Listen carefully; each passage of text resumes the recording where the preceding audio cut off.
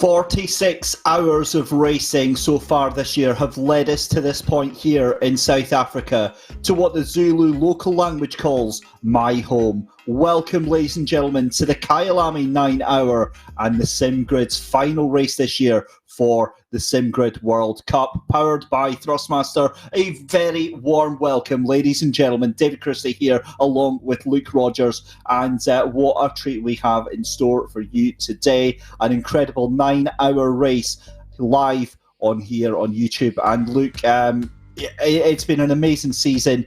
An incredible qualifying session we were treated to the other night, and it's shaping up to be absolutely epic.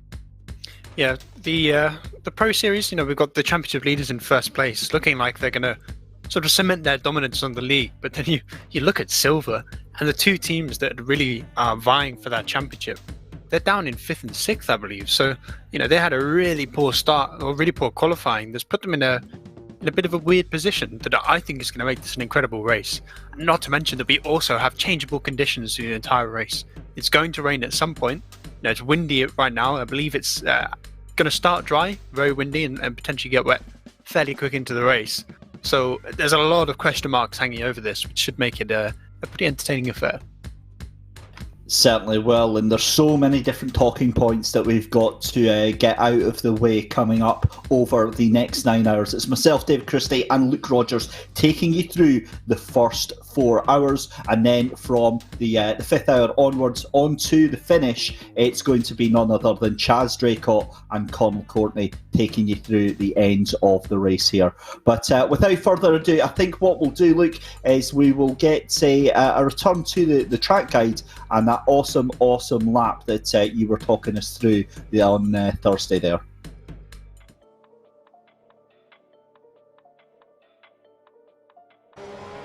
So it's a wet lap, so don't expect it to be a fast lap time, but it's a track that's scary in these conditions because there are a lot of standing water on track, and a lot of the corners are very awkward in the wet. You're braking around 100 meters down to first gear for this first turn in Crowthorne, technically turn 2 if you count the kink. You're just about flat here through the sweep, but in some cars you will have to lift in the wet. Second gear left-hander next is barbecue, and you do not want to touch that inside curb much in the wet because your car will start to spin, but you can use that outside one to get a bit of time. The run down to Sunset here, usually a corner that is very fast in 4th, sometimes even 5th gear, but you're going to come all the way down to 3rd. I've seen people in 2nd with bad conditions run here before. You want to avoid going too wide because there are big standing water puddles on the outside there. Clubhouse next, turn 7. Again, miss that inside curb, but you can use the outside one for that runoff and that extra speed on exit. A very scary moment here in the S's as you turn in. There's a lot of water on those curbs, but you have to use them to get the car turned because you will not be flat through here, which you can do in the dry. Instead, it's about a half lift through the right-hander. Up to the top in Draycott, it's a first gear left-hander, a bit of a hairpin, and you want to get all the way to that apex and early on the throttle for the run downhill. You've got Mineshaft next at the bottom of the hill. In the dry, it's easy flat. In the wet, it's a scary lift-off as the car will start to slide through here. You have to touch that standing water on the inside, which can make your car go all over the place. And now Crocodiles, a right-hander followed by a left-hander. You usually want to run out on the exit here, but if you do that in the wet, you can spin your tyres and spin out. Cheetah, the penultimate corner, that massive curb on the inside can spit you into the gravel trap on the exit, so you have to be so careful. Now one more corner to go. Ingwe, first gear in both the dry and the wet. You want to touch that apex, run very wide on the exit and get on throttle early for the run to the straight and run to the finish. There we go, brilliant lap in the wet there for the Porsches there, and that was actually Alain Kensling that was doing us on the hot lap there. Great to see him in YouTube chat, just like so many of the drivers wishing their teammates well for today. So it is, of course, the number 1 outfit of GTWR Simulator Giant Truck that are on pole. It's going to be Jordan Sherritt that is in the car just now. It was actually Giorgio Simonini who put that car on pole and then in second place. And for me, this is the big story, Luke, is Thibaut Prost in that number 36 outfit, the GT Omega RPM Esports Endurance. What a job by Sheldon Muscat to get that car on second place. Yeah, there was a real threat from a long time in the Super Bowl that they might even put it on pole, but they didn't quite get it there. But they got to second place, a front row start. I believe it's the first front row start for any silver class driver. only for silver class team rather, in the championship. So mighty impressive performance from them. You look down the grid, and we were looking at it's the 995 and the 136, I believe, if I can remember correctly. The 125 and the 995 that are battling for the championship. And we see that 125 down in 18th place. All they need to do is finish ahead of the 995 team. It's a straight shootout. Whichever team finishes ahead of each other in the race wins the silver championship. And right now, 125 has a nice start, but with a 9-hour race, there's only so much you can do by looking at qualifying. Well, let's very quickly, in the 3 minutes that we've got before the green flag lap gets underway, take you through the grid here for our final SimGrid World Cup events. As the winds start to pick up here at Kyalami, Jordan Sherritt takes the pole position alongside silver runner Thibaut Prost in the number 36 car. Row 2 is going to be Niels van der Kekelt alongside Eamon Murphy in the Ferrari number 2 Chaz Heat machine. It's then Marek Schintz in the 192 Audi with Mike Noble in the big bad Godzilla. 123 is on 6th place on row 3. James Baldwin, number 23, is in 7th place alongside Thompson in the number 49 Audi. It's the Audi of Capera, the 101, alongside Ern Verwey, 111. It's then Bonsignore on the 521 machine in 11th place in row 6 alongside Wolf Machuska in the Mook Motorsport number 25 machine. You'll notice that one, the bright pink Audi. It's then Joe McCauley, who had a terrible qualifying session in the number 11 Griffax Mercedes alongside Lucas Kreuzer in the 97 Porsche. It's then Weiss alongside Josh Martin, hashtag blame Josh. Keep an eye out for that one over the next 9 hours.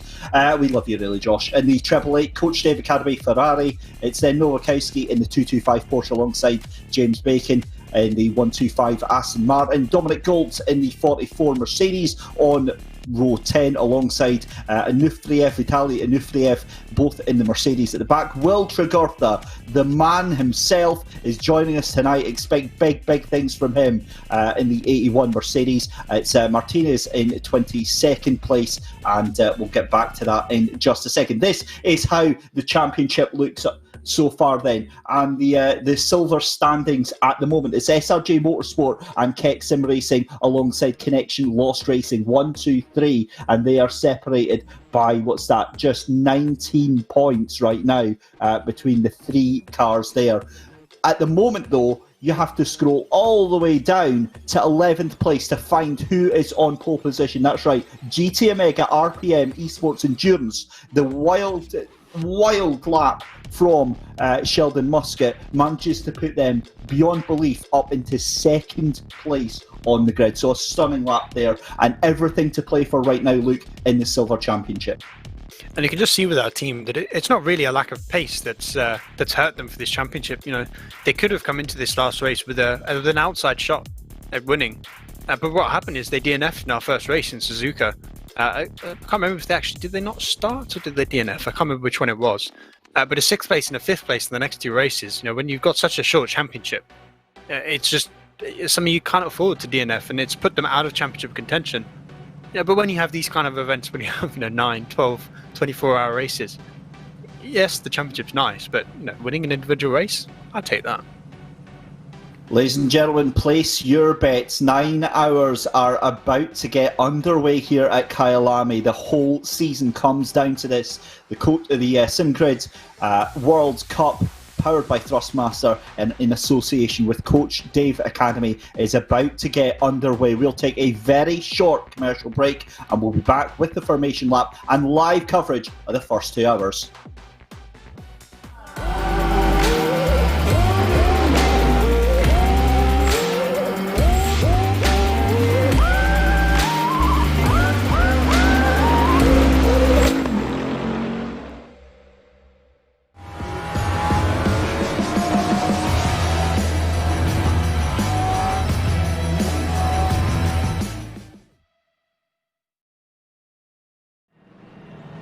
So here we go then, ladies and gentlemen. Welcome back. I hope you've got your popcorn. I hope you've got your juice and all of the niceties for today. Strap yourself in, because this is going to be a crazy race. Luke, we haven't even touched on the weather right now. Very windy, which means the conditions could be changeable, but I'm not seeing anything in the next half hour and tyres are going to be an issue if this race stays dry. Yeah, the one thing with this track and with the size of our grid is that it's going to take a while, if it starts raining, for the track to properly get wet, because the cars will be clearing a lot of the water as they drive around the track. So I think if we do get some rain, we're going to have a big period of transition between the dries and the wets, where we saw last night that the wets were faster, even when you had that big dry line, just owing to the amount of temperature you could get into the tyres. But I think in this, let's say 2 hours in, we have a fairly light rain shower. It might be that we get several hours where we're driving on a wet track and slicks.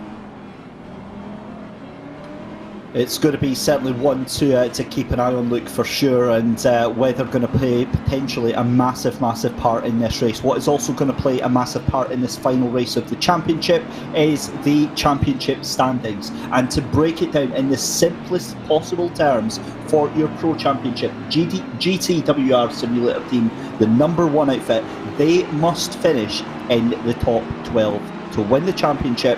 That's all they have to do. I say all, but given that they finished in 11th in Bathurst, this could go right down to the wire. And obviously, we as commentators, we kind of hope it does. We want all the possible excitement that we can get there. Top left of your screen, you can see the Audi that I was telling you about earlier. That is the bright pink Wolf Machuska Mook Motorsport number 25 there. But the cars, Luke, in a double file. We round the final couple of corners. Any final thoughts? Well, you say that the one car only needs the top 12, but the saving grace for them is the 56 car, the team that's challenging them for the title, is down in 20th place. That team has to have a massive resurgence if they want to put any kind of fight here. The one car just pretty much needs to finish the race as we round the corner. They're going to approach first lap here, and they have to avoid incidents for me.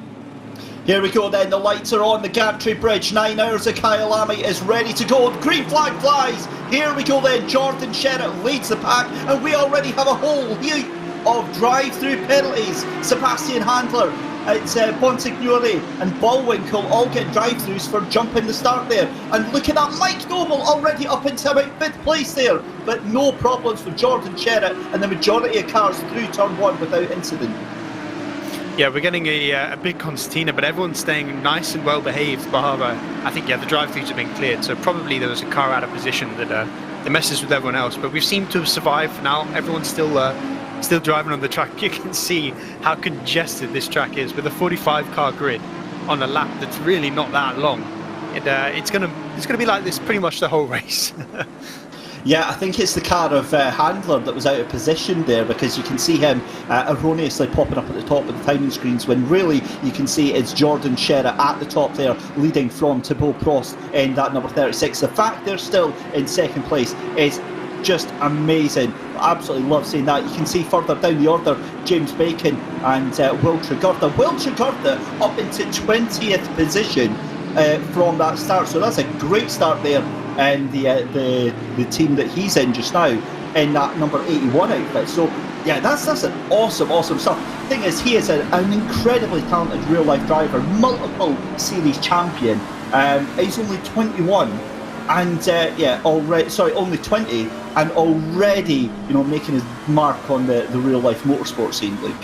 I think comfortably the biggest mover on lap 1 as he starts to progress up the grid, but he's a driver we expect to be sort of towards the front come the end of the race, so I'm not quite sure why they were qualified at the back. I think they were a late entry to the race, if I remember correctly, so they either didn't qualify or someone on their team that was quite slow did.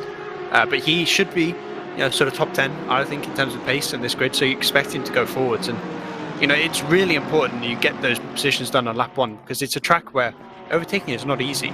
The only real overtaking opportunities are when someone makes a mistake, or on that run down to the onto Crowthorne on technically turn 2. The sort of the end of the start-finish straight, because it's quite a short straight, so you don't have that much time to draft someone and get alongside them. So it's often quite a track position race. It's quite a race where you need to pressure other drivers in. So when you can make up a lot of positions whilst cars are 2 or 3 wide, pretty much the whole lap, it's a really, really important part of your race. Yeah, it certainly is, and good to see Vitaly Anufriev making a great start there, going up from 20th position to 14th. That is huge. That's exactly what they need to do in this championship. They need to throw everything in the kitchen sink, and quite honestly, that still might not be enough. door-handle action here between the 49, the 101. That's Thompson and Capera going side by side in the Audis. And look at that, we've got 1, 2, 3, 4, 5, 6, 7 Audis in the top 11. Those cars are going so strong right now. Yeah, and it's I think a bit of a trait to this track that you will run side by side here for so long. You know, all these corners sort of you trade inside outside line, and when you're relatively similar pace, it just ends up like this where you're stuck on top of each other. It should finally now be I think really the 101's position, because this outside line you get such a run out of the corner as you can run really wide. He should be able to get the position, yeah, just about. I think he's going to start to pull ahead. There we go, he gets the position done. Michael Capera moves up to 7th place, but he instantly has to go defensive as the 49 car looks for the position and might go into the inside in turn 2. Well, your eyes don't deceive you. This is not a sprint race. Although it very well might be. It might actually just be a 9-hour sprint race, and these fights, these dog fights going on all the way. I can't believe we've got a 5-car Audi train headed off by Michael Capera there in the Silver Racing Team 101. It's Capera, Thompson, Schintz and Wilf Machuska with Errol Verwey at the back in the 111 Audi. And James Baldwin also up into 5th position. So he's right on the back of Eamon Murphy, and there's these little sort of trains appearing all through the grid. Yeah, traditionally it's a track where Audi and Mercedes are the cars to be in. Right? They're the cars with a lot of cornering ability, especially in the corners that you have here at Kyalami, and they tend to go very well around here. So that's why we're seeing them sort of fill out that top 10. But it's really nice to see some sort of surprising manufacturers. We've got a McLaren in the hands of James Baldwin and the Team Rocket RGN team. We've got that the Godzilla Nissan GTR, as we see. I think this was on lap 1, a Ferrari and an Audi and a bit of a pile-up with a bunch of other cars. Oh my goodness. It's about as well behaved as you can get when people get turned around the wrong way.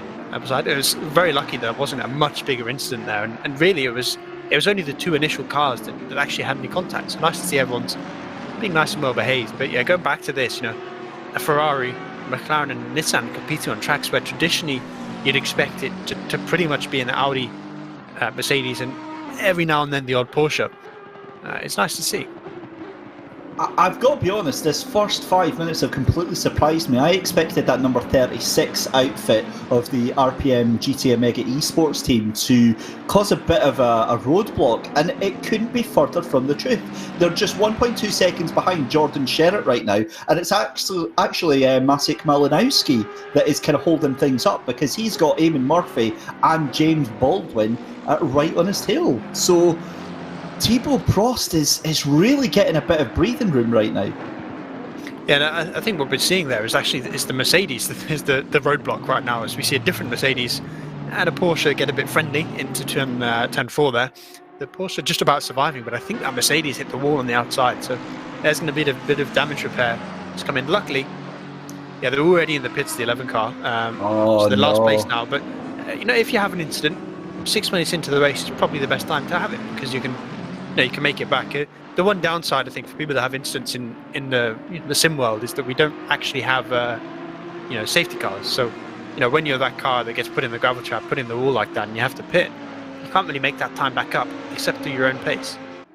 Yeah, and you hate to see it, because that is, of course, the number 11 of Griffiths Engineering. That is the team of Joe McCauley, William Hendrickson, Sebastian Handler, and Ivan Shermantinsky. Now, Sebastian Handler was the one that was appearing all over the place on the timing screens, and of course, Joe McCauley had that horrendous experience in qualifying. So they really are having a Kyalami to forget right now, and that things go from bad to worse. As you say, though, this is the time for those things to happen. As we see, Eamon Murphy and Gaz, heat number 2 Ferrari, having a little look over Maciek Malinowski, thinking about trying to make a move on that Mercedes, but Maciek has got that all covered off, and they are falling further and further behind that gap now. Almost 3 seconds between Malinowski and Thibaut Prost in that 36 Audi just up the road. And Jordan Sherritt now starting to stretch away a little bit more as well. Even worse news for the number 56 like and subscribe racing team outfit, Vitaly Anufriev losing that place to Nowakowski in the Porsche, so he's gone down to 15th place, and that is not the direction that they need to be going in. They need to win this race to even have a chance. And another team that I think is perhaps not quite liking where they are right now is this 2 Yas Heat car, because we saw in Q1 in qualifying that they were the class of the field. They were a couple of tenths ahead. They've been doing pretty well recently in pretty much every series we have. So when you're the drivers that probably should have been on pole, made a slight mistake in super pole, and now you're getting stuck behind a car as you see already a 3-second gap to second place and then another 2 seconds to first. This year's heat car is a car that should be at the front and should be sort of taking control of the race based off their overall pace. But I think owing to the nature of the Mercedes being the car that's good in a straight line, that is very hard to get past, I think is the easiest way to put it. Especially at this track where it's already difficult to overtake. It's such a great car to be in a race because it's so hard to overtake. So you might not have that single lap pace for Malinowski right now, but you can see how easy it is for him to defend against the Ferrari, which just cannot get right to the bumper, cannot get alongside on this straight, and cannot really outbrake the car. Yeah, I think that's a very, very good point indeed. And just watching the battle going on here all through the field, we can see that is Christian Steinhauser in the Revolution Sim Racing Red number 70 outfit. Now, he was one of the cars caught up in that early contact, shall we say, almost 3 wide. I think that might have been Bullwinkle that was down in that as well. And they're going to have an absolute time on their hands trying to get out of this top 25 battle right now. Yeah, one saving grace for them is that they're in an Audi, which it's kind of like the car, to be in. I think is the easiest way to put it. It's like when you're at Monza, you want to be in the Mercedes. When you're at Zandvoort, you want to be in a Porsche. When you're at Kyalami, you want to be in an Audi.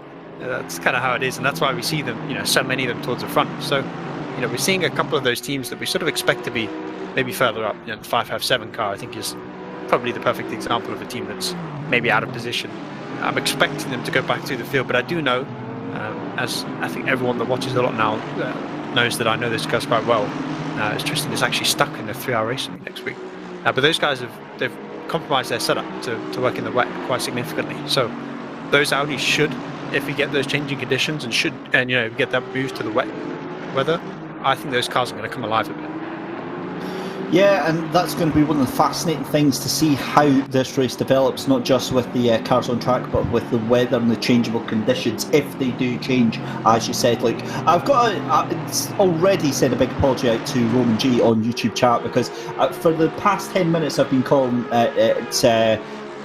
where is he, up into the number 56. I've been calling him Vitali in Ifrev. Of course, it's Vasily in Ifrev, so I do apologise for that. You better get used to that, though, because with around about 80 to 90 drivers to try and remember, it's going to happen quite a bit. Right, we are... Yeah. It takes a lot more than that.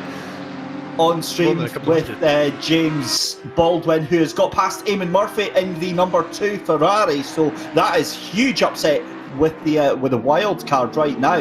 So James Baldwin doing a fantastic job here, and great to see that we're watching the stream here, and huge thanks to Maciej Malinowski. We see there having a huge moment. So that's how we got... What on earth happened with Malinowski there then? So Malinowski goes almost very, very wide there, and Malinowski's now dropped down to fight off Andre Frank. So Malinowski outbroke himself into the corner, and that car is looking very, very unstable. I think the thing with the S's is, for that initial left-hander, is you really slap that inside curve if you're in those big front-engine cars like the Mercedes. And whilst it can be fast, and you kind of need to do it to be on pace with maybe an Audis and the Ferraris, it's very unstable. So I'd only assume that he's hit the curb just a little bit too hard, sort of spat his car out to the left-hand side of the track, and he saved it nicely. He only lost 2 positions to it and not that much time on the track. Could have been significantly worse if he'd got down into that gravel trap, but I can only assume that's what he's done, and it's moved him back and now released both Baldwin and Murphy, who we saw that they were right on his bumper. They were definitely faster than him. I wonder if now they can start to move forward and start to catch up with those top 2. I think that could very well be on the plan for James Baldwin and Eamon Murphy. Both of those were very, very fast cars underneath them, and I like to think that it was the pressure of knowing James Baldwin was just behind you that slightly put him off. Probably not, though, in all honesty. Maciej Malinowski then is going to have to keep things going. He has got a little bit of a gap now, because Andre Frank now having to defend quite hard against Mikael Capera there in the Audi behind him. As you can see, Thompson having to defend from Schintz, and that's Wolf Machuska in the number 25 just behind them as well. So yeah, this race is only 15 minutes old, and already, I mean, my heart is about 120 BPM right now. And I think this is only just the start of what we're going to see for the whole 9 hours. It's a track where you really can't take a breather. You slow down a little bit and relax, and you will lose a couple seconds a lap. So you have to be right on those sort of 42s, 43s pace if you want to be doing well the whole race. There's no breather. There's no long straight like you have at Spa. You have the long Keppel straight where you can just put your foot down on the throttle and sort of sit back and maybe readjust yourself in your seat. You don't have that here. It's just when you're driving, it's a couple hours non-stop. It's a couple hours of intense cornering, braking, getting on acceleration. It's constant, and with the amount of cars we have on track as well, it's about a car every 2.5 seconds around this track. And on some tracks, on the faster tracks like Spa, when you say a car every 3 seconds, it's actually quite spread out. A car every 3 seconds around here is a car about every 20 meters. Yeah, it certainly is, and some scary pace going on right now from your race leader right now, because Jordan Sherritt 1:41.940 was his last lap round there, so he's really starting to try and open up that gap between himself and Thibaut Prost there. The gap nearly 2 seconds now, and if anything, actually that gap is going up between Prost and James Baldwin. So I think James is definitely trying, but he's not able to start making dents into it just now, because it was, if I remember rightly, 4.7 and it's now 4.9. So yeah, we'll see how that one develops, because obviously, as you said, we're just getting started. The drivers starting to settle down into their rhythms. The first 10 minutes, 15 minutes is always absolutely crazy. I'd go up to say even the first half hour is just utterly barmy, and you have to keep your wits about you. We're hearing there's been a bit of a crash at the S's. We can see that yellow mark on the right hand side of the screen. I'm not quite sure who that is, but I think it was the 137 Porsche that was involved. Oh, that's only assumed there was more cars, but the what would we go with the name? Washita? Because Washita, we can't say the other one, but Lucas Ronald, that is a disaster if it is them, because Corey Pride actually crashed out on the formation lap. His PC bombed out, and they had to start with their tail between the legs. So for them to get back up to where they are at the 35th is a great effort. But yeah, that's bad news if they've had a little bit of a spin there. However, like you say, first 15 minutes, that's all damage that can be undone. And given that they're still, in a pack, it's not that bad. Yeah, it's not the end of the world. I think it was there was another car that I think was worse off. We might see the incident soon. But there was another car that I think got spat out to the before the left-hander in the SSC, when there was a car in the gravel trap, I think. So I wonder if maybe the 137 was involved rather than the car that was worst off.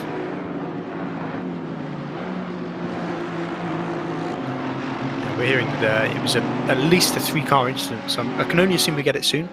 Mr. Producer, would be very nice.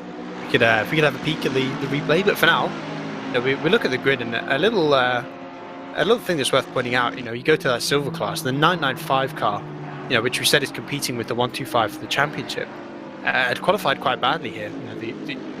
The gaggle of Astons that we usually see at the front was really relegated to the midfield, and the 125 was the only Aston that had really qualified quite well. And now the 995 started to make their progress. I think they're up a couple of positions in class, and now they're only 1 position behind in class. But once again, with that 3-point gap, they have to overtake the 125 on track. Yeah, and that's what's going to be the key factor here, is whether or not they can do that. Right, hang on. Something quite interesting has just happened here, because we were talking about, or rather I was mentioning that Jordan Sherritt was pulling away from Thibaut Prost in second place in that silver car. Thibaut Prost has now just went purple and set the fastest lap time with a 1:41.7, beating Jordan Sherritt by about 1/10 of a second. So, it kind of goes to prove that these silver racers are just as fast as the pros, and Jordan Sherritt might not be running away with this. makes me a little bit depressed to know that their race pace is faster than my fastest ever lap here. But yeah, it's ridiculous pace to those front two. We go back to the grid, and it's only back to Malinowski in 5th place, who's doing 1:43s. So to be about a second and a half up on some of the cars around you right now is ridiculous pace. And I think this is the incident we were talking about earlier, the S's, where as we're going to come to it now. And, right, yes, did they outbrake themselves? What happens? Oh, there's already a car off, and I would only assume they outbrake themselves a bit here and ram someone. As probably going to see, well, actually, I think they got a hit from behind. I think the red Audi, who is that, the 997, I think, hit them in the back and put them into the two cars ahead that were side by side, and it projected one car into that outside gravel trap. The other three were able to keep going, but I don't actually think it was the 137's fault. Well, I think we need to say it for the first time today, but can we get an F in chat for that one? That was wild action going on there. Second lap, Thibaut Prost faster than Jordan Sherritt right now, this time by another 1/10 of a second, back on board with that earlier incident involving the 137. It was a car, as you said, strewn across the track. That was the number 8 car, I think it was, and then it looks like he just gets a punt from the rear there. Oh no, I lied. No, I lied. it was the 137. It looked closer. Looked closer from the other angle, but no, the 137 was the car that way. Went into the back of them, put one of them in the gravel trap, and I have to think that the stewards might be looking at that one. Yeah, and I don't think they're going to be too impressed with what they see. It's still, these things happen.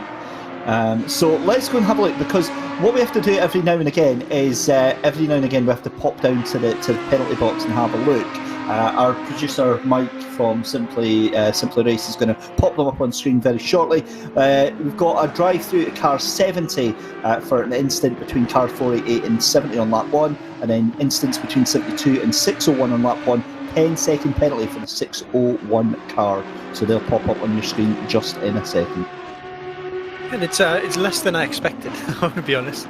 For the first 20 minutes at a track like this that is known for being tight, for especially on lap 1 being 2-3 wide for pretty much the whole lap, through pretty much the whole field, to only have a couple incidents in the first 20 minutes is pleasantly surprising. And I think maybe a sign for the rest of the race that we're gonna see some firm but fair racing, hopefully. And talking of firm but fair racing, the 2 car is looking to get a bit of revenge. They lost their position to the 23 when they were stuck behind the 211 Mercedes.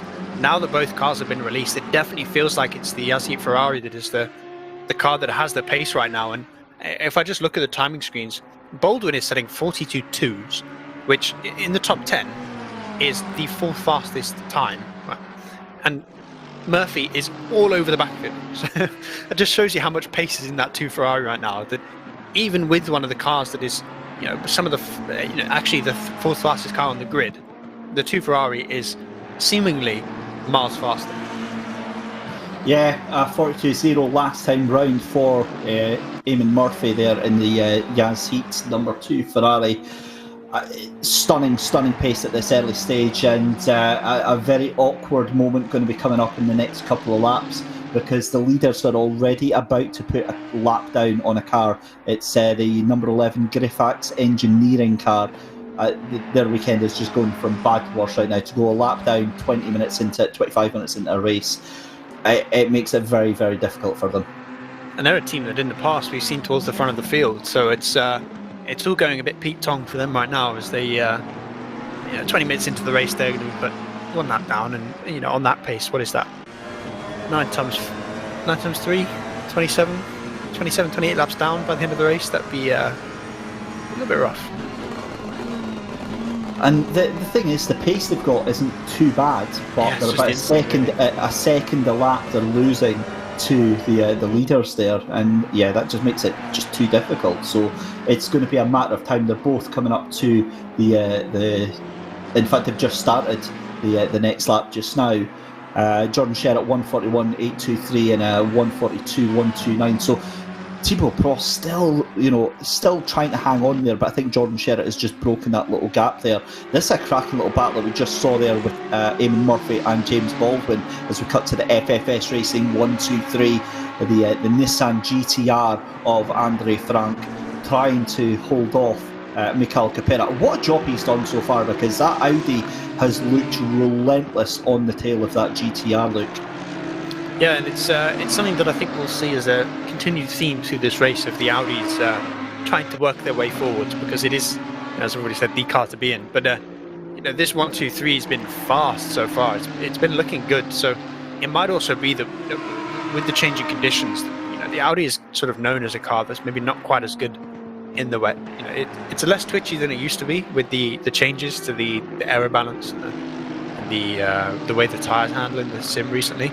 It's not a death trap like it used to be as much, but it's still a car that is reliant on you being confident through corners and through carrying a lot of speed. And if we get to that conditions where maybe you've got a bit of water on track but we're not quite wet, that's when the 123 Nissan, the 211 Mercedes, arguably look further down the grid, the 56 Mercedes should come alive and should start to make some progress.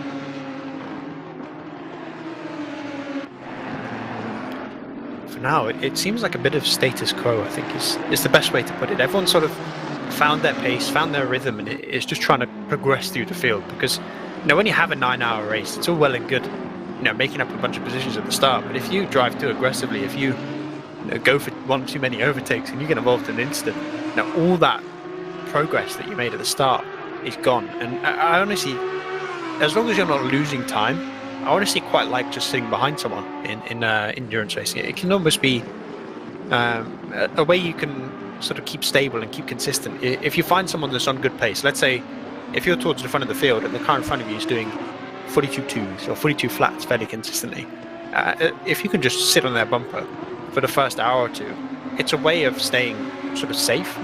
You won't have any incidents if you're just right behind them, because you're not trying to go for those kind of overtakes. It's a way to just sort of make progress, and I think that's something you kind of want to do, where it's you have these 9 hours, you want to churn through the first 5 and then really ramp it up for the last few, because once the field is a bit more spread out, that's when you can be a bit more aggressive with overtakes, and you can lose a bit more time with overtakes. As we see another incident that's happened on track, another Porsche involved, but I think really it was the Mercedes coming over. I'm not quite sure what corner that was, but it kind of looked like the Mercedes came over onto the Porsche's line and just got turned on the nose there and put them both into the wall. Yeah, that was the 444 ATK Academy Racing wildcard effort that went straight into, I believe that was the number 22 as well. It was the AFRT, a Fondo racing team, and that was Augustin Lavia. I was trying to tell you about that about half a lap ago, but then realised I was pressing the wrong button, Luke. So we'll just completely gloss over that one, shall we? And that was, that was just 2 cars in one corner are never ever going to go. We can see Victoria Thompson here for the Pro Renvelten number 49 outfit, still holding off Marek Schintz, Wolf Machuska, and Luca Kreuzer has jumped into that party as well in the number 97. So we've got a 4-car train going down in towards turn 1 here. On that point, Luke, that is actually a really, really good thing to be saying in terms of the endurance race aspect. You'll find a lot of drivers, rather than making wild moves, they'll make a move when they can, but a lot of them will simply find a driver that they know that has the pace and just sit on their tail and use them to guide them mentally through the first couple of hours, because you've kind of got to pace yourself and you can't go all guns blazing for 2 hours. Very few sim drivers have the mental capacity for it. And what they want to do is they want to, like you say, get themselves in the best possible position for that final 25 minutes, for that final 15 minutes, and just give it all guns blazing at that point. And it's often a confidence thing. I mean, I go back to, I do a fair bit of sim racing. I'm not quite as good as any of these guys. I'd be a fair few seconds off. So, well, not be that far off, but maybe a second and a half off. But I have a Zolder sprint race this tonight, where I'm quite good at Zolder. I can do high 27s in qualifying, which is pretty good, and I can do sort of mid 28s in the race, but I cannot do it consistently. If for the whole 60 minutes I'm trying to do 28.5s in race pace, I will put it in a wall. You just can't. You don't. Well, at least I don't have sort of the mental focus and the sort of precision to be able to just consistently bang that lap time out. So what I try to aim for is, I say to myself, well, what lap time can I do in the race pace? Okay, I can do a 28.5. So what lap time should I be aiming for as sort of my average? About a 28.8, because I know that with those 2-3 tenths I can make the lap consistent, and I can put myself in a position where I won't make mistakes, because it's all well and good doing 10 28.5s instead of 28.7s, but if on the 11th lap you lose 5 seconds because you make a mistake and you put yourself in the gravel for a bit, you lose more time. I'm sorry, Luke, I got distracted. I went and looked at YouTube chat, didn't I? And of course... Right, what's all this about a casual endurance race? This is a serious championship, I'll have you know. And not only that, it's the final round of a serious championship. It just happens to be called the Casual Cup, as Frank Lucid says. If you have just joined us, if you are late to the party, a very warm welcome. This is the fourth and final round of the SimGrid World Cup, powered by Thrustmaster and in association with Coach Dave Academy. All these drivers are absolutely taking this very, very seriously, I can tell you. Although, to be fair, these are the sort of drivers that would go into a casual meeting and beat hell for leather anyway. So I don't think they know the meaning of the word casual. What does that even mean anyway? Well, I remember just before the Spa 24 hours, I was doing some sort of community racing with some friends of mine who have streams that they do some racing on, and Malowski just turned up. It just randomly appeared in the lobby. We were doing I think 2 minutes 17 at Spa. He just turned up, and his first lap was 2 minutes 16. It was just like 8/10 on pole, just in a completely casual environment. It's ridiculous how fast some of these guys are. And, I like to think that I'm half decent at sim racing, and then I get in a lobby with one of these guys, and they get absolutely smoked. I love you said that, Luke, because I'm exactly the same. I love sim racing, so like yourself, I'll jump into anything and everything, any sim that's going about, and I really, really enjoy it. And I don't care that I'm 2 seconds a lap slower than the majority of these guys, because to be honest, just being on the same track as them is awesome fun. It's like, these guys are really good, therefore, by nature, just because I'm on the grid, I must be semi sort of perhaps good. Right, let's have a look here. This is the battle with 34, 35th and 36, and that's the 137 again. Oh, and there's a bit of contact there from the 137. They're going to have to be careful, because that's now, the second incident that they found themselves in. And they've already had a drive-through for I believe, for the initial incident that we saw earlier on. I wonder if maybe they're going to get another penalty. And often what you'll see with stewards is that the first penalty will be, unless it's a particularly bad incident, they might go a little bit lenient on you. If you're involved in another one, they are coming down on you hard. If you're involved in a third one, that's when you sort of risk yourself getting kicked out of the race. It becomes that kind of, that escalates, and they're already on their second incident, and arguably on the second incident that was their fault. Oh, look at this side-by-side action for 5th and 6th place. Like, what a move from Michael Kopera in the Audi there, trying to go past Maciej Malinowski. Malinowski tries to get the cut back. It's not going to happen. But where has the GTR gone? So the GTR now down into 7th place. Michael Kopera has leapfrogged 2 of them and gone up into 5th place there. As we see Malinowski trying to get the outside line. We see Frank round the inside as well. Oh my goodness me, we're going to have to stay with this little battle for a bit, because this is getting very, very toasty indeed. Michael Kopera in the 101 Silver Racing Team Audi, looking very, very fast right now. What a run that he has got. But look at that, Maciej Malinowski dragging along Andre Frank right now, and I think this one might be in the bag. Picture in picture here, we see the battle for 32nd, 33rd, 34th as well. And I think I can see out the corner of my eye, is that Ivan Berinsky that is in 32nd place? It is. We've got Kovaluk in 33rd, Sky in 34th, and Spears in 35th place right now. So Sky has actually got a 10-second penalty, so he's going to want to try and get a move on right now. But that was a great move from Sky on Kovaluk there. I'm surprised Spears is all the way down in 35th. He's a driver that I think is starting to be known as a pretty fast one. He's down in silver in this championship, but I think that's more owing to the pace of his teammates, more so than him. So it's a bit of a surprise to see him all the way down there. I'm expecting that team will make a bit of progress, because he's a driver that I think in the past we've seen have some pretty respectable finishes in some good events. So a bit of a surprise there, but I guess that's just the nature of this field. We've got such a tight field, such a competitive group of racers. Tregertha's only up to 25th. Tristan Bullwinkle, we saw down in 32nd at one point. He's made it back up to 27th now. But those are drivers that we sort of expect to be near the front. And because of the competitive nature of this field, they're not really there. One man that I expected to see a little bit further up, or rather one team, Luke, that I expected to see further up, was the Silver 72 outfit of Virtual Drivers and Co. Currently Jan Willem van Ommen behind the wheel of that one.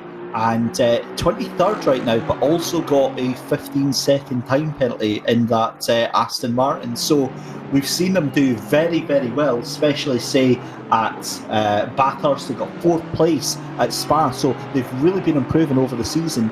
And away down in 23rd, they've got a lot of work to do. Yeah, Silver's been a bit of a Aston Martin class. I think it's best way to look at it this year. I think 5 of the top 6 or something like that is an Aston Martin in the championship. And it kind of feels like part of that was because the balance of performance in the series wasn't that favourable to them. So they, especially with qualifying at Bathurst, it sort of pushed them down the grid a bit. But it's been a while since we've seen anything other than the Astons in the silver class actually do well. And now the Audis finally having their day in the sun at a track where they should be, beating all the Aston Martins so far. But we look at that championship implications. All 4 of those Aston Martins on the screen are in theory capable of winning.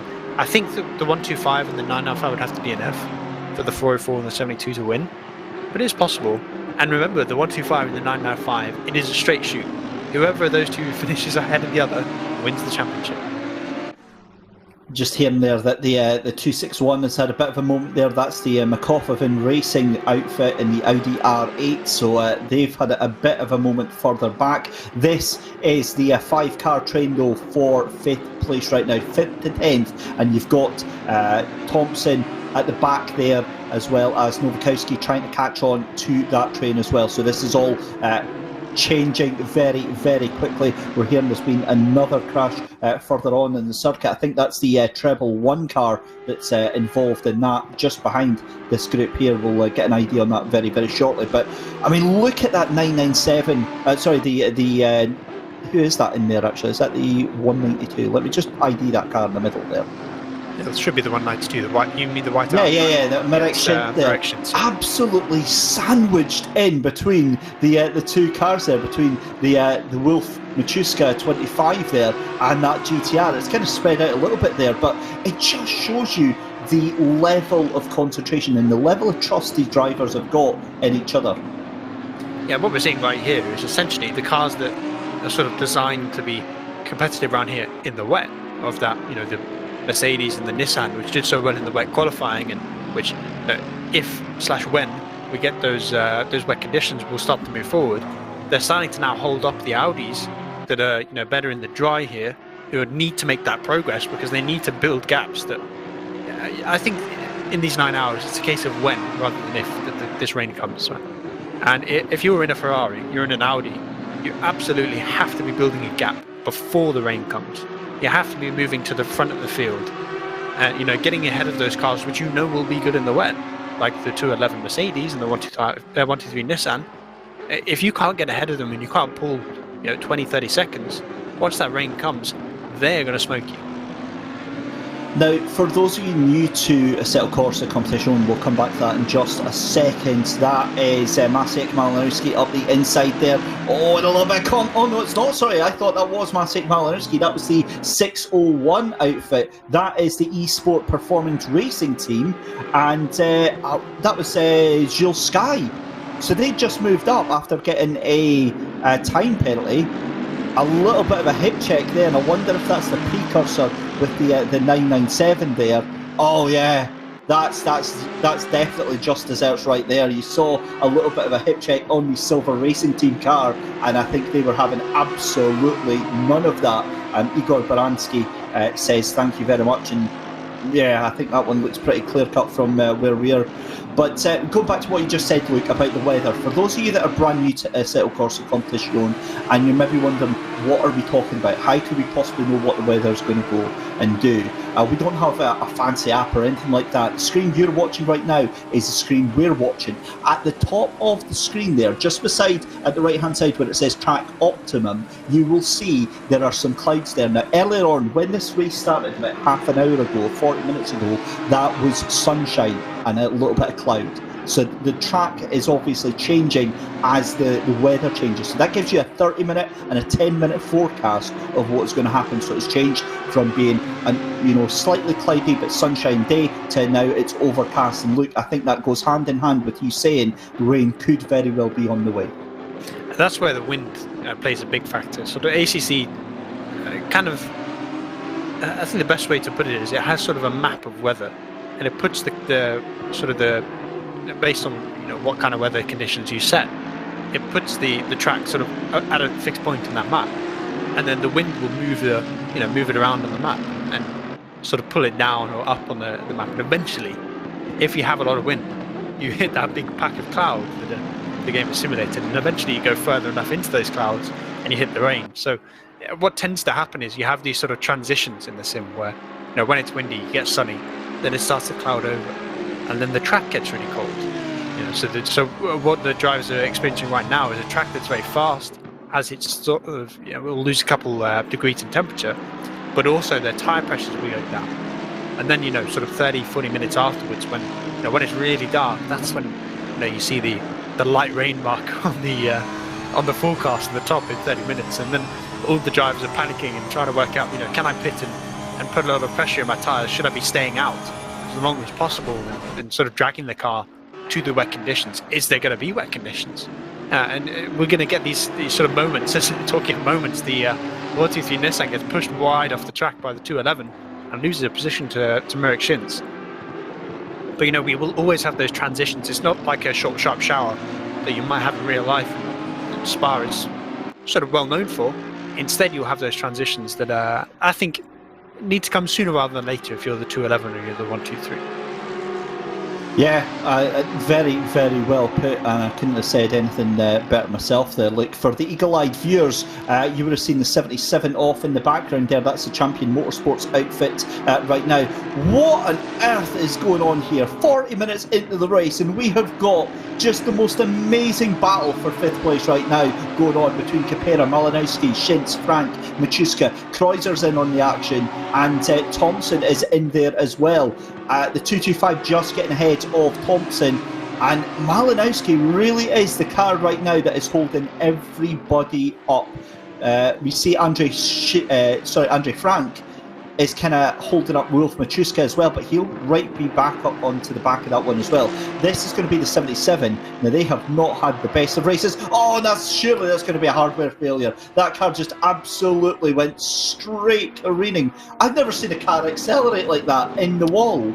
Yeah, I would have to assume that he probably disconnected, because even when he hit the wall, his accelerator was still going. So that's a mechanical failure rather than a picnic, or there's a problem in the chair, not in the car.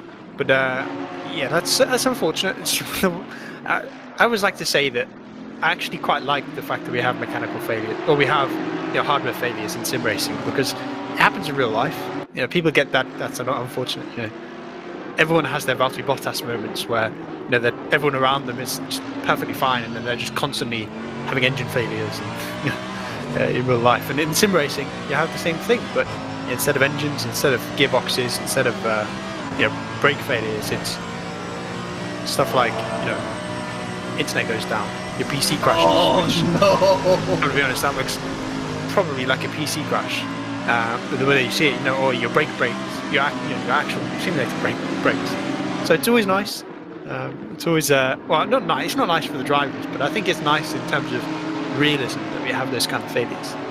I have to explain, I'm not laughing at that incident. What I'm laughing at is I'm going to presume that's Niels van de Kekkel in YouTube chat, who's just put lyrics to a song that are very appropriate right now. And as soon as he's put it down, my head is already singing that song. So I'm going to save you from that abomination. But a very, very good afternoon, Niels.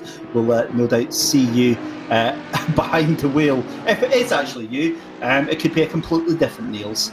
But back to this battle then, and there goes Malinowski then. Marek Shintz in the racing line. Motorsport 192 has done it, and look at that, up the inside goes the number 97 of Lucas Kreuzer on Wolf Machuska. They're side by side as they come through the rest of the circuit here, and that Mook Motorsport Audi trying to get the run on the Porsche. but the 97 is having none of it, tries to keep to the inside, but that is going to be Wolf's corner every day of the week here, and the Porsche just going to have to think, was that a bit of contact on the Porsche there from Nowakowski, or was that just my eyes deceiving me? I'm getting old, boys, that's what it is. It's my eyes, my cataracts. Couldn't be me. My nice and sprightly young eyes. Nice and clean. So, anyway, we go to what we see, and you see finally Marexins, gets ahead of the 211. There's another thing worth pointing out is the Audis are starting to claim their place on the throne somewhat at the front. Murphy as well. We sort of glossed over that. Even Murphy up to second place ahead of James Baldwin, and still not catching the two Audis at the front yet. Sort of a bit of a status quo there, but the top six starting to be dominated by the cars. That are, I don't want to say similar, because the Audis drive so differently to McLarens and Ferraris, but in terms of makeup right now, it's the mid and the rear engine cars that are sort of moving to the front, and then it's the front engine cars that are saying, well, actually, I don't like these track conditions, I'm going to be slow.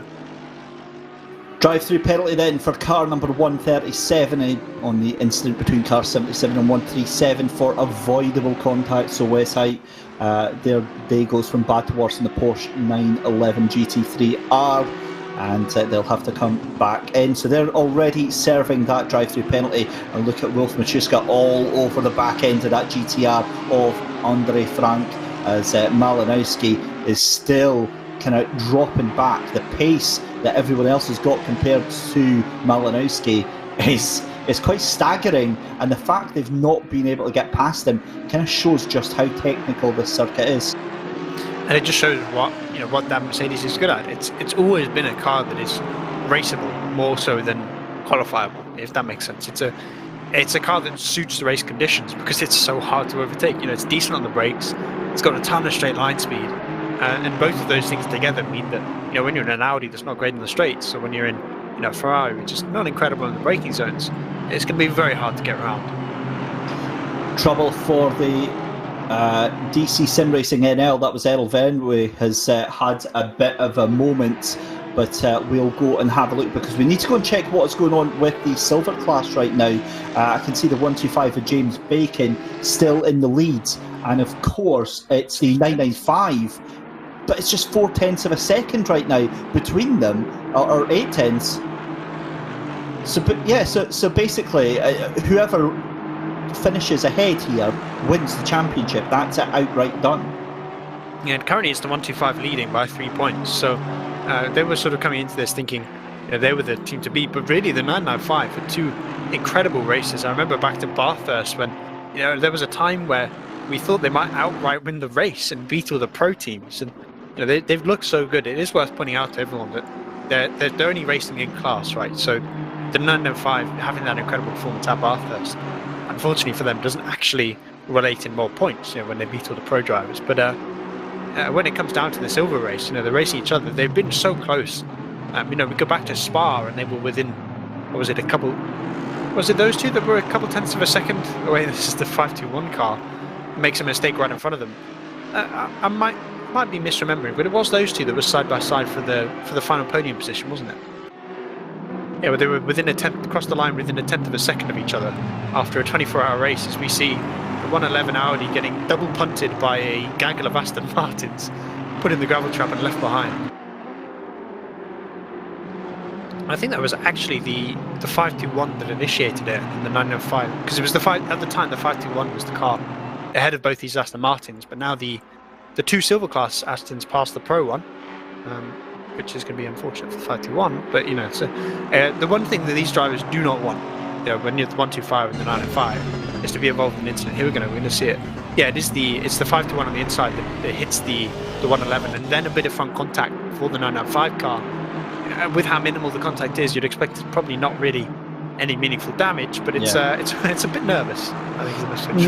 Not just that, but also from Henrik Gamble's point of view, there was nowhere he could go. The car was punted into his path, Yeah, I can't see there being any damage. Certainly, looking at the timing screens right now, there doesn't seem to be any sort of damage. He's still 4/10 of a second faster than James Bacon ahead of him right now. James Bacon, that last lap round, 1:43.155. Henrik Gamble, 1:42.879. This is going to be very, very intense. So we're going to keep an eye on this. We'll also keep an eye on the battles throughout the rest of the field. But, I mean, for a championship to come down to this final race with so much in terms of how close it is, in terms of the points, Luke, I mean, it's just incredible, isn't it? Yeah, a little shout out to Mr. Bacon. I like to call him the most practiced man in sim racing, because when we had qualifying for this, which, for those of you who don't know, you had to essentially do some laps at Bathurst, and it was, to put it simply, essentially your 10 fastest laps across certain sessions was your qualifying time.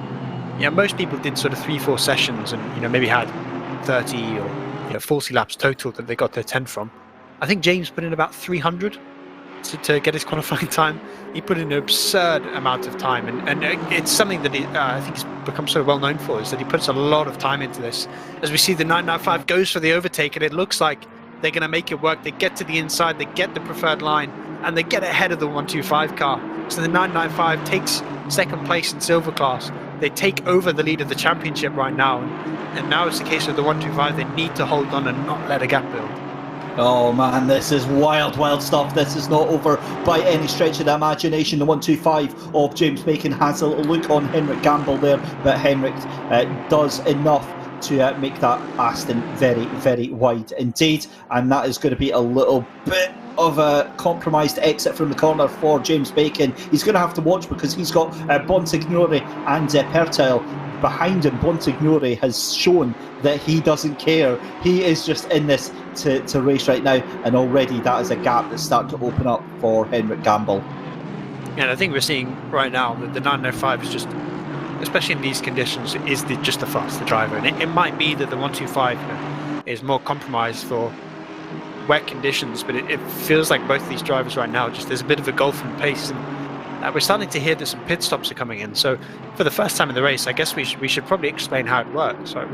We follow essentially the real life GT rules of the SRO, that essentially you have a 65-minute timer, and in those 65 minutes you have to visit pit lane, whether that's just to drive through it or to actually pit. But obviously you're always going to pit because you lose a stupid amount of time by coming in. So every 65 minutes you have to make a visit, and that cannot be a drive-through, cannot be a stop-go. If you're taking a penalty whilst you do it, it doesn't reset your timer.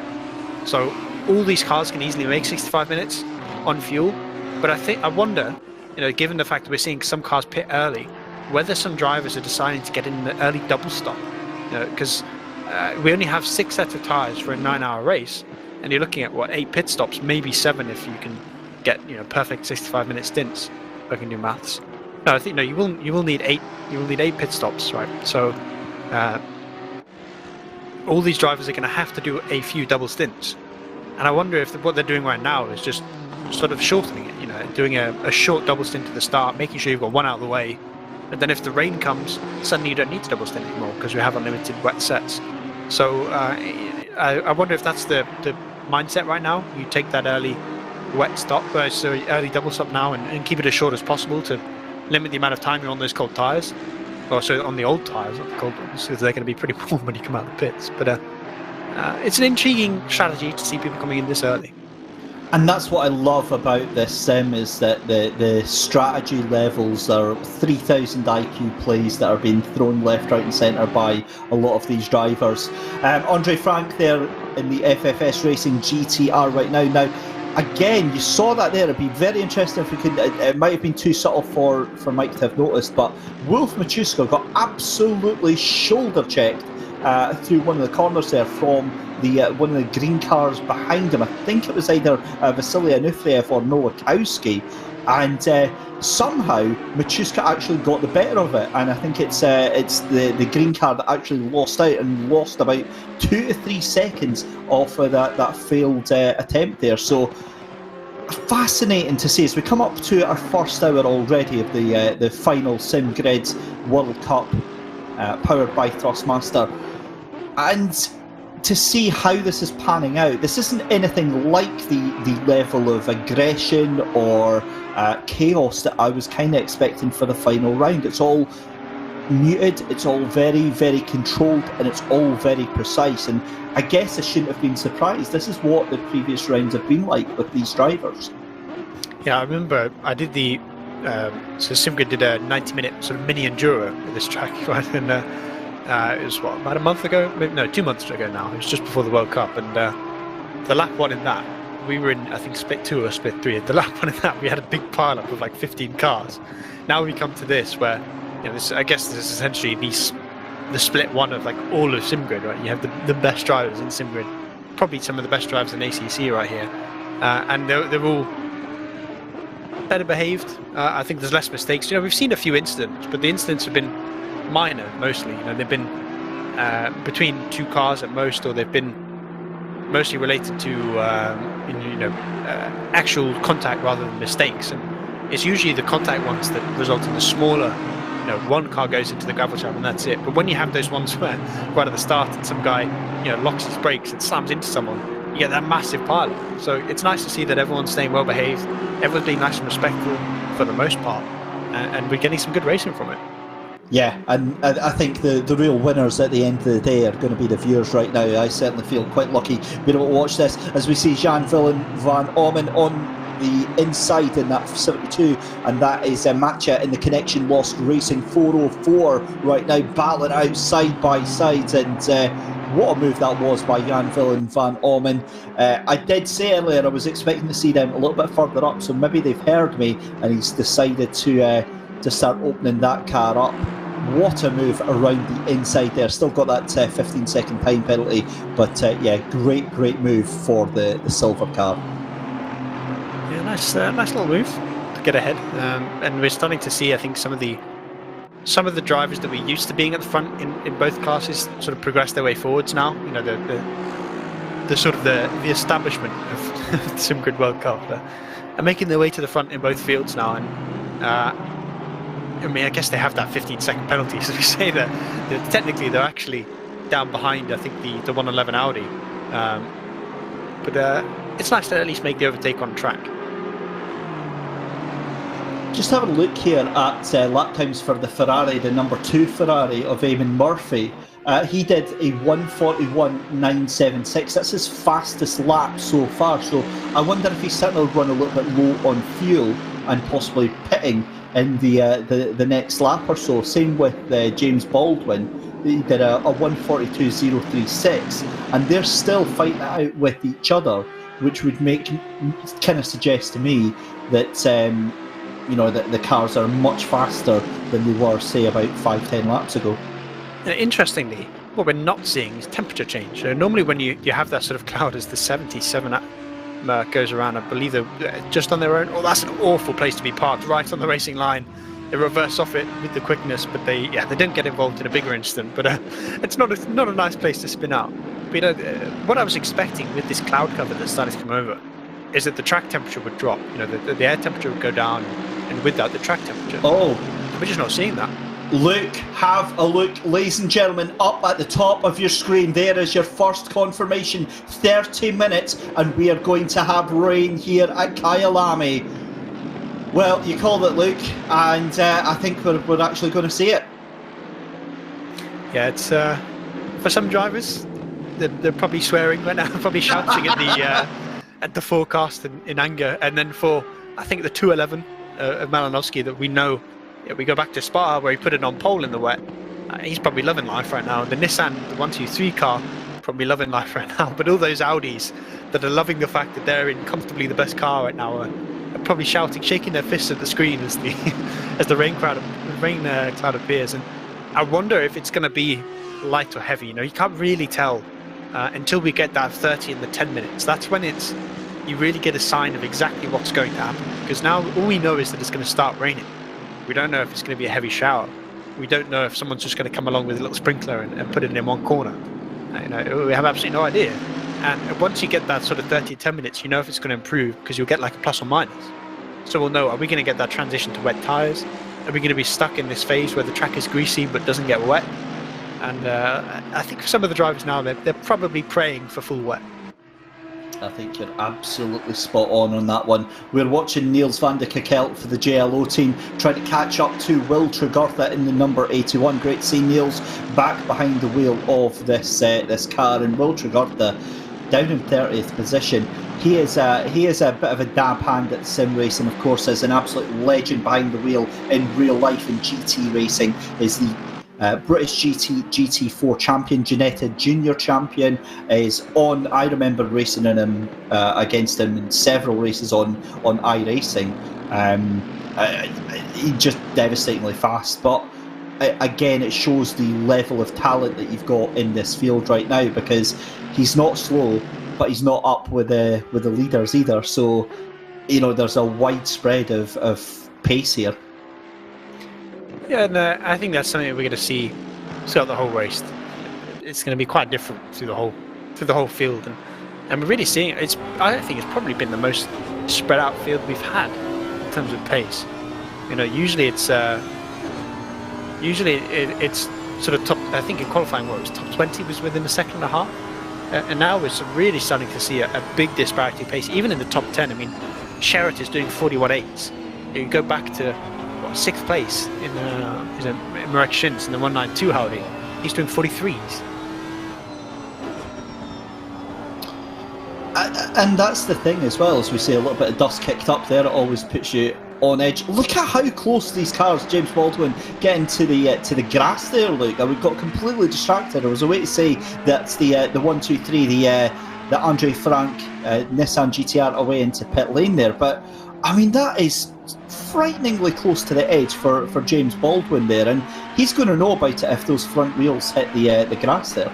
But that's just what you have to do at this track. You have to extend what little curbs you have. You have to open up the corners, because that's how you carry more pace through, and that's where you go from being like me and not having the confidence to do that and being stuck in sort of mid 42s maybe in qualifying, to being like these guys who can they have the precision to do it consistently, to run out on those exit curbs and use them to the fullest extent. And that's when you start to progress to 41s in quality, and maybe even a 40 if you're fast enough. So it's pretty awesome to see how consistently they can put themselves within an inch of the grass and not hit it. I've got to be honest, I think one man who's going to be absolutely loving the fact that there's rain in half an hour, Luke, is going to be Niels van de Kerkelt, because of that very, very early pit stop. I think that then works in, given that it's 30 minutes away, that works in perfectly for their next stint, because right now these guys are all going to be pitting within the next sort of 5-10 minutes. And what do? They're going to have to put on dry tyres, and if conditions deteriorate significantly in the next 20 minutes after that, then that could lose them all sorts of time. But then, on the other hand, if it's only raining fairly lightly and the rain sort of stays around, and the track does get wet, but in quite a long time, it might be that Niels is forced to pit before it's wet enough to put wets on and stay on dry tyres. And whilst what that will mean is that he can really pump up the pressures and put himself in a position where he's got optimal dry tyres for the sort of transitional conditions.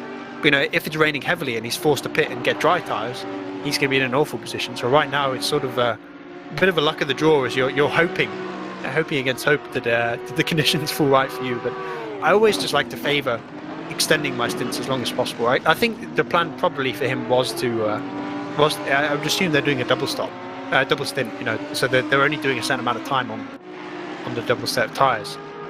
Whether they'll actually have needed to do this, I'm not sure, depending on how long the wet conditions are. But I always just like to extend my stints as long as possible, because especially when there's going to be changeable conditions, it puts you in a position where you can react. You can sort of plan through your stint that I know now that in 20 minutes time I probably need wet tyres, and I've got 30 minutes left of my stint, so I can go that long. If in 20 minutes time you need wet tyres, but your stint time is only 10 minutes, and you have to come in and drive on essentially a track that's optimal for dries for 10 minutes, you can lose a ton of time. Wolf Machuska having a look up the inside there of, I think that's Luca Kreuzer that is up into 6th place there. Lucas has done an amazing job in that Porsche. He was all the way up into, he was all the way into 11th place at one point, but managed to fight his way up into the top 6 there. So great effort there. This is the battle for 10th, 11th and 12th. That is Stefano Bonsignore and David Purtell, as well as Matcha in the 404 Connection Lost Racing, and you can see Schaefer in the 556 getting onto that as well.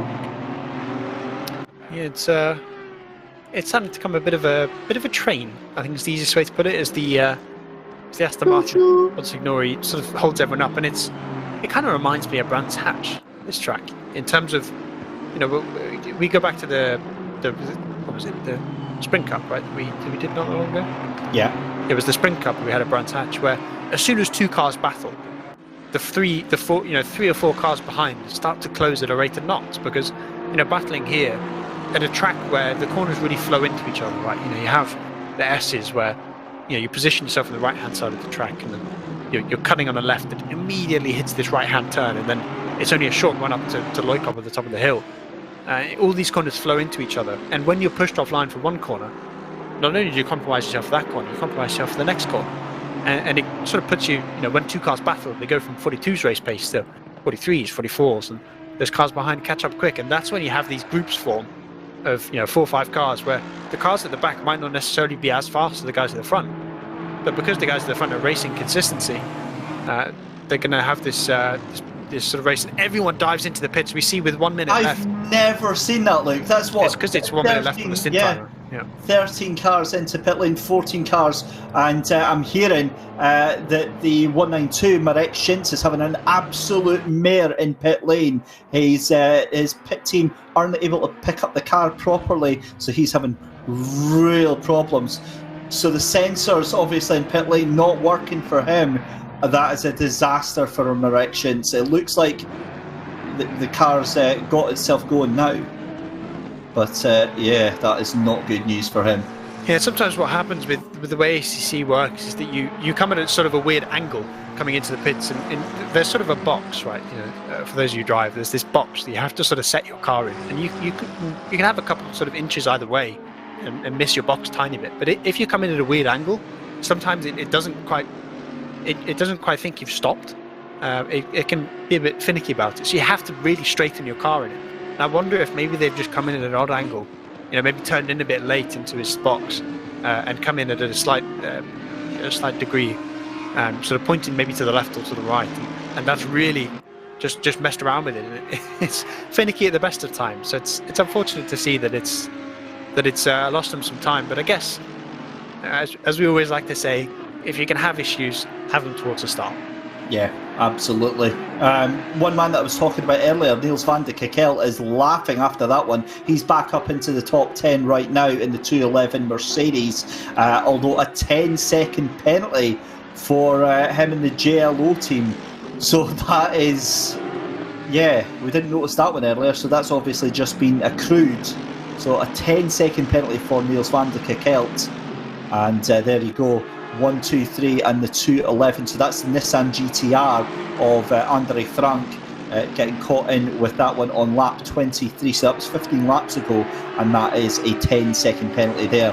Mitja Bunker is in the Mook Motorsport Audi number 25. I love the livery on that thing, it's so distinctive, and he's still trying to fight off Victoria Thompson and Lucas Kreuzer just in front. As you can see, Andre Frank just coming through the bottom of your screen. A very good afternoon, ladies and gentlemen. If you've just joined us, we are into hour number 2 of the Sim Grids powered by Thrustmaster. It's the final round of the World Cup, and it's David Christie along here with you with Luke Rogers.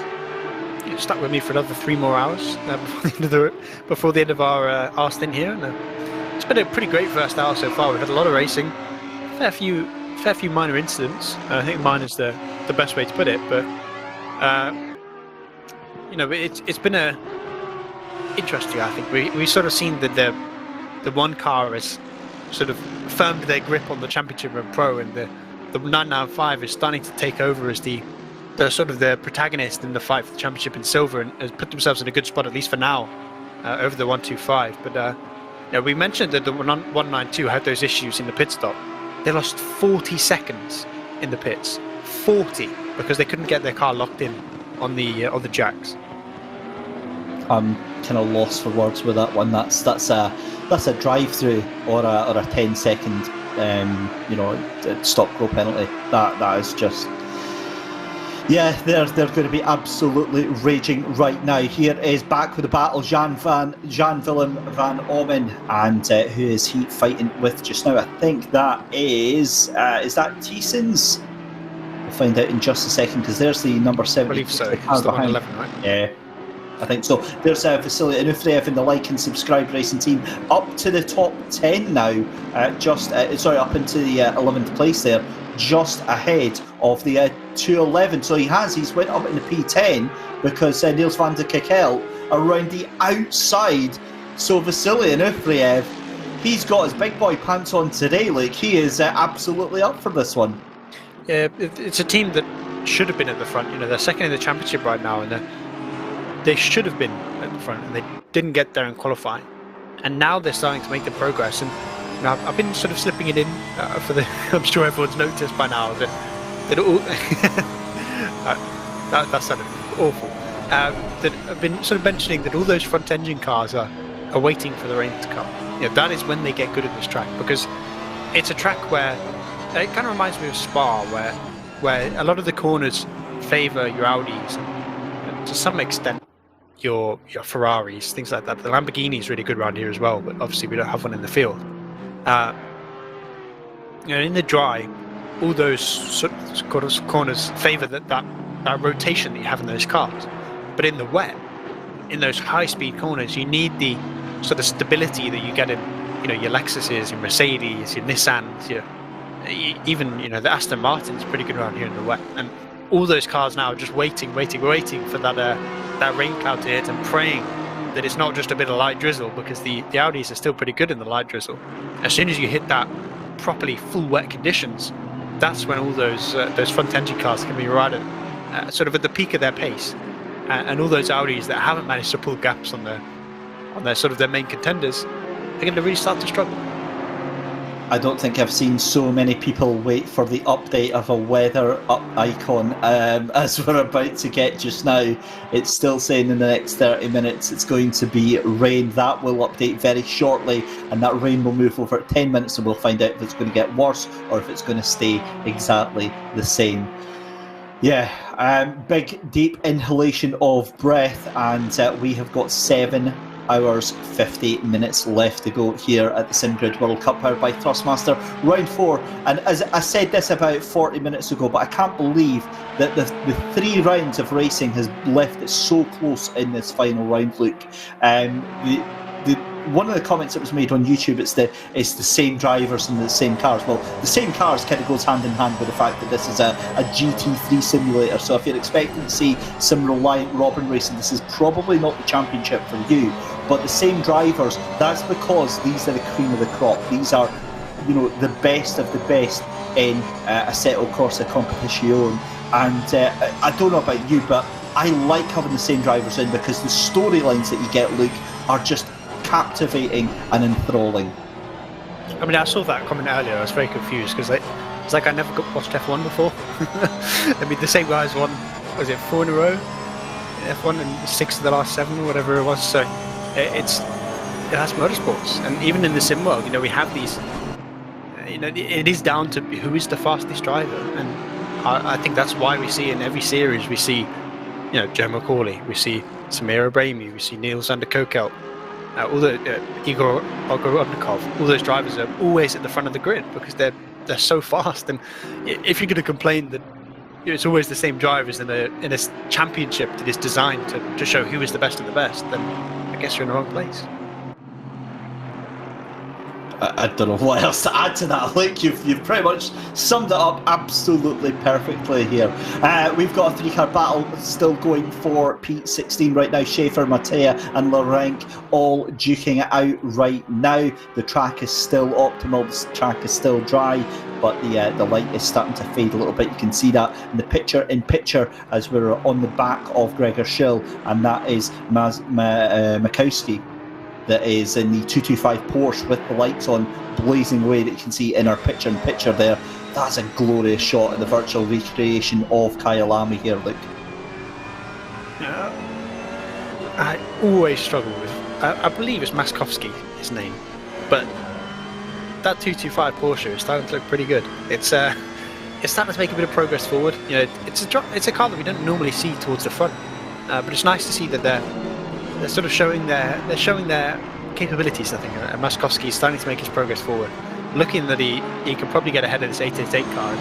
Probably a little bit nervous about those conditions. It's going to be light rain. For those of you who don't know the symbols in ACC, that symbol means light rain, which if there's enough of it, light rain can cause the track to get fully wet in wet tire conditions, but you need essentially like an hour of it to do that. So once we see that sort of transition to 10 minutes away, the temperatures will start to drop quickly as the cloud comes over, as the water starts to hit the track and will cool it down. That's when tire pressures become a massive issue. But as a secondary thing, the next moment, when we start to see, is the rain going to get worse, is it going to get better? That's when all these drivers are starting to plan ahead and thinking, when am I next stop? Am I going to come in for wets? Am I going to come in for dries that are pumped up? And if it was you in that position, given that you're going to be on track very, very soon, what would you do in this situation? Well, I think you just have to extend your stint as long as possible. You have to try and get to the position where you know what's coming. Right now, all they know is there's going to be some rain. They don't know how long it's going to be. They don't know how heavy it will be. They don't know if they're going to transition to wet tyres, whether they are just going to have a track that will drop in temperature and they need to just stay on dries. So you need to be on track on this set of tyres for as long as possible. Put yourself in a position where you know exactly what you need to come in for the pits for. And if you do know that it's going to get heavier, maybe you make that sort of slightly earlier switch to wet tyres and then have that long stint on your wets. And I guess we're going to see how that one pans out as we see more penalties being dished out. The 5-2-1 of Magori getting a 15-second time penalty for avoidable contact. So yeah, that's not the best. And to be honest, there's silly penalties to be given away at this early stage of the race. Yeah, avoidable contact is that's what it says on the tin. It's avoidable. When you have those kind of things, it's entirely down to you. And you make a mistake, you tap someone, and when you're in a series like this with the field that close, 15-second time penalty in F1 or in sort of the more boring or less competitive GTE racing that I always hate compared to GT3 because it's not as close. 15-second time penalty at most will be like one position. In this, 15-second time penalty could move you from a podium position to outside the top 10. Certainly could. So 7 hours 44 minutes left to go, and we're seeing battles all the way through the grid here just now. We're seeing the fight right now between Martin Larenc in the Connection Lost Racing Aston Martin 404 machine, trying to catch on to the back of that Porsche there, and this is Julie Sorp, in the Race for Cat Motorsport machine.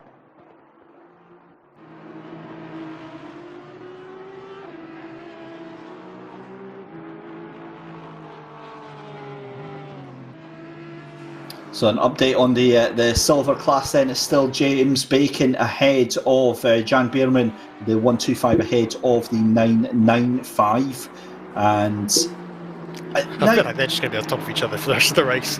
The whole championship, Spa, 24 hours of racing, and they finish within a tenth of a second each other, side by side, across the line for the podium positions.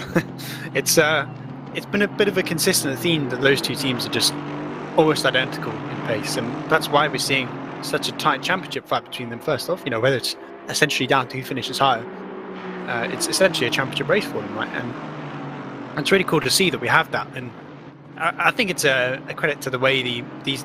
I always love GT racing because you can follow so well. You can sit behind someone for hours. You literally sit on someone's bumper for hours, and your car won't overheat.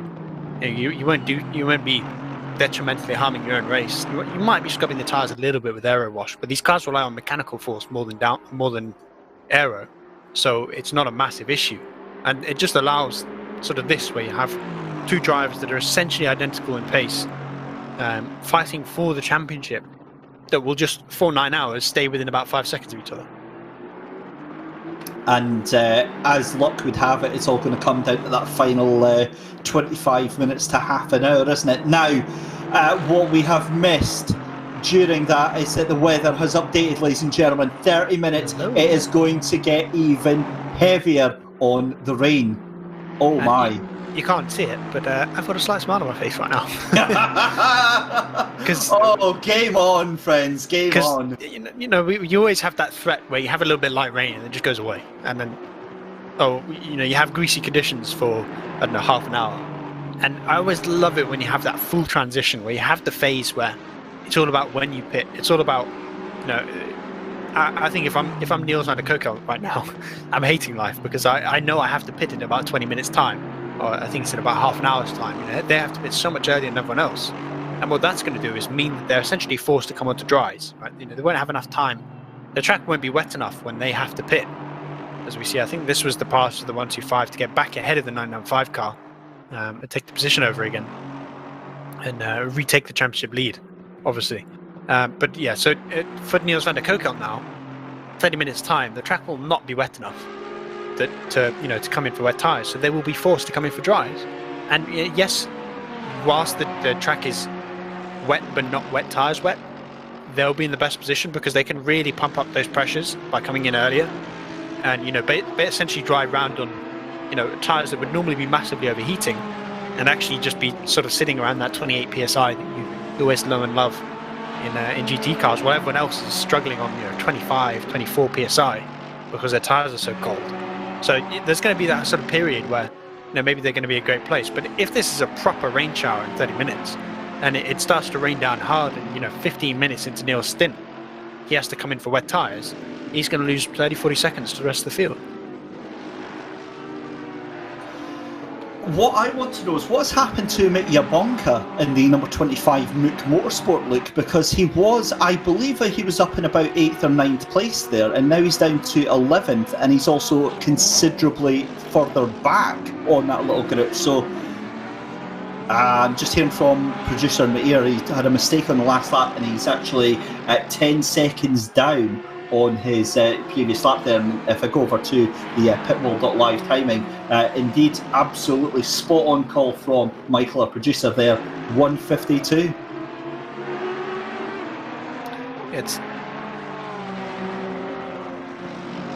I believe he said it was a 1:52, so it was the middle sector you made the mistake. So I would only assume it's probably in the S's, because usually where it happens, we have those kind of mistakes. And with the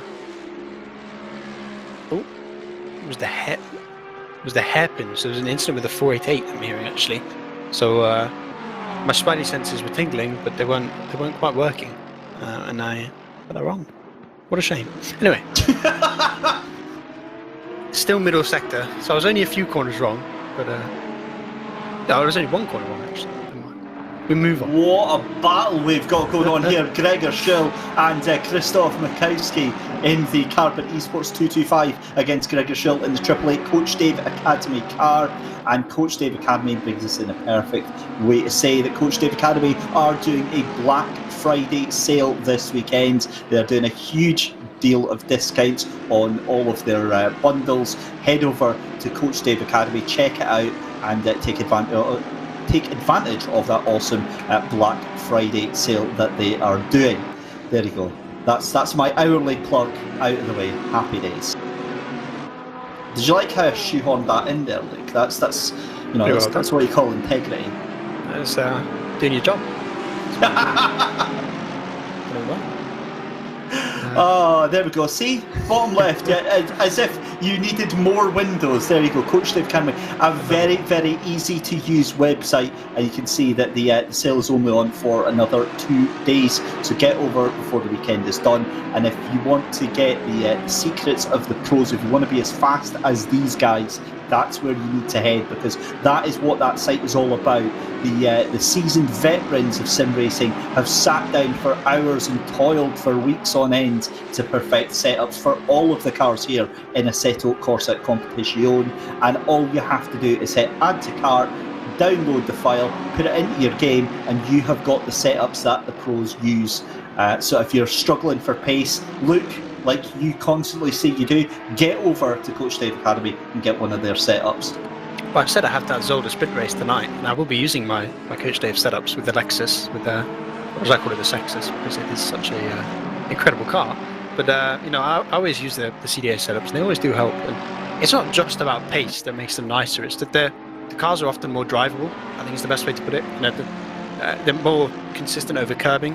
Especially a Zolder. I think the biggest change I find between driving on preset and driving on CDA is that the CDA setups are. I can more consistently hit curbs and not be scared that my car is going to spin out. And it's so much more drivable. So oftentimes I'll gain a couple of tenths doing it over a single lap, but I'll also, over an entire stint, I'll gain so much more consistently by switching to CDA. And I often like to use them as sort of base setups because sometimes people have slightly different driving styles. And, you might want to make it might be that the guy who's made the setup is maybe a bit more aggressive in turning or something like that. Or they're much less smooth on steering than you, and you might want to make some couple of changes to them. But using CDA compared to preset as your sort of base for your setup, with those sort of changes to suit you, is such a. I so much prefer it, and I know it's technically my job to show for them to say they're good, but I do genuinely use all their stuff, so I can only say good things about it. Yeah, and you can hear the sincereness in your voice when you say that. And it does make a huge difference because obviously in this line of work there's lots of companies that you have to talk about, and we're in a very privileged position where the companies that we work with are ones that actually do bloody amazing work, like Thrustmaster, Coach Dave Academy. We've got Trackworks on some of the other series as well. So yeah, it's a pretty awesome place to be right now. So thanks to Coach Dave Academy and the support that they show the SimGrid all of the time. And without it, these races just simply wouldn't happen at all. Krzysztof Makowski is still on that bootleg of Gregor Schill. You saw them dealing with the 261, the lapped car of the Makofovin Racing. I think that was Tony Makofovin that's in that car right now. He is getting harassed left, right and centre right now, so I definitely don't want to be in that car. The gap between at the leads between second place of Thibaut Prost and Mikhail Statsenko now down to 5.5 seconds, so very, very slowly coming down right now. Same sort of gap to fourth place of the RGN Rocket Racing McLaren, the number 23 that's in fourth place right now. They're about 5.6 seconds, but this is where it's at right now, this battle for 12th and 13th place, as I'm getting quite excited because any moment now we're going to start seeing little raindrops start to appear on the track. Already some of the guys are getting a bit leery, so I can only think when we had those sort of wet conditions that it's going to get a bit scary. I think for us, especially for these guys, the Porsche drivers, that car is it's already a bit unstable, especially since the new update. They changed the aero sort of design on the car recently in the 1.6 update, and it's interesting. I think it's the best way to describe driving the Porsche now. It's still pretty fast, but it's scary. It's there we go. There's the rain. Yes. The shower starts, and now that's heavy. That was a heavy, very abrupt start to the rain. Look, the weather's updated again. Another plus on 30 minutes time, so it's going to get even heavier still. Oh my goodness me. I stand by what I said. I think Niels van de Kekelt is in the pound seats right now because look at the intensity of this rain. This is a lot heavier than just the drizzle that we were expecting. I think Niels van de Kekelt, by the time he comes in, this track is going to be wet enough to stick on some wets. It really depends on exactly how wet it gets, because there is always that transition, which is usually about half an hour long, where the wet tires are usable, but the dry tires are faster. And we saw, that even going the other way, when you can see the transition going to the dry, it's the other way around, where the wet tires will stay sort of favourable for ages. But if he gets wet quickly, then yes, he's in a good position. But if he gets wet in half an hour, he's in an awful position. But we see it's already gone down to greasy, so the track is getting wet fairly quick. I think you might be right that he's in a good position, but he has to be praying that the rain gets heavier quicker. And we see, at 30 minutes, that's when the downpour is going to hit. You can see the the change in symbol that ACC uses from the light rain to the heavy rain. So in 30 minutes time, it's going to be a very wet track. Oh my goodness me. Right, so lap times have fallen off a cliff throughout the board. We're now 0.8 to 0.9 of a second slower than where we were pre this, and that is in the space of 2 laps. That's from first place all the way down. We were doing 141.9s, we're now doing 142.6s for the leaders, and then it's 143, 144s. This track is getting very, very difficult, very, very quickly indeed. And look at the amount of input that Krzysztof Makowski for the Carbon Esports 225 machine is having to put into that wheel just to keep that car straight right now. He's trying to fight Gregor Schill, but he's also trying to keep the car on the black stuff right now. This is incredible action we've got here. And this is now where all those big, heavy front-engine cars are going to be smiling. Even the cars, the drivers will be smiling. The cars probably will as well, because they'll be loving these conditions. As that extra stability you get in those cars is going to really help. And now those sort of the Larry, the scary cars of the Audi and the Porsche are going to start to really drop off in terms of pace and in terms of consistency. Because maybe over 1 lap pace you can do it in an Audi and a Porsche, but you saw the amount of inputs that Makowski was having to put into the wheel. You see how wiggly the car's getting, even though it's greasy. Think about how it's going to be in sort of 5-10 minutes. That car is going to be all over the place, and in terms of consistency, it's going to be so difficult to set lap times. You know how I was saying they've lost about 1.5 seconds? They've lost about 0.8. Try 4 seconds now on lap times. We're down to 145s, 146s, 147s through this. This track is getting so difficult to drive in these slick tyres, and this is now just completely turned the race entirely on its head with 1.5 hours gone of the race. This is wild stuff. And another thing that's, I spoke about that sort of map that ACC has with the weather and how the wind sort of moves you around on it. And as you can see, we started this race with about 20 kilometers an hour of wind. We're only at 8 now. So what that means is you're sort of moving around less, right? The weather will sort of stick around, but it hits. It looks like what's going to happen is we're going to hit that medium to heavy rain, and then we're going to stay in medium to heavy rain for quite a long time. So it looks like we're going to be an extended wet period here.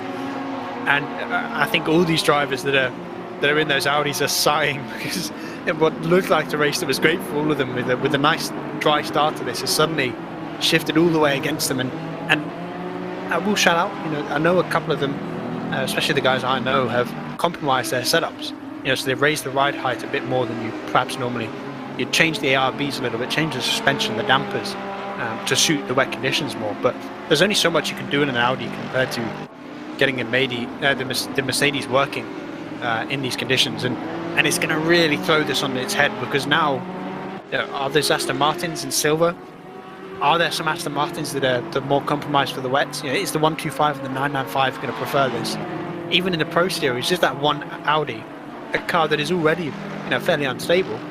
If they have an incident now in the wet, which is not exactly unlikely. We go back to Bathurst and how many Audis had incidents in the dry. If that car has an incident in the wet, suddenly we have a championship fight. Oh, I don't even want to think about it, because what a battle we are getting treated to right now between Krzysztof Makowski and Gregor Schill right now for 12th and 13th place. This is epic stuff. It is absolutely hammering it down here in the virtual recreation of Kyalami, and these two don't care. Look at the sheen on the road as we see Krzysztof try to make a dive up in towards turn number 1. I think he's possibly going to do it as we see Gregor Schill going wide, and there you go. The Ferrari's going to try and get the run out the corner, but I think that move is done and dusted, and Makowski finally gets himself ahead. And interestingly, I'm looking at just the timing screens and what times they're doing. The Porsches actually look pretty good right now. I was expecting them to be one of the cars that, owing to their instability, might hurt. And talking of instability, we see the 68 Ferrari spin around as they get a bit over optimistic on throttle. And is he going to touch the wall? No, he just about stays out. As he, I thought he was going to drive straight into the wall for a second, but he avoided it. So the 68 Ferrari, no harm done, while losing a bit of time. But you can just see now how slippery this track is, and normally that's something that the Porsche doesn't necessarily like. It actually looks like the car is favouring, at least in the hands of the 97 and the 225. Both of them are looking pretty fast so far. We're now down to the 150s, so we are 8.5 seconds slower. And look at Krzysztof Makowski, he's struggling to get that car turned round. This is now turning into a lake, that car almost heading out of the track limits there, and this is now where you definitely don't want to be into the curves here. Andre Frank in the FFS Racing 123 Nissan GTR just ahead of Witzak in that Audi. So the track has changed now from it was dry, it was optimal conditions, then it was greasy, now it is damp. This is the last thing that these drivers want to see. You can see who's that in the Audi. That's the 101 of Witzak that was going very, very wide into the corner there. You could see that just as we were trying to focus on the GTR, and now it is how long do you stay out on these dry tyres? Oh, well, you can't switch until it says wet. You just cannot do it. The times will be so much slower in the wet tyres, because what will happen is you will have one lap where the wet tyres are great, and then they'll all overheat because there's not enough standing water on the track. So the track has to be wet for you to be able to make that switch and make it work. So for now, it's a case of surviving. It's a case of staying on track and trying to maintain your position. You know it's wet when even the cars that I'm saying are good in the wet are struggling, as we see the 211 Mercedes get sliding. And remember, this is the car that in Spa, in wet qualifying, put it on pole. So this is a car that we're expecting should be good in these conditions, and even they're struggling right now. So it actually looks like the 49 Audi behind us got a bit more pace right now, although actually the 211 did just overtake them. So they got ahead, and then they got a bit all over the place, but they made the position work, made it stick. So I think the 211 team, even though they have that 10-second time penalty, they're loving life right now. And remember, this is just the rain getting started, folks. It is about to get even worse in the next 10 to 30 minutes. So a wild race is about to develop here at Kyalami.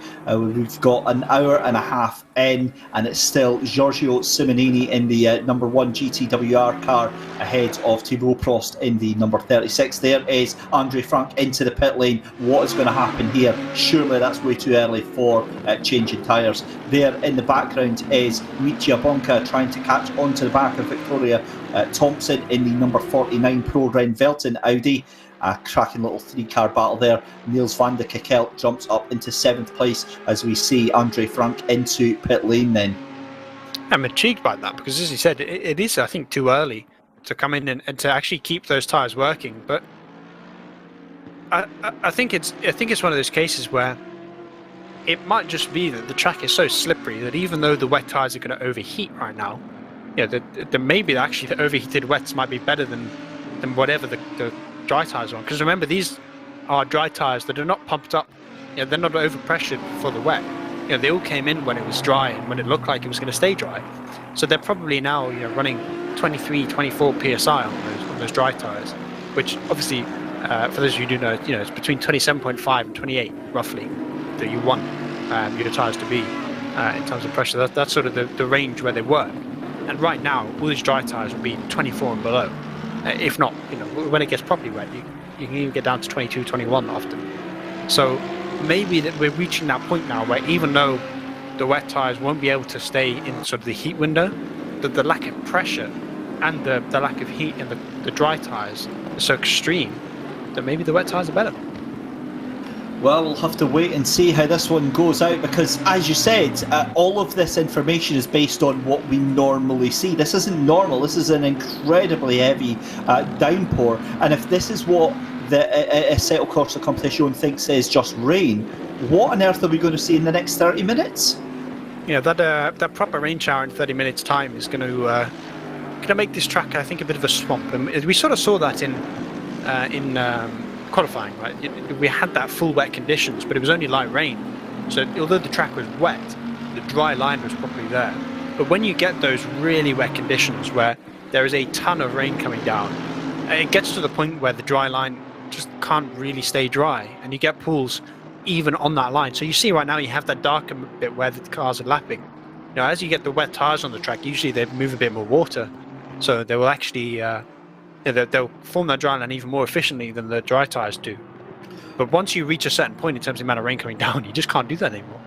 Are we seeing the number 211 car pull the trigger right now? Niels van de Kekkel into pit lane then, as is Victoria Thompson and Jan Willem van Ommen. We see an awful lot of cars that are in the lower half of the top 20. We see Marek Schintz in there. We've got Sorp is in there as well. Are they pitting for wet tyres? I mean, there's no other reason to pit. You're either staying out right now and trying to survive until you hit the properly wet conditions and saying, well, the dry tires might just be on pace right now, or you're coming in and you're saying, I don't want to risk it, because it might be that the dry tires are faster, but they're so unstable. You see how much even the super stable, super reliable Nissans and Mercedes, they're all over the place. It's the only way to describe what's happening to them. They're all over the place, and so it comes to the point where I might be losing a second a lap, but I'm losing a second a lap and not putting myself in a wall. Yeah, I think that's the thing. The leader, just on that note, the leader has done a 1:52.479 that last lap round. Igor Ogorodnikov did a 1:50.625.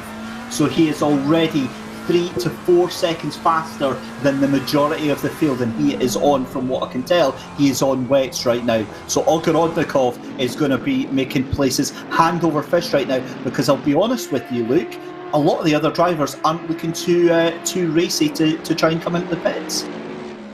Yeah, and again, I think it's drivers that trust themselves in these conditions and trust their pace, because they should be faster. Have a scroll down. Let's see what Malinowski's doing right now. So he's down in 23rd. So he's on. Of course, he's on his out lap. So he's doing 2 minute 55s.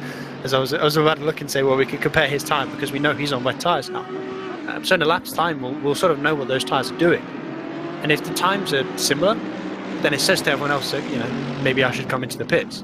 But if they're losing a second or two, those drivers at the front that haven't pit yet are thinking, well, I can survive in these conditions. I can manage the fact that my car is all over the place. If I can make a bit of time up doing it, then I might as well.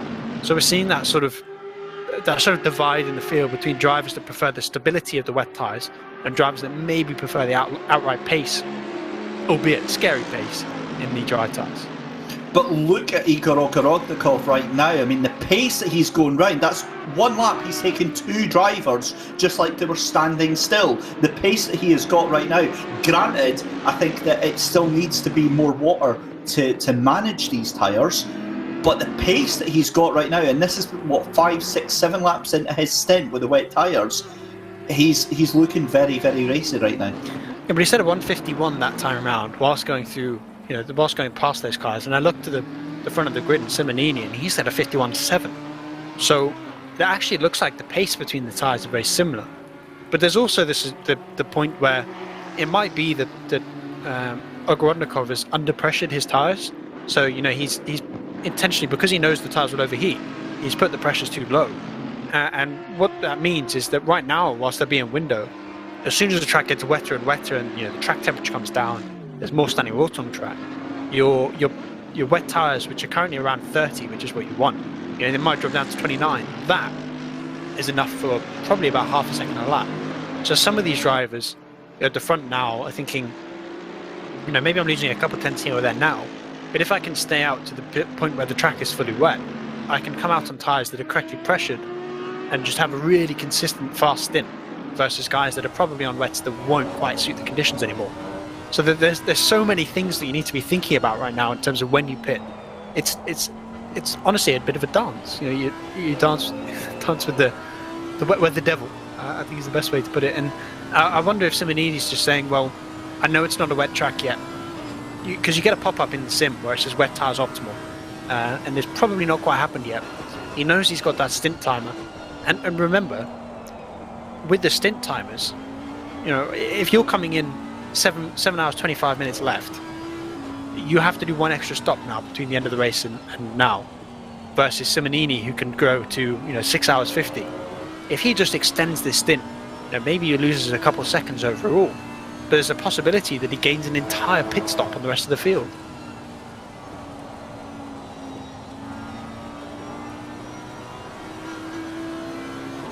I think it's a matter of time, though. I think there comes a point where, in a couple of laps, we see Bonke here the Audi in fifth place right now. He's doing 53s. I scroll just a bit down. I look at Malinowski. He's doing 49s on wet tires. Look at Ogrodnikov. He's doing 51s. All these drivers now. Yeah, all these drivers at the front. Oh, how has he managed that? There we go. Avoidable contact with a 488. We didn't see that, but a drive-through. Oh, we did see it. Sorry, yes, I forget. We did see it. That's unfortunate for them. A drive-through for the 25 Audi. But I think it comes to the point now where it looks like the wet tyres are about 2 seconds a lap faster, and the only reason now I think to stay out is pressures and stint timers. Yeah, proof of that. Mike Noble setting a 150.472. I believe that car switched to the wet weather tyres as well, the 123 Nissan GTR. That car loves extreme conditions. I don't know if they're extreme enough yet, but it's certainly enough to start getting himself further up the grid. We'll see here, because he's coming up to the back of the 77 car. Granted, that car is several laps down. I think that's about 6 laps down for that car. But the way he's just able to manoeuvre himself away past it as he comes up to the back of the 25 Audi as well. That's the Mook Motorsport machine that he's just getting past there. And he honestly just got past that like that was standing still. Yeah, and that's where I think this Nissan now is in a great place in terms of pace. It is loving life. It is pushing towards the front, and it just looks so much faster now than it did in the dry. Sorry, it looks like it's built for these conditions. It really, I mean, you'd think, Japanese cars in a place where it rains constantly. There's a reason all those Japanese cars are good in the wet. The Lexus, the Nissan, they're both well known for being sort of the cars to be in these conditions. And I think now this 1, 2, 3 team, they've been a bit of a surprise package through the whole series, especially at Spa in the wet. They were really good, and they dropped off in the dry. Yeah, they held on the dry this time around at Kyalami. And there's a potential that now with these wet conditions, they could push for the front. Just seeing a bit of big crash there at Sunset with the 601. That is Fleury Thibault that is in that one. And it sounds like Sunset is really, really bad with standing water right now, so the driver's going to have to be very, very careful as we're almost 3 wide coming across the start-finish line. And again, that last round for Giorgio Simonini, 152.2. And we're seeing now, as you said, in fact, look at that, Mike Noble, 148, so that's 4 seconds faster than your race leader. Yeah, I think it comes to the point now where you just have to come in. It's all well and good trying to extend your stint times, trying to put yourself in a better position long term. But if your better position long term involves losing 30 seconds across a stint, it doesn't matter if you have one less pit stop. It doesn't matter if your tyres are slightly better pressured. So I think now is the time we need to come in. And this is the incident in Sunset. We see the 601 got on the curbing on the inside, got a little bit loose, and then made some contact as they got loose. And luckily for them, they didn't take out anyone else. It was just themselves. So, it's one of those incidents where they're probably not going to get a penalty for it, because they were the team that suffered from it. But it's those curbs are just lethal. I mean, even in the dry, the Sunset curb is dangerous. In the wet, that thing is downright lethal.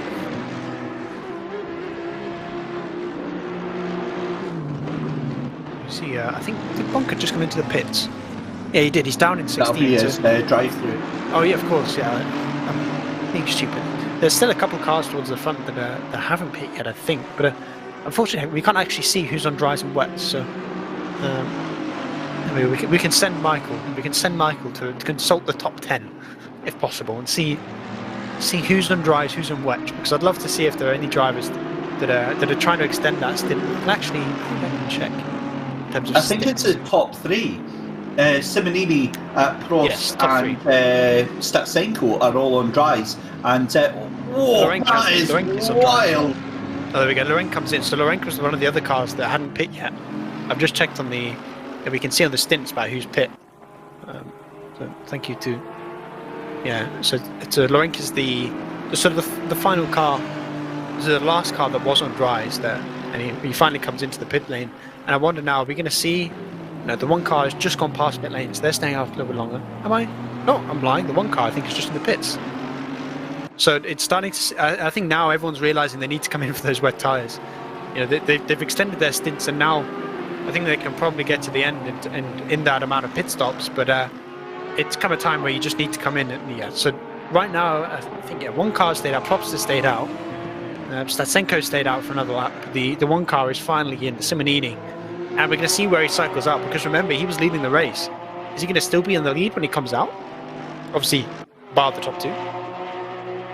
Well, I don't know, because, I mean, look at that. Prost and Statsenko, 154s that last time round. It's about 62 seconds back to Mike Noble in the 1, 2, 3.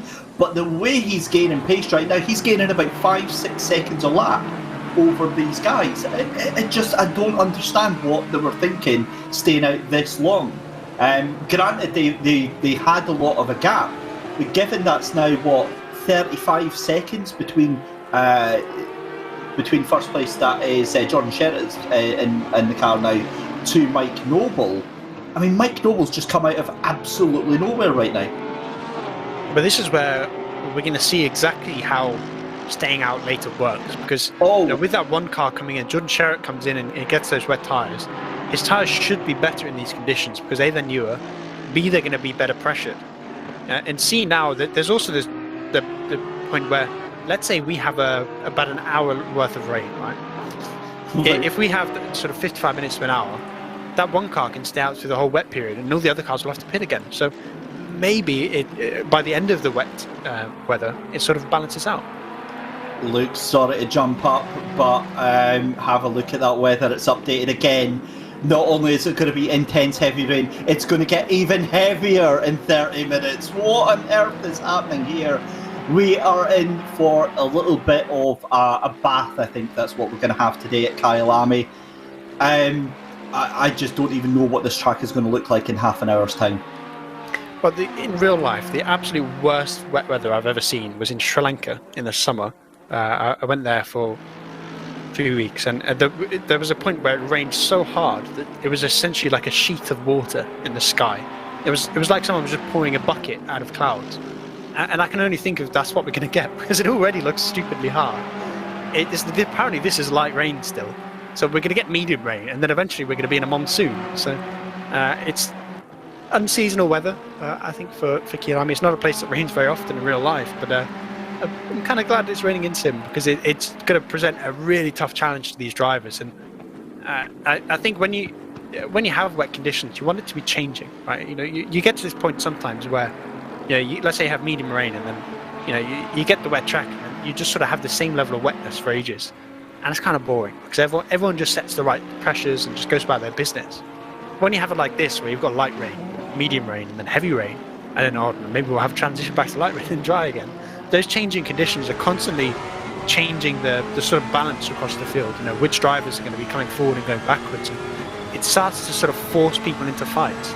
And that's why we see even in the wet that some drivers will pull ahead for a bit, and then their tyres are too hot because or the tyres are now too cold because the pressures are wrong, and some other drivers behind start catching them. And we're going to see that all through these wet conditions as it changes. And the wetter it gets, all those front engine cars are just going to be getting better and better and better compared to the rest of the field. Well, here's an interesting fact for you, right? Jordan Sherritt in third place. Jordan Sherritt in third place is currently 16 seconds ahead of Mike Noble now after all those pit stops.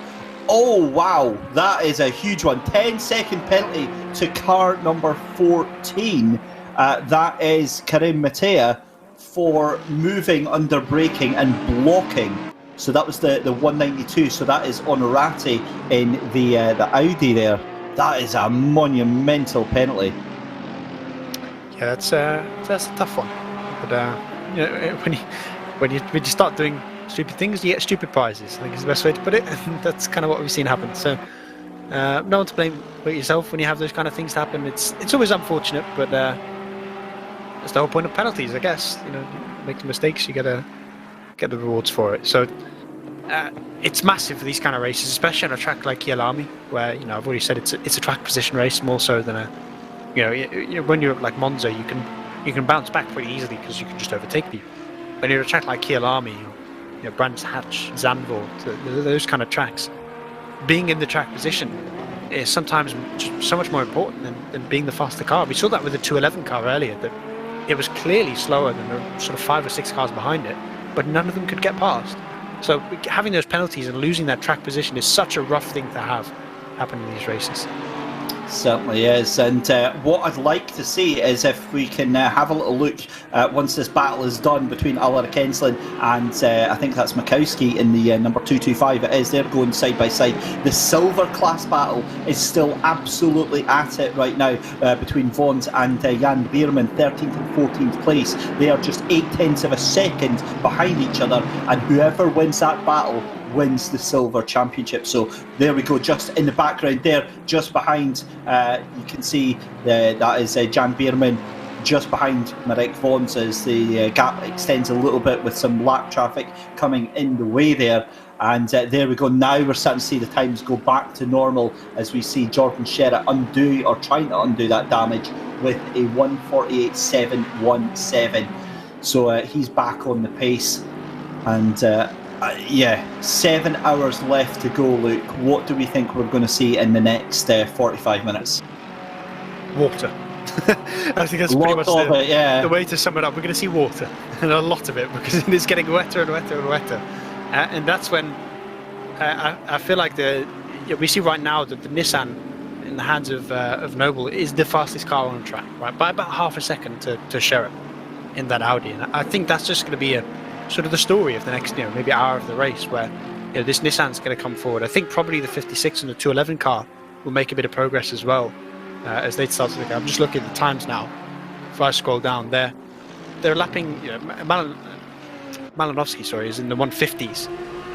Ogorondokov instead of 151 last time round, but he is stuck behind that Porsche, is worth pointing out, which is also currently setting 151. So I expect both those Mercedes, if they can make that overtake work on the Porsche, and they should start to make some progress. They should catch up to the Audis fairly quickly, because we look towards the front of the field and people are sending 48s. So it feels like right now there's a big disparity between those sort of cars that are fast and the cars that are sort of off the pace and maybe not quite set up for these conditions. Yeah, and you've got to wonder about setup, and also drivers. Some drivers prefer the dry, and of course some drivers do prefer racing in the wet. And again, these extra little tweaks, given that how long we had that unexpected dry patch at the start of the race as well, has jeopardised things. And this battle for silver is brewing away very, very nicely indeed. We're watching, and that is the number 56 of Igor Ogorondokov, one of the first drivers to go onto wet, and he is having a bit of a mare all the way he goes down, and I think we're seeing a couple of cars going down wide. I wonder if there's maybe a puddle of standing water there, Luke. We saw he was trying to overtake the 97 car, so I can only assume that right there he probably went for an overtake and it didn't quite stick out. So I'm intrigued to see whether that was what happened, or whether maybe Malinovsky went for an overtake and touched him around, because apparently Ogorondokov gone off again. So I wonder, maybe, I said about how pressures can be a big thing in the wet, right, and where you come in a bit early on your tyres and you maybe over or under pressure them depending on the conditions. So I think he had a bit of help. Was it from the Mercedes or the Porsche? No, it was from the Mercedes. Malinovsky gets into him, the 211 car. So the two cars I was saying were probably going to go forward. One gets turned around. The other one probably putting themselves in a position where they can get a penalty. That's not looking good for either. Ouch. And the Russian fan base, I think, are not going to be too pleased with that one, to put it very, very lightly. We see Vons and Bierman still making their way through. That is Ogorondokov, in fact, in front of them. So he couldn't have come out in a worse position, because these two are absolutely hammering it out tooth and nail. And look at that, that's going to be Vons round the inside of Ogorondokov, and Ogorondokov says, no, not a chance, not on my watch. And this is bringing back Bierman into this fight, so Bierman will be absolutely loving this right now. I mean, we know Igor's probably faster than the two of them, but I wonder if there's a bit of a knocked confidence, or getting back into the rhythm, because this is such a rhythm track. I spoke earlier about how all the corners sort of flow into each other. When you have that sort of confidence breaker and concentration breaker that happens when you get spun around, it can often really lead to a couple incidents. I remember back to that 90 minutes race that I spoke about, where I made a small mistake. Oh, actually no, sorry, I got helped around by Bentley. That was it, in Cheetah, which is that right hander with the leaf and the curb. Got a little bit of a love tap. And then for the next 2 laps, I was like 2 seconds off the pace, because I'd lost all that rhythm. And I wonder if maybe that's what we're seeing for Igor right now, is where he's not quite in not quite in the rhythm right now. We see there he got a bit loose, a bit leery there through Sunset as the car gets a bit wide. And a couple laps ago he was about a second lap faster than these guys, and now suddenly they're all over him. So he just needs to get that focus back, start looking forward again instead of backwards, and start trying to make progress again, because we know that those Mercedes are fast right now. But if they're starting to make mistakes, then now how bad are these conditions? Yeah, and it's self-defeating as well. Oh my goodness me, the weather updates again, Luke. Look at that. We are in for absolute monsoon conditions. Somehow it's going to get even heavier still. Oh, I just don't understand. I've never seen conditions like that, to be honest. So I'm kind of sitting here with bated breath and a little bit of glee in my heart right now to see what is about to unfold. As we see, that is a move up the inside from Vaughan's. Overcooks it. Ogorondikov is going to try and get the cut back, though. It's going to be a fight side by side into the corner, and that's going to be Ogoronikov's corner every single day of the week there. And that means that Bierman is still left trying to think about where he's going to make his move, because there's Mitya Bunka after that drive through as well, right onto the back of this battle. 7 hours left to go in the final SimGrid World Cup, powered by Thrustmaster. It's David Christie and Luke Rogers bringing you all of the action for the first 4 hours, and then it's going to be Chaz Draycott and Connall Courtney taking you through the final 5 hours as well. But don't go anywhere, because we have got a fantastic remaining 7 hours coming up for you. We're going to take a very, very short commercial break, and we'll be back after this.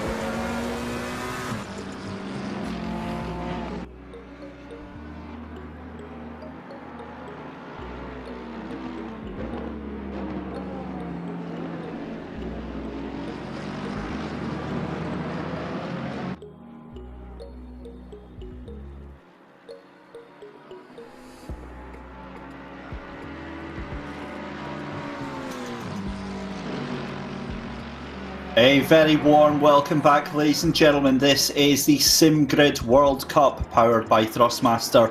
The final round here at the 9 hours of Kyalami. David Christie here with Luke Rogers taking you through another 2 hours of coverage. And we've got to say a big thank you again to Coach Dave Academy, again one of the title sponsors here, and got to give them a big shout out because, Luke, of course, they've got their Black Friday special on this weekend as well, and lots of bundles available from them. Yeah, there's it's always a nice time of year, Black Friday, for my wallet. there's always stuff that I quite like that is on sale. Luckily, I already have the Coach Dave stuff, so I don't have to stop myself from buying all the setups because I have a bunch of them already. So I'm good there. But yeah, I mean, it's the best time to get them, I guess. You know, whilst you've got a bit of a sale, hop down there, grab some. The best thing about them, I think, as well, is that you don't just buy the setups now and then you have the ones that are currently there. You get them, and you get let's say you buy the Lexus like I did. If they update the setups, you get them. You know, if there's a new track, you get. You have to. I think you get them, right? If you have the Lexus bundle, you get some of the new tracks sometimes. I can't remember exactly how it works off the top of my head, so hopefully we should. Yeah, so you get Imola. Yeah, so you get Imola. So it's almost like a subscription then for exactly. the individual car. So it's an investment in your own sim racing career. Yeah, exactly that. And so, for example, we just had the 2020 tyre model come out, right? And there's been the 2020 tyres in GT are fairly different to the 2019 ones. And although some of, there are new things you need to do to the setups, and what we have with CDA right now is where, maybe the 2019 setups are not perfect. They're not quite as perfect as they were last year, but they're already updating. We already see new setups coming out for the new season. And trust me when I say that they work pretty well. And the changes they make to suit the 2020 tyres are all working pretty well. So it's starting to come out. I think the Porsche and the Evo kits, those setups are coming out of the next week or so. And when they're making those changes, especially the Porsche, which had such a comprehensive change to it, the aero balance, the fact that you pay for the setups once and you get those updated ones, I think is pretty awesome. Yeah, it certainly is. So head over to Coach Dave Academy, get yourself some awesome updates and some setups, and the track has now changed to wet, and we are in for some thunderstorm conditions. While we were away for a break, this will make you laugh. Luke, my partner came in, who I keep saying is from South Africa, popped in with a roll and a cup of coffee, absolute diamond. Oh my goodness me! Oh, the 25's been punted! The Mook Motorsport Audi has been absolutely sent to the nether realm there, and I think that was contact. We'll get a replay of that, and I think that was the Aston Martin. So that was let's have a look then. That's the 125. I'm not sure. I don't know if that was the 125 or the 404 that did that. We'll check on the replay there. My suspicion is it was the 404, but my producer is reliably telling me that was the 125 that was involved in there. So yeah, that is not what you want to see, but ever-changing track conditions. And just on that note, when she came in and she dropped all the stuff off, she took one look at the rain on the screen and says, "Yeah, that's a typical high-felt rain, that is." So it just really shows how much for you, isn't it? Yeah, it's pretty much every day here in Scotland. Actually, no word of the lies, bright blue skies here and some sunshine, so it's a very welcome change. Here we go, the replay then of what happened, and I have to apologise to my producer. It was the 125 around the outside. Was it? They're side by side here anyway. The 25 goes up around the inside. I think there was a hip check there, and 3 into 1 is just never going to go. Forced off into the grass there, and let's see here. Coming around the final corner. Yeah, there's not one. Final corner. Yeah, the 125. I think just overcooks it. In fact, no, that's not even the it's the next corner. It was technically turn 2 where the actual incident happened that we saw in Crowthorne.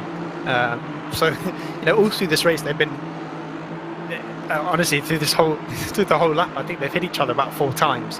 We're going to see the sort of the final moments here as he comes in for the kill, and he just outbreaks himself. So definitely the 125's fault. Probably going to be a bit of a penalty there. That's huge. Yeah, but I'm honestly, I mean, I look back at that. The 25 pushed him off track twice. it's one of those things where it's rubbing his racing until you get that one moment where it's not rubbing anymore. It's downright murder, and the 25 gets pushed around. And I think that's probably going to be a pretty slam dunk penalty at the way of the 125 car. Here we go. We're going to see the 125. Just that breaks himself. In the dry, following in a GT, braking, you don't really brake any different. But sometimes when you're in wet with that spray, it's with the waters being kicked up by the car behind, you have to brake a little bit earlier when you're following in the wet. And we just see, I think he tries to brake like 5 meters too late, just gets into the back of the 25 car, and we see a car. Oh, that is facing the wrong way. Yeah, that's when the Audis. Is that Victoria Thompson in the 49, the Pro Renvelton? I think it might have been. If that is, I am absolutely giving myself a high five for IDing that car just on its livery alone. That was awesome. I think that was Victoria Thompson. Maciek Malinowski gets a drive-through penalty, but the more important thing with that, Luke, is the fact that if the 125 gets a penalty on that, they're only a second ahead of Jan Beerman in the 995. That's your silver class leader, and that could be the silver class just gone and done. Well, you say that, we've got 7 hours left. If it's a drive-through's only be worth about 30 seconds, and we saw that those sort of drivers were having a bit of ebb and flow, right? It's the best way to put it. So that one team was better. I think it kind of looked like the 125 was a bit sort of better in these damp conditions and the wet conditions now, but the 995 looked a bit better in the dry. So even with the 125 going behind, you'd expect that battle is still going to go on through the whole race. And I'm pretty glad for it, because if it was the other way around and the 25 gets punted, the 125 got punted, it might have been that was over, if there was damage and stuff. But we should still get that race going on. And talking of racing, the 23 and the 2 car are still side by side.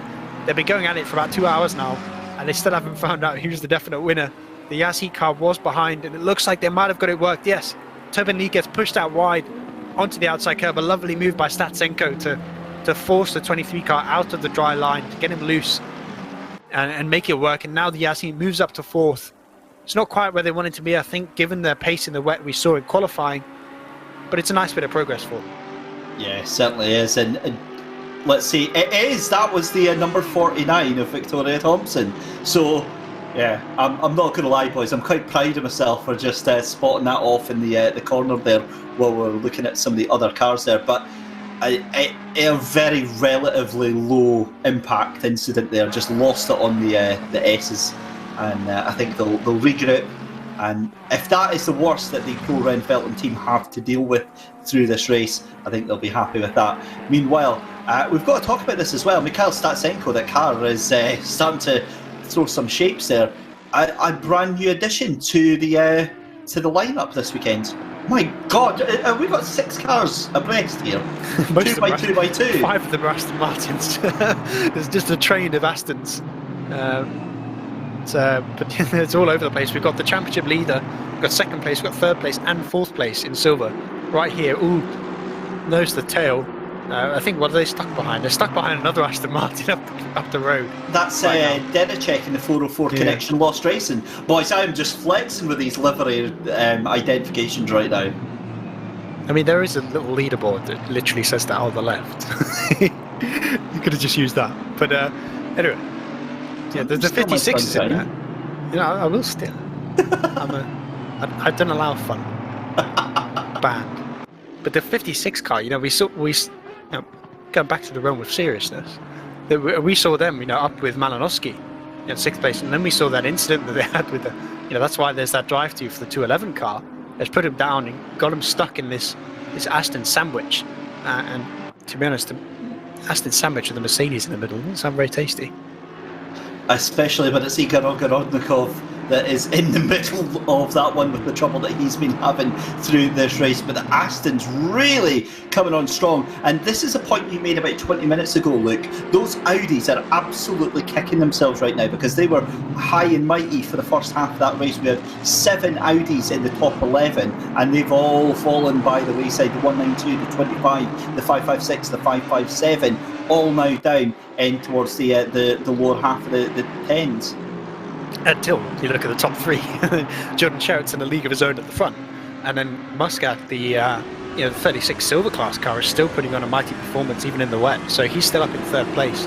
Obviously, the Nissan of Mike Noble has pulled ahead of him now, but he still put himself in a pretty good place. And it's actually quite interesting to see that even though they were the guys good in the dry, that even now we're in wet conditions, that those Audis are still going strong. So I think that's just a testament to how fast those guys are. That they're all, they're the drivers that maybe have just found the ultimate pace in the Audi. And even though we're now entering conditions that perhaps don't favour the car, they seem to be able to hold on. Now look at lap times. And although Mike Noble was the only one of the three in the 49s, there's only about 2 tenths in it.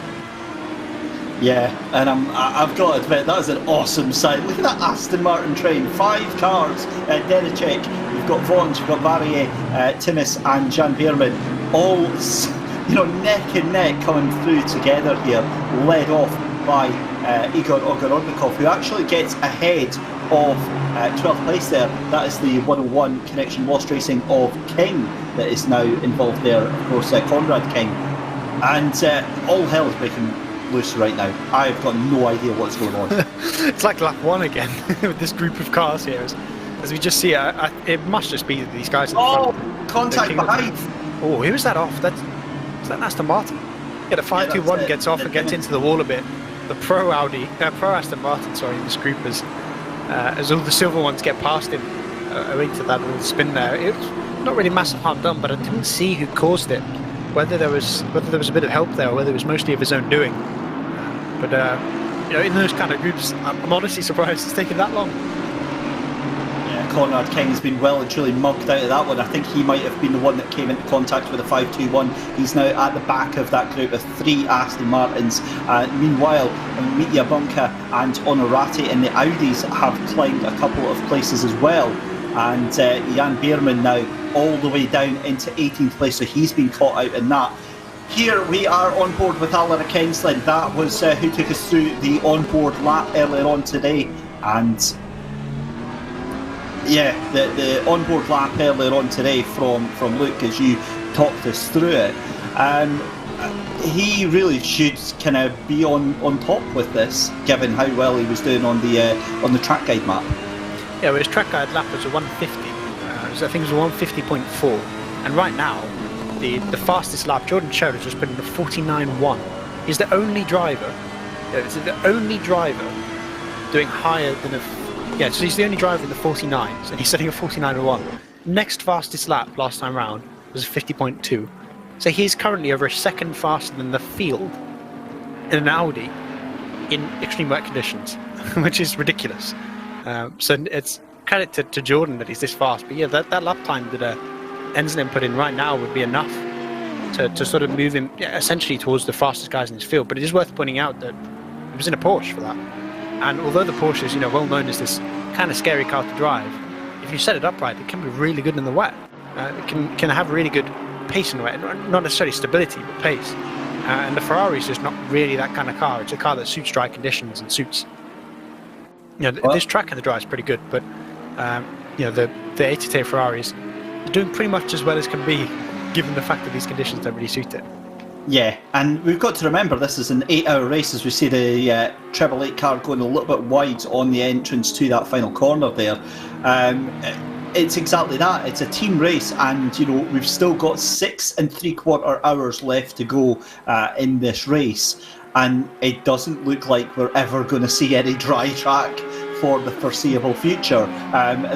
I think that's updated again, and we're having even more heavy rain. So I don't understand how it can just get heavier and heavier and heavier. And I think this is probably the heaviest that I've actually seen it in the sim. This is Conrad King trying to go around the final corner and going around and around and around the final corner. So a little bit of pirouetting there. And straight to the wall. He didn't quite get the clutch kick right there as he tried to get his car turned around and put himself in a wall. So that's a bit of front end damage. It just reminds me that speed of that. Shouldn't be too much. It reminds me of that autonomous vehicle, the robo race vehicle, yeah. And it just straight off into the wall. That's straight out of that book there. Is it better or worse that was a driver that did it rather than a robot? I'm not sure, but yeah, that's unfortunate. It shouldn't be too much damage, and obviously in real life that would have probably punched a radiator and ended your race. But in sim, that kind of thing doesn't happen, so it will just be a bit of unspecified front end damage, or maybe give your car a little bit of understeer. for the near future, as they got very close to the back of the 49 there. I think gave Victoria a little love tap, but no harm done. As the 49, surprisingly, given that spin that we saw, she's still up in 7th place, so she's still doing pretty well. She's kind of dropping off from the 225 car right now. I look at the lap times, and she's about a second slower than Maskovsky at the minute. But again, that's a Porsche. She's in an Audi. It's kind of expected at this point. So doing pretty well in terms of pace. Still one of the faster cars on the grid, and really throughout the whole grid, we just see no consistency. The only consistency we have is Sherritt, who's consistently putting in low 49s. I'm looking just at Sector 2, right? Just at Sector 2, last time round, he was 7/10 faster than any other car. He's an animal, an absolute animal is Jordan Sherritt. We've seen the pace on him many times before at Suzuka, Bathurst and at Spa, and this afternoon it's showing very, very brightly indeed. He is away ahead at the top of the field there. That's about 24 seconds that he has got a gap over Mike Noble. We have to say though, Mike Noble as well, a really, really strong showing for that 1-2-3 FFS Racing GTR. That was an inspired move to go on to wet tyres when they did, and it just hauled them all the way through that grid from probably, I would say, about 9th place up into 2nd. Yeah, he's hauling it. I think he's a specialist. But if Sherritt wasn't in 1st place, his times would be absurd right now. So that's just showing you that car is going fast. This Nissan is really putting itself in a great position. Because remember, for those watching, there are no safety cars in this. There's no way that the field gets bunched up. So every time you're pulling a gap now, that gap is going to last you the whole race. So in these kind of conditions, when you're in a car that is good, this is the time where you need to be finding that clear air. You need to be making progress through traffic. You need to be gaining a lot of time when the car's behind, and that's what he's doing right now. About a second faster than Muscat behind last time round. He's got a 15-second gap there. There's another 10-odd seconds back to Statsenko, and then a 25-second gap to Tobin Lee. So that Nissan's putting itself in a really good position later on in the race, where in 6 hours' time, those sort of 25 seconds that they found might be the difference between them getting on the podium or not. Just an update for your silver class battle then. It is still the 125 of Vaughan's that is in the lead on that one right now. He is currently down in 14th position, is Marek Vaughan's, just ahead of Jan Beerman, about 2 cars ahead of Jan Beerman, down in 17th place. But here's the interesting fact. Vaughan's last time round was a 152.7. Beerman's last time round was a 151.5. And obviously Vaughan's in the middle of that sandwich right now. Yeah, it's a scary sandwich. There's quite a few scary sandwiches on this grid right now. A lot of sandwiches you don't necessarily want to be in. And really, at this point in the race, 6 hours to go, you kind of want, 6.5 roughly, you kind of want to be in that stage where you're just in your own race. You don't necessarily need to race anyone, as the 05 kind of proves why. Because when you're racing people, you have the potential to have stuff like that happen, where a little bit of contact puts you in a wall, lose you a bunch of time, and probably gives you a fair bit of damage right there. So this is the kind of stage where you want to be in your own race. You want to be progressing through the time. Just knocking minutes off the board and just getting to a position where later on you can really charge. The one thing you do not want to be is one of these cars in this sort of 6-7 car battle that has been going on for about an hour now, that is just non-stop. It's just constant. There's always this threat that if you're that 125 car just behind the one we're watching, if the 521 gets a bit loose in front of you, gets sideways, where do you go? Straight into them. If that happens, what happens? You get some damage. If maybe you outbrake yourself once, if you're on your own, that's where you can lose a bit of time. If you're in a big pack and you outbrake yourself, you're going to hit someone, you're going to get a penalty, which we've already seen happen a couple of times this race. So it's a very scary place to be in right now if you're in one of these big packs. And really, that's kind of the beauty of Kyalami, is that it's such a tight and small track, especially with a grid this size, that you cannot just sort of get your own gap and just drive. Igor Ogorodnikov in that group there is being absolutely manhandled. That is the only way that we can say that, by the 521 of Ionic Timis. Manages to get his way past, and look at that, Marek Vaughan's trying to go around the outside of Igor Ogorodnikov on the run out of the line, and that is your silver class leaders almost nose to tail right now. Igor Ogorodnikov splits them up in the 125, gets past them, and Ogorodnikov is going backwards right now. But there is that the purple and yellow Aston Martin right now. Here is the 49, the 40, the treble 8 car again, duking it out. What happens here? The triple 8 on the inside. Is there going to be contact? Beautiful move there from Alaric Enslin, then finally gets that move done, and he's been threatening that for very, very many laps. We've got a yellow flag on the track at the moment. We'll try and find out what on earth is causing that. I think it's at 36 moving quite slowly, but we'll catch that up in just a second. Here is Ionic Timus then, just ahead of a cracking battle there. Ogorodnikov fighting for his life right now. Onorati in the 192 trying to take him as well, but he's not going to have it. The Audi there gets put onto the grass, and Onorati has that position given to Jan Beerman. So Jan Beerman up into 16th place, and it's Marek Vons up into 14th. And again, we have to stress this battle because this is for the silver championship right now, going right down to the wire, and with 6.5 hours to go, it's all to play for. Yeah, that's probably the best way to put it. It's all to play for right now, and there's nothing that's concrete right now apart from maybe death and taxes. Everything else that you can think of in this race is up in the air. Who's going to win? Who's going to finish first in silver class? Maybe you could argue that the championship in pro class is sort of confirmed, but even then, the 56 car has a lot of pace. It had that incident, but before that incident, it's been looking pretty good. If this conditions stay like this for a long time, which I'm going to point out, the wind has pretty much stopped, so it should stay like this for a long time. Maybe this 56 car is going to slowly progress through the field over the hours, and as we continue to progress through the different wet weather sort of stints, that the Mercedes should start to get better and better and better, especially to the long run, because they slide the car less, so they use up the tyres less. So that car should be making progress. All we need now is a Jordan Sherritt incident, and the pro class as well as the silver class is all up in the air. But praying for a Jordan Sherritt incident is like praying for pigs to fly. It just does not happen. Yeah, Jordan's an incredibly talented and composed young man, so I highly doubt that'll happen, but I'm touching the desk as I say that just in case. That means, of course, that the battle for that silver class has been released, and Marek Vons is now just ahead of Jan Beerman. I'd say that's probably about 2 seconds of a gap between those two. What we didn't see as well, or we didn't notice, is that was actually Mike Noble in the GTR, the 123, that was in that battle as well. He's trying to make his way back through those cars right now as well, so I think he's already been released. Oh, and there is Flore Thibault in the eSport Performance Racing team having a bit of a moment there in the 601. Very, very difficult conditions here, Luke. And if you look over the top right, it's only going to get worse. So somehow we're going to find more rain. Somehow there's more buckets up in the sky that people are throwing down that haven't been used yet, as the track is just going to get wetter and wetter. And we can't quite see exactly how much.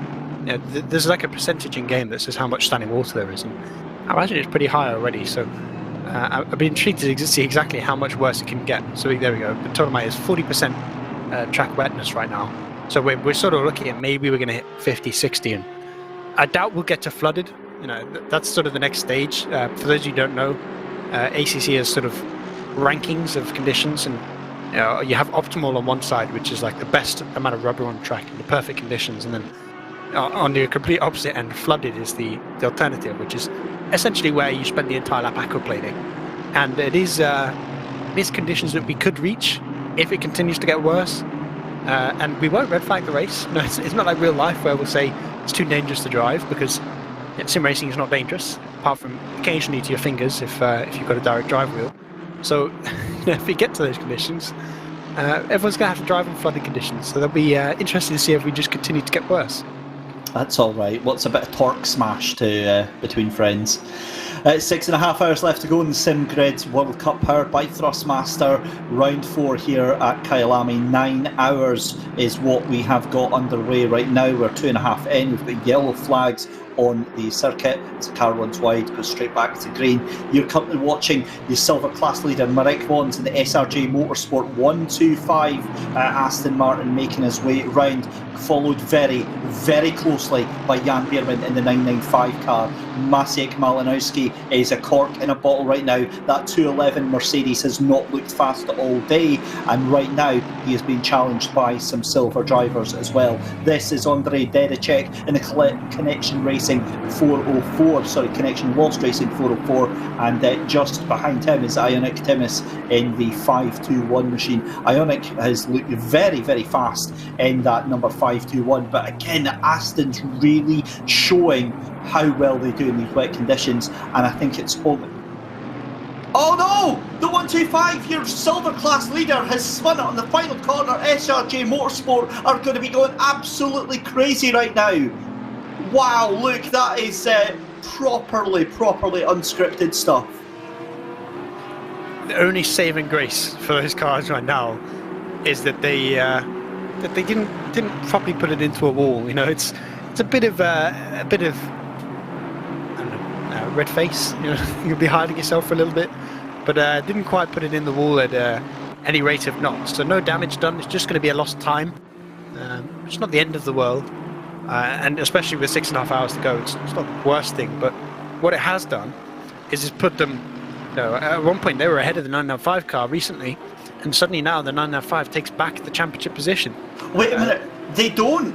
I'm looking at the points here, because if they stay in P4 in the championship, they only get 34 points. 36 points. The difference between them right now is only 2 points. And the for the points that they would get right now. So as it stands, Jan Bierman still needs to get ahead of Actually, he's finished top 3. Yeah, I forget. Yeah. So the top there, it would have to be top 3 when you. So 3rd to 4th would be enough, but yeah, 4th to 5th isn't enough. So that's a fair point. That actually somehow the 125 is still holding on. Not quite sure exactly how, but luckily to them, with that spin, that it wasn't much worse. And luckily for them, there's no real other cars in silver that are in a position to actually get involved. You know, I don't actually know where the next silver class car is, but the vast majority of the silver field is sort of down, 25th and below, and we only have the 4 Aston Martins, the repeat offenders, and the 36 car, the sort of the surprise of the day, are the only silver cars that are up here. So I guess it's kind of lucky for the 125 car that they can have that spin and still be 5th. I'm just trying to work out all the permutations in my head. Look, I don't think 3rd is going to be enough for them either if Vons finishes in 4th place, because the gap that will mean it's 3 points that they get from this race over the leaders, and that will put them tied. And if it comes to a tie, then SRJ Motorsport are going to take it because they've had 2 wins. You know more than me. I'm looking at the points table that was lovingly created for us by producer Mike here, and that's what they're at just now. It's 136 points for SRG Motorsport in the silver championship. Yeah, it's 3-point gap. Yeah, 3-point gap. If Keck get P3, they get 39 points. If SRJ get P4, it's 36 points. So it's a 3-point gain. That puts them even on the championship, and then it goes down to who has the most race wins. And SRJ won at Suzuka, they won at Spa, and the 49 has another moment. Oh my goodness me, thankfully it doesn't touch barriers, but that's the second time at that corner, and look at how wild that rain is, Luke. Yeah, I wonder if this is a case of the 49 being set up for dry conditions, and now we're hitting the properly wet stuff that the car just... It kind of seems to be aquaplaning, because Victoria doesn't seem to be doing anything, particularly in the car. This is still Victoria in the car. And, we saw that first bit, she was just taking mineshaft, which obviously in the dry is usually flat. In the wet it's a lift off, and it's like a half lift as you turn in. And I wonder if the car is just aquaplaning as they turn in, and that sort of lift off oversteer combined with the slight aquaplane is just spinning that car out. And it kind of feels like maybe the car's a little bit too low for these conditions, so in hitting that water and riding it, rather than going over. And maybe that's a team that is sorely hating these conditions. Oh my goodness me, I'm still trying to get my breath back after all this. I think the conditions now are starting to deteriorate very, very quickly. You can see what was a dry line now becoming deeper and darker as the standing water gets more and more of an issue here, and the cars really not only fighting with the track but fighting with the other drivers on the track here to get any sort of traction here. We're starting to see the lap times are coming down very slightly, not massively, but very slightly, probably about 0.2, 0.3 of a second over what they were earlier on. This Bentley has started to make a bit of progress. I've been sort of tracking its times a little bit every now and then, because it's one of those sort of niche cars, right? You know, the Nissans, the Bentleys, and Hondas. Those kind of cars are I think it's fair to say, niches in SimCrit especially. Not that many people drive them. The Bentley gets some love in sprint cups, but rarely in endurance. And every now and then they just pop up and just do really well. You know, we're seeing that right now with the Nissan, the 123 car. And this Bentley, now that we've got the wet conditions, it's just been going forward and forward and forward. And it actually looks like, in terms of pace, that they're comfortably in the top 10 of the grid right now. They don't call it the Boatley for nothing, Luke. This is true. Yeah, it's definitely full sail. It's saying that right now. It's working well, and it is sort of a characteristic of the car, right? It's very stable. It's a car that loves, you know, sort of mid-corner stability. That's what it's good at. You know? And when you have these kind of conditions where mid-corner stability is everything, you know, where if you're in an Audi, you have to really be so careful on the throttle in comparison because there's no grip. That's when this car comes alive a little bit, and that's what you see with the Lexus as well. It's that same kind of brand of car, or same kind of make, where you've got this big long wheelbase. It just suits these conditions so perfectly, and that's why we're seeing this car go forward. That's why we're seeing the Nissan do so well. That's also why I'm a little bit sad that there's no Lexus in this challenge. Let's have a look here. That is the what car's that? Number 557. Just having a bit of a moment, going over-rotating the car there. The 557. Let's see who's in that just now. That is that not Tristan Ballwinkle? It is. That's in that car just now. But that Bentley is absolutely away right now, leaving the battle for Victoria Thompson, Honorati, Ogorodnikov, and Marek Vaughan's in the middle of nowhere right now. Valentin Barrier in the 72 virtual drivers and co. Now, I did mention earlier on in the broadcast that I had expected to see them a little further up, but I think these conditions really favouring the Astons, and again we're seeing that 4-car Aston train coming into the top 10 here. We've got a brilliant battle there between Zachary Royal and is that actually a back marker that he's just got past there? I think it is. That's the 97 of Zachary Royal, and he has got there we go. Ionic Timis is actually broken clear of that little group and has put Zachary Royal behind him, so he's away a little bit just now, and he's really looking quite comfortable in that Aston. Intriguingly, we keep seeing the 521 at the back of this sort of Aston Martin group, and every time that happens they just go back through them all again. It's so consistent now that they're the car that we've seen them have a few mistakes, get turned around, and every time they just pull back ahead of all the silver Astons. They're looking good in terms of their individual pace, and I wonder if these Aston Martins are starting to enjoy these conditions, because again they're a fairly big front engine car. They're essentially a British Mercedes. That's pretty much what they are. Obviously, the Mercedes engine, they're very similar in terms of design to the AMG. So they should suit the conditions, and it definitely sort of feels like they are right now, especially the in silver. You know, compared to Muscat, who's starting to fall back a bit into the pro field. You know, he's starting to go backwards more so than forwards. All these Astons are starting to progress, and we've got one in the top 10. And I think it's not that long until, you know, the 72, the 404, and the 995 are all looking to be in the top 10. Well, for those of you that are eagle-eyed amongst you out there on YouTube, you'll not fail to notice that the weather hasn't changed at all, and that means that it is still forecast to get even heavier in the next half hour, and that's all we've seen for the past 25 to 30 minutes. Just that sign of intense rain, even more intense rain, even more intense rain. So, like I said, goodness knows just how much water we're going to have on the track here.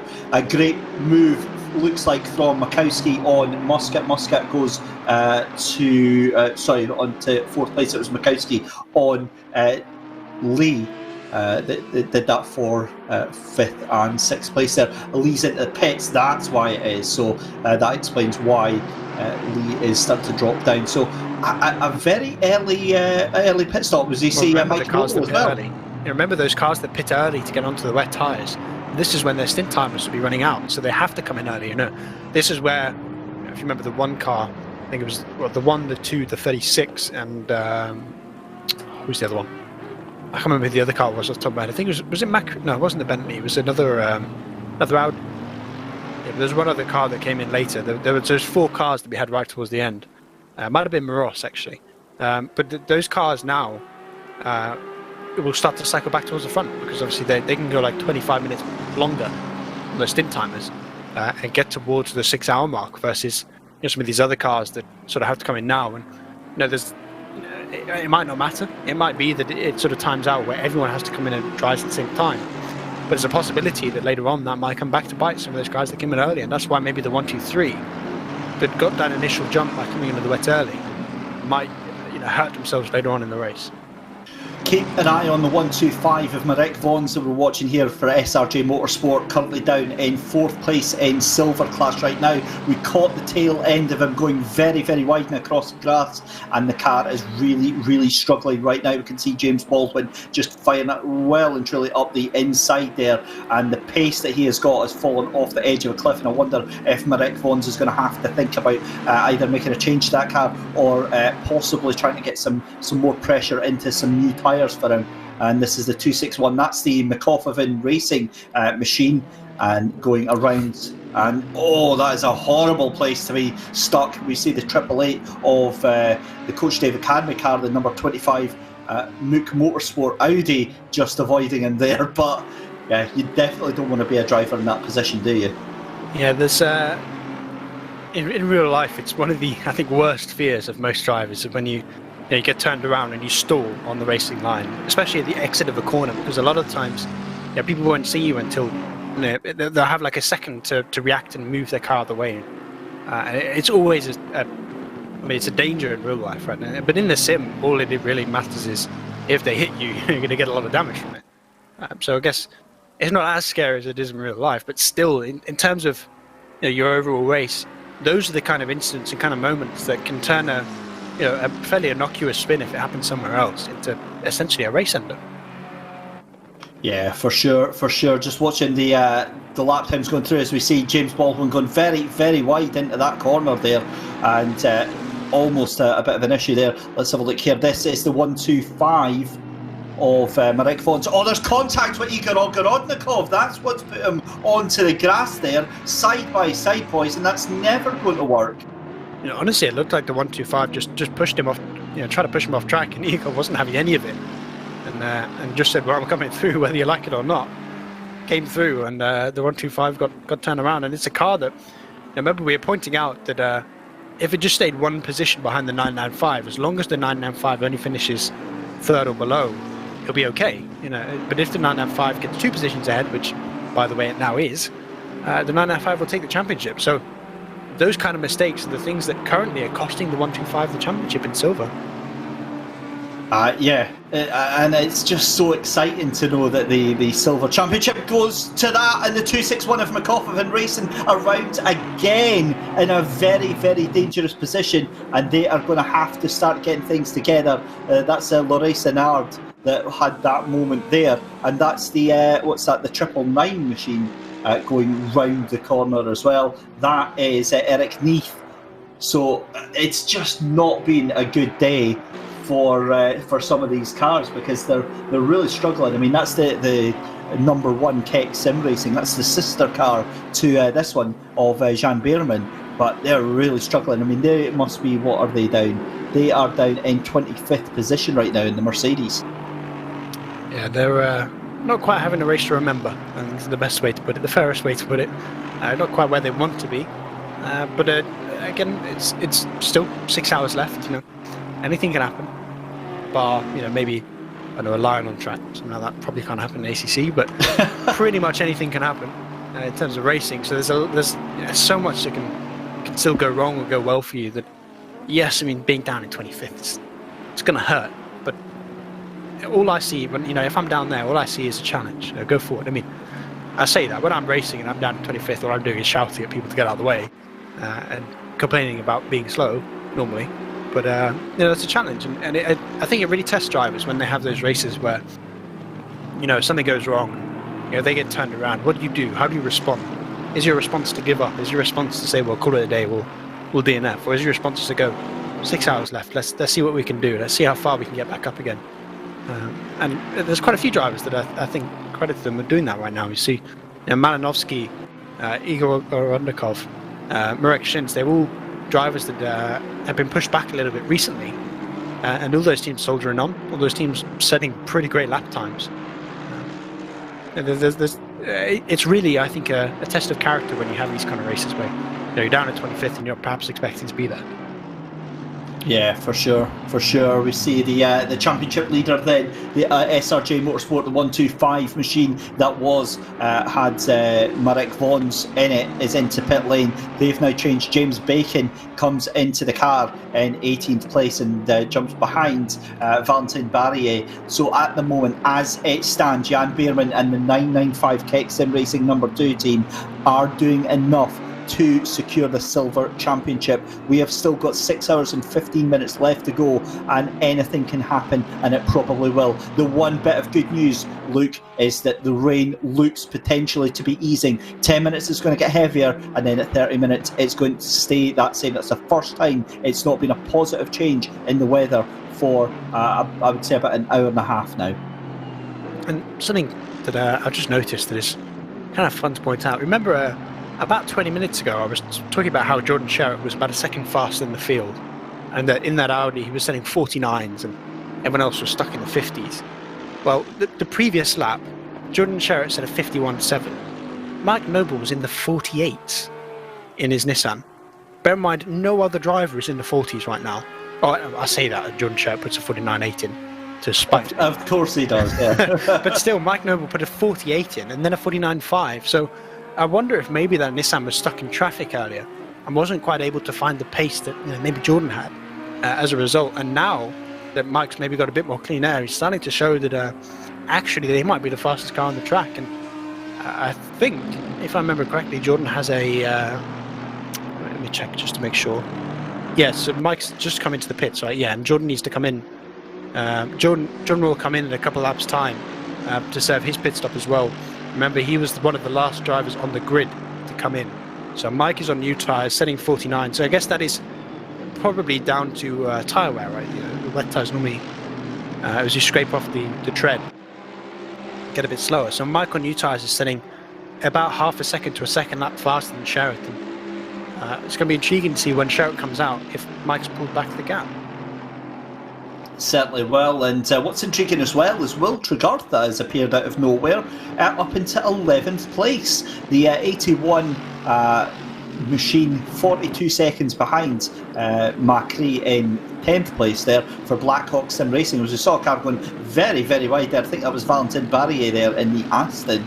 Manages to get the car back up onto track there, but Will Tregartha on the cusp of being able to go into the top 10. In fact, he does, as cars go into pit lane. Jan Beerman and Macri into the pits. This is the 556 of Johannes Weiss and Butler Pal Motorsport, and great to see them having a fairly decent outing up into to P21, Luke. And Nico Hillebrand now in the 557 as well, the sister car to the 556. I'm going to be racing him later at Zolder. He's in the sprint race as well, so he's doing his stint here, and then as I finish this commentary and then he finishes his racing stint, we're going to be hopping into our little league race, and it'll be a fun one. But yeah, he's I know for a fact he wouldn't like being in 24th, because this is a track where I know he's fast at. We did if you remember, I spoke about that enduro race that I did, a 19-minute race here. He was my teammate for that, so he qualified us, I think we were 14th, and he brought us in 8th or something like that. We were in one of the highest splits, so he's pretty good round here. He's a dab hand at this track.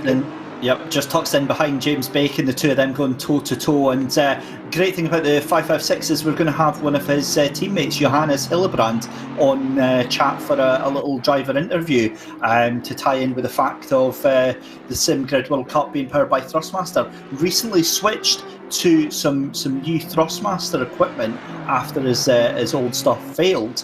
So we'll be having to hear about how he's getting on from that switch from Fanatec to Thrustmaster. I believe it's the TLCM that he's moved to. So we'll have to hear about how much that's improved him, and we'll hear from him through the next 6 hours.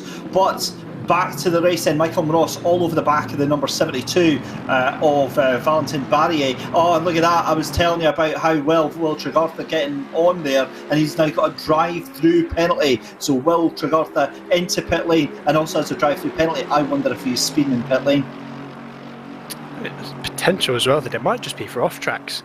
It's very hard to get off-track penalties in the... Yeah, it was track limit, so we go. All right, yeah. Been heard from the producer that he's got a track limit time penalty, which is honestly impressive in the wet, because there's a bit of an exploit at ACC where in the wet you can get away with corner cutting, because obviously it goes off whether you've gained time, and sometimes if the conditions are getting worse, it will think you've actually lost time going off track because it's going off your dry times. You shouldn't be doing it now, because I think it resets every time you commit to the pits.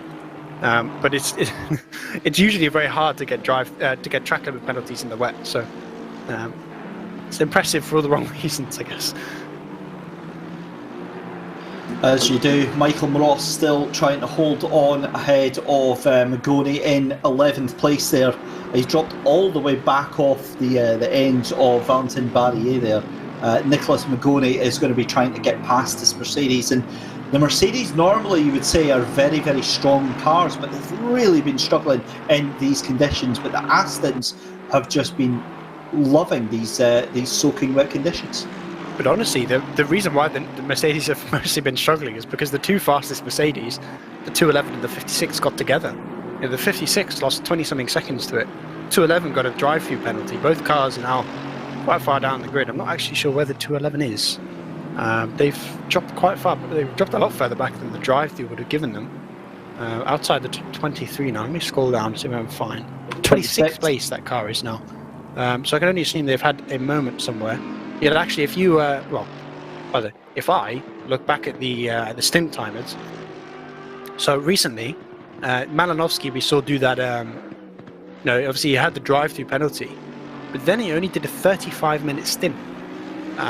So he was only out on track again for 35 minutes, and then we came back in, and Ryan Meenan got in the car, and then Ryan Meenan only did a 28-minute stint, and then came into the pits again. So I'm not sure what's going on there, but why they're doing such short stints. I'm intrigued to see if we can find out somehow whether there was of course there was a drive-through, so they actually had a pit stop. I'm confused. They took a pit stop when they took a drive-through, apparently, according to the sim, which I assume is probably not true. But somehow Ryan Meenan's got in the car. But yeah, they've been doing some really short stints, and obviously the drive-through has messed around with their time and lost them a bit. But that in 26th, wasn't expecting that. Yeah, that is a bit of a turn up for the books there, and it's difficult to see how they're going to be able to get that time back in the next 6 hours, barring an absolute miracle. Yeah, I think you need more than a miracle at this point. I was trying to be optimistic, Luke. I think you need 2 or 3 a lap for the rest of the race, especially given the pace that we're seeing at the front of the grid. I said how Mike Noble was setting pretty good times. I think his average lap time on this stint has pretty much been a 49 flat, which, bear in mind, there was only one other driver, well, no, 2 other drivers, sorry, James Baldwin and Nowakowski up at the front. They're setting 49s as well, as Mike Noble just does a 48.4. 48.4. Yeah, 2.2 seconds fast. Bear in mind, Jordan Sherritt, the guy we were saying was miles faster than everyone else, just did a 150.6. So what we're seeing right there is this power of fresh rubber and the power of those new tyres. So obviously Jordan Sherritt's extending his stint. I believe it actually have to come in this time around. Yeah, he needs to come in this lap as his stint time is about to run out. But I'm curious to see exactly what he can do on fresh rubber, if he's going to be as fast as Mike, because it's only 84 seconds right now, which is a lot. But obviously, Sheridan's pit stop, which should be worth about 60 seconds. So a gap that at one point was about 35 seconds overall now is looking to be under 30, and it looks like Mike is maybe making progress and potentially challenging for the lead in maybe an hour or so. Yeah, it could be a potentially huge development. We'll keep our eyes on it. The track's still wet here. The conditions have changed massively as we see a big wiggle for the 101 of Michael Capera there in the Silver Racing Team Audi, but weather conditions look changed considerably now. Now we're not going to have an increase in the intensity of the rain. It's now just going to be staying solid at this level. I mean, that's bad enough, I guess. Oh my goodness me, the 101 absolutely fires it up the inside there of the number 8. I think that's one of the lapped cars there, but the closing speed that Michael Capera there had on that car was absurd. That is Jordan Burroughs in that 8 car. Yeah, that was a bit of a squeaky bum time for Jordan. It just about worked. Just things by about a hair managed to work out, but no harm done in. Gets it done, and we see now a little bit of a fight going on here between. I think this is not for position. Which way around is this? Is the 101 lapping or getting lapped? The 101's lapping. The 8 is several laps down. That's Jordan Burroughs in the 8. Oh, of course, yes, yeah. So he's getting past. He's got about a 10-second gap up the field, so he's in his own sort of bubble at the minute, socially distancing from his competition as he tries to make progress. But it's not the end of the world. 6 hours, 10 seconds. It's easy to do. Just having a look here at Victoria Thompson in the Pro Renvelten 49 machine, just behind Martin Larenk in the 404 Connection Lost Racing. That is in the silver classes. Martin Victoria in Pro Renvelten is in the Pro class, and Martin Larenk right now is the man that crushes the dreams of the 125 team, because at the moment he separates the 995 and the 125 car and gives those much needed extra 2 points to Jan Beerman. It's still 6 hours to go, and really it'd be silly to try and predict anything that's going to happen in these final 6 hours. But you know, the 404, Martin Larenk losing a whole fistful of time in the pit lane there. We've seen it from quite a few cars where their pit stops really compromise their strategy. I'm talking of a car that's losing a lot of time right now. That 125 car is just going backwards. At one point it was, there were 2 positions behind the 905, but it was only like 10 seconds on track. Now it's, I think, closer to 40. And we're pointing out that essentially the 125 is catching the 404, not the 995 for the championship. That's the goal. That they need to be within one position, unless the 905 is in second, at which point they need to overtake them.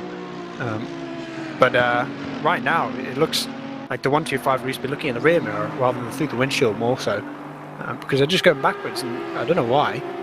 Whether it's a potential that, we saw the 125 was the car to beat of these Aston Martins in the dry. Whether the 995 car is better set up for the wet is another question. That is honestly probably quite likely, and that's maybe why we're seeing the 125 struggle.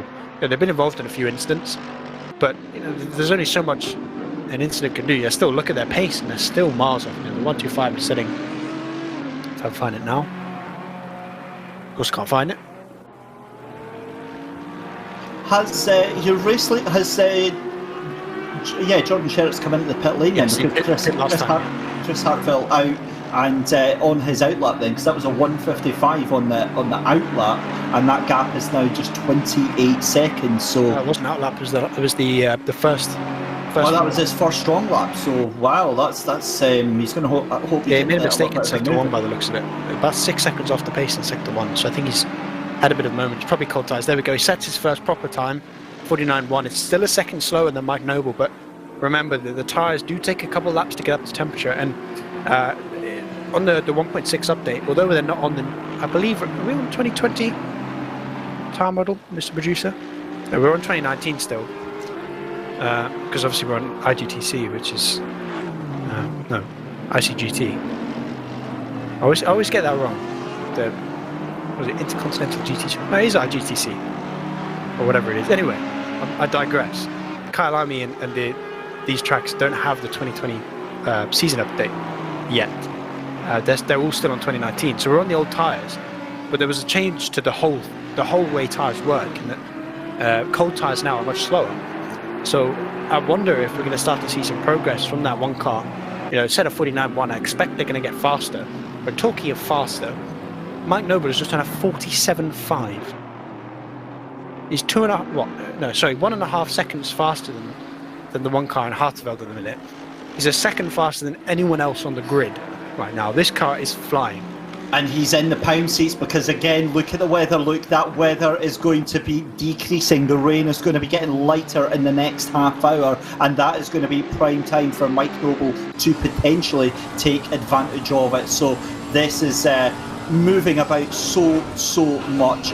We have got just over 6 hours left to go in the SimGrid World Cup, powered by Thrustmaster. This is round 4, the final rounds here, the 9 hours of Kyalami and David Christie, and alongside me is Luke Rogers. We're going to take a very short commercial break, hear a little word from our wonderful sponsors, and we'll be back after this.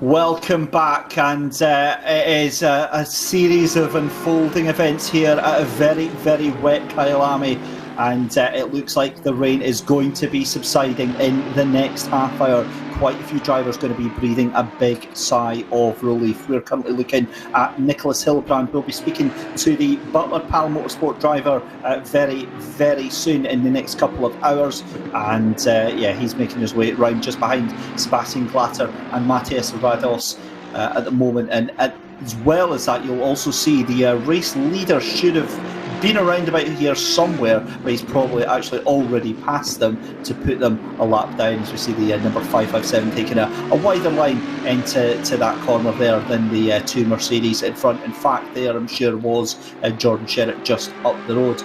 David Christie here with Luke Rogers, and Luke, it's been a fantastic 3 hours that we've been privileged to watch so far. Is this what you expected? I don't think the weather conditions are what I expected. But we look at the drivers that are doing well, and I think there's names that we sort of know and consider some of the best in the grid. Obviously the one car with Harteveld, Sherritt, those guys are doing pretty well. The 49 Thompson up in the top 15, even though she's had a few moments that I think probably have been owing to setup. That car's still going well. It's all those sort of drivers we know up at the top, but we've also got some surprises. The 36 car, which had great qualifying, got second place front row for a silver class car, best qualifying performance of a silver team in this whole championship, especially for a team that's down 11th in silver. Is pretty impressive. Those guys are still going pretty well. They're up in the top 5. We've got James Baldwin, someone we probably expected to be at the front.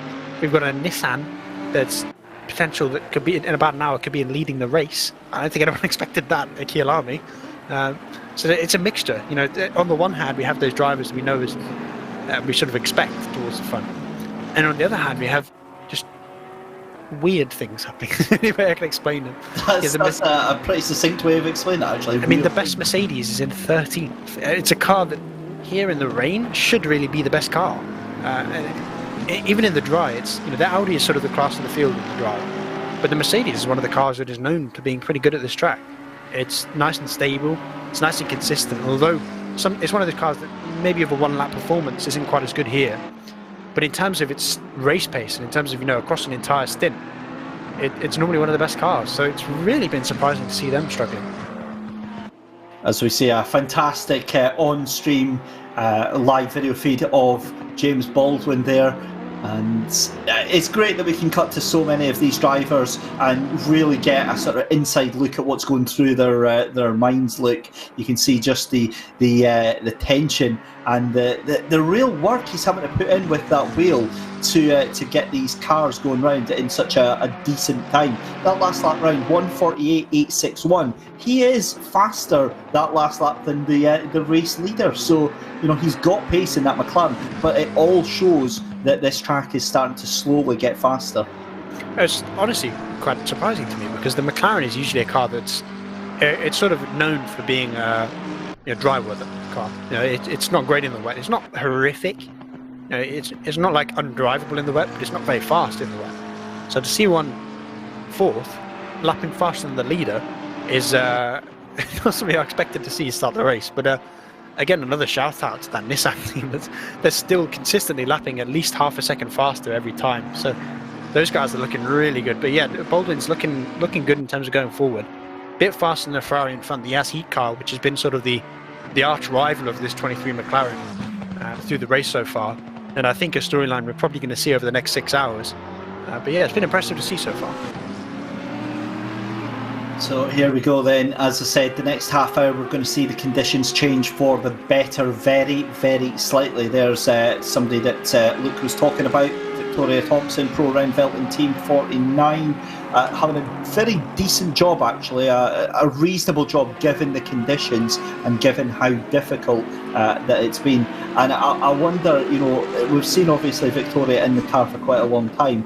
What sort of difference are we going to see from Samir Ibrahimi, Chris Hook and Dominic Gantz that we saw Dominic actually Dominic's in a completely different team, from Samir and from Chris, because over the 9 hours, that's 3 hour stints. Yeah, Thompson's been putting in some decent times. It's just been those two spins that really harmed that sort of race, and her stint. Because if you look at her actual pace, it's maybe not quite as consistent as some of the cars in front, but every now and then she sneaks a low 49 or 48 in here or there. It's more consistently in the 49s, I think. And it's been a bit of a shame to see that the car, it definitely doesn't seem to be working in these conditions like it was in the dry, because it looked good in the dry. There's one of the cars sort of towards the front. It's just had those two aquaplaning moments. I think it was through mineshaft for both incidents, like this corner coming up. This is easily flat in the dry, easily flat, and you just see that because it's sort of like a compression on the track, right? It's basically the lowest point of that area of the track. You tend to get sort of puddles of water, and I think this car maybe just doesn't quite have the ride height necessary to clear it, and is aquaplaning through there. We saw her sliding. I mean, it actually looked pretty fast, and she overtook someone doing it. But this car is looking leery right now, and looking quite hard to drive. Yeah, we saw that just getting right up to the bumper there of Konstantin Soldatov was Victoria Thompson. So she's really got her work cut out trying to get past that car, because that Mercedes, although it's not seeming to have the pace right now, it certainly has the handling through the tight twisty bits. And again, the weather says that it's staying constant, but it does look like it's getting a little bit heavier here just now, and the track is getting a little bit more wet.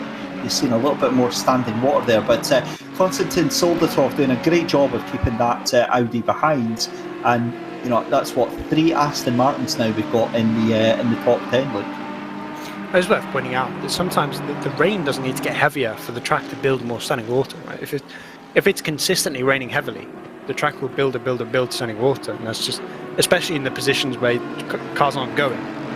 You'll just get bigger and bigger puddles on the offline, and eventually there gets a point where that starts to run onto the line, and you just get a fully wet track. And right now, although the weather is staying pretty consistent, what it's doing is just creating massive puddles on the track. And that's why we're seeing drivers. I think quite a few cars start to struggle because maybe their setups aren't quite right.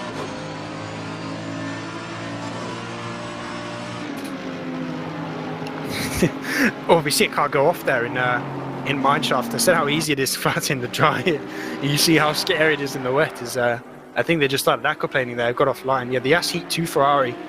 Does it lose the position to? No, it's too far ahead, right, to Baldwin. Not quite sure exactly how big that gap is. I can check actually. It's about 30 seconds. Yeah, 31 seconds. So they'll only lose a few, but you see there they were slightly offline. They got off the racing line on the outside there, turned in, and the car just said no. It just kept going straight. Yeah, and a 10-second penalty for Victoria Thompson there, the number 49 Audi, and that's really going to be another nail in that coffin. They're really struggling right now, and 10 seconds is going to drop them even further down. Yeah, it's one of those moments where your car is, if your car is not quite working in conditions, when you're driving around with the cars, it only makes it worse because you're getting that spray, it makes your visibility harder. You're sometimes losing sight of your braking markers because you've got a massive Mercedes in the way. You're losing a bit of front end because you've got that aero wash. All these things come in and really harm you. You see there the little snap of oversteer from the RC car. He did a great job to keep it out of the wall and just lose a bit of time and nothing more. But you just see how I just love that corner in the wet and how much of a challenge it is, because it kind of reminds me of Eau Rouge in Formula One, where these days it's pretty simple. It's easily flat in the dry, but then when it starts to rain in Spa, it turns from a corner that looks cool but isn't actually that hard to drive into a corner that looks cool and is also probably one of the biggest challenges on track. And it's the same with Mineshaft. If you lift off a lot through that left-hander, you can lose so much time to everyone else. But if you try and take it flat in the dry, well, that happens. So it's such a challenge and it's such a weird corner to be difficult. I think it's the only way I can describe it. It doesn't look challenging. It doesn't feel like it should be challenging, but in the wet, it's such a challenge.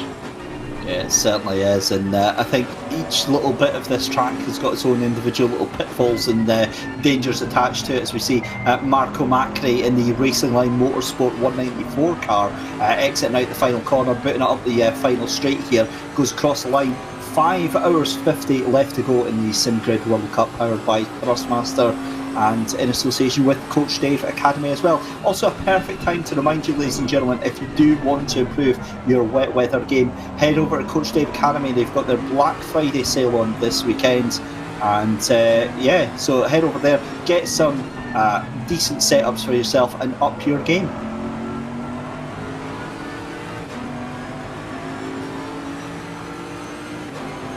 So let me go and check our waiting room, because we've got a driver actually to have a chat with. So I'll go and find out who it is, and we'll go and politely invite them in, Luke, and have a little chat with them. So, if I'm not mistaken, we have Maciek Malinowski from the 211 Mercedes, and Maciek, hello, good afternoon. JLO team, it could have went better for you so far, could it? Oh, it definitely could. I mean, the start was, so far it was pretty bad, but we only can blame ourselves, to be honest, because, let's say that just the preparation was way too little, and there was a bit of confusion at the start, because it got to the point that we didn't really even know who's gonna start the race, and we also almost missed getting onto the grid, because there was a bit of confusion of who should join even the server first, and so on and so on. So yeah, eventually we joined, but we were super late, and I didn't have the setup for the race, so I had to make something up on the spot. So that's why I was a bit struggling in the first stint, because we got pressures totally wrong, and the car was all over the place. That's why we pitted so early in the first stint, because we thought, okay, maybe we can put another driver onto the better pressures and just hope to deal with it. We saw that the wind was quite high, so the weather would come, and we were excited for the weather. So that was the first thing that went wrong, the pressure in the first stint. And then the rain came, and we were catching a lot. I got into the car again for the third stint. We had amazing pace right at the very beginning of the wet running, but then we realized that the car was getting a bit worse and worse and worse, and I didn't really know what was going on. But what happened? It's the same story as Spa. When we put on wrong brake pads and we ran out of brakes, and you can't even imagine how bad the car can be with no brakes, with no rear brakes in the rain. I was losing multiple seconds per lap, but because we already did those early stops at the beginning of the race, I had to continue just to make it, so we can make it with the stint timers. Yeah. So yeah, we messed up a lot. But now we changed the brakes. We lost a bit of time there. Kylian is in the car. He overtook, I think, car 101 now. The car is feeling quite decent, so let's see what we can do. Well, a couple of things. He's having a bit of a wobbly moment just now as we're watching on stream. The car's getting a little bit loose, a little bit leery. Also, he probably can't hear us, so let's just blame Kylian for the problems that he's had so far. It's fine. Just blame him. It's fine. Joking aside, though, I mean, talk us through these conditions. Obviously, you've not had the chance to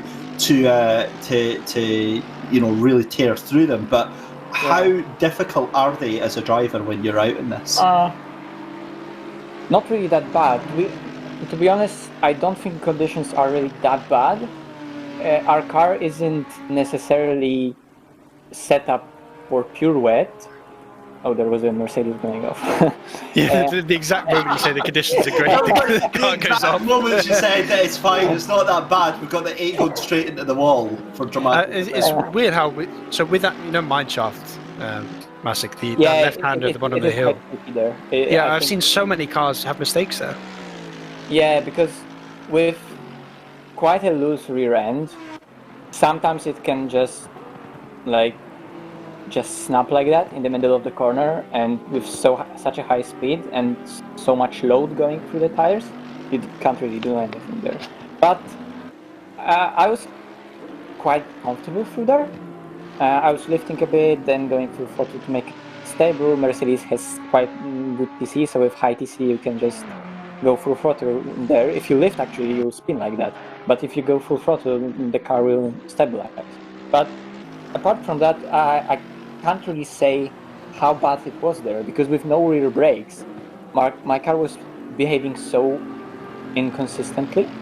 Because with very, very thin rear brake pads, and those were the first that were worn out, you go into the corner with only fronts working, then in a bit of rears, but then if you want to start to trail brake, it's so inconsistent, you don't really know what's gonna happen, because sometimes they will bite, and they will bite really, really hard, or sometimes they will totally let off and you'll just understeer. Oh, we've got a huge contact there. That's sorry about that. That's Marco Macri, Soldatov in there as well. Larenk, all having a bit of a Barney while we're having a chat with you, Masik. That's a bit rude of them, to be honest. They should know that we're having a chat here. The big boys are chatting here. Yeah. Look, again, getting back to the racing here. 30 minutes time, we're looking like the rain's starting to possibly subside. If the track does dry out in the remaining 5 hours, what sort of changes are the team at JLO going to have to make? Well, with me doing already 2 stints,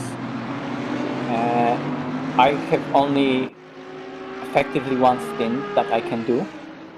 So, I'm the fastest out of us, so I think we'll wait for that moment where it's probably the hardest to drive, and I'll then get to the car.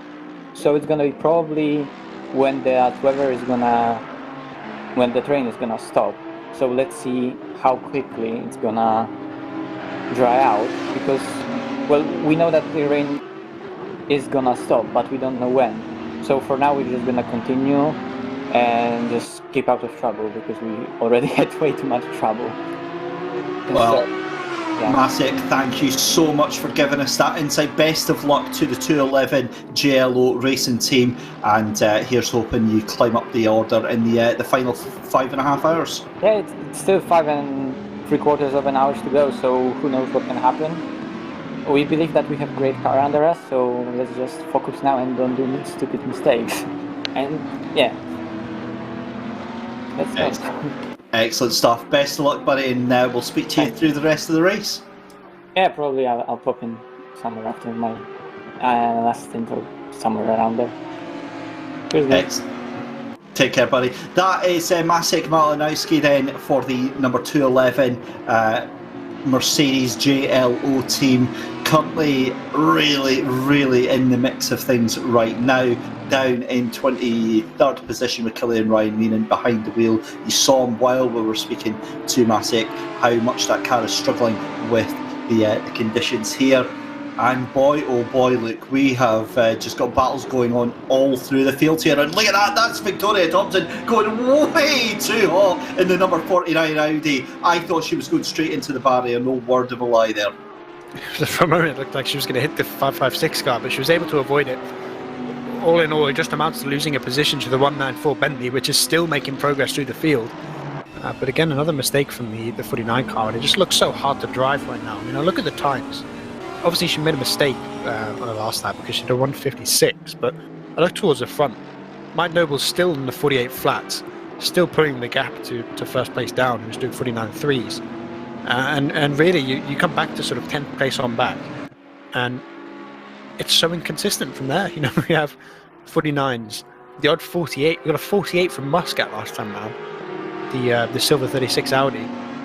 And then you go a couple of places back and people are in the 51. So it's intriguing to see just how much disparity there is in pace right now through the whole field. And you're just sort of seeing it right here, is that you have these drivers that were towards the front, the 49 car, that in these conditions are just continually going backwards. You have these Aston Martins, which, and obviously the Bentley as well, the 194 car, that didn't necessarily look that competitive. Now you throw in all these wet conditions, and suddenly all those cars are looking great. Yeah, they certainly are. And 125, that's James Bacon, has just overtaken Martin Larenc, the 404. And that is a disaster for Jan Beerman, because that now means, if I remember rightly, that's them 3rd and 4th in the championship. And if that stands as it is, that means that James Bacon in the 125 retains the championship for SRJ Motorsport. So again, 5 3/4 hours to go, but I mean, it's on tenterhooks, absolute tenterhooks for the next 5 hours. The saving grace of the 995 is there's only 5 seconds up the road to the next position in silver class for them. So the 125 car has a lot of places to make up, and we were saying that if the 995 is 3rd, then the 125 car just needs to be one behind. But as soon as the 995 gets to 2nd, which obviously right now is the 36 car, suddenly the 125 car needs to finish ahead of them. And although, as we were saying, that it's one position in class, right? You've got 1, 2, 3, 4, 5, 6, 7 cars between the 995 and the 125. It starts to look like it might be a bit of a mountain, as I think Muscat's just come into the pits. Or no, I think Muscat's actually made a mistake somewhere, and suddenly we were saying the 125 is looking good. The 995 has just gained another position in silver, and once again we see a change for the championship lead as the 905 moves to 2nd in class, and suddenly, from only needing to finish where they are right now, the 125 car has to take up 2 positions in silver. Wow, this is absolutely huge, and it's all developing right here in front of your very eyes, ladies and gentlemen. This is the SimGrid World Cup powered by Thrustmaster, round 4 here at Kyalami, the 9 hours of Kyalami, and this is an unenviable task right now because James Bacon has got the Mercedes of Soldatov just in front of him, and that is not a slow car of the Mercedes. Konstantin Soldatov is not a slow driver. He is a very, very talented driver behind the wheel of that car, and Martin Larenc in the Connection Loss 404 Racing is looking to take that position back, so it could go from bad to worse right now.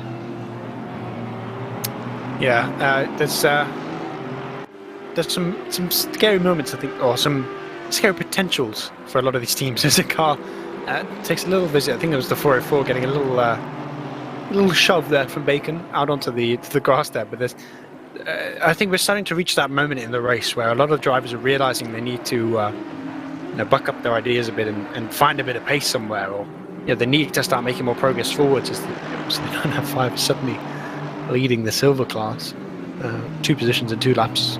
Mighty performance from them. But the 125 car has gone from a position of safety to needing to get 40 seconds up the field in a matter of seconds. So it's this point in the race now where these drivers A, need to find their pace, and B, need to absolutely make sure they do not get involved in an incident here. The 125 has to make progress, but it has to do it safely. Yeah, and the thing is that at that current position, there's nothing that the 125 can do, because if Jan Beerman and the 995 team win the silver class race to year to date, that's it. It's done. Yeah, it's it's done. Is the only way you can explain that, I guess, and it's been a pretty mighty season from that 995 team. Obviously, the 125 is leading the championship right now, but that's owing to. What race was it? It wasn't Spa. I think it was. What race was it? The 995 had an incident that wasn't their fault in one of the races that caused them to fall back. But in the races where they've just sort of been able to drive on their own, obviously the 125 passed them in the last corner. The 125 passed them in the last corner in Spa. But in Bathurst, the 995 car was in a field of its own in silver, almost won the race outright. It's a car that has been really impressive the whole season. It's honestly credit to the 125 that they've kept up.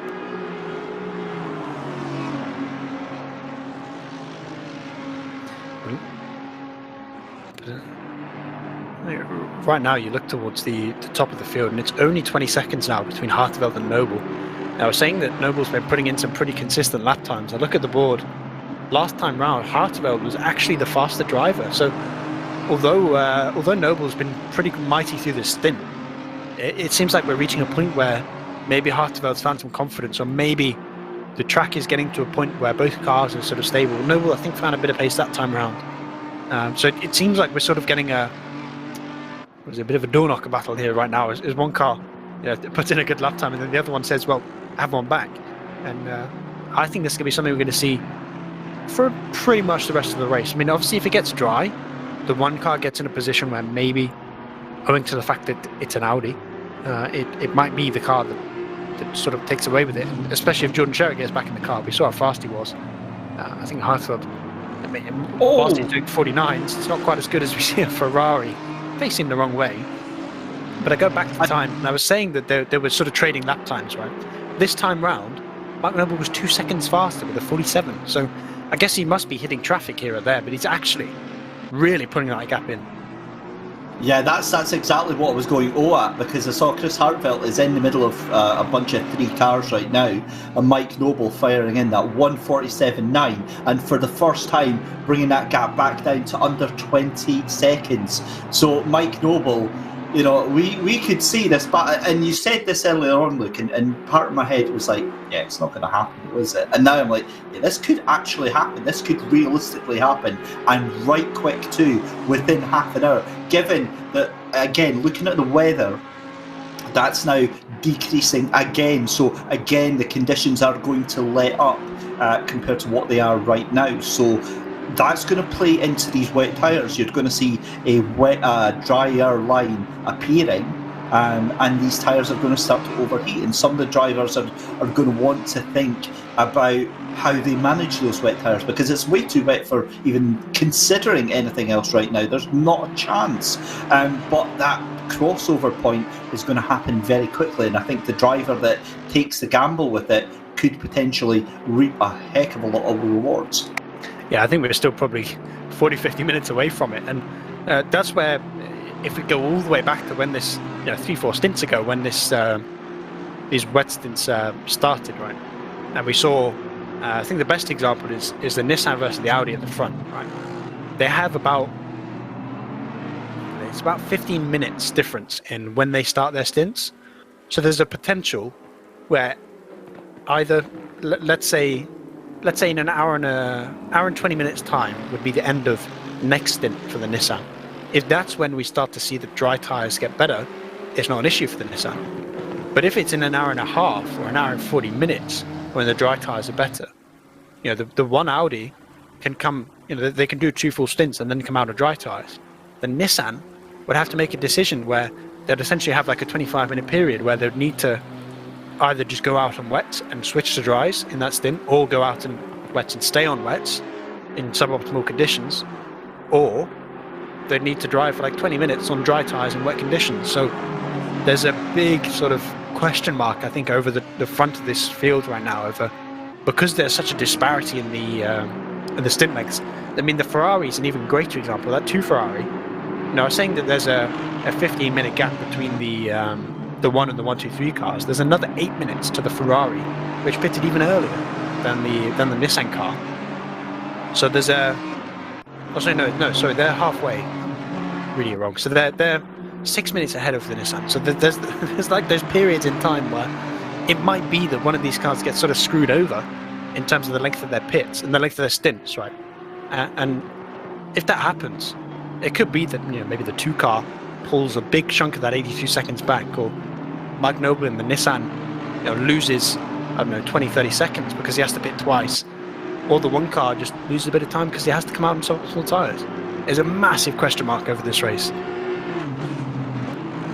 There certainly is, but the one question mark that's been resolved is the pace of Mike Noble. That is the second lap in a row, a 1:47.9, and he is again another 7 tenths faster than your current race leader, who is in a whole gaggle of cars right now. I think that's about 3 cars that Chris Hartfeld has got in front of him. So that gap now is 18.2 seconds. It seems like it was only 5 minutes ago when it was 21 seconds.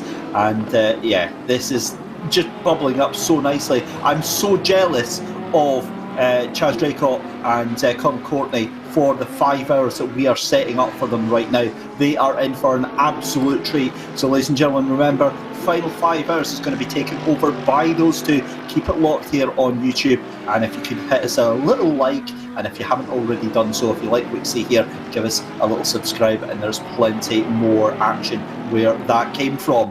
5.5 hours left to go, Luke, and I have got absolutely no idea how this is going to unfold. I don't think anyone does. I don't think there's anyone in this grid that knows what's going to happen. Is this the last we see of the wet weather? Is it going to go away? Are we going to have a dry run to the finish? Or 2 hours time, 2-3 hours time, is it going to get wet again? It's definitely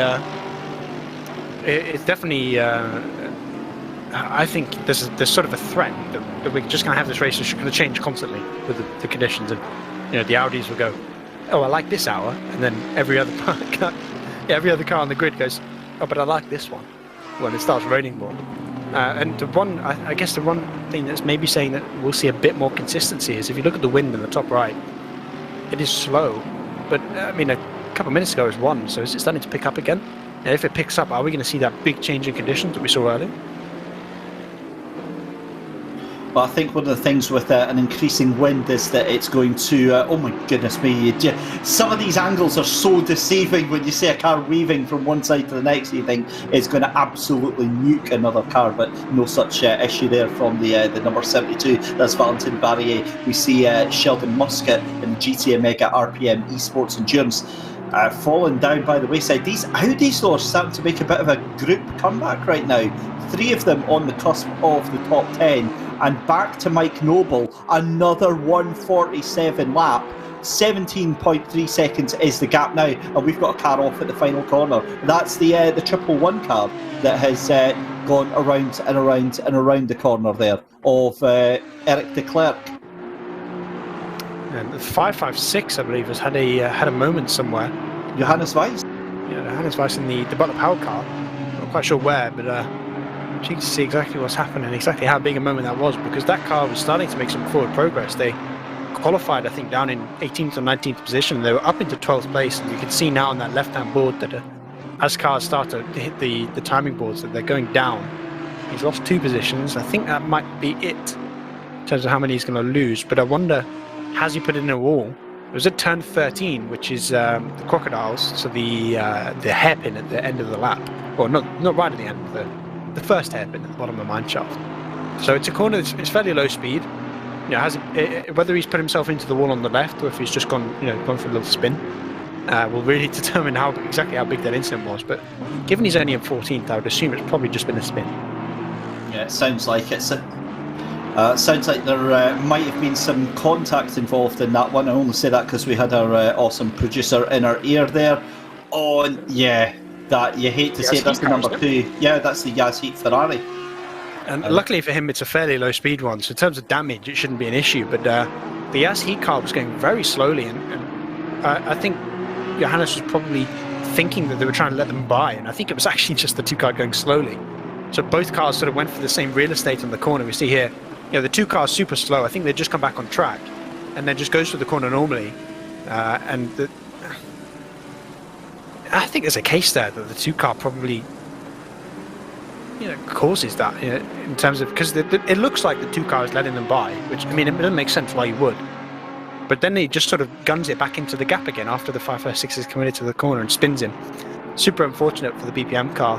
I'm curious to see what the stewards think of it, because I think there's an argument that it's the racing. There's also potentially an argument that the two car caused it. I mean, when we look at the top of the grid, if the two car is deemed to be at fault, does that push James Baldwin into a podium? I don't know, because the lap times that they're doing, I think there's about maybe 40-50 seconds there. So we'll see how that one pans out. It's 15, right? Yes, 15.3, and it was only lessened obviously by that incident. It lost a bit more time to the two car. And if I look at the lap times, Capocci's putting in 50.3s, Baldwin's putting in 49.2s. Yeah, that is a very, very intriguing one. I don't know how that one's going to be decided by the stewards, though. It's a very, very strange one for the number 2 Ferrari to be so far out of it and, like you say, almost handing that position. But at the end of the day, he's still got to try and turn that corner. And for me, the car on the outside probably shouldn't have been so keen to turn in. I don't know. That's why I'm not a steward, and that's why I'm very, very happy at not being a steward. So we have to say a huge thank you to our massive team behind the scenes at SimGrid here that do all of that thankless work and have to draw on our ire and everyone on YouTube as well.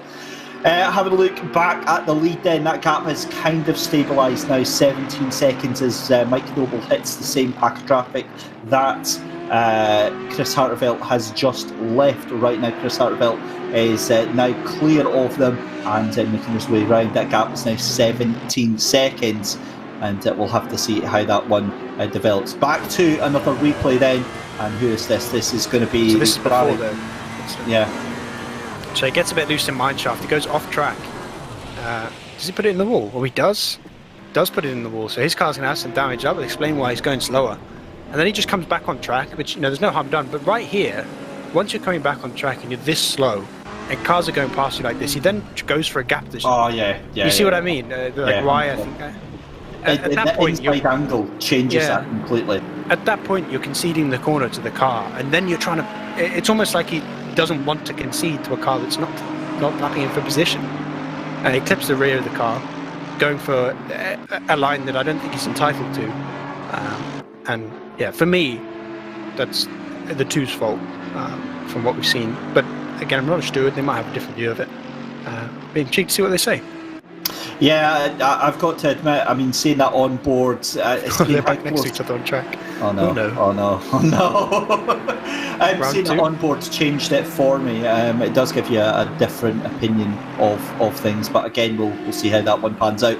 Back to the battle for silver, and James Bacon trying to claw his way back into things right now. There are currently 3 cars between Jean Beerman in the 995 machine and himself down there. As it stands, there is nothing that James Bacon could do to overthrow that championship contender. Incident between cars number 521 and 72 on lap number 103, 10-second penalty to the 72 car, and that is Valentin Barrier.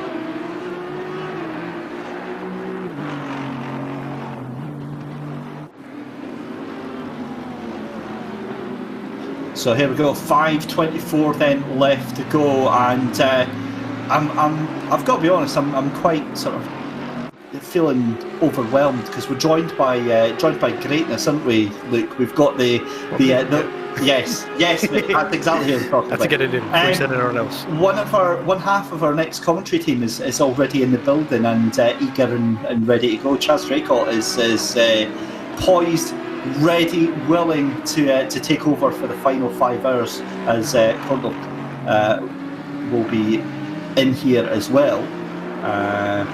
And I did just call him Courtney, didn't I? I love it. I'm pretty sure it's canon. That's his name now. So. That is now. I didn't even intend to do that, and I've now accidentally done it. So yeah, it's kind of just stuck now. But they'll be here for the final 5 hours, and what a race they've got set up for them. The rain is due to loosen off, to loosen its grip here at Kyalami. What a start we've had to this race, Luke. Yeah, it's been a pretty great one to watch. I think it's a track that I love. I think a lot of people do. It's so fun to drive, but sometimes there's tracks that are good to drive that can sort of not be that great to race. I think Brands Hatch is sort of an example of that, where it's quite a lot of fun. It's a challenge, but it's very hard to overtake because there's no real overtaking opportunities. And here, although it's another tight, old-fashioned, constricted track where minor mistakes get punished a lot when you go off track because with that grass and gravel, there's still those overtaking opportunities. And into turn 2 and Crowthorne, even you can pass into Sunset if you get a good run out of turn 5. Crocodiles, that hairpin that we just saw, an instant between 506 and 2 cars, another overtaking opportunity. So it's a track that has that sort of perfect blend of fun to drive, fun to race, and fun to watch. And especially when you throw in changing conditions, with heavy rain, with dry conditions, with that sort of intermediate period where neither tyre really works, it just sort of creates this entire race that is so much fun to watch. Here is your race leader then, your current race leader for the GTWR Simulator Dry and Truck team, Chris Hartveld, and your current championship leader as well, being hunted down by Mike Noble. That gap now is 15.8 seconds. Another faster lap for Mike Noble, and it's coming down, but it's going to run out of time because Mike Noble is going to have to pit very, very soon, given the order of things. I think he's about 5 minutes away, 10 minutes away from his pit stop, Luke. 4 minutes, maybe 4 and a bit minutes. Because obviously, the one thing you do not want to do when you have these sort of stops is overshoot them. Because you get a drive-through. For those you don't know, you get a drive-through if you go over your stint timer. So a lot of drivers will sort of come in a lap early, around 1 minute 3, so 62 minutes. No, 63 minutes. 1 minute 3, not 62. Great maths, Luke. That sort of 62, 63 mark is when you want to come in, because what that means is you essentially have like an extra lap where you have time. But if you try and push it, if you come, if you cross the line at, let's say, 63 minutes of a 65-minute timer, all it takes is one mistake, one moment where you go into a gravel trap, and suddenly you're breaking your stint limit. So you have to be really careful with when you come in. So I expect we'll probably see him in 2 laps, get in, and given the conditions right now, that's okay. It's not going to be an issue. But I look at the one car; they've still got 20 minutes on their timer. In fact, he's just hit 47, so 18 minutes. And obviously, if you come in a lap earlier, 16 minutes. But if I'm looking at that 30 minutes where we're seeing the lessening of rain, if let's say in 50 minutes' time, we're at a position where there's a 49 around again at Bramey. I will go to this quickly. We were saying with Thompson how she was struggling in the wet. Samira Brahimi is not a driver I'm expecting to struggle in the wet. I'm you probably agree with me that he's the sort of driver you normally expect to be dominant in these kind of conditions. So I think this is kind of proof in the pudding. This 49 car is not set up for the wet conditions at all. It just seems like, I wonder if they might have had help there with the 2 car, which seems to be getting involved in a lot of incidents recently. But that car seems to be struggling so much with the conditions. Yeah, it's really been. It seems to be the rear end as well. It just seems to lose the rear end like when it's under it. When it's taking its foot off the gas, the balance of the car just seems to completely shift in the wrong way, and the driver tries to overcorrect it, and it sends him off into the nether realm. And it's always on the left-handers. We've seen it. Yeah, it's been fast. It's just been unstable, and that's the kind of thing you sometimes you want that in like a 45-minute race. You want a fast, unstable car sometimes, as long as you can control it. But in a 9-hour race, and you have a car where you're fighting it through every corner, you're just going to have incidents. You have to sort of expect it. And you see how much he has to fight it in that low speed. It really feels like the car is just not. I'll let you use the word floaty. Right? It feels like the car's on the track but not in the track. I don't know if that makes sense to you, but it does. You can just see that the car is sort of gliding everywhere, and there's a bunch of issues that could be causing that. It could be that the tyre pressures are wrong. which I doubt, given how long they've been in the car in these conditions now. It could be that the ride height's too low and the car is sort of, as it hits the water, it's aquaplaning a little bit, which is possible, and honestly probably quite likely. There's alternatives where, obviously with wet tyres, you want to get a lot of contact with the track because you're clearing all that water. If you're running, let's say, high camber, or if you're running high tow, you can really negate the utility of the sort of grooves in the tyres. So I wonder if they've got sort of quite aggressive setup in terms of tyres, in terms of their roll bar, and the tyres just aren't quite sort of sticking to the ground. There's too much camber, or too much tow, and then maybe the car's a little bit too stiff, so it can't quite roll onto the tyre through the corners. And that's why we're just seeing this car that is it just doesn't seem to be gripping into the track at all. Yeah, the Pro Renvelten team as well are one of the teams that usually have their game face well and truly on, and this weekend it's just been it's been a weekend to forget for them, in all honesty. Same with the 211 team, the JLO Racing Mercedes team. They've really struggled this weekend. Back to your race lead then, and it is into the pits then for the GTR team, the 123 FFS Racing then. Jarkko Torvinen takes behind the wheel, and that gap was down to just under 15 seconds. I want to see what's going to happen here. Oh, and a huge moment. The number 2 Ferrari gets absolutely clobbered from Samir Abrimi in the Pro Renvelten number 49. The car was all sorts of shapes there, and this is starting to go very wrong indeed for the number 49 car. There's two teams right here that are just continuously sort of getting involved in incidents. The 49 is causing a lot of them. The 2 car seems to be quite unstable as well. Both teams, just really struggling right now, and I wonder if what we're seeing is a bit of frustration here, because it kind of felt like he went for an over-optimistic move, maybe something that would work in the dry, but trying to dive bomb into Crocodile in the wet is a risky proposition. And I think it's just been the case for this 49 car, is that over a single lap it's quite fast, but it looks so hard to drive that when you try to go for those overtakes, you try to brake a couple of meters later to get that move done, it just ruins the car. And it's especially when it goes offline. I've noticed, as soon as it touches the standing water offline, as we see a Porsche doing a little pirouette through mineshaft, as soon as that 49 car gets offline, it just doesn't seem to have the clearance to get through the water.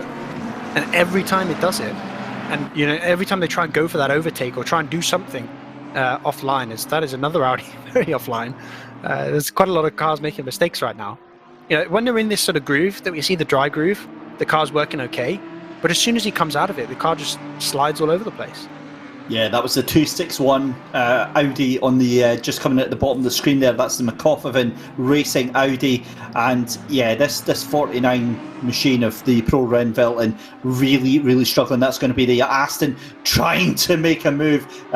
Thinks better of it, but yeah. I mean, oh, there he goes! A huge moment there. That's exactly what we spoke about. The lift-off oversteer of that Audi is going to kill you every single time. And can we have an F in the chat? And I think what we're going to see is, Samir, you're breaking the car.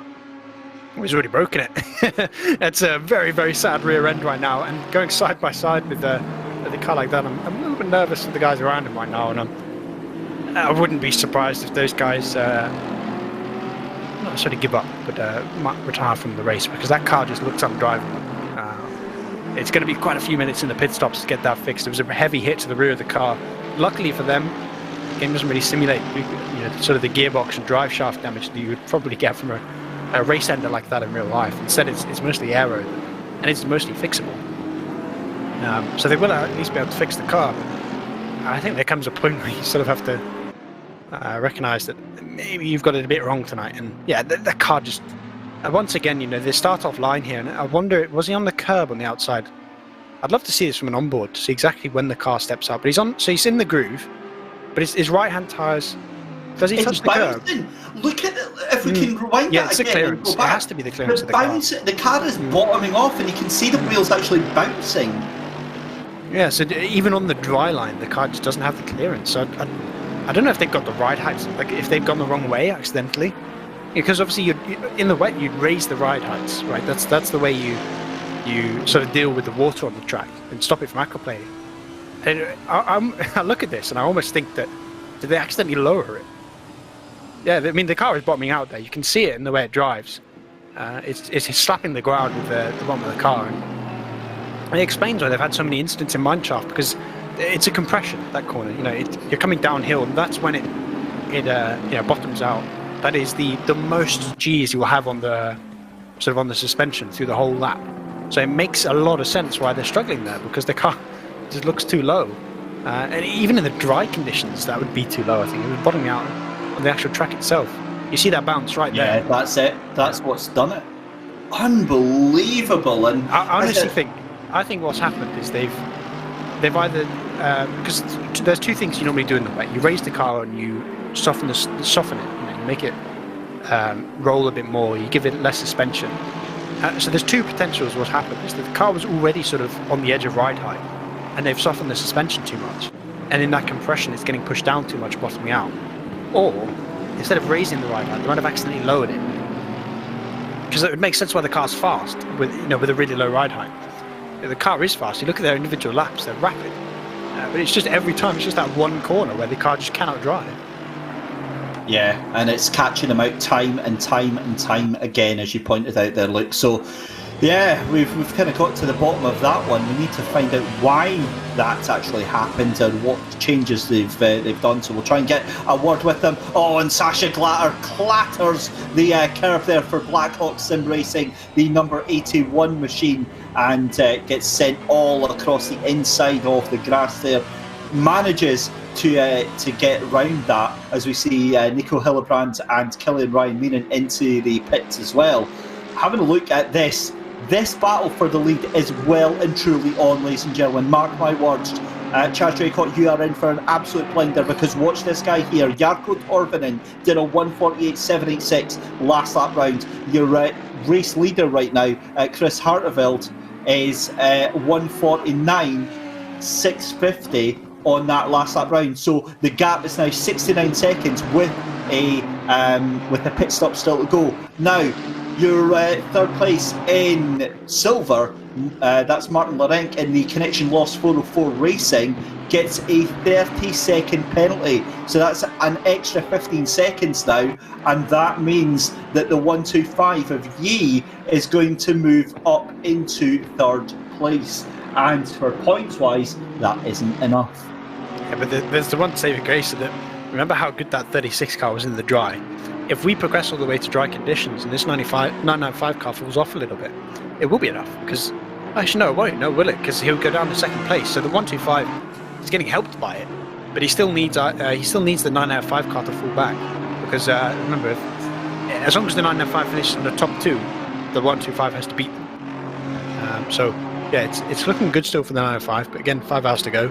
But yeah, going back to the front of the field, it's about 57 seconds to a minute a pit stop, and it's a 69-second gap right now between first and second. So what that should mean is in, what is that, 3 laps time, when the one Audi comes in and Hartwell brings that in for the next end of his stint, there's going to be less than a 10-second gap between them. Bear in mind that Torvinen is currently lapping about a second a lap faster, inconsistently, mind you, so occasionally he's only a couple tenths faster, but he's lapping faster. It could be that the one car comes out right in front of him on cold tyres, because remember, there's no real tyre blankets in this. You don't come out on tyres that are sort of optimal. So we might see, right at the end of our time on the commentary, David, a battle for the lead. In which case I'll be staying on watching for several more hours as well. Great move there from Jan Onorati in the Racing Line Motorsport 192 car around the inside. Oh, a little bit of bumping and grinding from the Aston Martin of Bonsignore, the 521. He's been no stranger to physical contact, but the move is done, and that means that Jan Onorati moves into the top 10 then. Fantastic move. As we see now, that is the number 2 of Eamon Murphy into the pits as well, so comes out of pit lane in the number 2 Yaz Ferrari, and that's the Keck Sim Racing, isn't it, of is that the 995 that's just come out the pit lane there? But it is. So yeah, it's the 905, so he moves down into third, obviously with the pit stop in hand to those top 2 now, but that car is I think liking the fact that we have these wet conditions. It is a big front engine car with a nice wheelbase, so it should be good in these conditions. But the saving grace for them is that the the team they're fighting, the 125 car, is also an Aston Martin. So in theory, both cars should equally change. As we switch back to the dry, we saw the 125 was a little bit better in the dry earlier on, but I think we're still probably 40-50 minutes away. Provided the rain is getting drier and drier, we're about a full stint away from proper dry racing. So really, we're kind of in this position now where the 995 just needs to continue building that gap, and it comes a point where even if we get 3.5-4 hours of dry running, it might be too big a gap for the 125 to pull back. I think you're absolutely spot on with that one. It's just too early to call. It's going to be into the first stint of Chaz's stint here. Let's see here. That is the number 80. That's the number 5, isn't it? It's all over the back there of the 111. I don't think there was contact there for the 111. It looked very close, but I don't think there was anything there for Eric de Klerk on Ruslan Kovaluk, and that is not a place you want to be, Luke, I'll be honest with you. Yeah, it's suboptimal. It's a scary place is where I would put it. But there's certainly places I'd rather be on a track. Maybe first place, where everyone wants to be. But if we sort of, I think we've got 7 minutes left before we get kicked out, before the other two come in. And as we switch to replay, let's see what happens. This is the onboard that's going to tell whether it's the 111 car that spun himself or whether we had a bit of assistance. It is also possible it's a bit of both. No, he just goes. Yeah, he just carries too much speed through the corner. What actually happens there is, so you carry too much speed through the left-hander, and suddenly you need to slow down for the right-hander. And so what most people do is they brake. Right? I mean, it makes sense. You want to slow down, you brake. But the downhill, slightly off camber, and there's also that sort of transition where you need to be flicking the car to the right. If you add braking to that, the car becomes so unsettled that it will snap on you. So what you actually have to do is just accept the fact that you're going to screw up the right-hander. Just accept the fact that you're going to lose time through there, and basically just take the right-hander with too much speed, with no throttle on. And by touching the brake, we saw the brake lights go on. As soon as he touches the brakes, the car pitches too far to the front. The rear end rotates, and it spins him out. So it's a case there of someone panic braking, I think is the best way to describe it. And it's something that I do a lot, so I can't exactly criticise it. I do it all the time. Panic brake or panic throttle. To try and pitch the car too much, but yeah, it's just a case of it's a very Audi thing to happen. That you can get away with it in a Mercedes or a Nissan because the cars are so stable that even a little bit of a slide there wouldn't be a massive issue. But in a car like the Audi, which is already quite pitchy, it's already a car which is unsettled at the best of times. Throwing essentially 4 different ways to unsettle a car in one corner, it's bound to spin up. Yeah, it certainly is. And Ben Smith-Chassis here in the Racing Line Motorsport 194 Bentley has really come alive in these wet conditions here, all over the back of Wilf Machuska, who returns back behind the wheel of the Mook Motorsport Audi, that glorious pink Audi there. And really eating up the corners here in these wet conditions. As we said, we're just 5 minutes left to go in this commentary stint, and gives us enough time, Luke, to discuss some of the other big news that came up this week. Our very own Chaz Draycott nominated for a VCO Semi Award. Yeah, it's pretty impressive to see. Nice to see that people are getting their sort of deserved rewards. I think everyone on this broadcast, for my money, it's one of the best broadcasts we have, I think, in sim racing right now. It's everyone does their job pretty well, and it's nice to see someone getting a bit of recognition for that, because obviously Chaz does a lot besides this. He does some real life stuff as well, which I'm immensely jealous of.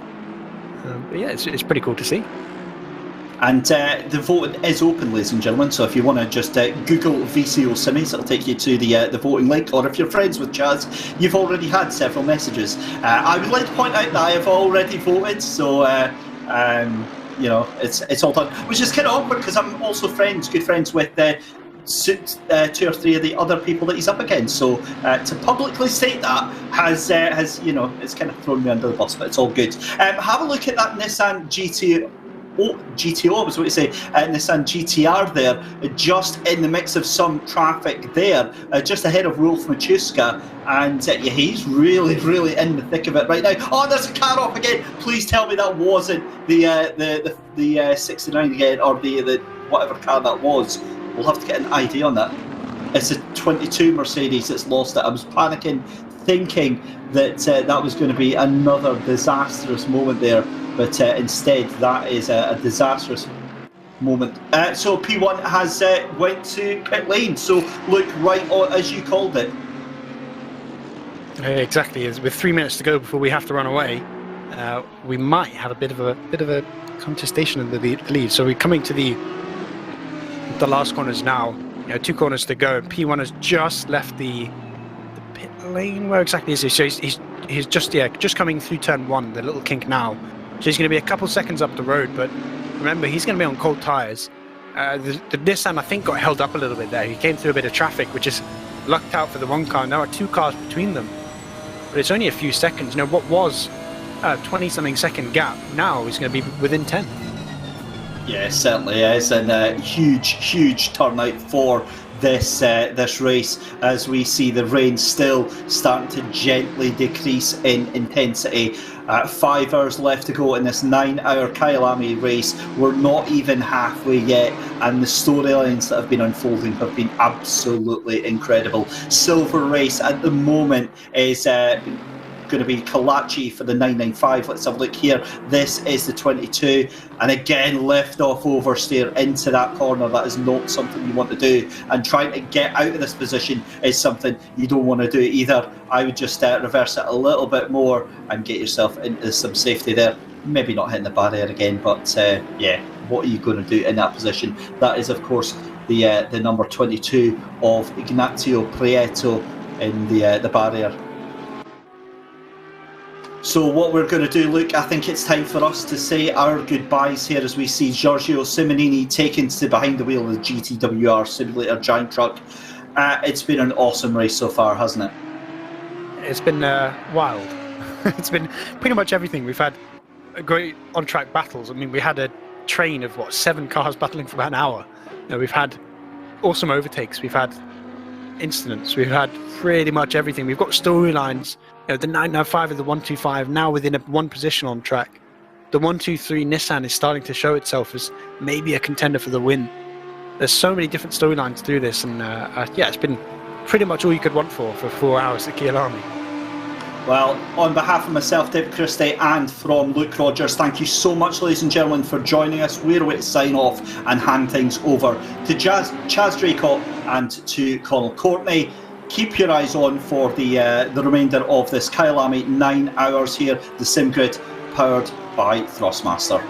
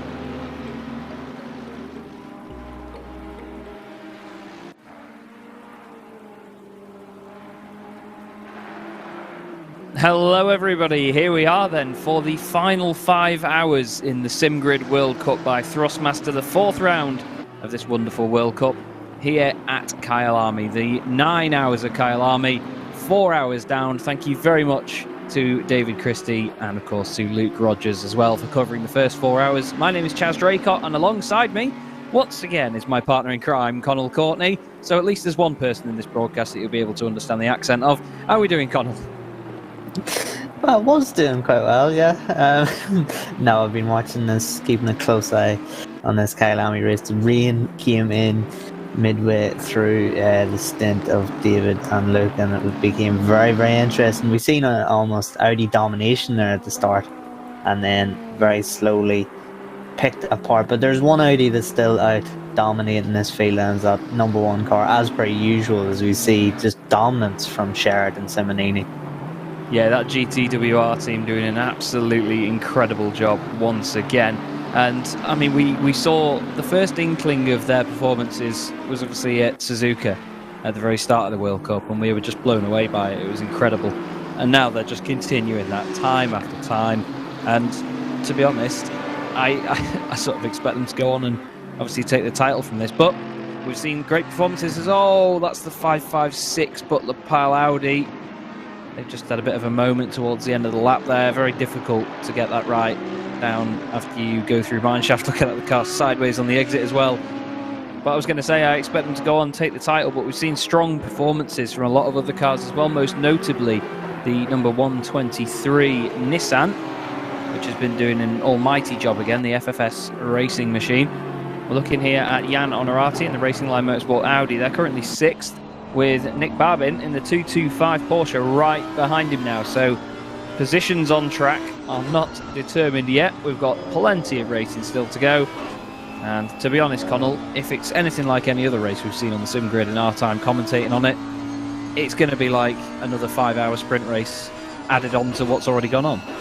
Exactly that, and not only do we have those dynamics happening, we also have the weather, the dynamic weather. We see these wet conditions. You can see in the top right of your screen that the track is still determined wet, but the wind is it's starting to pick up. We should see drier conditions later on in this stint, so it'll be changeable, shall we say. The guys have just got used to the feeling of the wet track just about now, and very soon they're going to have to switch back to dry tarmac, or at least drier tarmac. So we've seen a couple of mistakes, a couple of the cars that were fancied for this Kyalami race having a few issues in the wet, and changeable conditions. You know, you always want either full wet, full dry circuit.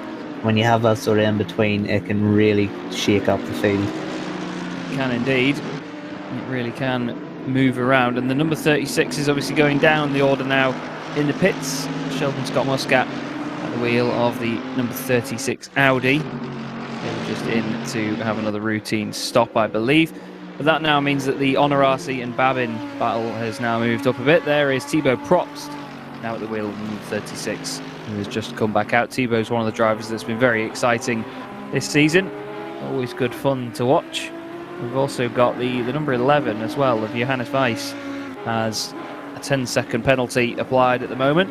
But with a little bit of bias in my voice, I will mention James Baldwin, who is in 3rd position in obviously the Jensen Team Rocket RJN car. That's being run by some of the guys at Zancho Simsport as well. A little bit of help from them as well. There he is. Love it. Obviously, James Baldwin, world's fastest gamer, did a fantastic job this season in the British GT Championship, and there is his stream. Good to see James out there on track with the guys. I first met James actually at Bookmore Park when I was commentating on the 24 hours there, and he was with the WTF1 boys and Jimmy Broadbent, so he had a very good squad of drivers there with him. And to be honest, he's done more than prove himself so far, and hats off to him for everything he's achieved. But look at how tricky these conditions are. That's one thing that I'm sure Luke and David would have been touching on through their whole first 4 hours, but it's been really feisty stuff around Kyalami, which, to be honest, Connall, is a track that's difficult enough in the dry, isn't it? Yeah, very tricky, very technical. There's some high curbs, and we're coming down into a section that I think can be very, very tricky, not only in terms of qualifying lap, because if you lose the slightest bit of drive, you can almost potentially ruin your entire lap. But as we see James Baldwin there, he panicked me there when we first cut the stream, because I thought he was doing 41s in these conditions, which would have probably had me retiring from this game. But yeah, 48s still aren't half bad in these horrible, horrible conditions. But we see this with the Audis and the Porsche, the more, how should we say, lively cars, that they do struggle sometimes, especially that Audi over some of the curbs. I think this is one of the big killers here as we get down into this right kink, that big sausage curb on the right. There's not a lot of room here. If you do get it wrong or do go slightly offline, you find yourself in the gravel, and then that tire wall does come out to meet you. So yeah, it's a very tricky circuit, but how beautiful is Kyalami? Oh, it is wonderful. It really is. I remember the first broadcast I did with David Perrell on the Coach Dave Academy finals. I think we did 3 hours of Kyalami. His down the inside goes the Racing Line Motorsport Audi. That has got the... Who is that at the wheel of that car, actually? It was the 192. It was Honorati. He's obviously trying to stay ahead of Babin, so he needs to get a move on. That is Nico Hillebrand just in front. He's in the 557 car, obviously the sister car of that one, number 556. Had a spin a little bit earlier. But this is a bit of a train going on here, and obviously that's for position as well, don't forget, with Ericsson, Jesper Ericsson just in front. So we've got two battles here that are overlapping. None of them are going to want to give an inch here. It's going to be very tough, but Nick Babin in that Carbon Esports Porsche is probably in the box seat right now, isn't he? Just to see what's going on in front and pick off any sort of slackers if there's a bit of a checkup. Yeah, it's sometimes it's the advantage goes to the leading car when you're passing lap traffic. Whenever you're trying to get your way through, you obviously have first dibs on that lap traffic. But sometimes also it can be beneficial to be the car behind, because as soon as the lap traffic lets one car through, it'll more than likely let the second car through. So Nick might just be well here just to sit in behind this fantastic battle as they do approach some back markers. But yeah, the Porsche again, it should be a bit more of a handful in these conditions, but of course Babin, and we see of course the number 97 car, Lucas Cruiser, who was up there earlier on in this race, was up to about 7th at one point from when I was watching.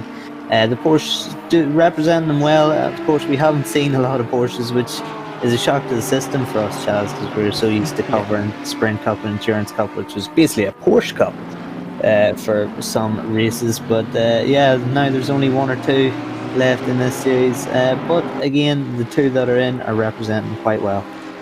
They are indeed, and like you say, definitely right, with the Endurance Cup being the Porsche Cup last time round. And oh, we've got a car off there. Is that the number 22 Mercedes? They had an off earlier going down the hill. We've seen a lot of cars. David Christie was mentioning it as well. The lift off oversteer down that hill has been killing a lot of cars through there, and it is a very tough bit of circuit, and it just shows how much these cars glide around when they get to that section there, because just one little snap piece of oversteer can completely ruin it. And it is the number 22 Mercedes that has gone off there, unfortunately. They're running down in 39th place. That's Ignacio Prieto at the wheel of that car. That is the AFRT, a Fondo Racing Team red car. So he's had a bit of a mishap there. We've got a lot of overlaps going on here. This is the 211 of Tauscher trying to get past Ericsson in number 72 Aston Martin. He was a minute ago on the attack, and now he's going to be on the defences. The Aston is the Audi has a bit of a moment, wiggles around, and it looked like the 211 was going to gain from that, and the Aston Martin actually avoided the incident. So Michael Tauscher gets going again. But that was a really unfortunate moment there. Just that contact into the back just completely spun the car around. Here is the 22. Oh, this is the 22's incident. We just seen, just before we actually started covering this race, as David Christie and Luke Rogers were thrown out to us, we've seen the 22 have a moment, and yet another moment for this car. Is not a happy hunting ground right now for the 22, but with this 211 incident, it was pretty much a perfect example of how a snowball effect can happen in a group. As you said, Chaz, the 211 was looking to profit and then ended up coming out the absolute worst in an incident that he wasn't involved in the first place. So the JLO team, we know how strong they are. Of course, they were third on the grid here for Kyalami for this race, third in the grid, and now they find themselves 21st. So out of, I think, the top 5, I'm looking down the orders, the top 8 at least, the JLO team has by far had the worst race so far in terms of position in comparison to their starting orders. We see another Audi spin in the background there, doing almost a full 360. So yeah, conditions are getting tough, and I think once this track dries out, you'll get a bit more heat into the tyres, you get a lot more wear, and you'll start to find a lot more cars starting to get drifting. And when you're in an Audi and you start to drift, it's very hard to actually get that back. Yeah, that's it. With wet conditions, obviously the tyres don't go off as quickly when you're on them, but as soon as anything starts to dry out, then there's just this absolute cliff of the tyres overheating and degrading. So you need to be very careful. These conditions aren't just difficult because it's hard to drive in them. It's difficult because managing the tyres is just as hard as well. You need to be so careful about all of it. But we look now at Samir Ibrahimi for Pro Renvelton, the number 49 car, in 26th position. And they actually started this race 8th on the grid as well, so they've dropped down a lot over the course of it. Here's Ryan Yee, teammates of James Bacon for SRJ Motorsport, doing a good job in the silver class so far, 3rd in class if I'm not mistaken, and there's nobody in the class above them at the top of the timing.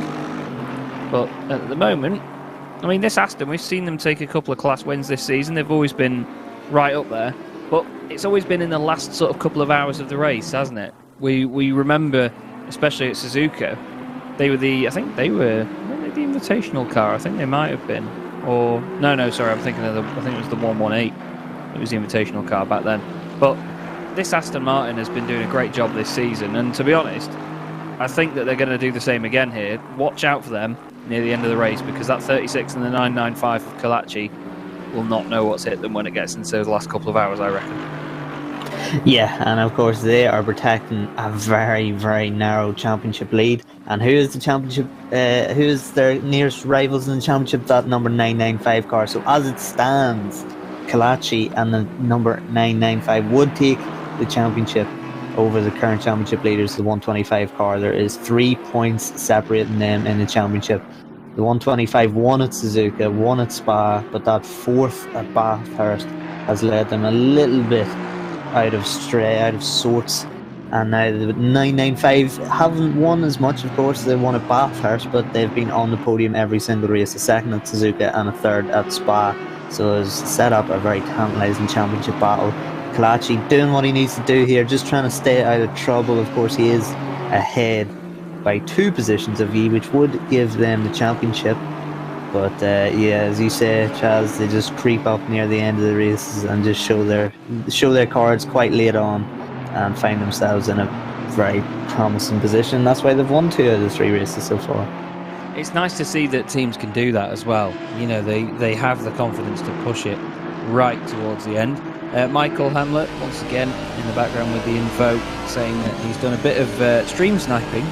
You can see that some teams are already having issues with wet tyre temperature getting into the overheating territory, and we know how easily that can happen. I want to give a shout out to Mike Yao as well, obviously on the broadcast, doing a wonderful job, as always, making sure everything looks pretty, and we get picture-in-picture, and we get replays and everything. So thank you, Mike, and thank you, of course, to Thrustmaster and all the partners of the series and Coach Dave Academy.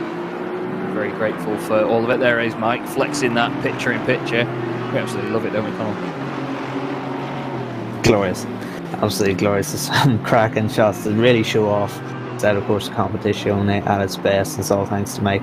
I'm starting to be more and more convinced that Michael Hamlet is an acronym or a pseudonym for a group of about 5 to 10 people, because there's no way that one man can do all that stream sniping, monitor all the position changes, and do everything that he does. It's I couldn't do it, that's for sure. But yeah, we've a great team behind us that makes myself and Chaz look better. Yeah, and it's brilliant. I mean, the data that we have and the information that we get hour on hour is just fantastic stuff, and it leads us to provide what we think is a pretty good broadcast, and I hope you think the same. Yeah, we do indeed. We do hope that you'll enjoy every single moment, everybody. Plenty of time left to go. 4 hours and 45 minutes of this race. 4 hours and 45 minutes at least of me and Connall, as we have Mercedes battling away. Oh, a bit of contact as they go through the right. That's Sasha Glatter for Black Hawk Sim Racing, getting onto the slippery tarmac on the outside on the runoff, back on the circuit. And that was with the 211 of Michael Tauscher. So that 211's already had a bit of an eventful race, even in just the time that Connall and I have been here. But this is the thing, I mean, we saw Sasha there just get that touch, and it put the car way, way out wide. And that's the thing, if you make too much of an adjustment or you're too aggressive in trying to correct something, sometimes it can go from being just a tiny moment to quite a big incident very quickly. Yeah, from losing half a second to losing 3, 4, or even 10 seconds, exactly that.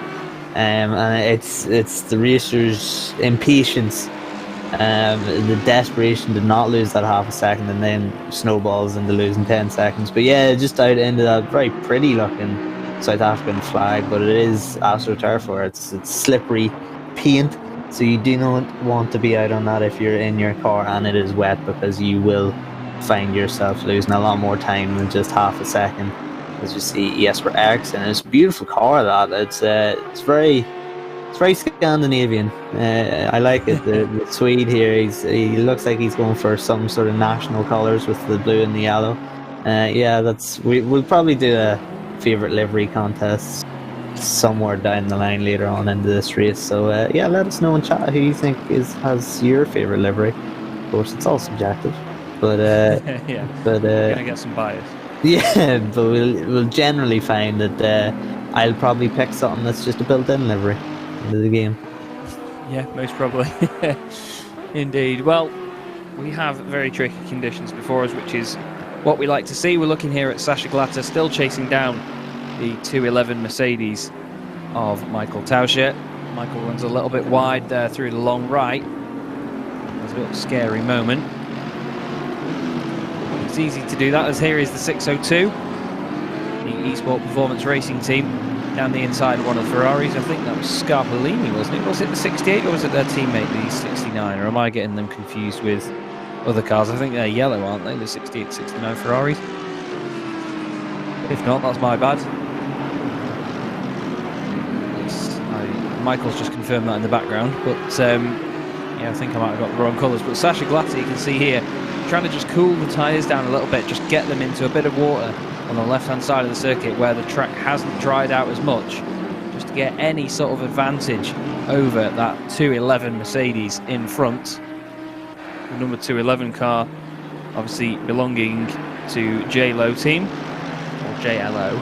I'm sure everyone just calls them JLO anyway. But into the final corner they go. It's been interesting to see the Mercedes performance this season, hasn't it? Because there's been a couple of teams, Connall, that have just managed to get the car right up there, right to the front of the pack. But there's other teams that they've sort of languished to the middle, towards the back of the field, because it's usually a really good all-rounder as a car. But I think that when you're trying to fight it against other cars that specialise a bit more, in a bit more of an exaggerated way in certain things, it can be very difficult, can't it? Yeah, we've seen at Spa a lot of crashes for the Mercedes, and it was at one particular corner, where else but Rouge up top at Radion. We've seen so many crashes for those Mercedes, but then we see, earlier on in the season at Suzuka, they look very, very strong. As we see another move, this time it looks as though it's going to stick for Sasha Glatter. That's the best way to get your own back, isn't it? Get your own back at the same corner where the mistake happened just a few laps ago. But the Mercedes, as we see again, a little sideways, Sasha, you don't want to reset your progress for the very next corner. But yeah, the Mercedes, of course, we know it works well on tyres, at least in the dry, but we're starting to see the JLO team starting to use the puddles wherever necessary, which is a sign that their tyres are starting to get worn, or else they are conscious about tyre wear in these wet tyres. We should see, yeah, pulling over to the wet part of the track, or at least the wetter part of the track, trying to keep those tyres cool, which yeah, some of the other cars aren't doing. Now that could just be the more how should we say, racing IQ, trying to make their tyres last longer, or they are more worried about their tyre life. So it'll be interesting to see the different manufacturers and how they manage their wet tyres, better or worse as this track starts to dry up. I just want to point out, Liam Murray has said in chat that the best track in the world is Knockhill. Liam, if you knew my personal history with Knockhill, I take great offence to that, because Knockhill has cost me half a finger and a broken wrist, and I've spent about 10 hours under the operating table, under the knife in Dundee Hospital. So I'll fight you for that Knockhill best track in the world accolade.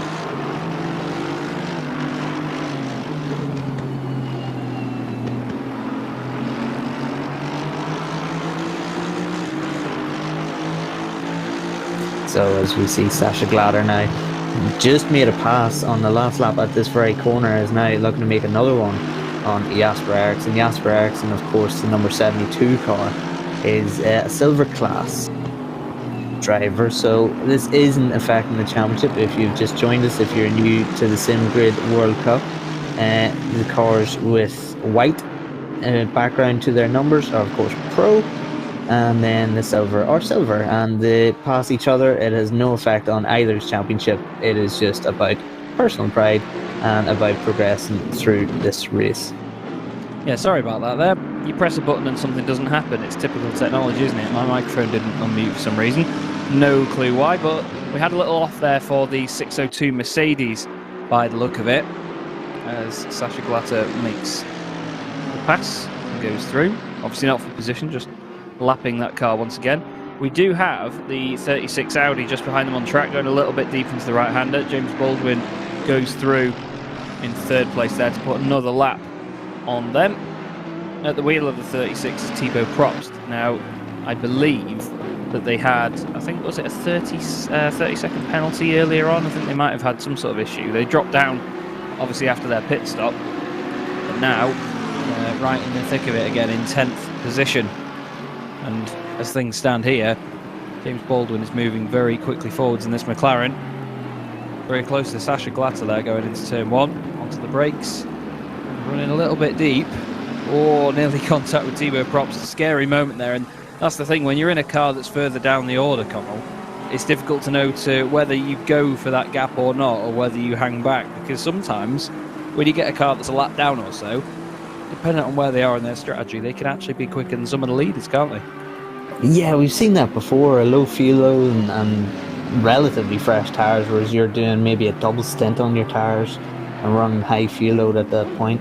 Yeah, it can mess with your mind a little bit, you know, if you're looking at real time or you're looking at the stands and you see someone, when you're running inside the top 10, you see someone 26th, say, and they're pushing you and driving all over the back of your rear bumper and then make a move up the inside. It can mess with your head, but again, you have to really get an idea for the bigger picture, and you have to understand I can let him go and it will not affect me in the slightest in this next stint.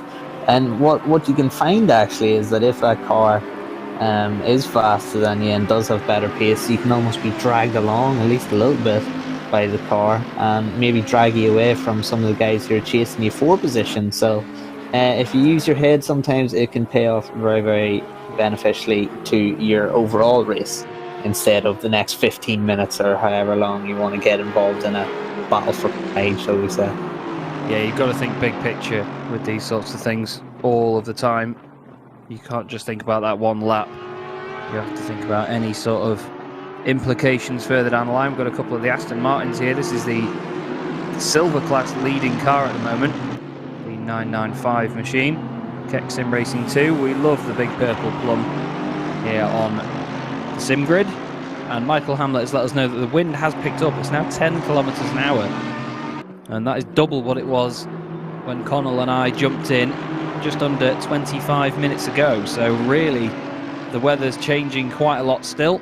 Apparently the rain is going to slowly die off though here, Connall. So when it gets to drying out, or if it does manage to dry out, you know, rather than completely stopping, you never know, it could continue raining a bit more. But when it does dry out, it's that transition of a wet track to a dry track that is kind of every driver's nightmare, because you don't want to be the first one to make the jump onto new tyres if you're going to change to slicks, do you? Because if it doesn't work, you're going to lose time over those that make the choice at the right moment, stay on wets for longer. It's a real nightmare. Yeah, and it's very easy when you're, especially if you're fighting up near the sharp end, to see the leader or second place or the guy directly behind you or in front of you make the switch, and you feel like you have to.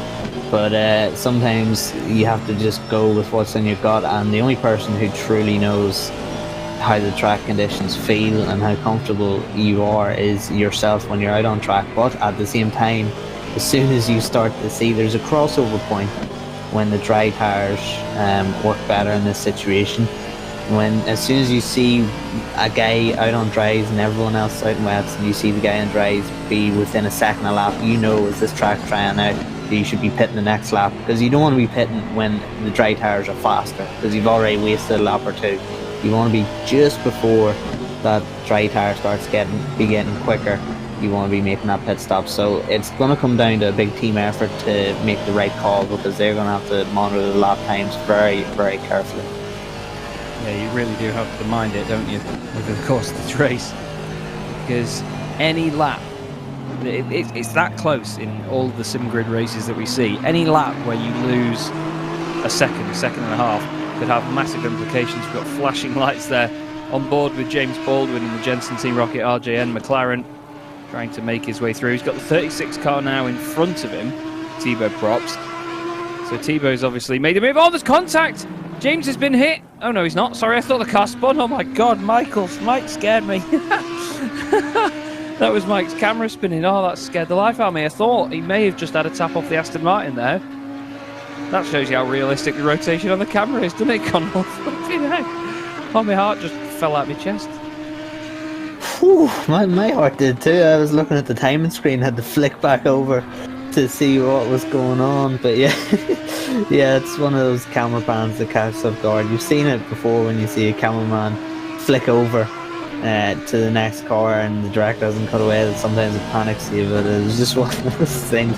Maybe keeps us on our toes now for the next 4.5 hours. But yeah, that was a scary moment. But it just highlights actually how a race can flip on its head. I mean, that wasn't too far away from actually being contact, and in these conditions at a corner like that, if the back marker got a little bit wrong, they'd find themselves clattering into James, and James would be finding himself into a tire wall. So this is the problem with navigating through traffic, is that an incident like this, going around the outside, and you can find yourself making contact, although this is for position, it's not the best example, but when you pass a back marker, it can be just a mistake from yourself. You could cut in too tight and not give them as much room, or the back marker could make a mistake themselves. There's so many variables that come into just one pass, and if you are up at the sharp end, you're making hundreds of passes over the course of a race. So yeah, it's a lot of work to be done, and it's a lot of stress involved.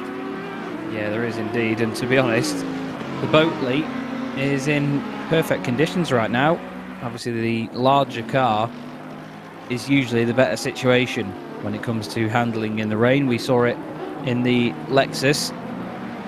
Now, we know that in the Sprint Cup as well, that Joe McCauley wasn't it, that was absolutely flying in the Lexus, and the cars like the Bentley and the GTR as well that are bigger can do a smashing job there.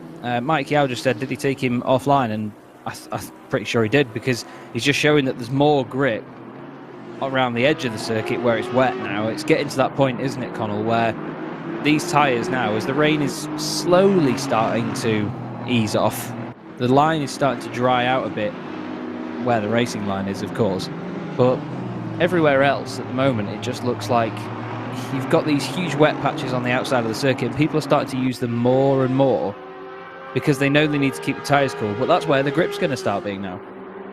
Yeah, that's the biggest indicator of a track drying, isn't it? When you see the drivers really just going completely off the standard racing line to try and keep those tyres cool. They are feeling it now.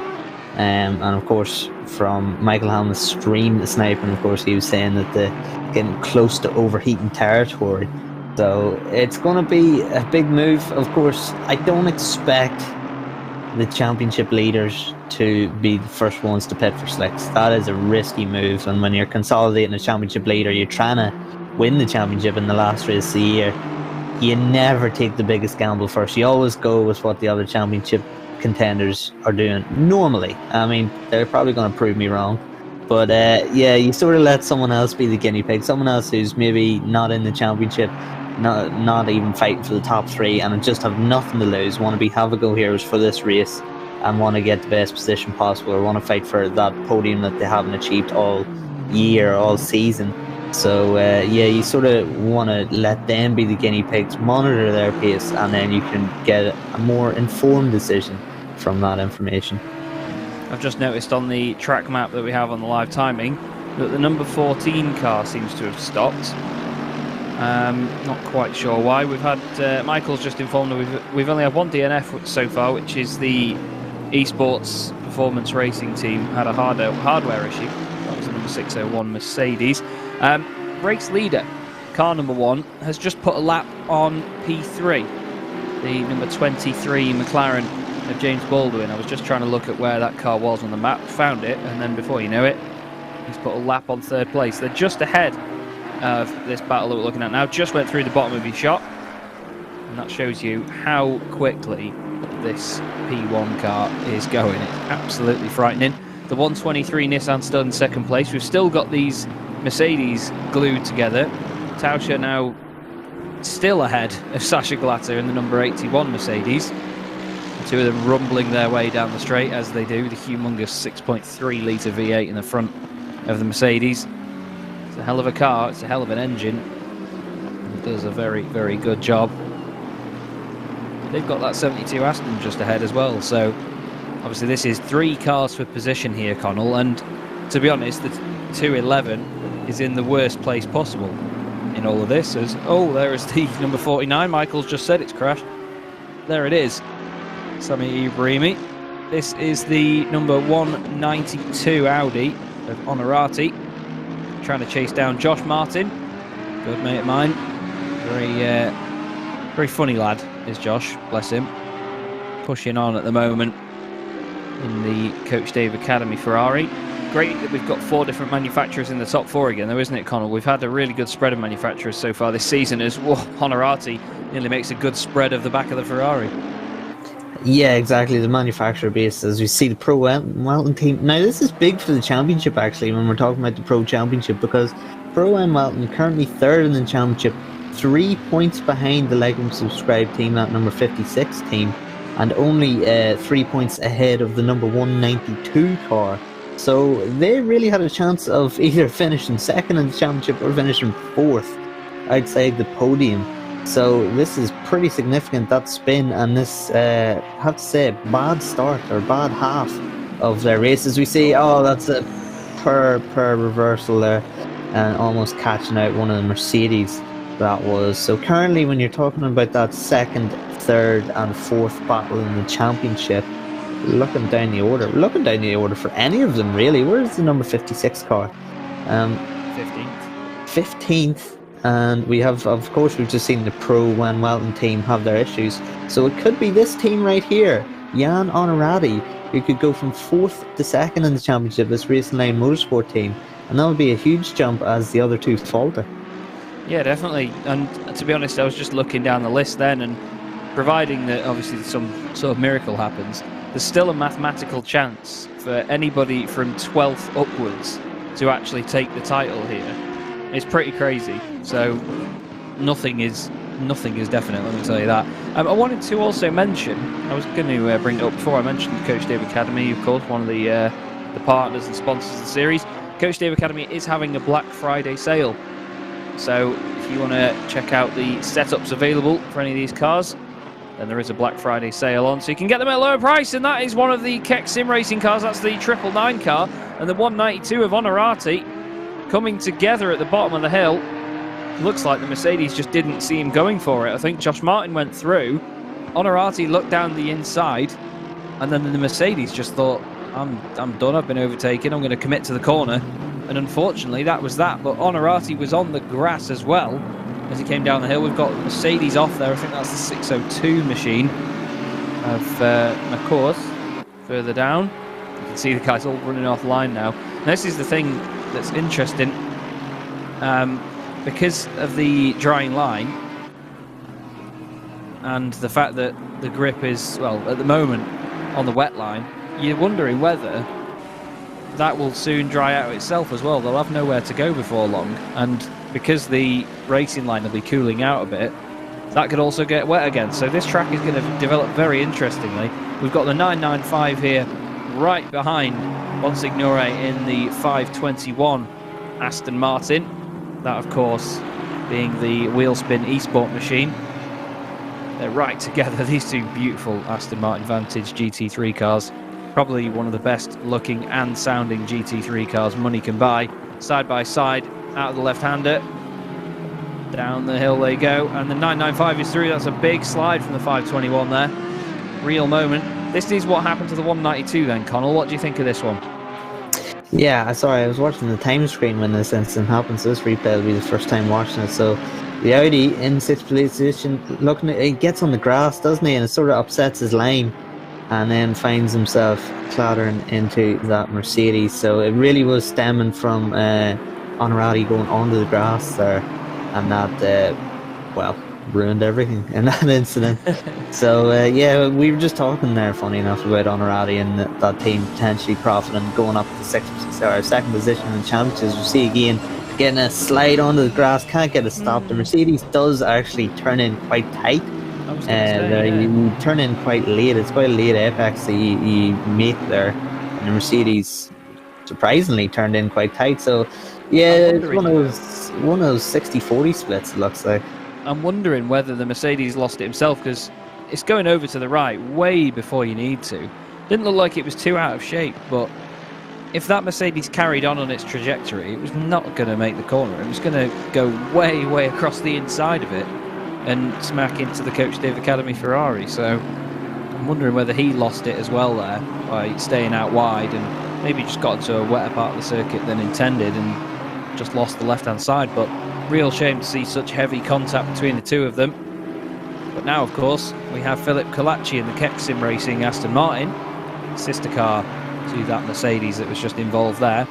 And they're currently leading the silver class at the moment, only 1 second behind the 225 of Nick Babin, the Carbon Esports car, watching a Mercedes become a rallycross car on the left-hand side of the shot.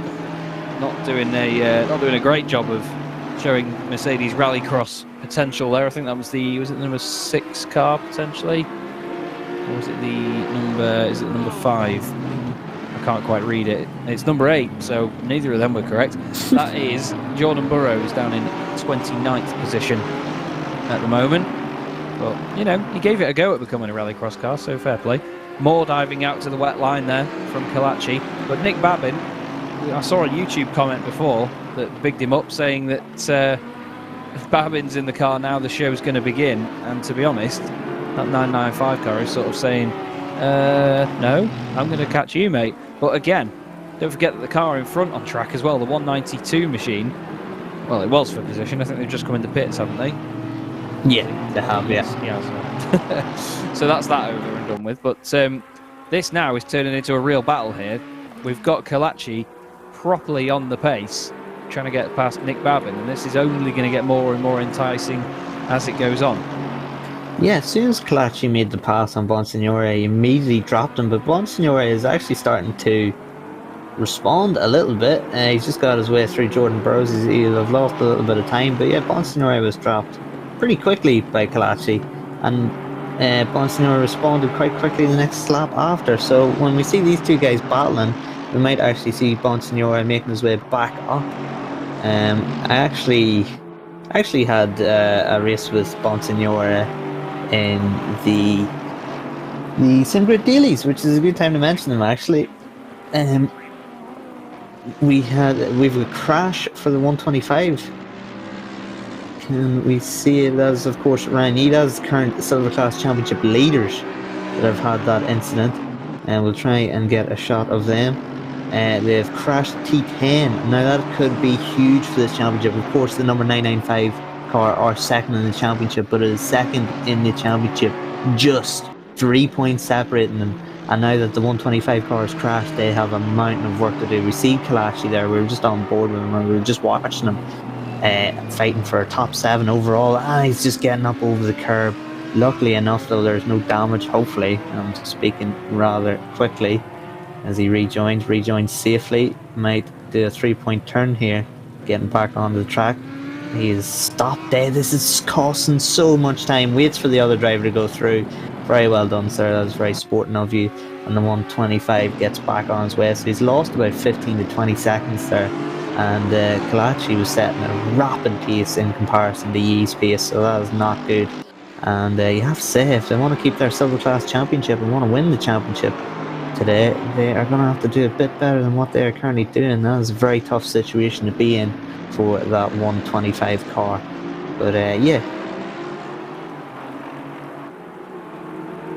22 seconds, Michael is telling me they've lost to Colaci, and that is not what you want to be doing, because right now Colaci is fighting for a top 5 position on Nico Babin, and Stefano Bonsignore, as I said, has recovered and is within the intensity of these guys. So we're going to see a battle of 3 2 Aston Martins and a Porsche. And yeah, just what I was getting back to earlier, the SimGrid daily races.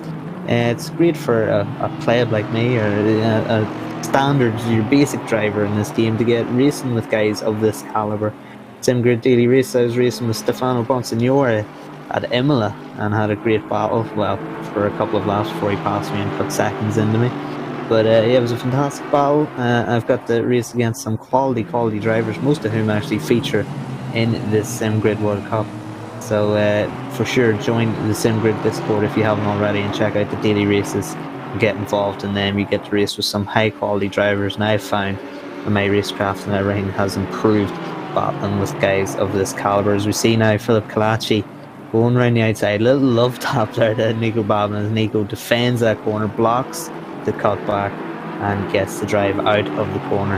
And Kyalami looks racy, he looks like he wants to make his way through because he's seen Bonsignore closing up to the back of him, and he knows that if he doesn't get past Nick Babin, quickly as there's contact and Nick Babin has found himself being spun 180 degrees, and now Bonsignore is looking to capitalise on this. Now that could be interesting because the 20 seconds that Ryan Yee has lost as a result of his spin, he could find himself gaining a bit of that time back, depending on obviously what the stewards decide with that incident. Kyalami looks as though he may be getting a penalty. We'll see, of course, what the stewards decide, and we'll keep you informed in that. But it just shows you, I mean, in the space of 3 minutes, we had 20 seconds or roughly thereabouts lost by the 125 car, and all but 2 laps later, as we get a replay of this incident, all but 2 laps later we can see them getting that time back as a result of the penalty caused by this incident. Chaz. Yeah, real nightmare for them to go one way then the other. So there's the touch on the way in. Just trying to find any sort of way through that he can past this Porsche. It's just so difficult to find a way through in such a flowing circuit. Down into the final corner then. Onto the brakes. Porsche tucks in nice and early, doesn't he? But it's just that check-up part way round. That's all it needs to push it around, and unfortunately, even in these conditions, it's more tricky to get it saved. And I think that, well, I think in all honesty, the Aston Martin was unlucky there, but when he was following that closely, I think it was always going to happen. Yeah, it's just one of those unfortunate things. He was very focused on the corner exit. He was actually, the way his car was going, to get a good corner exit. Unfortunately, Babin wasn't getting the best, but you have to account for that when you're the car behind, and you do have to account for being so close. For the slightest of checkups can have big consequences. So it's an unfortunate incident. As we see, is that the pink car? It is. It's not Wolf Matushka in that car right now. Try and get a look for you. Stefano Bonsignore has lost time now to Kyalami, maybe getting separated as he tries to find his way through traffic. As you see, that is of course a beautiful Swedish car there in front of Bonsignore. But as we see an incident there, that didn't look like it was going to end too well. It was a 137 Porsche that had spun itself around, and there was an Audi going straight for the side of that car. So the Pro N Welton team, Samir Ibrahimi, we've seen in chat Samir's having the worst race of his life, according to Jorge Villar. And yeah, we expect better from Samir Ibrahimi. I don't know what's going on, but Samir is one of the fastest guys in this series, and he's having a big struggle as he tries to get through the Keck Sim Racing Mercedes. But yeah, this is huge implications, of course, for the championship, because that 49 car third in the championship, 3 points behind second and 3 points ahead of fourth. So the difference in a couple of positions will have major championship complications, and Samir's found himself in 26th place. So I'm just actually looking down the order you've got. So you've got Pro and Welton team third in the championship, 89 points, and then fifth in the championship, 82, sixth 79, seventh 78, eighth and ninth 76. And then you go down to 13th on 64. So Pro and Welton could find themselves, if they do have as bad a race as they're currently having, find themselves even out of the top 5 or 6. Yeah, it could be very detrimental to their championship fight, but at the same time, it could turn around very quickly. We've seen championship fights decided for a lot less in the past, so I'm expecting to see some drama late on in this one. But that's the thing, as the championship comes to an end and the race, then it means that the pressure is on even more for these drivers. They may get a little bit more desperate potentially. We'll have to see. We're under 70% cloud cover. Thank you, Michael, for the information once again, as we ride on board with this wonderful sounding Audi R8 V10 LMS, the 5.2 litre V10. It shares the very, if not identical, engine with the Lamborghini Huracan GT3 and GT3 Evo. Onto the brakes goes Samir, but like you said before though, Connall, Samir is one of those drivers where everybody bigs him up, we big him up.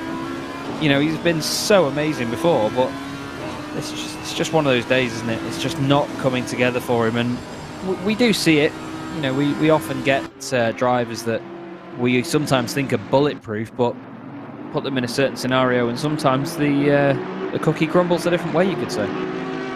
Yeah, just depends on the day. It really does. I mean, I've had instances myself before. I've had days when I've been out on track, and no matter what my brain was telling me, my body just wouldn't put in the performance, and I was finding the lap times were just coming so difficult. And then you get to the track one day and you just feel good, and the lap times come easy, and you think, oh, why does anyone find this difficult? This is easy.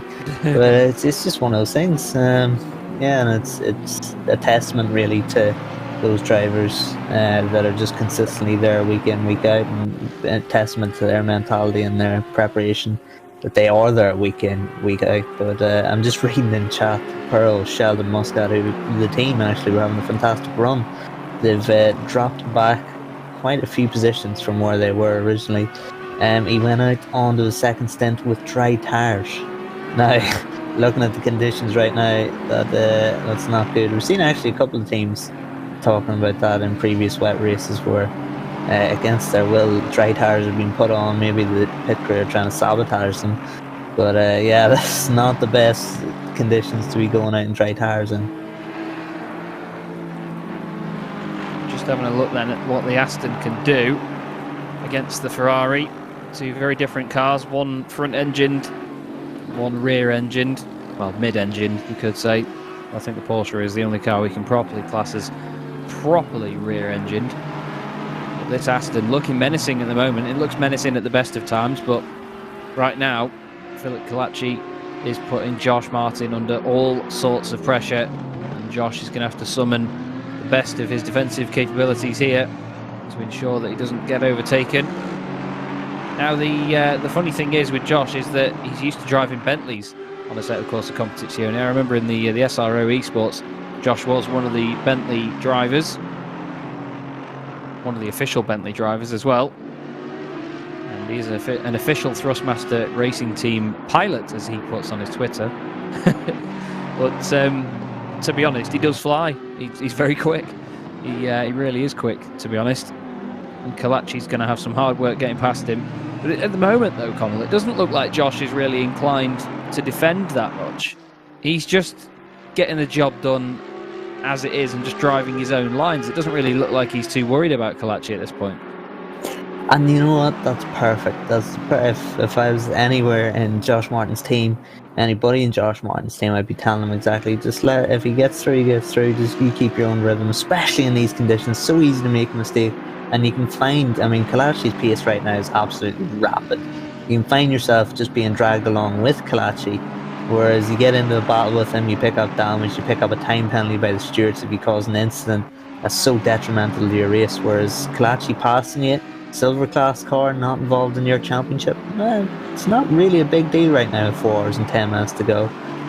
So yeah, we might actually see, I mean, he's not going to let him through as opposed to in terms of like pulling over to the side of the track and just giving it to him, but I don't think he'll make it really difficult to him to the point where he loses time, because of course Stefano Bonsignore is only a second behind these two, and he is in the Pro Championship, so that is championship points being taken off Josh Martin and the Coach Steve Academy team if Bonsignore finds his way through. So getting involved, as you see in Audi, just deciding to go meet the fans there. Yeah, so Josh, he's a smart driver. Yeah, that's a good point. Thank you, Michael. Bonsignore is only 4/10 behind now, so we might actually see an Aston Martin making his way up through the purple Aston Martin. And look, Bonsignore is there. It is a 3-man scrap officially. And yeah, Josh, he was in for a battle with one Aston Martin. He's now seeing double vision now. Yeah, he's going to be getting sick of having cars line up behind him, especially Aston Martins as well. There is the view back from Kyalami, back at Bonsignore. So now, this is going to be interesting to see what Kyalami does, because if he feels that Bonsignore is that much quicker than him, you'll see him move out the way and sort of relinquish it and say, go on then, like, you can just go on and get after him. You know, he could very easily let Stefano go through and start putting the pressure on to Josh instead. Because at the end of the day, Josh, if he's not feeling too much pressure at this point from Kyalami, thinking the long game, he may as well just keep doing what he's doing and see what the guys behind do. Because if they start battling as well, don't forget that if they're not helping each other and not working together, then he could actually break away if they do start to have a battle together. So, yeah, I think this is going to be an interesting development between these three cars. But as things stand, it still looks like Kyalami is the one that's going to be making the attack. What do you think? Yeah, it looks as though Kyalami's pace is absolutely rapid. And I think when Kyalami makes the move, Bonsignore will look to capitalise on that move and maybe get the both of them. Who knows? Depends how forceful the pass is, so we say. But an instant like this where Kyalami has to go on the outside line, although he gets fantastic drive, could have Bonsignore just sneaking up the inside there at a hairpin like that. But the way Kyalami is driving right now, the punch he is getting out of the corner is just phenomenal. He might cut the inside here. No, he stays out wide as Josh goes quite defensive there, blocks the exit of the corner off, protects against the cutback, and finds Kyalami still behind him. But we're getting close. We should be getting close to scheduled pit stop window. So if Josh can keep these two guys behind to the point of the pit stops, I'd say it'll be job done for Josh Martin. It's great to see though the Triple Eight car. We've seen, I mean, terrible luck for them in not only this series but in the Endurance Cup Season 1. Her luck getting involved in an instance that wasn't started by themselves and getting caught up in someone else's accident. But it's great to see them up at the sharp end this early in the race. Normally they have to go from about 25th and make their way up through the field, so it's great to see them up near the sharp end with 4 hours to go. A little bit of a wiggle there through the left-hander. Now Bonsignore has come in the pits, so that now is probably a bad thing for Josh, because Kyalami hasn't got to focus on the car behind. He's just going to crack on and focus on the car in front, and that is the only one that he wants to think about at this moment in time. But the Ferrari doing well at the moment. You know, Josh is pushing that car around pretty well quickly. That's the only thing you can really say about it. He's putting the pace in. Tobin Lee has now taken over in the number 23 McLaren in third place. Another teammate of mine at Zancho. Good to see the boys out there and good to see them doing well. I'll be actually making my return to sim racing tomorrow, Connall. And I'll be driving a Zancho SimSport MX-5 out of all things on let's just say a different sim. How long has it been? Sorry? How long has it been since you've last drove? I raced in a British Touring Car Championship-esque R-Factor 2 series a few months ago now. I think it was a good month ago and a bit. I did the final 2 race meetings of the season, and I did absolutely terribly trying to represent Zancho and my teammates. That was the first time I'd raced for them as well. And yeah, Mike's just reminded me, thank you, of where I got the reverse grid pole position in the final race of the day, only for Formula E commentator Jack Nichols to take me off at turn 2. So, yeah, well chuffed. But no, it was Jack apologised. It was all fair. But yeah, I've not raced for a very, very long time since that, and it's just a one-off final race of the season as an invitational driver for Zancho in MX-5. So if you haven't caught up with that, do check my social media to see it. But that is something that, well, he was driving like he was looking at social media. One of the driver of the 211 there. Oh. That was Niels van der Kokel. Bit of a scary moment coming back on, but that high-speed section of the circuit downhill is so scary, isn't it? Yeah, it absolutely is, and using a lot of curb. You could see he was using a lot of inside curb, and the car just snapped. And as soon as the car snapped, he tried to recover, and that sent him into the gravel. We've seen so many instances for that 211 car in what we've been covering an hour of this race.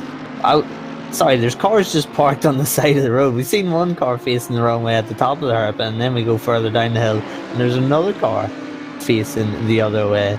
So yeah, I think people want to watch these battles that are going on and just parking themselves up on the hill. Well, you get a nice view from up there, don't you? That's the that's Simon Amarini. Oh dear. The Porsche. That's the Q-Lash Esport car. He's spinning up the rears, trying to get it out of the way. Bless him, but yeah, not quite working there. We do actually have a driver in for an interview, which is nice to have, and he is, of course, from the 888 Coach Dave Academy Ferrari. Alaric Enslin joins us in the box. Alaric, you're having a bit of a good run so far, up in 4th place. Josh just comes in for his pit stop now, but after starting 17th, it's a bit of a reverse of fortunes for you boys, isn't it? Oh, yeah, afternoon, guys. Oh yeah, definitely. I mean, definitely not what we expected. Seeing the pace that we got in quali definitely didn't show the potential we really had. So quite nice to see where we ended up so far. But yeah, I mean, still a long race, still 4 hours to go, and it's a very crucial part of the race now. Yeah, definitely. The drivers and teams getting into their sort of last rhythm of stints. There is the Ferrari in the pit lane. How's it been in the wet weather so far? Because I've not really heard much about the Ferrari in wet conditions. Usually whenever it rains, everyone just goes, oh, Lexus. So I've not heard too much about the Ferrari. What's it like? Oh, it's definitely one of the good wet cars. I would definitely say that. But it seems like with the new tires we're using now, most of the cars are actually quite good in the wet.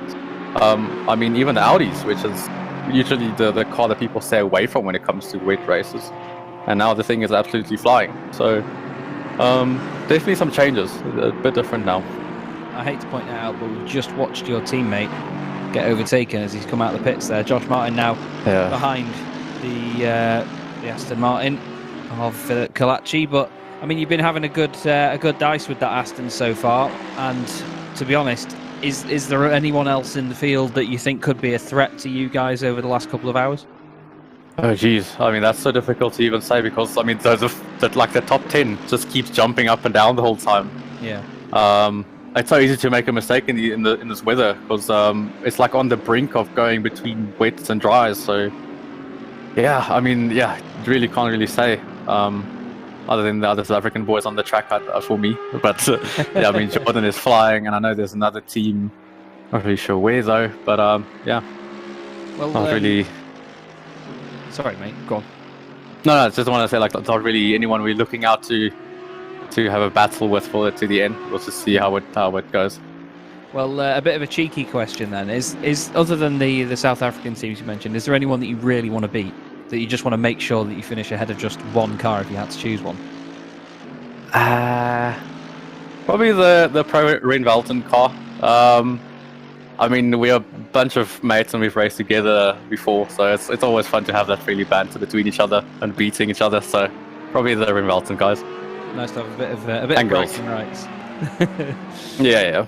Love that. Well, great to speak to you, Alaric. Thank you very much for jumping in, and good luck for the rest of the race for you and the rest of the team. So guys, thanks. Cheers. It's nice one. Always good to have a word with some of the drivers going through this race, isn't it, Courtney? Because we have different sort of personalities out there. You know, some drivers would say, "Oh, we're just going to hang back and play it safe," and other drivers are like, "We're going to full send it." They're just. It's nice to see that mix, isn't it? The different mentalities from the drivers. Sorry, I'm not responding, Chaz, unless you because I called you Courtney.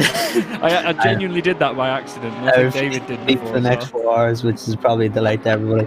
No, yeah, it is. It is, of course. You do have your personal rivalries. When we say rivalries, I mean it's rivalries, as like Alaric was saying there. You've mates in other teams. Of course, you want to beat them. But yeah, I think I'm looking at the championship again. I mean, Coach David Academy team 11th in the championship, 74 points. The Pro Ren Welton team, who they were just talking about, actually 3rd in the championship with 89 points. So it's not actually out of the realms of possibilities for a number of different factors to happen, and the Coach Steve Academy team to find themselves in the top 6 or top 5 in the championship even. So yeah, they will of course have one eye on that, but I think, you know, with an 11th at Suzuka, they had a 4th at Bathurst, which was fantastic, of course, and then a 14th at Spa. I think their main goal will just be trying to fight inside that top 5 and stay in there. Yeah, for sure. They're going to be just hoping for consistent points finishes are better than sporadic points finishes, I think you could say. I know a lot of teams and drivers that I've seen over my time in sim racing that have had like a race win at one round, and then when they don't win, they're either DNFing or finishing way down the order after having an issue. But it's when you're consistent that is what makes the difference. We have the Sidemax Motorworks 97 Porsche on screen with Zachary Royal at the wheel. Now this car was one of the real potential stars of the Sprint Cup, wasn't it? The 97 machine. Absolutely flying that season. As we now look at the number 44, the Revolution Sim Racing Blue, the Bathurst race winners in the SimGrid World Cup, and they got a drive-through penalty, unfortunately. Shows that no one is immune to it. He's got a car right behind him as well. Is that the... Yes, it is the number 49 Audi. All over the back of him, piling the pressure on. But at this first sort of part of the circuit, that flowing bit up the hill, it's so hard to try and get any sort of advantage over your rivals, because when the circuit flows as much as, well, I mean, most of Kyalami does, you can only really be on one line for a lot of the corners other than the properly slow stuff, can't you? Yeah, and you can find yourself being in that train, and once you get to one line sectors, I mean, the mountain at Bathurst is probably the best example of a one line sector. When you actually try and make a pass there, if you get a little impatient, it can normally spell disaster. As we see, look at these cars just having moments mid-corner and just sliding and drifting. It's really just a sign of this track when these tyres starting to get very, very worn. Jordan Sherritt has jumped into the leading car, by the way. Of course, he was the fastest man out on track earlier in his stint. I think watching Luke and David's commentary, at one point Jordan Sherritt was the only man not in the 50s, or in 50s or higher, because he was the only man doing 49s, and he was doing 49.1s in comparison to the next fastest lap, which was a 50.2. So he's 1.1 quicker than the rest of the field. So we know he's got pace in the dry. Unfortunately for the rest of these guys, he has got pace in the wet. So I'll monitor these times that Jordan sets in. Just looking down the order, it looks as though the fastest car currently out on track of 47.5. That is for the number 194 Bentley. So yeah, that's very good. They're in 11th position at the minute, and seeing times down the order for the top 10, it looks as though pace-wise seems to be mid 48s to mid 49s. A couple of slow laps coming in for 51s for the 888 of Josh Martin and the 36 team. But of course, that can just be getting caught up in traffic or having to make a pass. But it seems as though currently, with conditions standing in the top 10, averaging pace of 48s and 49s with a quick 47.5 being put in by the 194 car. Yeah, it's interesting to see how this Bentley performs in the wet weather, because like I said before, you've got that larger overall mass of a car. We've seen that it works well for the Lexus, we've seen that it definitely works well for the FFS race in Nissan GTR, but into the top 10, Mattiasi is going to be pretty chuffed with this so far, because, I mean, they've been there or thereabouts for certain rounds, haven't they? But just the inconsistencies, I think, maybe down to the car choice, but you can never know really, because, I mean, we've seen Audis win at Bathurst, and to be honest, the Audi's bigger than half of Australia, so the Bentley's bigger than half of Australia, so how they expect it to go around a narrow circle at Bathurst, I don't know. But in all seriousness though, it seems to go well round here. Yeah, it does. And they went 10th at Suzuka. Funny enough, just as you said, their worst result was at Bathurst, with 13th. Oh. And then they had their top 5 at Spa, so they've shown glimmers of hope, glimmers of pace, and had a great result at Spa. And yeah, they're not completely out of it for a top 5 just yet. Of course, fastest guy out on track 2 laps in a row now, only man in the 47s. So yeah, it looks as though this Bentley is starting to pick up the pace. He is, of course, he's down quite a margin from the top 5, but We've seen incidents before, and as this track starts to try out, more and more incidents will happen. You can be sure of that. As we see this like and subscribe team, which were the real championship challengers to that number 1 GTWR team, and not having their way with the 19th currently, Soldatov in the car right now. And we've seen the 56 car be the team that really just clears. They're just there. They're always there at the sharp end, and we don't really notice them for a few hours, and then all of a sudden they've made up ground and they're fighting to the top 3, and they just stay out of trouble. But recently they've just hit a poor run of form, whatever it may be, and the incidents they've been involved in, because they're 3rd in Suzuka, 2nd in Bathurst. They are the team that was really consistent. Then a 19th at Spa, and they're currently in 19th now at Kyalami. So it's just been a bad run of form these past 2 races, but 3 hours 53 still to go. They can make their way up and hopefully, for their sake, limit their loss in the championship standings. Yeah, it's a bit of a shame. They're just sort of floating there in the middle, aren't they, I'm afraid? Not really gaining much traction from it. It's Philip Kalachi again in the Keck Sim Racing car. Now, he really has cleared off from the 888 Ferrari of Josh Martin. He's now 14 seconds to the good, so we'll be very pleased with that. But of course, he needs to try and get past the number 521 Aston Martin in front, Nicholas Magoni.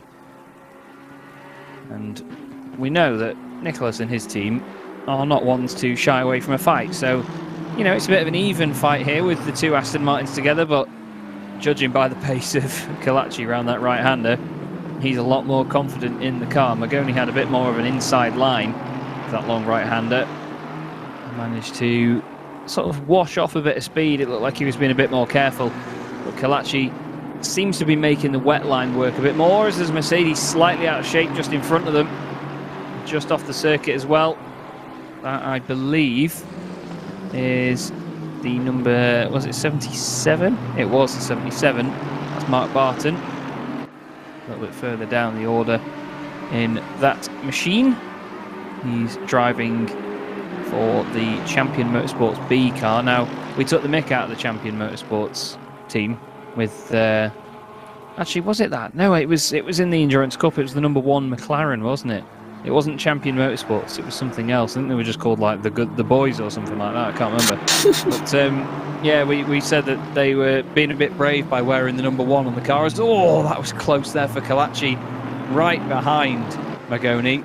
He was a little bit later on the brakes and luckily got out of the way, and we didn't see another bit of contact between that Aston Martin and the car in front at that final corner. That would have been a real nightmare. But here we go then, on to another lap. We've done 169 laps in the books. And we now have plenty left of them to go, don't we? I mean, we've barely hit the halfway point here, Connall, and 4 hours to go now. It's still got all of the potential to get spicier and spicier as it goes on. Yeah, that's exactly it. And just had a quick check. Jordan Sherritt has had one flying lap to get himself comfortable. And surprise, surprise, fastest man out on track, 47.5. No one else doing 47s. Yeah, it's just a typical Jordan Sherritt performance right now. 3 hours and 50 minutes still to go. But that number 1 team do look like a dominant force. Kalachi can actually see ahead of Magoni is Tobin Lee, and he is not too far away at all. There's about 6 seconds from Kalachi to Tobin Lee. So Kalachi can see a podium here, but in saying that, as it stands right now, the 995 car will win the championship. So do you want to be risking it all? As you see the number 97 car, I think that's Zachary Royal in that 97 car, getting it spun up at the last corner. Very easy to do in the Porsche, and that's unfortunate. I've relegated them down to 17th position. But yeah, how much does Kalachi want to risk here? Because right now they're in a position, comfortable relatively, to win the championship, because their nearest challenger, the 125 car, the current championship leaders, are 15th, i.e. 3rd overall, or 3rd in class, 15th overall, 3rd in class. So as it stands, they would win the championship. So Kyalami can't really afford to be losing a pit stop due to damage, etc. So we're going to see now just how comfortable Philip Kyalami feels if he does attack McGoney, because that just lets everyone know that, hey, I know I've got the pace to just completely gap these guys and catch Tobin Lee, and I feel like I can risk a little bit without making any mistakes. But it's one thing believing that, it's another thing knowing that for sure. But unfortunately, when you're in these conditions, you don't know for sure, which is the problem of every driver right now. Yeah, I think one of the main things that they have to consider is that while the conditions were getting a little bit better, they could very quickly swing the other way again. We've seen it before. You know, we had a race previously where we thought, oh, it's drying out, and then before you knew it was like a monsoon again. It just absolutely leathered it down. So they have to keep their eyes on the skies, but at the moment Josh Martin's having to keep his eye on his rearview mirror, because the Yassi Ferrari all over the back of him of Eamon Murphy. As in the main picture we go back on board with Kyalami still chasing down Magoni into the latter stages of the lap. Now I'm not really sure as to how these guys are always getting through this right-hander without annihilating that sausage curve on the inside, but the first time I hit that curb, I didn't realise how much of a massive effect it had on the car. It scared the living daylights out of me, but it's such a feisty bit of circuit, isn't it? It really does bite you if you push too hard there. As side by side, the two Ferraris having a battle away here. Josh just had a bit of an overlap to worry about there. He's now got an Audi to worry about in front of him. That was a very close moment there.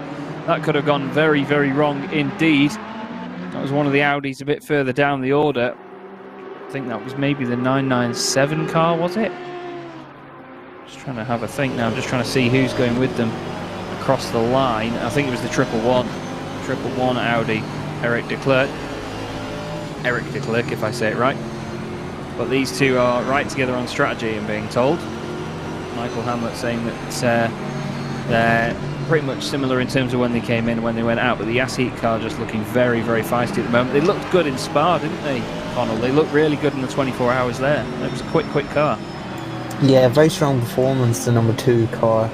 Of course, DNF at Suzuka, 5th at Bathurst and 3rd in Spa, so without that non-finish at Suzuka, they'd be right up there in the championship. And the LC car proving themselves to be a very quick team. Of course, Eamon Murphy in the car right now, hounding Josh Martin. He looks like he's trying to go any side he can go to get through on per Josh Martin. All we've seen of Josh in our commentary stand, at least, is him having to defend from cars behind, and he is under the most immense pressure. But we've seen earlier with the 2 Aston Martins that there's contact there, a little bit of contact, just a little love tap there, nothing too major. We've seen that with 2 Aston Martins behind who were very quick, Kyalami and Bonsignore, Josh was able to withstand the pressure, even on badly worn tyres, to the end of his stint. But it looks as though Eamon Murphy is going to make a lunge for it. Will he run wide? No, he doesn't. That's about as clinical as he can get at that corner. It's a textbook pass there.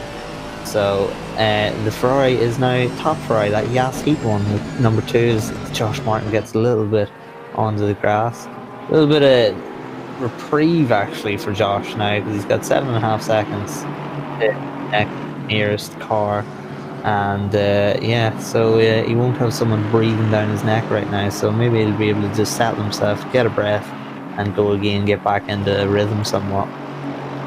Yeah, it's easy to slip out of a rhythm and just as easy to try and get back into one, but whether you can do that and be on pace is yet to be seen. But speaking of slipping out of a rhythm, we're about to do so for just a moment and give you a couple of adverts from our series partners. Don't go away, we'll be right back with you.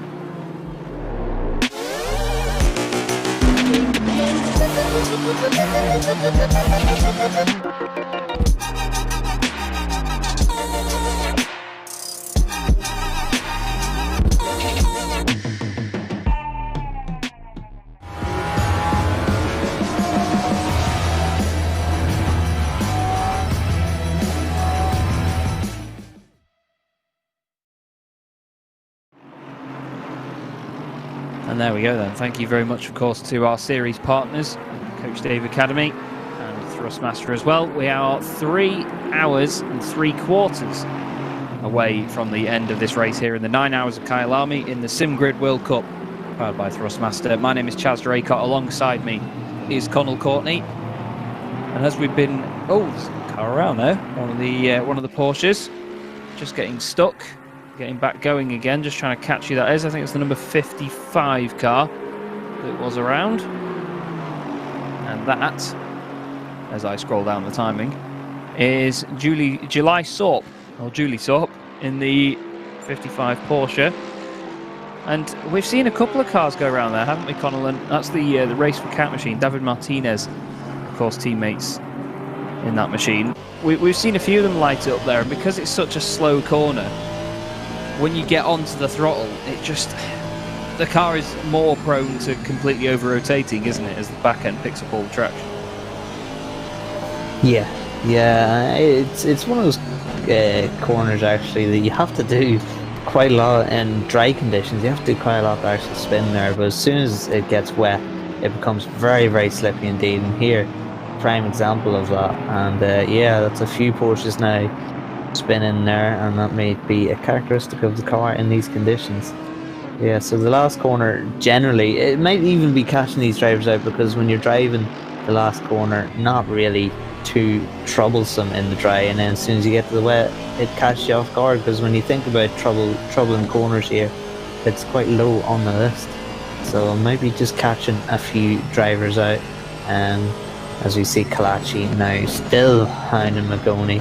He's given himself about half a second breathing room just to sit in behind him and sort of analyse him. You don't want to be analysing him when you're right on his bumper, as he did to Pearl Nick Bob. And as we see now, Magoni on the grass. That was almost 4 wheels on the grass. And of course, if he gained time, or at least didn't lose any time, that would count towards track limits. Kyalami now cuts the inside, gets tucked right into the slipstream. That'll cause a little bit of spray, but it's not raining nearly hard enough for visibility to be much of an issue. As Kyalami goes to the outside, Magoni stays in tight, and now the number 97 car is slowly creeping his way forward towards these guys. But that is Zach Royal. He is in 20th position, so he's not troubling them in terms of track or position overall. What I am seeing though is that Tobin Lee is being caught by both of these guys. The Aston Martin seems to be performing very, very well in these wet conditions, and Tobin Lee is definitely being caught. If we have a quick look to the timing screens, 150. So out of the top 6, Tobin Lee is the only driver in the 50s, as in comparison to the guys behind in 49.8 and 49.7. So they're about half a second a lap quicker, even with the Kyalami breathing down Magoni's neck. So yeah, with the gap being 3 or 4 seconds, we should see a group of 3 battling for that third position quite soon. Yeah, fingers crossed, because that would be very, very spicy indeed. These two have actually got the race leader not too far behind them on track. It was just the white car that was at the back of your shot there. They go back downhill. Michael saying that he's actually surprised the rain has stayed this long, and it looks like for the next half hour at least, judged on the weather conditions in the top right of the screen, we are going to continue to see this rain for even longer. So it's not going anywhere yet. As Magoni's gone deep into the right-hander.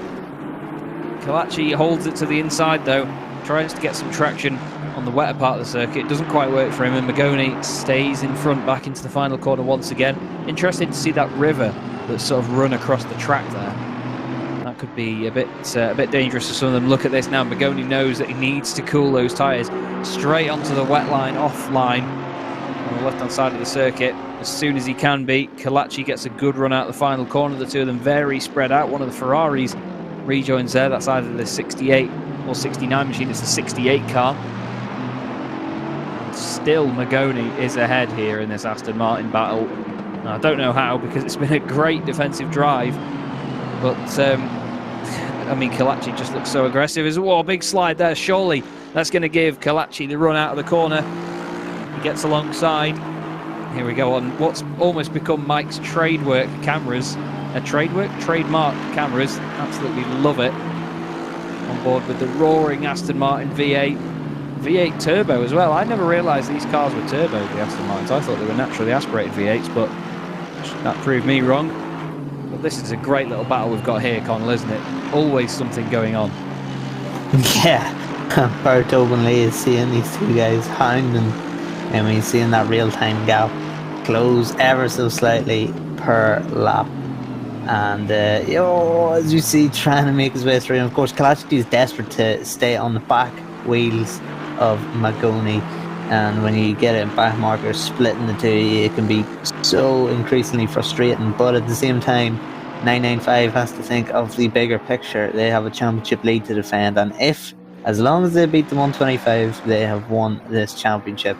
And nobody really remembers in the long run, oh, that great performance you had at Kyalami. They only remember who won the championship. So the bigger picture is needing to be thought of. But when you pace like this, of course, you have to use it. You can't just sit in behind and play super defensive for your whole stint, because that actually becomes detrimental to your overall race run, and you find you actually being pounced on by that 125 car, who we know comes good near the end of the race. But you can see now Tobin Lee in the shot of these two guys, and these two guys will be able to see that Jensen Team Rocket car in front of them, and that will be like dangling a carrot.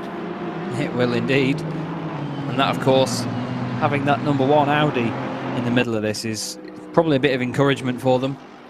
But at the same time, it just shows you the pace of that car, because bearing in mind that these two are still fighting at the best of their abilities, that car has managed to just climb up to the back of them, and before long we'll be going through very, very quickly indeed. Look at that down the inside. Nice stuff from our race leader Jordan Sherritt at the wheel of that car. Let's have a look at whether we can have Kyalami make a benefit of it. Oh, he's a bit of a sideways moment there. That was Magoni having the moment, sorry. Up the hill they go, onto the brakes again. Slow left-hander. Still another little moment there from Magoni. Just looks like Kyalami's got a bit more confidence in his car at this stage of the race, but at the same time, Magoni is just putting the car in all the right places to stay in front. I imagine this is very frustrating for Kyalami right now, as Magoni's gone very, very wide. And that is that. I was going to say it'd be very frustrating, but the commentator's curse strikes again. And that is it. Yeah. Through he goes. There's whoa, big sideways moment from Magoni. You can tell now he's pushing, he's frustrated at that mistake. But that's not going to help, is it? No, and one mistake snowballs into another when you get frustrated. It's very easy to get frustrated, but you have to just calm yourself down. Yeah, very interesting there, just watching Kyalami. You could tell he was sort of driving with championship in mind, you know, he wasn't risking everything. I would hazard a guess, in my experience, that if there was no championship there to be played for, he would have made a more forceful move, or at least attempted a couple of forceful moves there on Magoni, but he seemed to be just sitting back, and then Magoni made the mistake, and without having to do anything, he gained the position. So absolutely perfect driving there from Kyalami, and now we'll see his pace against Tobin Lee's. We'll keep an eye now on the tracker, or the timing system, and keep that gap updated. So there could be the Silver Class second in the championship team could be winning this championship with a podium overall, which would be a great feather in the cap, especially when you're fighting teams like the Jensen Team Rocket team. And see Jordan Sherritt, he's carved his way through these three cars who are currently 3rd, 4th and 5th overall in this race like it's absolutely nothing, and then just instantly gaps them. It's mind-boggling, because these drivers, Lee, Kyalami, Magoni, they're just top tier. This is the second time he's lapped the Jensen Team Rocket team. I mean, phenomenal driver. Of course, a shout out to Giorgio Simonini too, the other driver in the GTWR team. I mean, he almost goes under the radar in that team because of Sherritt's performances, but Simonini still has to do a quality job as well, and he does do it. He does indeed. There's some definite talent and definite potency in that car. This is Jack Noller, 10th position at the moment, just guiding this GT Omega RPM Esports Endurance Audi around the circuit, trying to get onto the back of the humongous Bentley. I imagine it punches a hell of a hole in the air. It's probably a big contributor to global warming as well, with how much it's changed the Earth's atmosphere, that Audi, the Bentley. I keep doing that, I keep getting the wrong one. But I mean, it's just great. These two cars at the moment that we're looking at here, they really do highlight the GT3 racing for me, because we've got one that is undoubtedly a mid-engine supercar that is a pure built race car in road car form, and vice versa, obviously. And then you've got the Bentley, which is usually, I mean, Bentley in their time have been known for obviously making luxury cars that, you know, are nice to drive over long distances, really comfortable cars. They just glide across the road. But that Bentley has been turned into a real thoroughbred race car, and it's front-engined and completely different in most ways to the Audi. Here is another one of the Audis. This is a silver racing team machine, I should say. Having a little bit of a spin there. That was the 101. They were a bit further up the order earlier on, but they've dropped way down now. Mikel Capera at the wheel of that car. They're in 26th position, not having the easiest of times. But hopefully they can climb back up. But here is one of their fellow Audis out on track, Jack Noller, just pacing behind the Audi at the moment.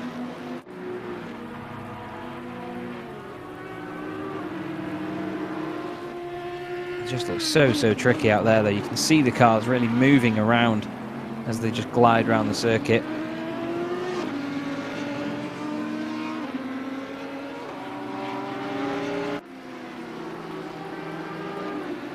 And we go back to another replay. Again, the 101 car, the back end. Oh, sorry, not the 101. I apologise. That's the 997 Audi that has gone around there.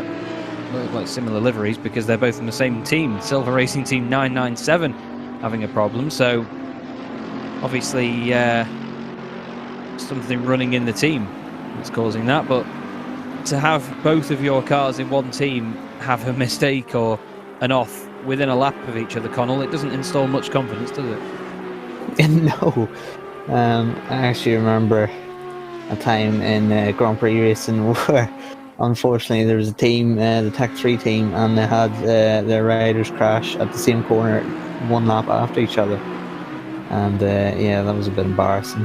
But it's unfortunate, but it could just be a setup issue, you know. Sharing data is common, and when you're using a setup there can be problems with it, shall we say. But Jack Noller has no such problems. He's made his way back up to 10th after that mistake for going on the slicks. Well, I say a mistake from that number 36 team, but it could have just been a glitch or a problem with the game. Software problems still do happen, not just you, the spectator. It does happen to these professional outfits. It happens to everybody. As we see Konstantin Soldatov still in 19th position, haven't made much ground since we last seen them. Only 6/10 now behind the 81 Mercedes. And Soldatov and the Like and Subscribe team is 56th car, second in the championship before this race started, and almost certainly losing that second in the championship as it currently stands. So very unfortunate for that team that have been performing very well up until Spa, had a poor Spa, and then it just sort of snowballed into this Kyalami. And sometimes, Chaz, I mean, we've seen it before with teams, momentum is everything, and when you get into a bit of a rut, it's so hard to dig yourself out of it. Yeah, it is. And when you do get into said rut, I think that it's the mentality that goes with it, because you feel the weight of the fact you have to push harder again to get back up the order. And to do that and then work the car harder, you work yourself harder, it's just a bit of a recipe for disaster. I mean, we've seen drivers drive angry in the past. I mean, one of the most famous angry drives was Matt Neal in the 1999 British Touring Car Championship at Donington Park, where he became the first ever independent to win a race. He actually stalled the car. He was leading the race overall when he pitted, and he stalled the car on the way out, cost him loads of time, and he dropped out of the lead during the pit stops. And he got very angry about it, and he drove the absolute wheels off that Nissan and made it back to the front. So it works for some people, but I think in sim racing, I don't really think I've seen it work that often, to be honest. I think there's a different mentality required because of the feeling and the emotion that you can put into the car in comparison. This is Eric Nieth that's just gone off the circuit. A bit of damage to the front of that Mercedes as well. That's the Keck Sim Racing 999 car. Maybe that car has had a visit to the wall with that incident. The steering looks slightly off centre at the moment, which is a real shame for that car. It's a good thing that they don't simulate the bonnets flying up in it in the windscreen, isn't it? That'd be pretty scary to have in the sim. But he carries on. Probably, if he's had an incident, just to see what the damage is like, whether you can drive with it. I've often seen people continue for a lap after having an accident, just to see if it's bearable, rather than hanging back and just guiding it into the pits very, very slowly. Yeah, and if the damage is causing you to be about half a second a lap slower, and say there's 5 to 10 minutes left of your stint, you will generally wait it out and just go to the scheduled time just to stay on that schedule that you and your team have prepared. But of course, if you're losing 4 to 5 seconds a lap, it is just not wise to still be out on track, because that'll just snowball into being about 40 seconds behind, and your repairs could only have been 30 seconds long. So yeah, once you get up to those 4 or 5 seconds a lap slower, that's when a pit stop is inevitable. As we see 2 Audis here, I always feel a bit nervy here in these wet conditions after seeing so many incidents for Audis and Porsches so far.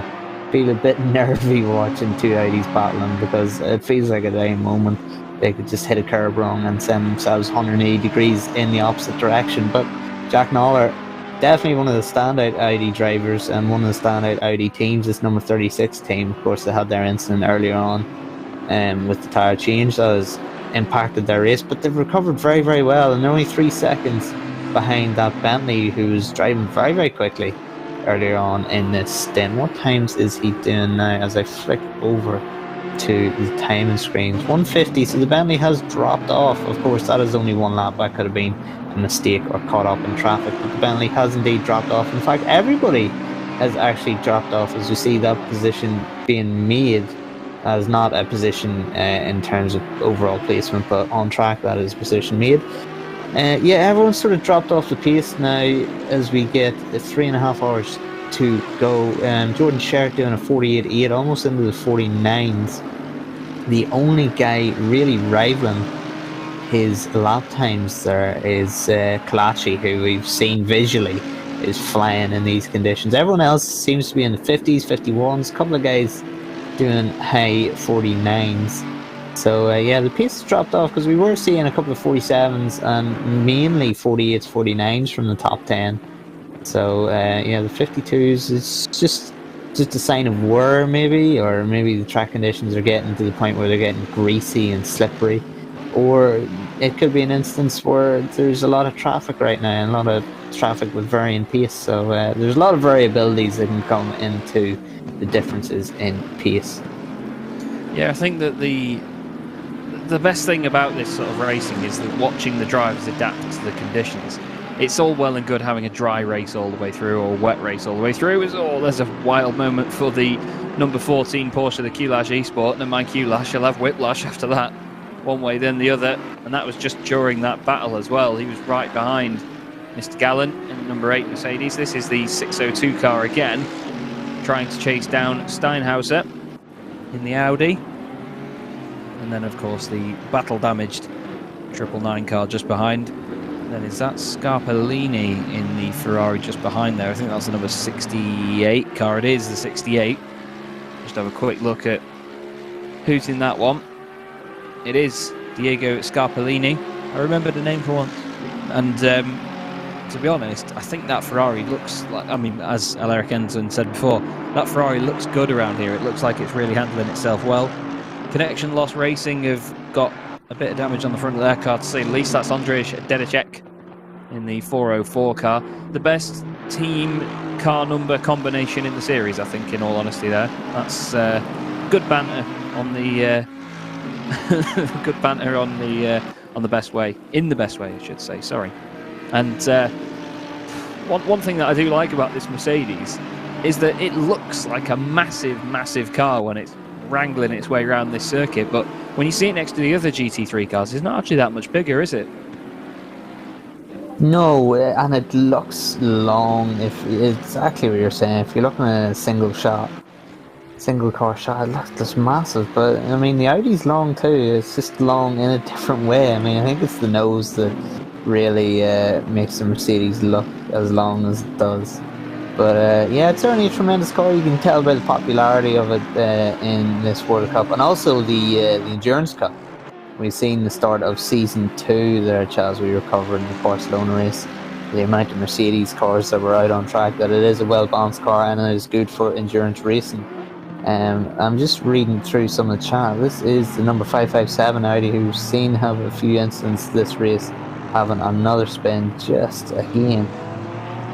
So typical of the Audis and Porsches in these wet conditions. As we see, the Mercedes we were just watching has found itself in the wall. Hopefully not in the wall. It doesn't look like it's hit the wall. It was just made a mistake at that horrible corner. My least favourite corner on this track, just based on the difficulty. But yeah, I'm just reading through some of the YouTube chat. Alec Enslin saying that the new tyres seem to handle heat quite well in comparison to the older spec ones. Tiago Loureiro has went for dry tyres. Their teams went for dry tyres. Bit of a gamble. Not sure how many other teams gamble. Unsure if it was the right choice. It looks like it, unfortunately, Tiago, that it wasn't the best choice. But in saying that, I mean, the dry tyres aren't performing too badly here. So yeah, we might see a couple more teams deciding to shoot in the pit lane for some dry tyres. But you know, sometimes, especially if you're not fighting for a championship, why not take the gamble? Yeah, why not? At this point, you've got time to try and at least get back in the fight if you drop out a bit of time. But the other way, this is the 602, loses it one way then the other. The 68 Ferrari got very lucky there, because that Mercedes could have swung all the way out to the right, clattered into them, but luckily the corrective oversteer saved that contact from happening, and they get back underway again. Now we've got Marek Schintz in the Racing Line Motorsport Audi. He's not too far off the back of the Aston Martin, just ahead. But to get there, he's actually got to unlap himself from the 888 Ferrari, the Coach Dave Academy car, which he does, and through he goes. But at the moment, Coach Dave Academy car 10th overall, Marek Schintz down in 16th. And to be honest, if you're, say, 5 places, if you're looking at the cars that are 5 places ahead of you, and you realise you're over a lap behind, that's pretty demoralising, isn't it?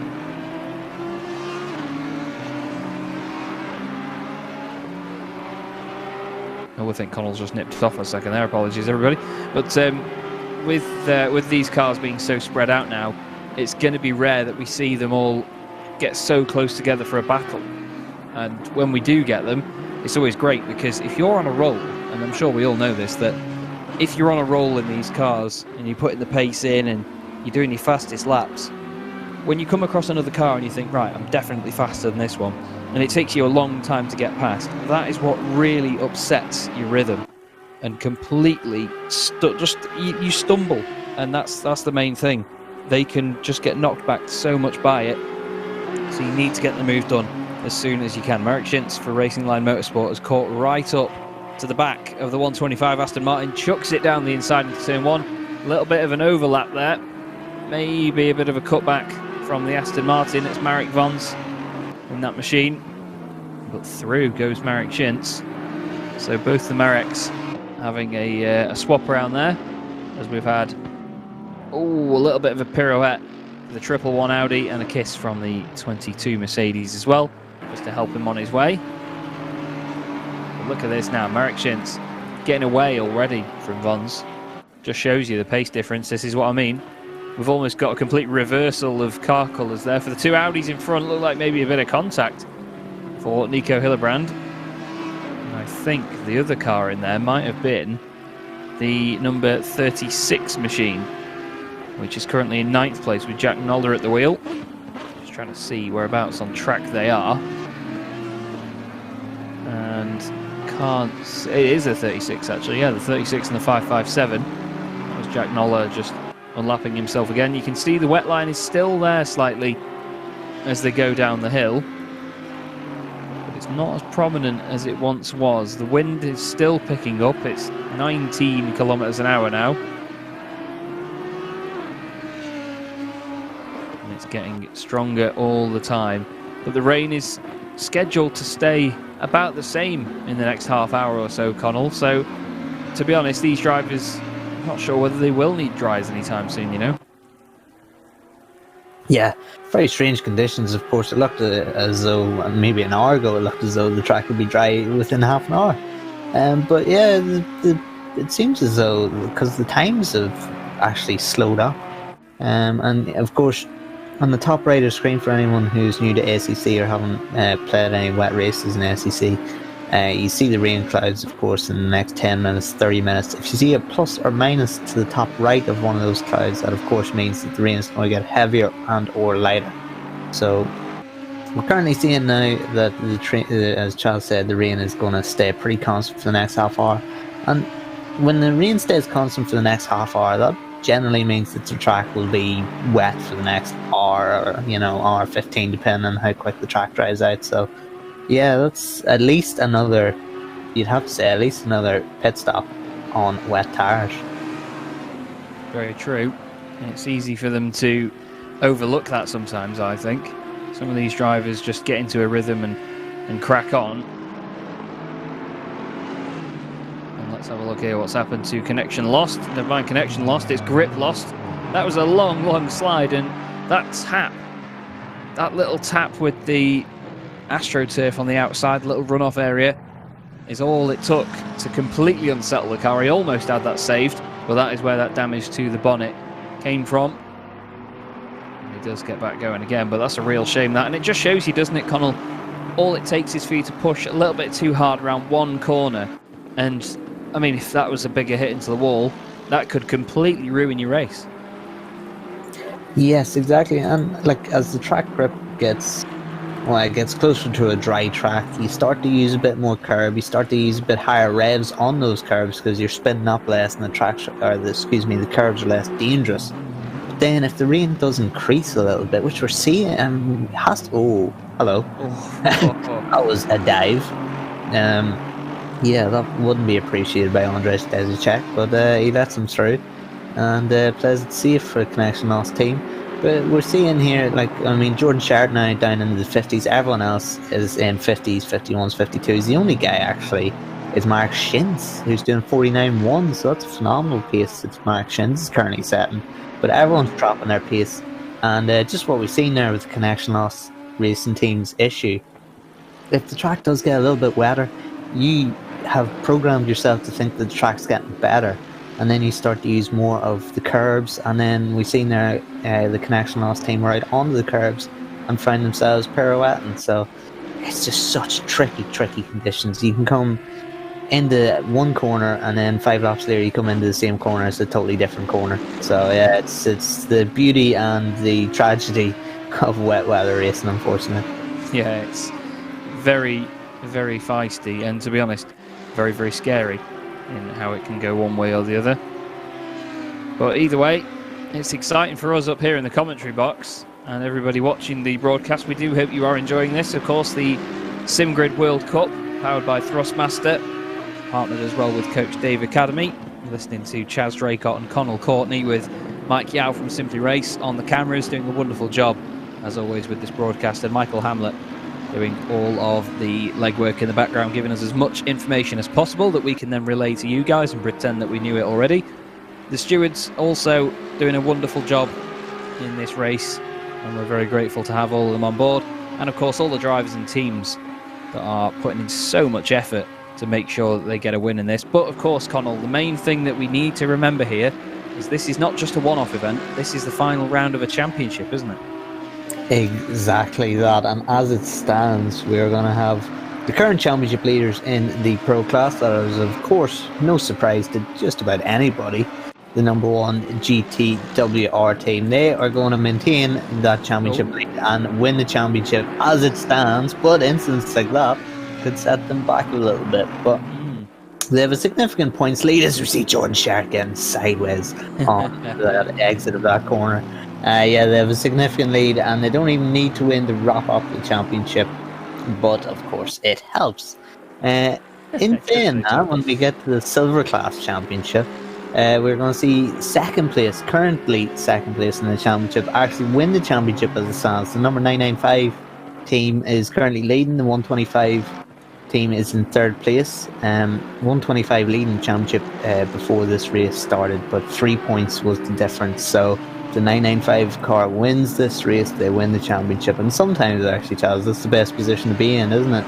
You know, the hunter, not the hunted, and, well, you have to win the championship. It means you're just going on the limit every lap, and that's sort of the position you want to be in as a racer. Yeah, definitely. I think that you want to have that excitement of, right, we need to get up there, and this is why, and this is how we're going to do it. But to be honest, that number 1 Audi has done a wonderful job so far. It really has been brilliant to watch. This is the number 2 Yasheet Ferrari, Eamon Murphy. He's just chucking this car around at the moment. He's on the back of the 521 Aston Martin for position, and then he's got Mashkowski in the Porsche behind him, although in the middle of that is Tobin Lee and the number 23 McLaren.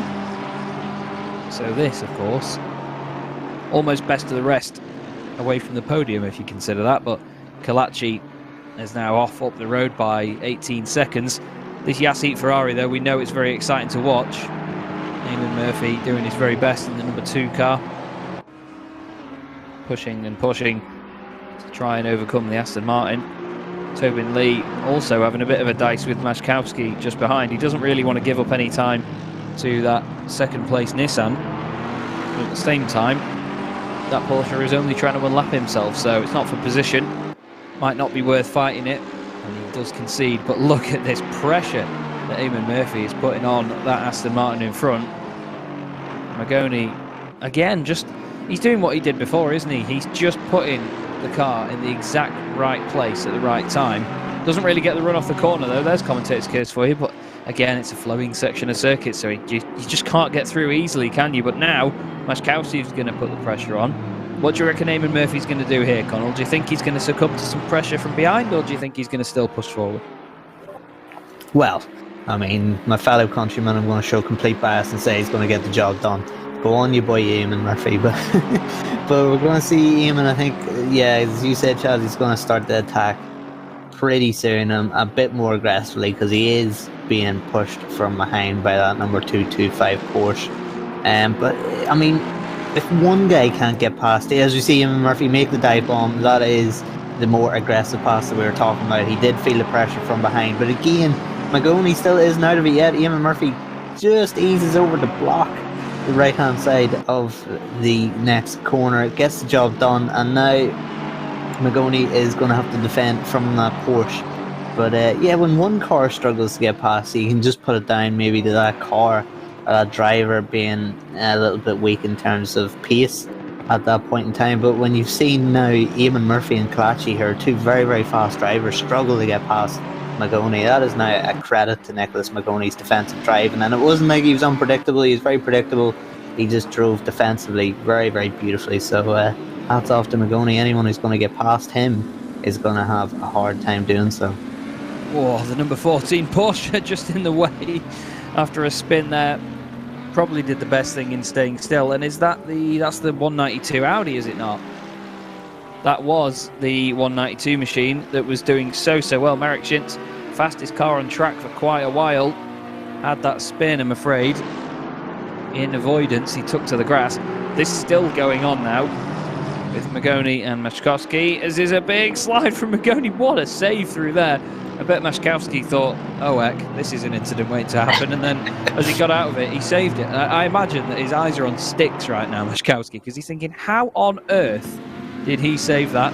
This is what happened to the 192, just gets on the power again on the grass and the runoff, and it's so easy to do that, isn't it? Again, it's just slow corners, getting on the power, car goes around. Yeah, exactly, out on the greasy curbs, soaking wet, and you just find yourself dipping a toe into the grass and you find yourself doing a 180 pirouette. But look at this, it's just a testament. Like, Magoni doesn't have the pace right now, whether it be tires or just driving or fuel load, whatever it may be, strategy wise he doesn't have the pace, but he's still keeping this Porsche behind. And look at the gap that Eamon Murphy has, 2.1 seconds already that Eamon Murphy has had since he was released. All but a lap ago he's gained 2 seconds in a lap, and that is down to the testament of Magoni's driving. It's infuriating if you're the driver behind, but you know, at the end of the day, Magoni, he's not being dangerous, he's not being unpredictable. He's fighting for position at the end of the day, so he's in every right to defensively drive as he gets sideways again. And the Porsche now surely will make his way through. But then again, Magoni is the inside line, but it doesn't seem as though he has the tires to make a pass up the inside, although he's thinking about it. But yeah, that is credit to Magoni's defensive driving. But now we're going to see what that Porsche has pace-wise in response to Eamon Murphy's pace. It is 4 seconds, so he lost 4 seconds in one lap. That's scary, isn't it? Very, very scary. And now, that's a lot of work to do to try and catch up as well. I mean, we all know that 1 second in motorsport terms feels like an absolute age. Here's a bit of shenanigans. Going up the hill out of turn 1. We've got one of the Butler Powell cars in there and one of the Race for Cat cars going off after, you could say, a little bit of help from a tap there. Magoni sideways out the final in the corner. Really struggling now with that car by the look of it. One of the Silver Racing Team machines goes through as well. And in there is another one of the Aston Martins. That's the number 17 car. They're currently running in 39th place with Lubomir Harava at the wheel. A bit further down the order, of course. And that is the USB Drivers 3.0 machine. Another great pun of a team name, to be honest. Love these Aston Martins, though. They've got such a rumble to them, haven't they? They just sound amazing. As we've had. Yeah, having recently switched to Aston Martin as my car choice, it is a beautiful, beautiful car to drive to, as we see. The Nico Hildebrand, number 557 car in the gravel. They have had just mountains of trouble in these excuse me, I just choked there. In these wet conditions. But yeah, Magoni now doing 55s there on the last lap, so he is in big, big trouble, and he is losing seconds per lap. So I don't know if he's trying to stretch his stint to the 3-hour mark, but yeah, I'd be inclined to go pit a little bit early, because this pace is not good enough, and he is losing too much time to the guys in front. Yeah, it's easy to do that as well, because when you're trying to push the car so much to get these lap times, it can actually hinder you more than anything because of the time you lose by just making these little mistakes here and there. But still, they're inside the top 10, and that's what any of these teams want, to be honest, with such a competitive grid. Wheelspin Esport still putting their very best efforts in. Here is Christian Steinhauser for Revolution Sim Racing Red, a bit further down the order in the number 70 Audi R8. They are 7 seconds off Scarpolini in front. But at the moment, they are just sat in 28th with a bit of no man's land around them, which, to be honest, can be quite nice. Sometimes they are 6th in the Silver Championship. Here's Sasha Glatter for Blackhawk Sim Racing with the 125 Aston Martin just 3 seconds back. They were 40 seconds off the back of Nico Hillebrand. I think that gap may have changed slightly with Nico having that issue before. This is the Blackhawk Sim Racing Merc, though, defending from the Ferrari by the look of it, even though that number... Is that the number 68 Ferrari, or was that the 69? I couldn't quite see which one of them that was. I think that's the 69. Just trying to go down the inside. It's the 68. Of course, I'd be wrong. I'm a commentator. That is Scarpolini in 27th place. So, not fighting for position, but Scarpolini trying to unlap himself a bit there. Sasha Glatter not happy about the contact, obviously. And I think just behind her for position, or sorry, just behind on track, not for position, is the 44 Mercedes that won at Bathurst, Connall, and they're just showing quite a bit of inconsistency here, aren't they? They obviously won one of the bigger races of the season, and now they've got a 5-second penalty with Goltz at the wheel. Yeah, they looked absolutely faultless at Bathurst. Unfortunately, not looking too faultless here, but we're just getting very brilliant information. Thank you very much, Michael, for this information. The top 8 in terms of tyre choice. P1 is out on wets, P2 slicks, P3 slicks, P4 wets, P5 and P6 are out on slicks, and P7 and P8 are out on wets, P9 slicks, P10 wets. So that is quite a balance. In fact, it's 50-50 in the top 10 in terms of slicks and wets. So I'm just going to monitor the times now to see what the slicks are doing in comparison. Michael's brought it to our attention too. If you want to look at the top of your screen, top right, 30 minutes, that rain will decrease. So we will get a drier track. So the guys out on slicks at the minute could be finding themselves benefiting from less rain. But in saying that, there is about 4 minutes to go until we get a sort of scheduled pit stop window from most of these teams. So it'll be interesting to see now these drivers out on wets, most notably P1 and P4, will they then switch to these slick tyres. You have to think it's coming soon. Yeah, definitely, with the track drying out a little bit more and the rain finally subduing somewhat. It's going to be interesting to see that we've got some more pace coming out of these cars now. Lap times will tumble. We did have 1:49s before, and we were thinking, wow, that's quick. Last time round, your second place driver of Andre Frank has done a 48.9 in the Nissan GTR, 49.6 from Tobin Lee.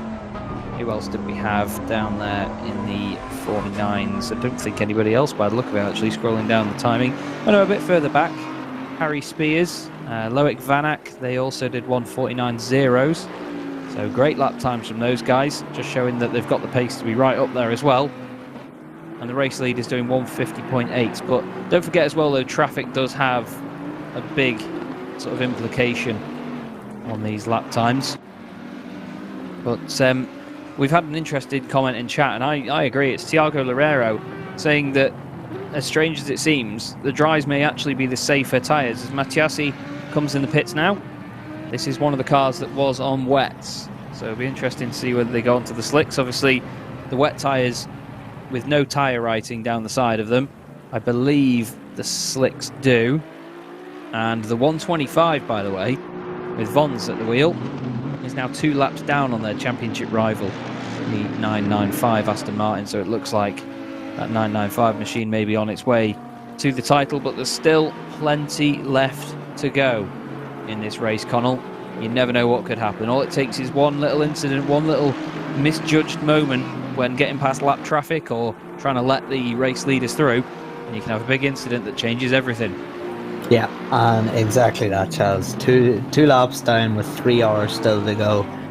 It's a comfortable buffer at the minute, but as soon as you start having an accident, as you say, then that buffer just becomes a lap, and then it becomes 30 seconds, and then all of a sudden you're fighting for position with them. And we've seen it so many times throughout the course of our coverage over endurance races. As we see, that was close Mark Bonds in the 125 car that we are talking about.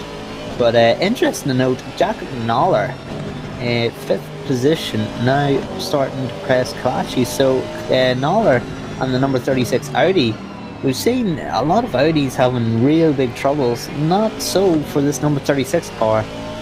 29 seconds back is the gap, but it could be pushing for a silver class win. And of course, that would be important then, the number 36 car.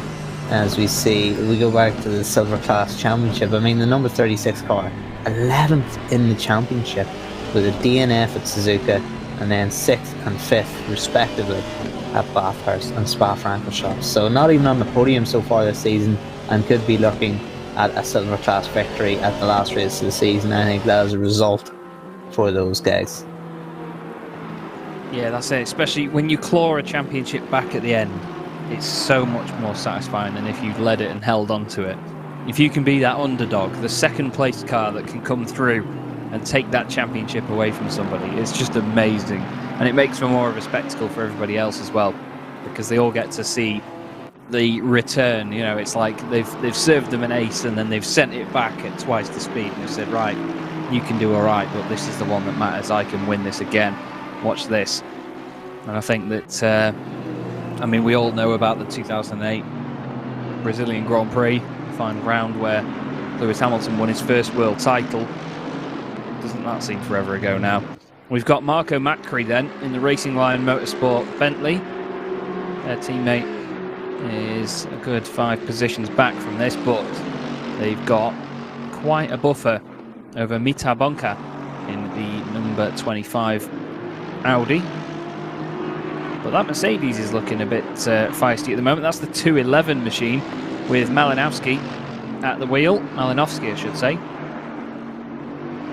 And that car, to be fair, they've always looked quick, haven't they? But it's just the inconsistencies and these little incidents here and there that they keep having that's holding them back. Yeah, of course, third in qualifying on Thursday, so they do have the pace around this track, and we might see them getting quicker as the track becomes drier, because obviously they showed good promise at the start of this race. But yeah, as you said, Chaz, there's a couple of incidents here and there have just wrecked our race. Pit stops on schedule and pace being ruined by damage. It's very unfortunate for the 211 because they have shown impressive pace, and also Spa too, they had a good drive, but unfortunately were caught out a little bit by most Mercedes cars were caught out by Eau Rouge and Radeon, and having a lot of incidents. But the 211 fourth at Spa, so they didn't do too badly, and I think that's a pretty good result, saying that they were 16th at Bathurst and then 9th at Suzuka. So out of all the Mercedes cars, so you have to say the Mercedes really did struggle at Spa. They were the ones that struggled the least. Yeah, that's very true. It was a difficult time for them. We now have 3 hours of this race left to go. Connall and I have been with you for 2 hours already. 3 laps left in the books. We're just going to quickly throw to some adverts for our partners, of course, Thrustmaster and Coach Dave Academy. And we'll be back with you, if I can get my words out, in just a minute.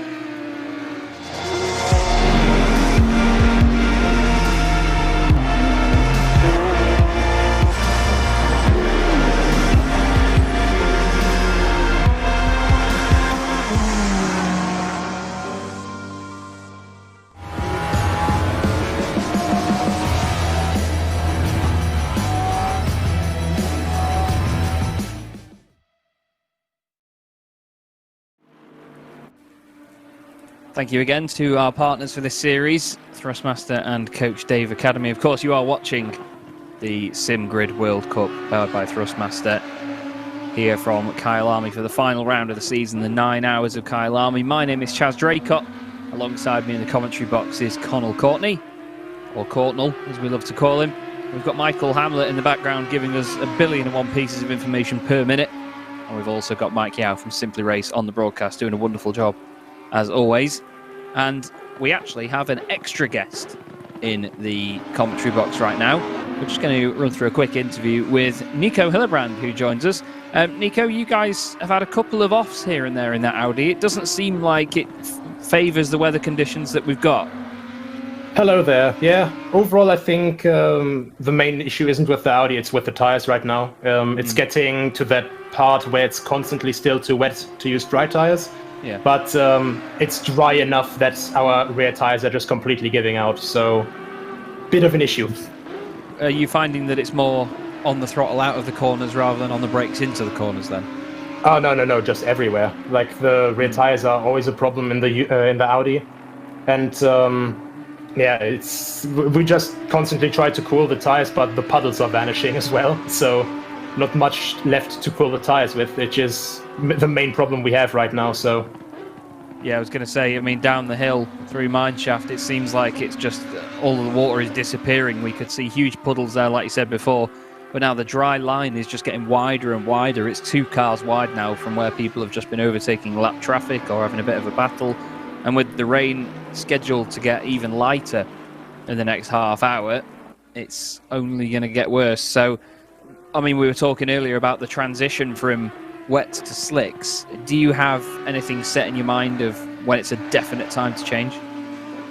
Well, I think if it's actually going to damp and around midway to damp, or definitely if it's going to greasy, then definitely we'll have to change to slicks. I'm actually hoping for that to come in the last 3 hours, but I'm not counting on anything. Overall, I have to say though, between all of this, there's still a positive, because my pedals broke about 10 days ago, which gave me a chance to buy some new pedals. And as Thrustmaster sponsors this, obviously, I bought the Thrustmaster TLCM pedals. And let's just say if the tires were working as well as these pedals do, then we'd probably be in the top 10 by now. Love it. So you think that they're definitely worth it then, the TLCMs are they that you've got? Yeah, absolutely. Perfect price to performance ratio. Actually more than perfect. I think for load cell pedals in the same price class, it's definitely in a league of its own right now. That's always good to hear, and obviously with, like I say, with Thrustmaster being one of the partners for this, I'm sure they'll be very happy to hear that as well and making the change. But to be honest, have you driven in any other sims with them? Because I know that, I mean, I've had many different brands of pedals before, and I find that in certain sims you get a big difference between them all, but I know that some load cell pedals feel good in every sim. Do you find that's the case here, or have you not really tested them in each one so far? They arrived a couple of days ago, so I didn't have the chance so far, but overall I drove for a very short while in R-Factor 2 as well, where it's performed very well as well. Overall they have quite similar controller performance and force feedback experiences for me, so that's already quite nice. And I'm going to be trying out as well on WRC9 because I'm a big rally fan. Smashing, getting some sideways action, and then on probably a surface as slippery as Kyalami is right now, I suppose. Oh, the gravel in Finland is not as slippery as this. Love it. Well, great to speak to you, Nico. Thank you very much for joining us, and good luck for the rest of the race, mate. Thanks for having me, guys. Cheers, smashing. Always good to speak to Nico Hillebrand. Connall, I mean, we had a brief mention before of the Audi not quite being the car to have in the wet, and it seems like Nico's just confirming that for us, if anything else. Yeah, fair play to Nico. He didn't have, for his standards, the best of stints, shall we say.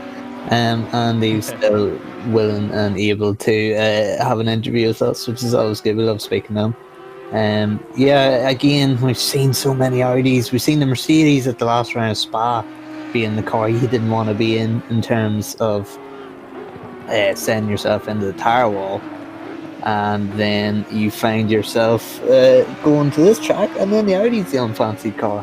Well, at least in the wet.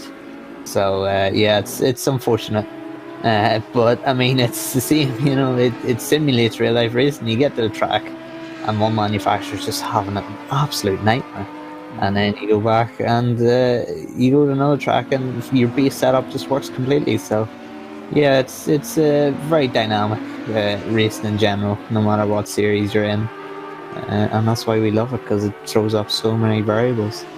It does indeed. And to be honest, speaking of variables, we have two very special guests joining us in the commentary box. James Baldwin and Michael O'Brien has just come in and gone back out straight away, so I think he might have bounced off the wall. But James, we'll start with you, mate. Great to have you on board here in the SimGrid World Cup. Michael joins us again. Hello, mate. It's good to have you both on board here in the Jensen Team Rocket RJN car. James, starting with you, how are you finding it out there? Yeah, pretty tricky. We've had a pretty smooth race, to be fair. Some things could have gone better, but I think P3 is like the maximum where we could be at the moment. So, yeah, it's good fun. And Michael, what are you making of the competition mixed in with the conditions? Yeah, it's been really good so far. It's such an interesting race with the conditions keep changing, and now obviously some cars are on slick, some are on wet, so it's interesting to see how it's all playing out. And James, just mentioning the manufacturers that we were talking about before, having so many different manufacturers at the front, and even that pesky Nissan, did you expect the McLaren to go so well here, because there's not even another one in the rest of the field? Yeah, I think yes and no. I think as a team we thought we'd be able to do well in the race with being consistent, trying not to make any mistakes, which is what we've done, but knowing ultimately that for this track it's probably not the quickest car, but as a team we could sort of claw back what we're maybe missing on BOP. So yeah, happy to be on the podium so far. And obviously, James, you know, the story of this year for you, jumping in the McLaren in British GT and making such a fantastic impression on everybody in that car. How have you found the transition of it in the sim to driving a real car as well? Do you find that they compare quite a lot within this the sim, Assetto Corsa Competizione? I think it's obviously the closest it can get to the real thing. I do think since the more I've driven the real car over the course of the year, I've noticed the differences between it and ACC. Especially, like, for example, when I drive in British GT on the Sunday, come home, and then on the Monday morning I play ACC, I'd notice the differences quite a lot. Yeah. But it's, in races like this, I mean, they're not too different to what happens in real life. So, yeah, doing it with Mike, obviously racing with him in real life, and now on the sim has been great fun. And hopefully it's not the last time we race together. Yeah, well, fingers crossed we see you guys in the series again. Michael, I've not really spoken to you about sim racing that much before, really. Obviously, I spoke to you a couple of times, James, and met you a couple of times. But Michael, have you got much experience on ACC before this?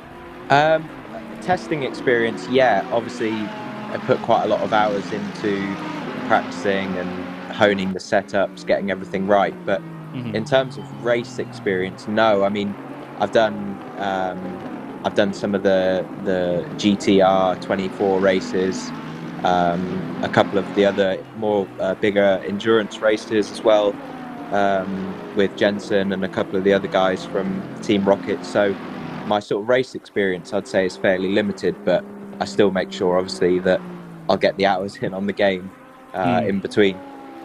Yeah, it certainly is a feisty environment to get yourself into in a championship like this as well. And like you said, the competition level is pretty crazy. It's just frightening how close the times are. But great to have you with us, gents. Thank you very much for jumping in. Do either of you want to give a quick shout out to anybody before we chuck you back in with everyone? Cheers to David Perel for putting on a great event. That's all I've got to say. Fair play. Anyone from you, Michael? No, likewise, just the same thing really. Thanks for having us, and hopefully this won't be the last time. Smashing. Great to speak to you, gents. We'll see you soon. See you later. Cheers.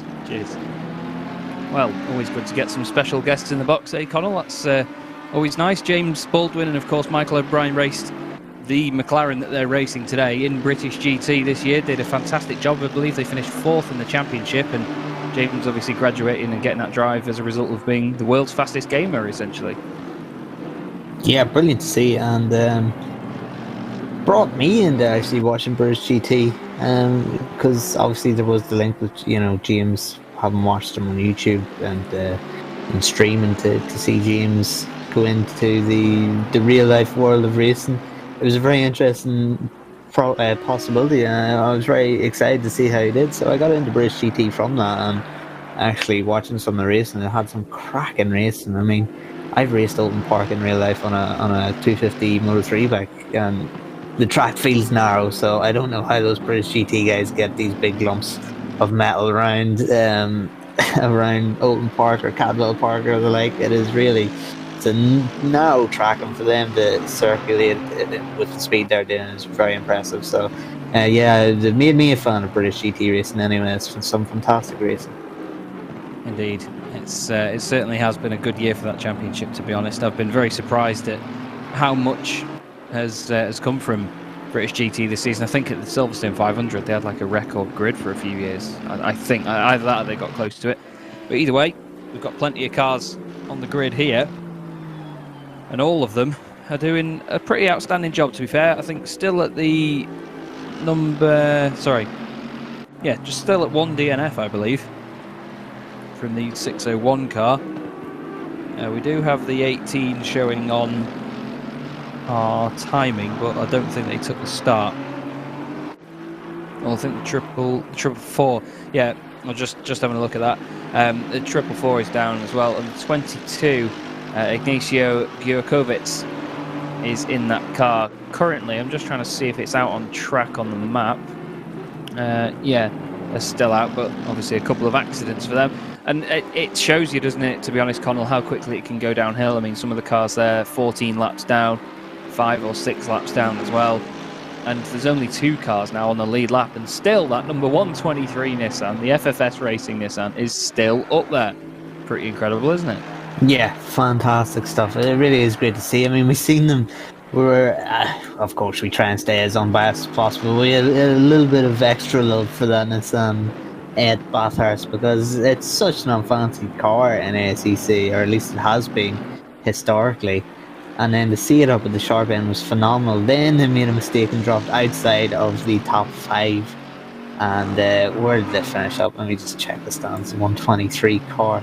They ended up finishing 15th at Bathurst, so it was looking so promising. And they didn't quite get the job done. Now they're in a position where they're sitting in 2nd. So it is brilliant to see. I mean, as you said, Chaz, 3 manufacturers in the podium, and I'm just looking through the order. 6 manufacturers inside the top 6. That is just fantastic to see. And really, the old saying that the rain is a great leveler, it is. Well, it's not a great leveler for the 261 car, who's hopefully. We held our breath in unison there, waiting for the car to come through, didn't we? The 995, who's currently on course to win this Silver Class Championship. So if you something like that happening in front of you, you come around a relatively blind corner until you get through it, and then you collide with that Audi, and then all of a sudden the championship win is put into jeopardy. So yeah, it's just instances like that which makes the endurance racing just not be over until it's over, really. Yeah, you never know, mate. Like we said before, all it takes is one mistake from that team or even somebody else, and that's always the worst thing. When you have an accident that wasn't your fault, this isn't an advert, don't worry, but it can ruin a championship. And we've seen it before. People just make one little mistake, one little spin, just run wide, and that can be it. And hearts can break. And to be honest, I think that everybody so far, we've seen a lot, and I mean a lot, of respect for pretty much everybody else that these guys see on track. There's not really been any sort of dirty or overly aggressive racing. Sometimes there's a bit of a bump and a barge here or there, but that's just racing, that's motorsport. We had my rant in the 24 Hours of Spa about how stewards and motorsport has gone soft slightly on contact, but it does happen, and I'm not going to go through that whole rant again. But we're looking at Kirill Antonov in the number 56 like and subscribe team car. Good to see their livery on their car for this final round of the championship. Through the left-hander they go. They've of course got, let's just say, a bit of attention from the Mercedes behind them of Malinovsky, the number 211 car. Again, looking fast, but just some of the incidents earlier on is what's attributed to them being outside of the top 20, or well, just on the edge of the top 20.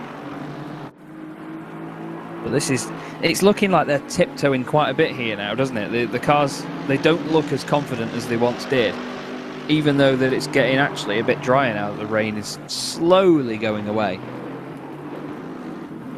Yeah, and we've seen that pace drop about half an hour ago, and the pace has come back down to where it was about an hour ago. We're seeing 48s and 49s now. Jordan Shar, sorry, that's Dondi in the GTWR car doing a 49.6. Fastest car out on track right now is the 521 Aston Martin doing a 48.4, which is rapid for these conditions, far faster than what anyone else is doing. No one is even close to the 40. It just goes over the line, does a 49.3 right now, so that might have been just one Hail Mary lap, shall we say. But yeah, it's interesting, the team changes. I don't actually know what's happened, because was Statsenko not with the GTWR team? And now he's jumped to the Yas Heat team. Of course, apparently he's been signed by Yas Heat. There you go. Interesting. Drivers market. Oof. Yeah, so very, very interesting that we see mid-season swaps. So, of course, we've seen Statsenko in the Yas Heat car in the Endurance Cup Season 2. So, yeah, a bit of team change in there. And that's, of course, why Giorgio Simonini is now driving the GTWR car. So, yeah, plenty of moving and shaking going about in the transfer market. That's always nice to see. Always good to have a bit of variation in teams like that partway through a championship, and I think that's what makes sim racing a little bit more different to real life racing, is that I've done a lot of different sim racing leagues on other sims, and you'll have teams show up and you'll always know who's driving for a team. It's pretty set that people stay with a team for quite a long time. 7 cars will turn up in one race or one race meeting, and they'll all be in the same team, and it'll be like, all right, come on, 7 cars in one team is a bit much. So, some leagues split them out a bit, and they have a few less cars split into like teams of 3 or teams of 2. And I've actually been running a series recently where the teams are already set, so the teams already exist, and then drivers between seasons apply to these teams with Google Forms and things like that, and then other people decide on who goes to what team and so on. And it just adds that bit more realism in the whole drivers market situation between seasons. But to hear about that change, mid-season is an interesting one. In all honesty, I'm quite pleased to see it, and hopefully we get more little bits of news like that as the World Cup goes on, because these teams really want every tiny advantage that they've got to go forward, and if they can grab a driver from another team, not necessarily saying they stole him, but if they can do that, then why not, eh? It's always good to have that little weapon in your back pocket, I suppose. And if that little weapon could be considered a Statsenko, then what a weapon to have. Yeah, that's not a bad one, is it? To have, I'd say, over the course of this season, one of the two fastest drivers that we've seen. Unfortunately for the rest of the teams, the two fastest drivers that we've seen have been Statsenko and Jordan Sherritt, and up until this race, they were both in the same team.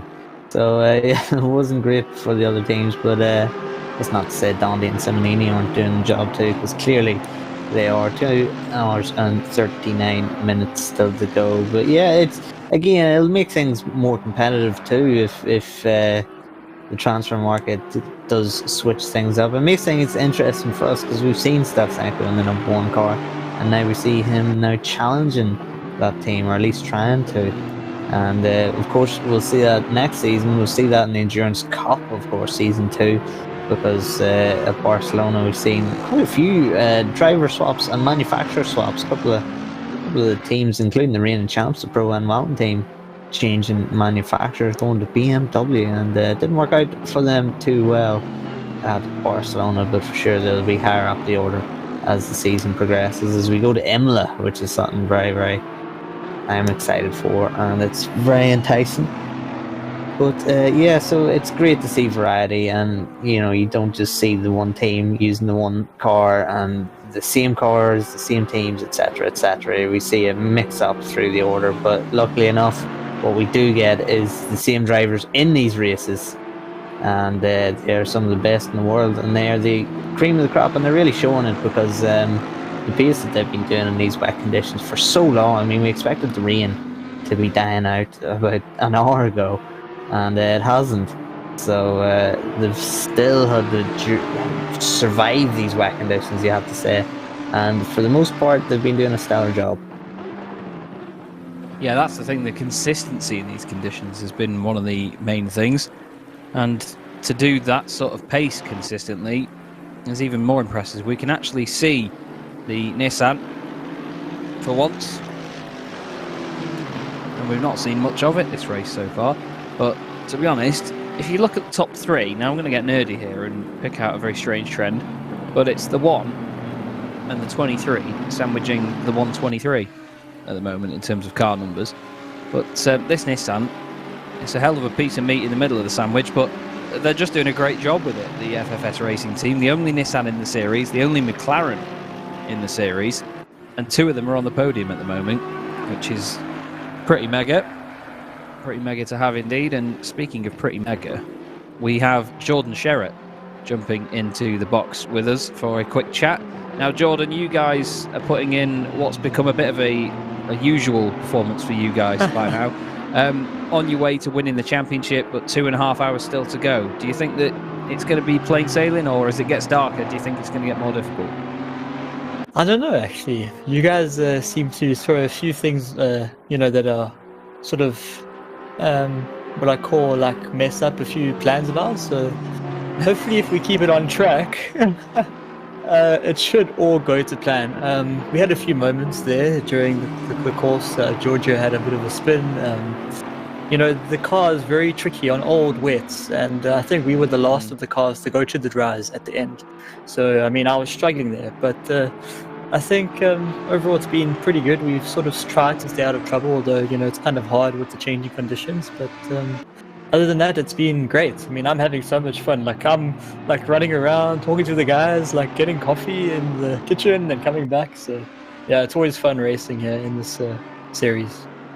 Yeah, endurance racing in sim racing is something that I always encourage people to witness, especially in the very long races like this. Not just 3 hours, but like 9, 12, 24 hours, because there is so much of a sense of how much of an event it is, isn't there? You have this overriding thing of knowing there's so many drivers and teams that are all doing the same thing at once. And you know it all centres around the one race. It can be so much fun. You said about the car struggling. Is it mainly the rears that you're finding? Because we spoke to Nico Hillebrand before in the Butler Pal car, and he said that the rears on the Audi are usually the issue. Are you finding it's the same? Yeah, exactly. Our setup was quite good. If the track stays like more wet, we have sort of a more consistent car. But towards the end of the last two stints, our tires on the rear got really, really hot. I mean, we were like on 23 psi going out on the wets, before we go out. And on my stint, basically 35 minutes into it, my rears just gave up. Like, I mean, the Audi, it has this mid-corner over-rotation. So you can imagine it with hot tires and, a wet track. It doesn't really, go together. So, I mean, yeah, a bit of that, but... just trailing more. Like I was finding that when I hold the brakes longer, take different lines to stop the long rotation, because it only happens when you're turning and then waiting. So if you like brake, turn, it's you can sort of get away with it. But I mean, you're still losing time. But at least you keep it on the track. Well, you guys have built up enough of a lead to not really worry about that too much. Nearly a lap ahead of the second placed Nissan now, 59 seconds, just under a minute. That must install some confidence at least, because I think that Michael told us before, let me just scroll back up and have a look. I think he said that you guys can finish P12 with the 56 car would have to be P1 and you would win the championship. Currently you P1 with them 20th. I didn't even know. I didn't even honestly know. I mean, shit, that's... excuse my language, but that's really cool. It's pure surprise.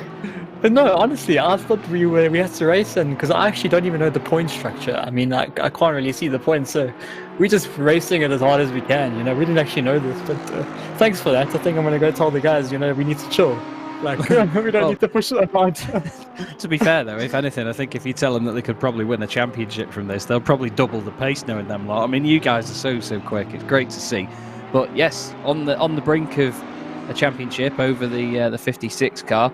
So fingers crossed, mate, you can get it to the end. But they are your nearest challenger by 30 points. So I think it would be P12, because you get 50 points for a win and you get 20 for P12, and it goes down in increments of I think 6, 5, and then 3s and then 2s for a bit. Yeah, nobody else is really close enough. Then it's Pro Ren Welton, the number 49 car, and they're 23rd. So yeah, they haven't had a good race at all. Shame.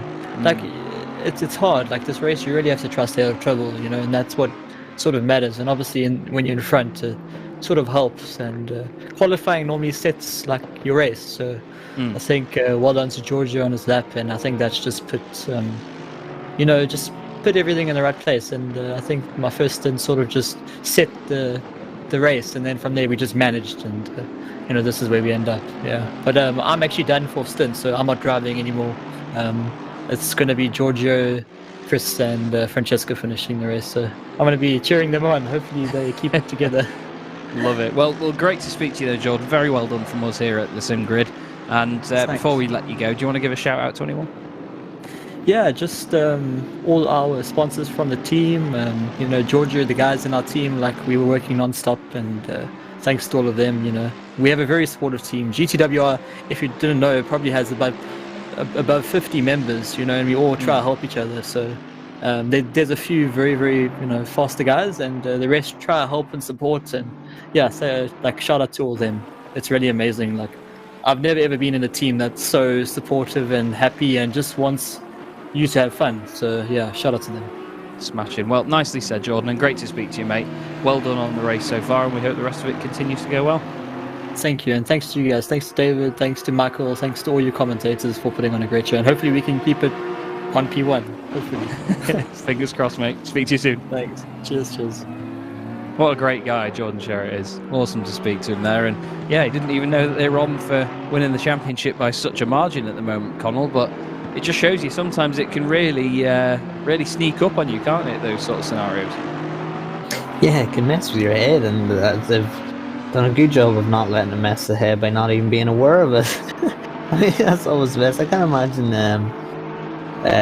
Lewis Hamilton or Valentino Rossi or anybody going, oh, yeah, I can win the championship this weekend. Oh wow! Oh, that's interesting. It's refreshing to hear, and yeah, Jordan, he seems like such just a calm, just chilled out guy, and you see that with his driving. You know, not that he's sort of blasé about it, but he's just so silky smooth, and you barely see him putting a wheel wrong. And sometimes your character really does transfer over to your driving style. So it's great to get chatting with Jordan, and yeah, it's very interesting. He's going, can we take credit for GTWR win this championship? Because let's say hypothetically, if they had kept doing what they're doing, they would have crashed.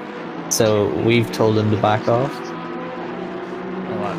I like that. That's to be fair, we can just join in the celebrations, and like as if you've sneaked into the back of the team garage and just pretended you're there. You're just like, oh yeah, well.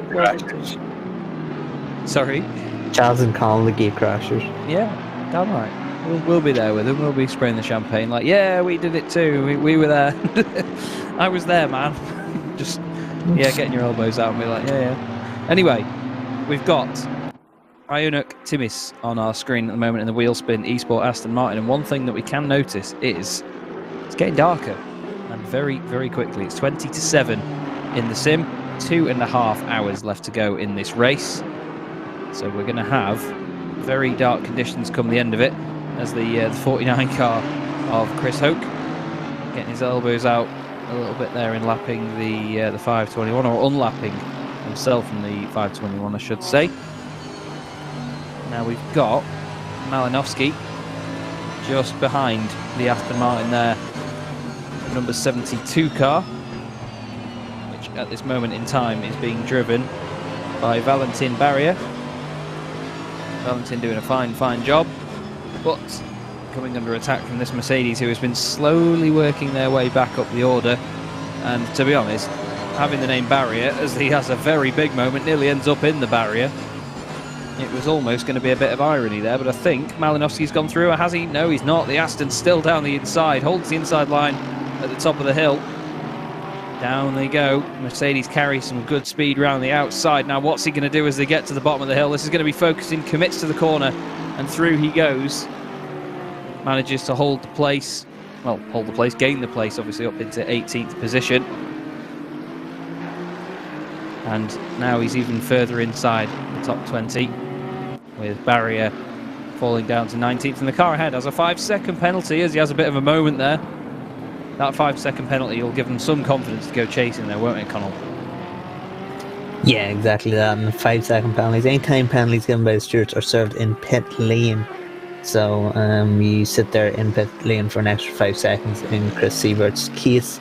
Yeah, so we see now, 30 minutes time, those are clouds with no rain coming out of them. We are going to have a drier track the longer this race goes on. As we 6:41 p.m.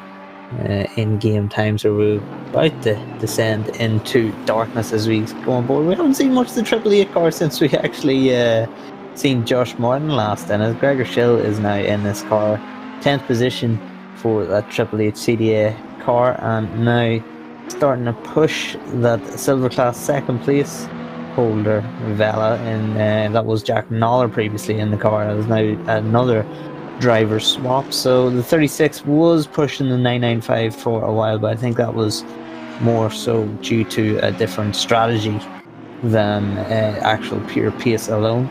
But the 995 looks relatively comfortable, still trying to chase down Tobin Lee and that McLaren, that Jensen Team Rocket for the podium overall. But I think, in all honesty, if the 995 doesn't get that podium overall, it won't be they won't be too devastated, because they will have wrapped that championship up as things stand, and that is, at the end of the day, all that matters.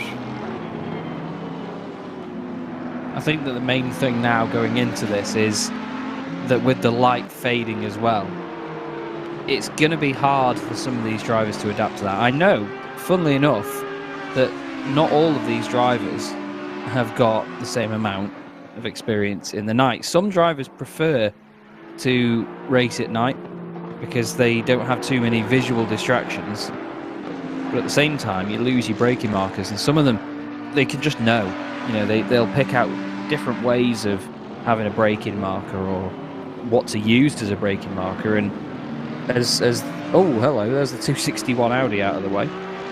As these racing sims have developed over time and had day-night transitions becoming more and more sophisticated and shadows moving and things like that, these drivers have had to learn skills that real life racing drivers have to, where your braking markers, if you're braking at say a shadow that a tree has cast over the circuit or something like that, then if that moves, then it'll really put you off. And sometimes you won't even realise that it's just creeping closer to the corner or even further away from the corner sometimes. But at night, that is a big thing, that you lose a lot of the visual cues of when to brake. And I think some of these drivers are very good at doing that, and some of them don't quite have the experience at adapting to it. Here is the spin for the 261 Audi. And again, just that final corner, and I think he's going to reverse across the track, hopefully when there's nobody coming, and just make sure that he's way out of the way. Yeah, he does. He reverses, but not all the way. He could have put a bit more into that. The Porsche, the 137 car, nearly making contact there. That was a bit of a scary moment, wasn't it? That was, of course, the Vechite machine, which we've not seen much of since we jumped on, but nice recovery from the 261 to still continue. Charles, I think we've just seen the number 36 car disconnect. Gregor Schultz was right behind him. I seen the 36 car veer to the left, and now they're not in the standings, so there's a disconnect for the number 36 car. That is big championship stuff, that is. The number 36. Well, that's a massive shame, because they were right up there for that. And to be honest, that's going to give the 125 a couple more points. But still, it means that they would be 3 points behind the 995 car. And now with, 9 positions between the pair of them, that's going to get... It's not going to get any easier, is it, for the 125? But the 995 Keck Sim Racing machine has been doing a beautiful job so far. To be 4th overall as well in the silver class, it's just showing the real class they've got, isn't it?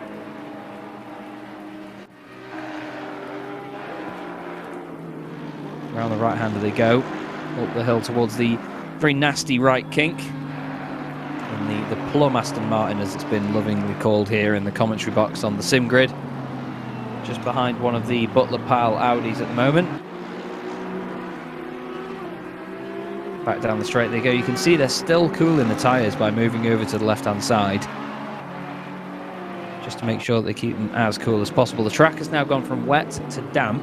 It may still be raining, but if you look at the top right of your screen, the rain in 10 minutes time will pretty much finish, and within the next half hour you will have just cloudy skies. We've got 16 km/h winds. That's just dropped down a tiny bit. The track is only just warmer than the air temperature. Bit of a moment there for Jonas van Druten in the Keck Sim Racing Aston. Very lively stuff from him though. But you can see, Connall, the sun has faded very quickly here, and it's getting considerably darker straight away. This is sort of reminding me of the first ever race that I commentated on the Assetto Corsa Competizione with Mr. Peril himself, when we did the Coach Dave Academy finals. As hello, sideways in the Keck Sim Racing Aston. Yeah, that 995 car looks very menacing. Under pressure a little bit, as we see the Swedish car. Sorry, I don't know the team name, but that's all I remember it as. Beautiful livery. The number 995 is now under pressure, as we see another car rejoining the track. Yes, the 995, if I can get it out without another car being sideways on the track. Statsenko is really putting the pressure down now for P4 here, and Statsenko can eye a podium here, because he's not a million miles off Tobin Lee in a Team Jensen car. So Statsenko really putting the pace in. We know his pace in comparison to others. He is one of the stronger drivers in this series, and he is really starting to put the hammer down to try and catch the car ahead of the 995. But again, the 995 has the championship won if he wins this race in terms of the silver class. So will he provide too much of a challenge to Mika Statsenko? And that will be a real indicator of their approach to these next few hours. If he does defend quite aggressively, we see that they're not really thinking of the championship too much, as we see the incident for the number 72 car. Again, just out onto the curbs a little bit too much, a little bit more spin, and that sends him into the tyre wall. And luckily enough, he doesn't try and do a rejoin there because there was multiple cars coming. But here is the battle for 4th place. Yeah, that Yas Heat Ferrari. Mikhail Statsenko, we were talking about him earlier. Really flying down the inside of Van Druten he goes. But Van Druten knows now at this point that all he needs to do is just make sure that he stays ahead of that 125 Aston Martin further down the order. Sievert's just got a penalty of 5 seconds added to his time in the 81 Mercedes. But now Statsenko goes up into 4th position and be very happy with that. Again, the number 2 Ferrari looking very good indeed. And just so you know, guys, we're going to have an immersion break for any of you Nissan fans out there at the 2-hour mark, with 2 hours of the race left to go. After our advert break, we're going to give you a quick immersion break on board with the number 123 FFS Nissan. So you get to listen to the wonderful 6-cylinder noise. We also have another driver that's waiting to be interviewed at the moment. And we'll grab said driver in just a moment and have a quick chat with them. But to be honest, Connall, at this moment in the race now, it's still going to get cooler and cooler as the light fades, but I don't know if the track will dry out that quickly now because of that. It's a bit of a strange scenario they're in, isn't it? Yeah, it really is the most difficult conditions we've seen to predict in this World Cup or even the Endurance Cup, because as you said, Chaz, there's no sun beating down in on this track to dry the track out quickly, but at the same time less and less rain is happening. The track is getting cooler too, so I mean, we could see, when the rain stops, we could see the track still being wet for the next hour or hour and a half, and it could even leave it to the point where, you know, in the next, with half an hour remaining, the track's fully dry, and see people gambling for slicks. So still a long way to go in this race, and a lot of headaches still to be given to teams with these conditions. Yeah, headache is definitely the word, because it's like you say, just hard to predict, and that's the worst thing. If you can predict what the conditions are going to do, if it's just dry going to rain and rain going to dry, then it's fine. But because the conditions are going to be cooler because it's getting darker and because the track is already wet, the temperature then plays a factor in the fact that it might not dry up that much. So yeah, another, I think the phrase is pain in the backside for these drivers. Headache is most certainly a good one. We'll bring in Jack Noller, who is, well, unfortunately, part of the team that has disconnected from the race, the number 36 machine, and they're losing time hand over fist due to that disconnection. But Jack, it's looking like a very difficult race on most parts for everybody out there. What have you found so far from this one? It's been difficult deciding what pressures to put the tyres on and what tyres to be on. The last couple of hours has been a mix of some cars working on wets, some cars working on dries. Like, ours wouldn't work on the wets, but a different Audi did work on the wets. So we were on dries, they were on wets, and we were about similar pace. It's a massive shame. This championship's been a bit cursed for us the entire time. We want for a strong result this time in the top 10, catching guys ahead, on for a podium in our class as well. And driver 1 is no longer at home, so we are out the race for good. That's such a shame, man. And you had a disconnect at Suzuka as well, didn't you, earlier in the season to get things underway? So it's, I mean, we usually say that we attribute it to like a mechanical failure on the car or something like that. But it's just, sometimes it's out of our hands, and I mean, not to sort of dig away at the emotion of it, but I imagine it's more frustrating than somebody actually putting it in the wall or making sort of causing an incident in the race, is it? Yeah, we were all driving really well. As I said, this whole championship we had a disconnect, which put us completely out. Multiple disconnects that put us out at Suzuka. Bathurst was just unfortunate with incidents on the mountain, causing big damage. Yeah, again, Spa, yes, we got fifth in class, but we had disconnect there as well, so it could have been higher again. And then we have this one turns out Malta, the island, has had a power cut. So, so that's why we're out of this one.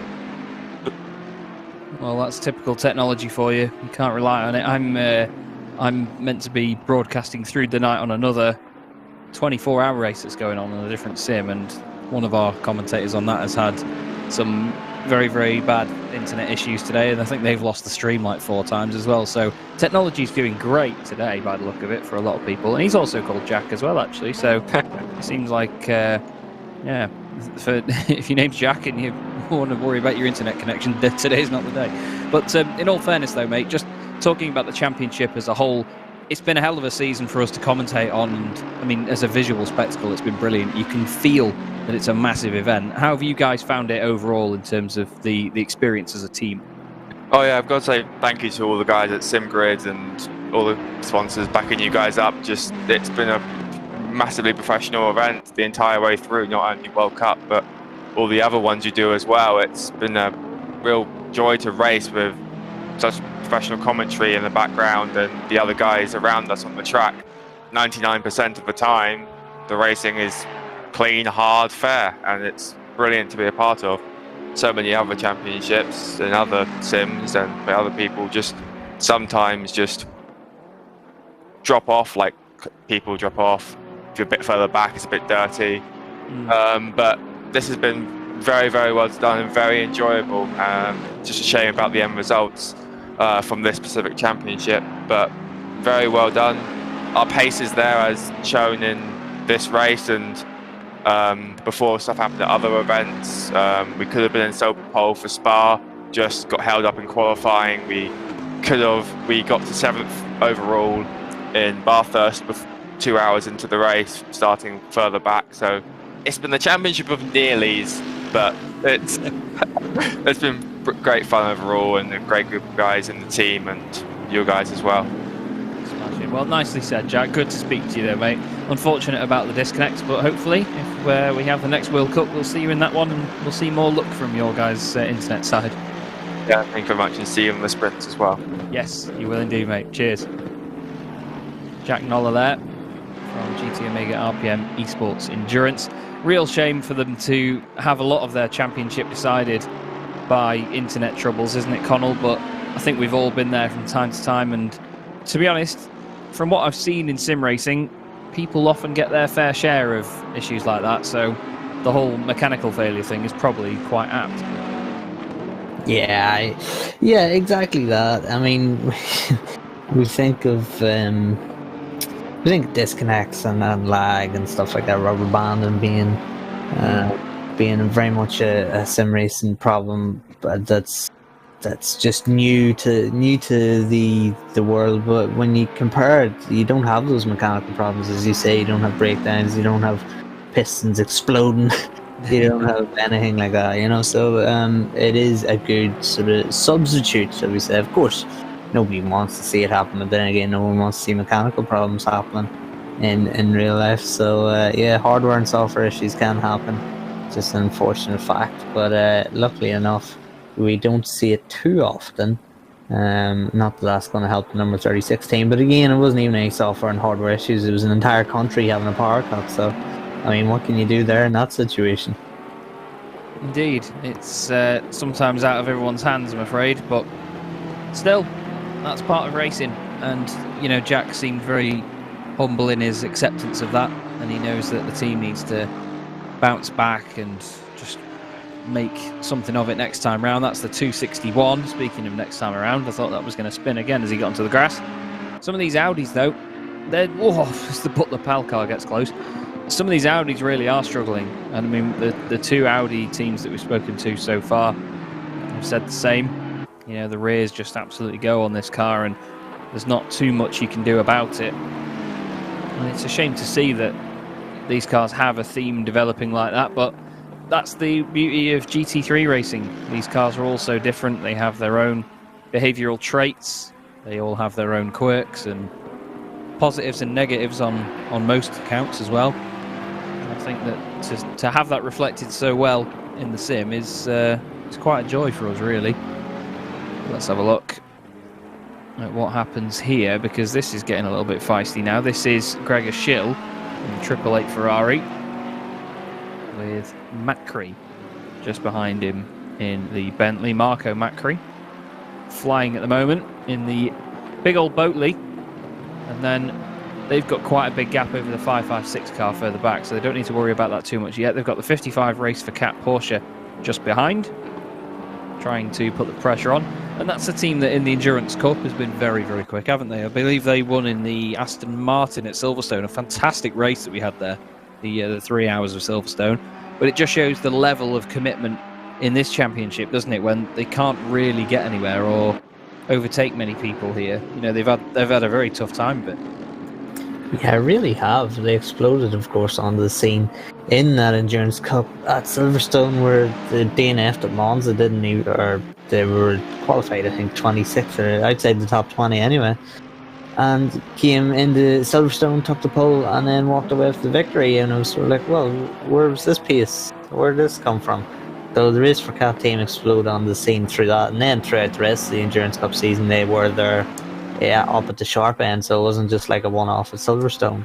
And yeah, again, just what you're saying, whatever different factors are playing a role here, they just haven't been able to recapture the form that they had in the Endurance Cup season 1. But again, you know, the transfer market will happen, and no doubt they do have the calibre of driver to be up at the sharp end, so I do expect to see them up fighting for victories, or at least fighting for podiums sometime in the near future. yeah, that's it. Some of these teams, they definitely have the caliber and the capability to do it, but it's just when you see how quick this field is compared to some of the. I mean, even in the Endurance Cup, I mean, we go back to that qualifying session at Barcelona, Catalunya, and we were blown away by how close it was. I think there was something like 37 cars in a second or something ridiculous like that. It was nearly 40 cars anyway. On the grille of the Bentley we go, looking very closely at the back of the Ferrari in front. Actually looks down the inside of Gregor Schill through the left-hander. I'm not going to fall for the car spinning round this time, Mike. You're not going to have me again. But they're nearly, well, they were 3 wide for a second there. Gregor Schill wants to come back at him, and he's just not quite done it. Gregor in the Coach Dave Academy Ferrari, losing that place to Marco Macri. Macri doing a fine job of that to get that absolute postcode past the small, nimble Ferrari, the very beautiful Ferrari 488 GT3. I believe this is the Evo version of this car. Just flying back up the hill again.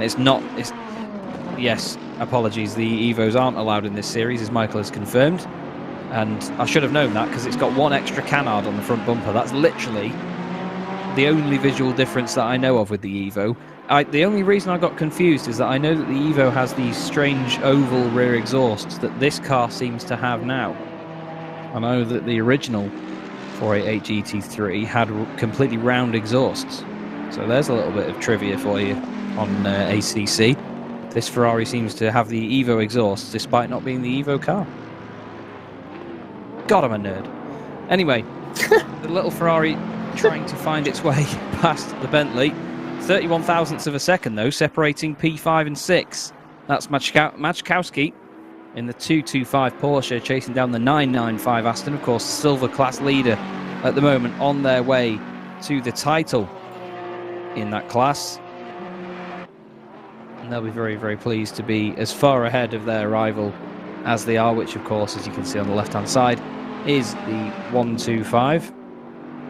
Their fellow Aston Martin, and Machkowski has apparently just got past, Michael has informed me. So that is now, well, decided for now anyway, between those two, into the top 5. And unfortunately, Van Druten has dropped out of the top 5. Oh, the 556 has apparently had an accident as well. That's Matzik at the wheel in the Butler Pal Audi.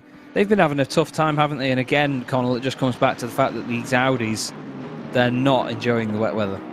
No, they really aren't. They're having an absolute nightmare. I mean, there when the track was very, very wet, we've just seen them mid-corner, at the corner we're coming up to now, the hairpin, and the final corner, we've just seen them, the rear just coming round on them and just doing a 180 lovely wee pirouette. 9.5 for style, but in terms of their race, not a great thing to be doing. And I mean, we've seen a couple of them, like the 251 has had, I think, 7 or 8 spins into the gravel. So yeah, it's just an absolute nightmare and a real handful. But then at the same time, there's a particular Audi that's just running away with this race, and it's the GTWR Audi. So it does give hope to those Audi drivers that they can find a setting and a feeling with the car to actually perform well and perform safely. So yeah, certainly the GTWR boys are the boys to steal information from if you can get access to their data and find out what they're doing differently to you, because they are providing an example on how the Audi works around here if you can get the best out of it. Or kindly request the information in exchange for money. You could bribe them. You never know. This is the 556 just having a spin, and we've had, I believe, a drive-through for somebody. I just saw it flash up there. I think it might be the number 5 machine a bit further down. This is Krzysztof Maszkowski. You can now see Macri is the car behind him, as Van Druten has dropped down into 7th place, but we're going to be getting pit stops very soon. There it is, the drive-through for car number 5 for avoidable contact. And one thing I do love about these cars at night, there is the Porsche popping and banging away. Just as we go on board, you can see the wonderful lighting effects here at night racing. It is just phenomenal, especially around Kyalami as well, with all of the oscillation and the elevation changes. You can see the dry line, but importantly, Connall, as we've just been told, the rain has stopped. Yeah, and I think anyone who is out in wet tyres still, right now, are about 10 minutes too late in swapping the slicks, because this track will be favouring the slick tyre drivers right now. So be interesting to see out of the teams who is still out on wet tyres. But we are getting to the scheduled pit stop window, so the rain might have stopped just at the right time if you want to keep on schedule with your pit strategy, because you can come in 2 or 3 minutes time, stay on your schedule and switch tyres if you're still out in the wet tyres. So it might have just been perfect timing for some of these teams. And yeah, the ones who gambled early with the wet tyres haven't profited too much from their gamble. So the wet tyre teams will be thanking their lucky stars that they haven't, because it could have been a situation where, this is getting very, very close and there's contact, and the 261 it spun around again and it wasn't even their fault this time. That is very, very unfortunate. Yeah, it was just too tight going in there for 3 cars to fit. And yeah, that Audi is just having a nightmare time. My heart goes out to them, but they're sticking in it. They know there are still points available, even if you finish near the back end of the field. And 2 hours to go. Hopefully they can get a smooth run as 2 hours still remain. Yeah, fingers crossed. It's never easy when you have moments like that consistently over the course of a race. And I think really there was nothing they could really do there, you've got to say, with all the cars that were around them there that could have caused the issues. They just, sometimes it can be a bit overwhelming, especially when it starts to get dark as well. You know, the visibility gets lower and lower and lower, and your reaction's slower. They obviously contact on the inside. Actually, I thought they managed to. I thought the Ferrari, judged on the first camera angle, I thought the Ferrari actually gave them a kiss on the way in, and then it was the Porsche that got involved in that. But that, to me, the Audi just spun on its own there, trying to avoid that incident. Apologies. That was a very, very odd one indeed. I genuinely thought that the Ferrari had sort of barreled through and at least hit the 2 cars as it came across to the right-hand side. Let's have a look again. I thought maybe the Porsche had given them a tap actually early on, but no. There you go. They're just midway around the corner. It's all kicking off, and suddenly the car's around. Yeah, I mean, it can happen. You know, you have a natural instinct if something happens in front of you. Your split-second instinctive reaction is to roll off the throttle, and maybe with something as temperamental as the Audi, need a bit of neutral throttle there to maintain the stability around the corner. As soon as he's seen the incident, he might have backed off the throttle and that upset the balance of the car and that sent him spinning. That's only a possibility, but you know, it's it's one of those things where you can find someone getting involved in an incident, reacting to it, and then having their own crash entirely on their own. And it looks strange to the casual viewer, shall we say? But when you've been in situations like that where you have to roll off the throttle, it just upsets the balance of the car, especially when you're mid corner. It does indeed, and we are just a couple of seconds away from having 2 hours left in the 9 hours of Kyalami and 2 hours left in the SimGrid World Cup by Thrustmaster. We are now into those final 2 hours, so we're just going to throw to a quick advert break, and then we're going to give you a couple of minutes of an immersion break on board with Godzilla itself, the 123 FFS Racing Nissan GTR. We'll be back with you in a few minutes, everybody, for the final 2 hours of the 9 hours of Kyalami.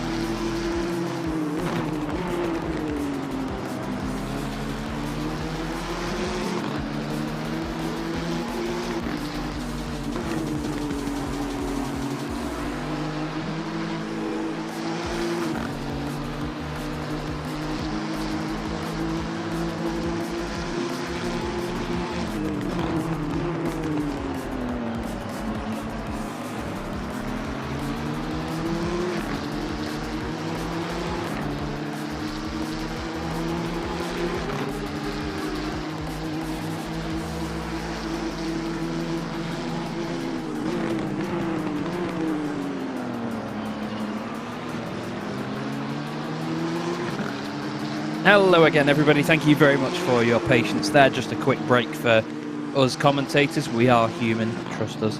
But yeah, we're back now for the final 2 hours, or hour and 51 minutes of the 9 hours of Kyalami. My name is Chaz Draycott. Alongside me is Connall Courtney. And this is the SimGrid World Cup by Thrustmaster, the final round of this wonderful South African circuit. Connall, we've had all sorts of conditions so far. We had David Christie and Luke Rogers doing a wonderful job earlier. And to be fair, they said that we're going to be treated to a belter. They weren't lying. This has been so unpredictable, but now the rain has stopped. We're into the night. Exactly that. And this 3 hours so far has absolutely flown by. It's ridiculous that we've only got 2 hours still to go. It's just funny there. I'm looking through the position tracker, and Michael updates this on the hour every hour. And in comparison, some of the biggest losers in terms of their grid position to where they are right now. 16 position loss for the 211 car. That was, of course, Team JLo, who qualified third. And 28 positions for the 111 car. They qualified 10th for this race and now in 38th place. So there's been some major movers and shakers. The ones that haven't gained or lost position, Yassi, the number 2 car, they qualified at 4th, and of course, no surprise, the GTWR team, they were on pole and they are currently leading the race. So aside from them, really, Chaz, I mean, we've got some big movements, and that's no surprise, really, given the conditions we've had. Yeah, very true. You know, some of the talent in these different conditions has actually been quite equal here. I was saying before about, you know, the difference in drivers' experience at racing at night and being able to sort of catch their brake markers and just make sure that they use any visual cues they can. Some of them better at that than others, but to be honest, with the level of the competitiveness we've got here, the level of competition, how quick all these drivers are. I mean, we were saying before that, you know, some teams have quicker drivers and slower drivers in their lineup, but even the slower drivers would put people like me to shame. You know, they would just make an absolute mess of my lap times out on track, and that gives me a huge level of respect for the quicker guys in this series as well, with the fact that they can be that much quicker. I think there was just a 3-car incident that Michael told us about. I'm just about to see it here.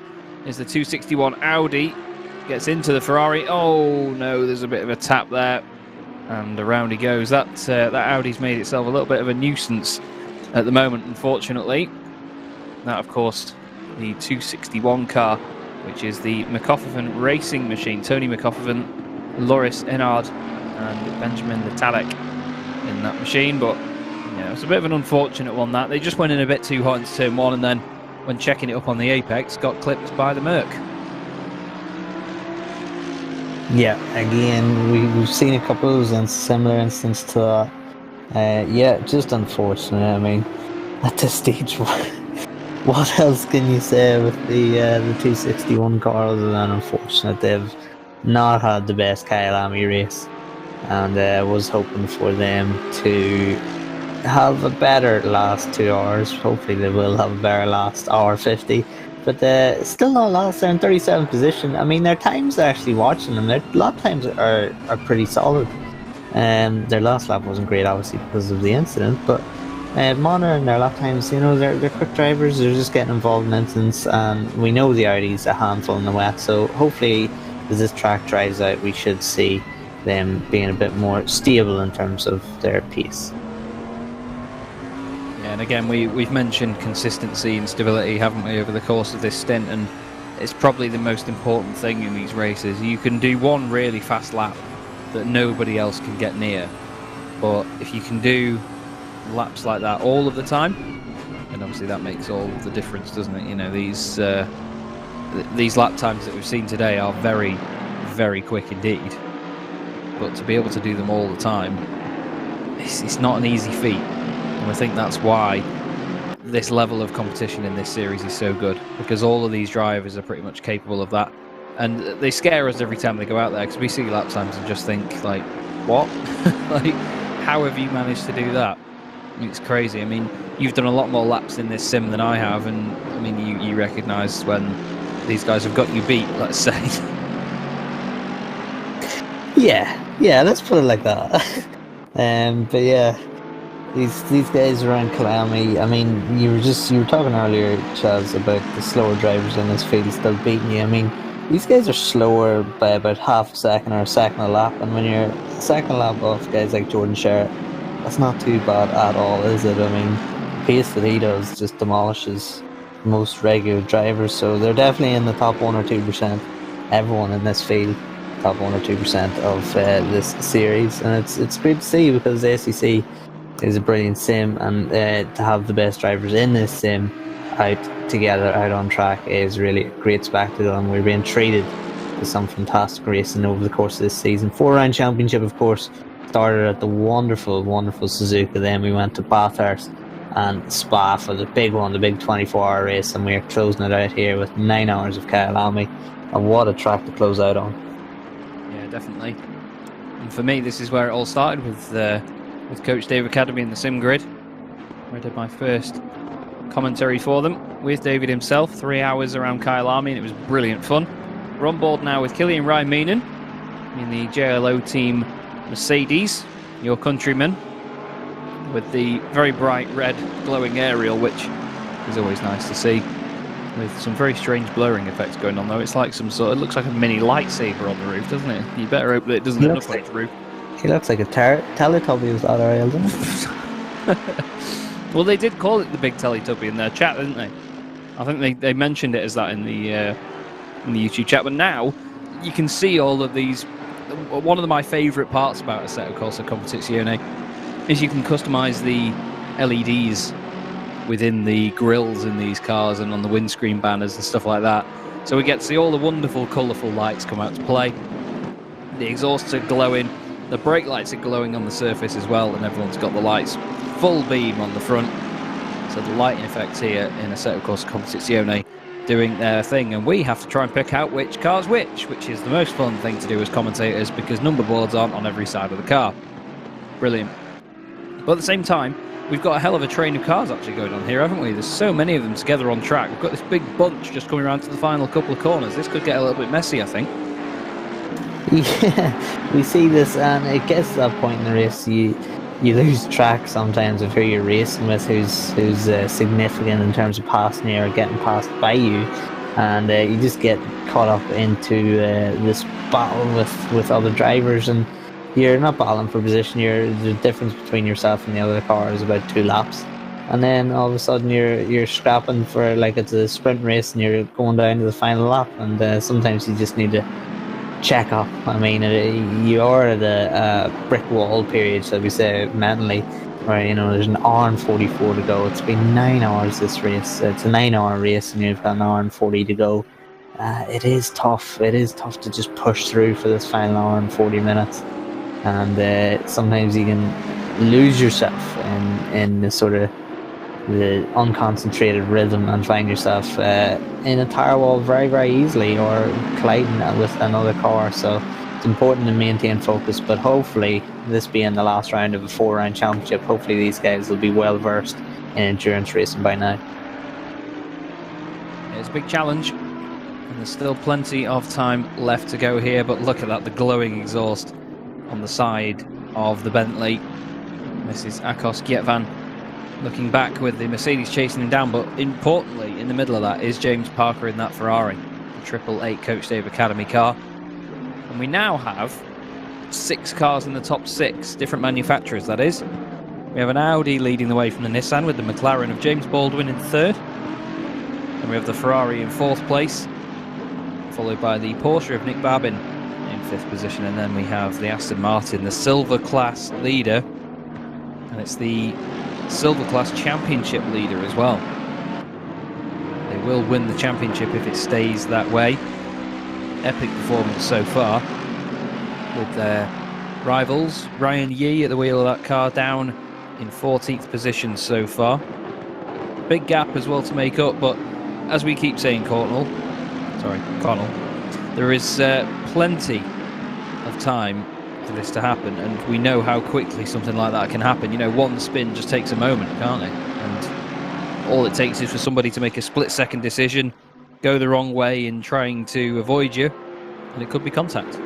Yeah, I mean, we've seen that with a couple of the guys not actually be involved in the initial incident, get spun, and then just have nowhere to go and smash into the car. And the car who's maybe caused the accident or caused the snowball effect has got away relatively scot-free, and you find yourself having not been involved in any incident or in taking out anybody. You find yourself being an unwilling participator in the accident, and you're the one with the most damage. So it's just, of course, it's frustrating, but it's a part of racing. And yeah, the nighttime will play a little bit of havoc. It does take a special extra set of skill to be able to race and race hard in nighttime. But again, we had night at Spa, we had night at Suzuka, so the experience these guys have got should hopefully leave a few mistakes as we get to the final stages of this race. Yeah, you've got to think about the fatigue that sets in over a race like this. Even if you have multiple drivers, you can still make mistakes. So here is the second place Nissan trying to put a lap on the number 14 Porsche. What's going to happen here? The Nissan goes through, the Porsche flashes his lights. We all know you need that extra 15 brake horsepower. Oh, he hits the curb and gets some sort of karma there, I think. You know, there was no need to flash the lights. At the end of the day, it was a car just lapping him. And I'm afraid that he distracted himself, I should say, with that moment there. And off he went. Now, this is James Parker, who was still only 1.4 seconds behind Gietvaan in the Bentley. He was just slightly out of shot there. Just ahead of the Mercedes and the Porsche. Mercedes moves out of the way. He says, "After you, good sir." Through you go. I'm intrigued to see how quickly, once this traffic's gone, how quickly James Parker can catch up to that Bentley. Gietvaan's been quick all season in that car, to be honest, hasn't he, Connall? It's been a very consistent drive this time round, but all season, I mean, if we look at their results from season so far, 10th, 13th, and then a 5th. You know, Spa was the real standout for them. 2 top 10s, 1 top 5 so far. That 13th place at Bathurst, though, is what hurt them, isn't it? Yeah, absolutely. They could have been fighting a bit further up in the championship, and Bentley's always been there inside that top 10 anytime we've been watching it throughout the course of the season. Obviously, of course, the incidents that they had in Bathurst put them outside it, but you know, really strong showing from a team that flies very much under the radar when we talk about teams that can potentially do really well in these races. Well, of course, we talk about the number 1, we talk about the Ass Heat team of Pro and Welton, etc., etc. We don't really talk about the 194 Bentley too much, and given the right set of circumstances, I really believe that this Bentley can fight for the top 5 in future races. It'd be good to see it. I'm not sure that they'd want to do a podium presentation with the car actually on the podium, because it wouldn't fit, let's face it. But to be honest, it does just show how competitive that car can be in the right hands, and I think it's been great to watch it. We're on board with the Ferrari now. Inside the grille, you can see all the red LEDs, which is nice to have. Looks very evil as well. Look at the sparks from the Bentley there as it goes down the hill, back through the compression, up to the right. You can see how much the track has dried out now. It's actually very interesting how much it's dried. The track is now, in terms of grip, it's considered fast. We've got just over 90 minutes of this race left to go. Now the track is down to 20 degrees Celsius. The wind has died down a bit as well. So in all honesty, these conditions are getting quicker and quicker. I mean, if we look at the lap times as well, 1:45, we've just had a 1:43.8 from the second place Nissan, 1:43.4 from the lead Audi, 1:43.8 as well from third place.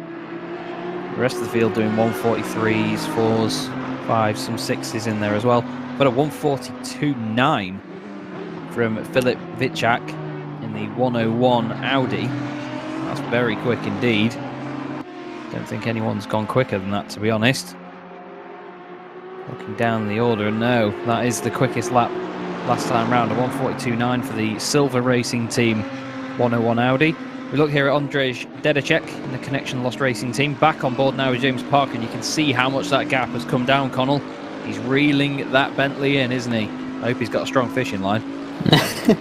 Yeah, for sure. He's really hounding him, and it seems like a case of when and not if with the pace differential that James Parker is currently using here, that he will get through on this Bentley. Just looking at the lap times, we have, of course, the leaders doing 43.7. So the lap times have dropped massively, of course, as the track has dried out. Everyone is now out in slick tyres. You would have to hope for everyone's sake, but fastest guy out on track on the last lap was, of course, the man we are on board with, James Parker. 43.2 is what he was doing. That is in comparison with 44.3, so almost 1.1 faster the last lap round. You have to think that within a lap or two he will make his way through. But then again, we've seen earlier on one of the drivers really holding it was the 995 behind him, and you can be defensive and make it work around this track, you know, and you can keep people behind. But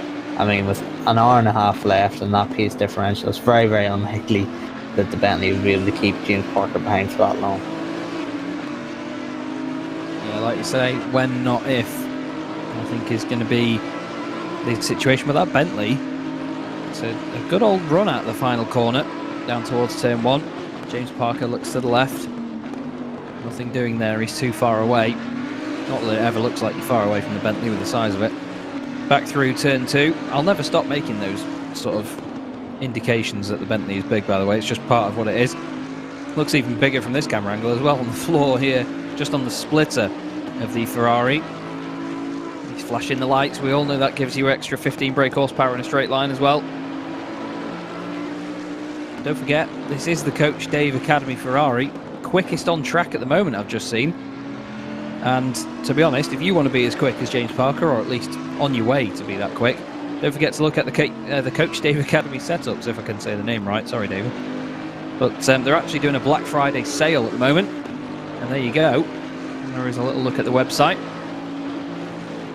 Just in the bottom right, do check out Coach Dave Academy for any setups on Assetto Corsa Competizione. The guys do a wonderful job, and most of the drivers in the sim grid run those setups, and that's how they can get so quick around here.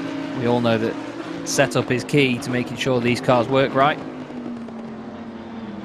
Goes down into the right hander. Oh, he has to get on the brakes a little bit there, does James Parker, to avoid hitting the Bentley.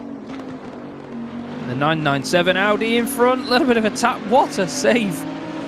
A tap from the Bentley, manages to just about save it. That's frightening stuff there in this battle. Very intense indeed. Mike nearly had me off there again and made me think that he was spinning. The Bentley is indicating left for some reason. I think he's saying to the Audi, move. Stop interfering with our battle. The exhaust's glowing orange on that Audi there. Love to see that. Just have a look. That was the Silver Racing Team machine. It was slightly in the way, but now the battle is back on now, just these two, no traffic around them. But you can see, Connall, that there wasn't much of a change this time, but it's still very feisty. It's just been told by Michael as well that the 888 Ferrari actually got a tap in the rear from the Silver Racing Audi there, Connall. Strange. Strange, the Audi's approach there. What a save, though. I thought he was a goner there. It looked like he was almost 90 degrees sideways and managed to hook it back. So yeah, very impressive save. It looked as though that was going to spell disaster for 1, 2, or potentially even 3 of these cars here. But we're through. James Parker now is ahead of pushing Vettel, the 194 Bentley. The Bentley, the only Bentley out in the top 20. So yeah, fantastic drive so far from Vettel, as we've been saying. And James Parker now, though, he's really putting the pace down on him, putting the hammer down. But look at that train coming behind. I mean, it's not for position any of the cars behind, but that is a scary train to be looking in your rear view mirror and seeing those cars behind. Of course, it could possibly be faster. There's a lot of quick teams that were quick out in the dry that now that the track has dried out after their struggles in the wet, could be setting some good pace. So we could actually see some of that train catching these guys if these guys get involved in too much of a battle. Yeah, that's one thing you always need to be conscious of when you're in a fight, is that you could be holding like the pair of you up and pushing back towards the cars behind. James Parker really putting the pressure on Akos Gietvan at the moment. Well, the Bentley holding its ground, all 400 acres of it.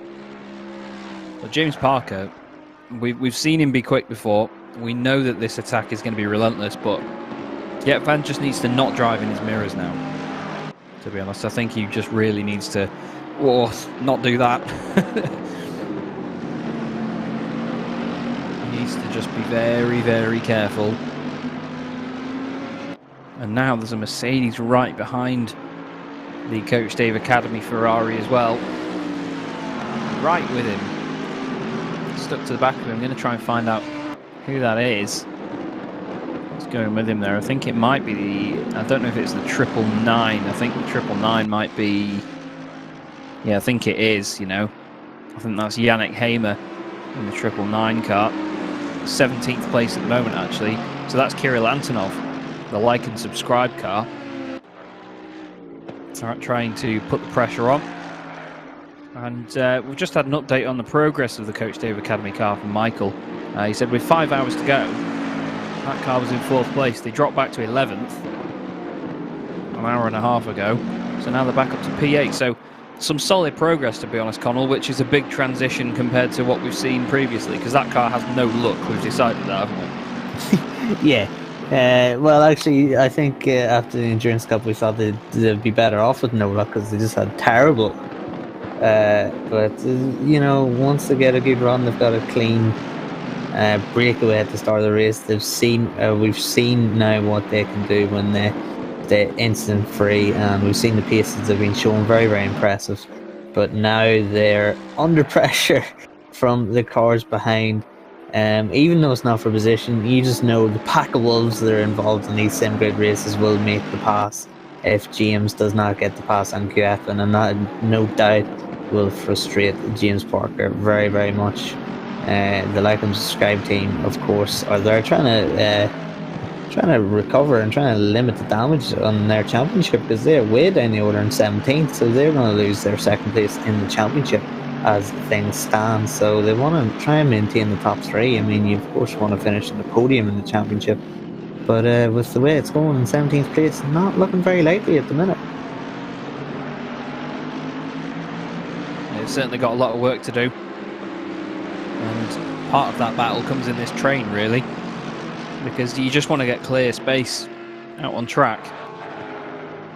And they've got Killian Ryan Meenan only 1.7 seconds behind them as well in the other Mercedes, so they really need to get a move on. The other car on track just behind them, I'm still trying to pick out which of the Mercedes that is. I think that could be the 999 car, you know, the Keck Sim Racing Mercedes. Yeah, it is.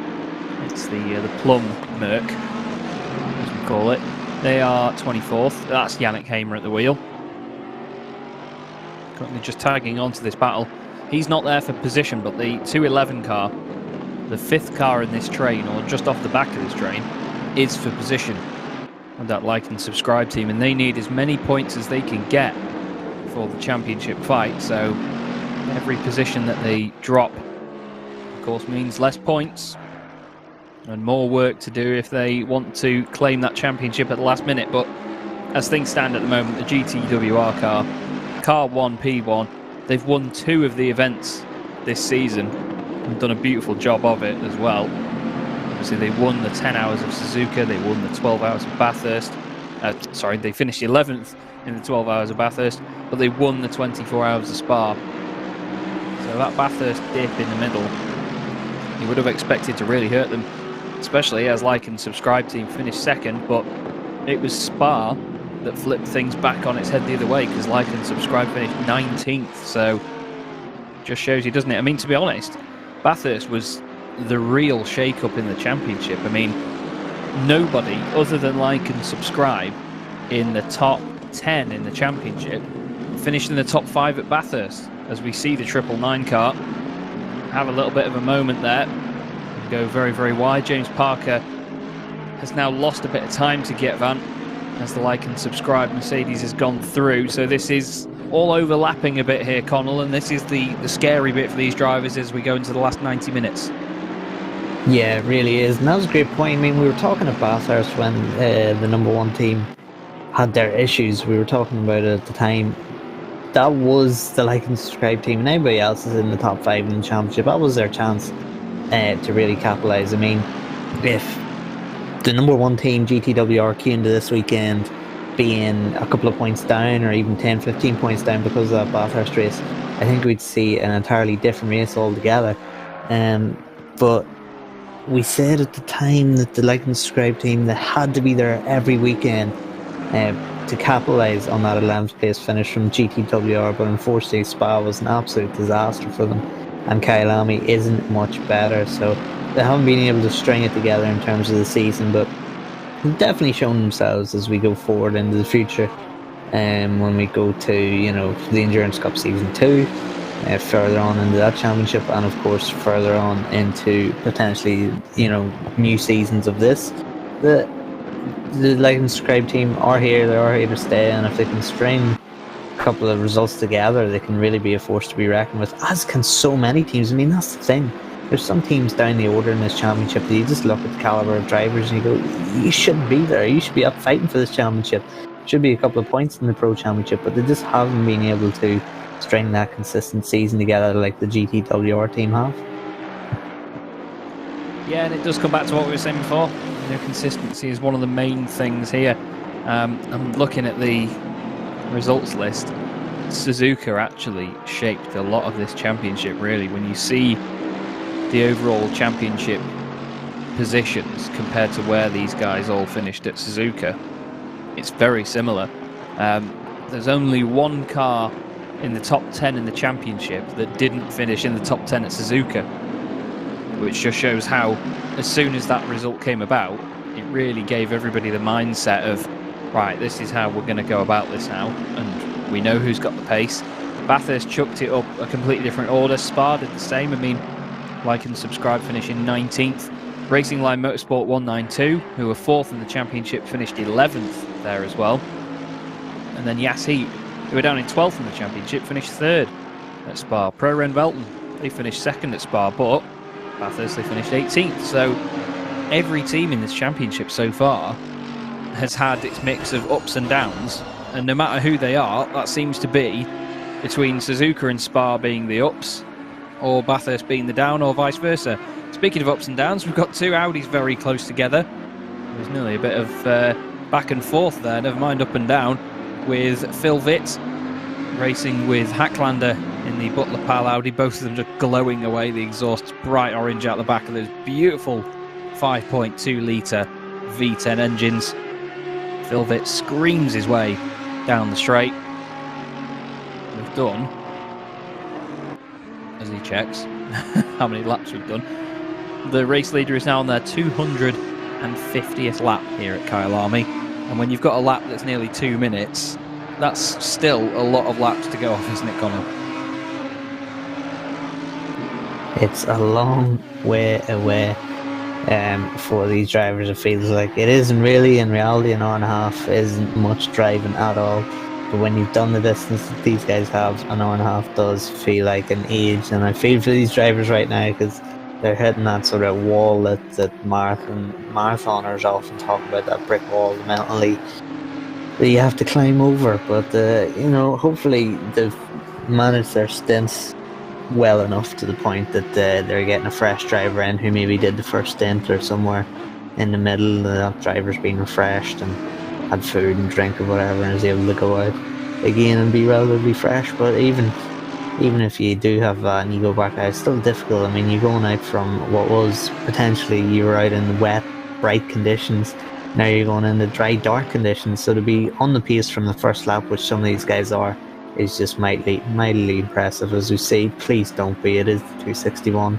Going to have a bit of a snap, get onto the grass and have a spin. Oh, my heart goes out to them. It really does. I have nothing else to say, but my heart goes out to you guys because everyone's been in that situation where you just can't have anything go right for you in a certain race. And it's just, you just want the ground to open up and swallow you. I'm sure they do at the moment. It's been a real nightmare for them. And another spin to add to their collection. I know that sometimes a set across the competizione does highlight reels as well. I imagine that they're probably going to be in a considerable amount of that. Such a shame though. This is Phil Vitt in the Mucker Motorsport Audi.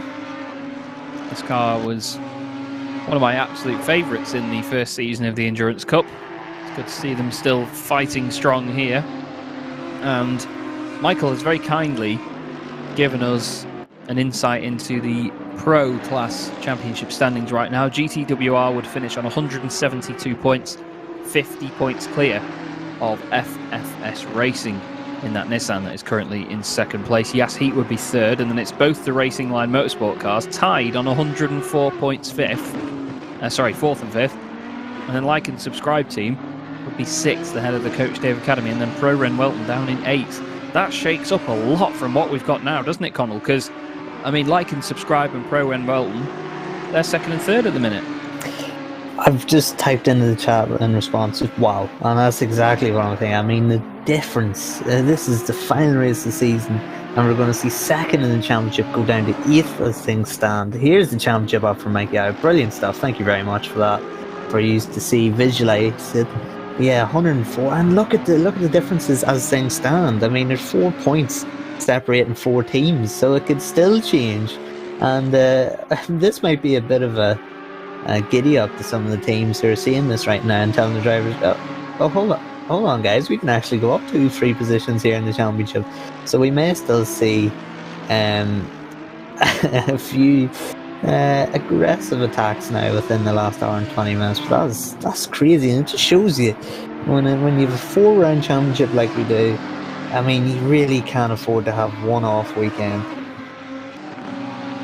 You really can't. Michael said his maths might be slightly wrong, but the order is definitely correct either way. It won't change anything if we add an odd point here and there. But still, that's very feisty indeed. And just underneath you can see Blame Michael as the new hashtag at the bottom there. Now, while we all do love Michael Hamlet, he knows that I love taking any opportunity to poke a bit of fun at him. So if we could get lots of hashtag Blame Michaels in the chat right now, everybody, there's 238 of you watching. I would like to get a couple in there at least, because I know that he'll take it on the chin and have a good giggle about it behind the scenes, because we all love having a bit of fun with it. See, Mike from Simply Race, while doing all of this broadcasting, he's still got the chance to pop that in the YouTube chat. Love it. But in all honesty, let that be a salute and a big thanks to Michael Hamlet for the amazing work he does do behind the scenes. I do jest that, you know, he's got that one tiny thing wrong, but if you compare that with how much stuff he gets right behind the scenes, he's honestly a hero of this championship and the sim grid, in all honesty. So honestly, Michael, thank you for everything you do for this. This has been a wonderful championship, and we can't wait to crown some champions. But we're going to have to wait another hour and 18 minutes and 50 seconds, Connall. How quickly is this going to go by? Because the other couple of hours that we've just done has just flown, hasn't it? Yeah, it really has, and now that we've seen the championship implications as things stand, we have even more things to monitor, more storylines to keep an eye out for. I mean, you look at the James Parker car, if it gets itself into the top 3 or 4, it could find itself leaping up the order to 4th in the championship, which, I mean, given when we got to the start of this race, you were talking about the Coach Dave Academy car being 11th in the championship. To go from 11th to 4th in one race, and let alone one race at the end of the season, would be huge. So yeah, we've a lot more things to monitor, which of course makes things very interesting for us in neutrals, and makes things very difficult for these teams and drivers. And more exciting for us as well. You know, we've got things to look forward to, and things that we could say, oh, what if this team does this? I mean, the 556 has just got a 5-second penalty as well. So that's going to change that there, because I think it's Michael Moros is only 1.8 seconds behind. So that's going to change there. We've got Parker and Getvan still only 0.9 of a second apart. We're just looking now at Killian Ryan Meenan who's only half a second behind Marcel Fusi as well in the 97 Porsche. So these battles, you know, we've got so much going on in just this one race, never mind the championship implications as well, that these battles just come out of nowhere, don't they? And suddenly cars are close together battling one another. And I think as a driver this must be so enjoyable, because in endurance racing like this you always get people saying, oh, 9 hours is too long for a race, it's boring, it just spreads out. Does it heck? You know, with the level of competition you've got here, there's just always somebody to fight on track. It must be excellent as a driver and very enjoyable as a sim racing experience, I imagine. Just look at this shot on board now. Gorgeous stuff. But the 97 dives out of the way, and are they coming into the pits? They're not by the look of it, but still. Fusi just gets out of the way of Kylian Raimine in there. That was an interesting one. Yeah, and just what you were saying there, I mean, what you really want in endurance races sometimes is just something to take your mind off the fact that you've got, you know, an hour and 15 to go and it's a long stint and you're double stinting tires. And battles can do that, of course. You're sitting there focused on the car in front of you, the car behind you, and you're getting involved in these battles, and it does run down the clock quicker in your head. So it's a great thing for these drivers to be involved in multi-man groups like this. Obviously, if you've a dull race, you're out on track on your own, the time does seem to go a lot slower. Whereas if you're involved in a spec series style battle with about 80 cars battling for half a second of track tarmac, you know, it's of course going to feel like the race goes quicker, but it's very beneficial to be involved in these battles in terms of that. But at the same time, it's very risky to be involved in these battles, because if you have one mistake, you can find yourself losing 30 to 40 seconds with either penalties or damage. So yeah, it's a hard thing to balance out. But personally, at this point in the race, I would rather be involved in a battle, even if it wasn't for a position, just to take my mind off things. But yeah, what a turnaround for this FFS racing team. They're currently sitting second in this race, and they could be promoting themselves to second in the championship. I mean, 122 points they have. I mean, a Nissan, who would have thought, when we were talking about Suzuka and we were talking about the racing, who we thought were going to be championship contenders, who would have thought at the end of this season that a Nissan, one of the most unfavoured cars in this game, would be up there and second in the championship. And that really is a testament to this game and the diverseness of these cars. Yeah, it really does highlight the ability to have close racing within GT3 machinery, doesn't it? There's so many different types of cars. I touched on it earlier with the Audi against the Bentley, and having rear-engined GT3 cars, front-engine GT3 cars, the unlikely GT3 car that is the Bentley.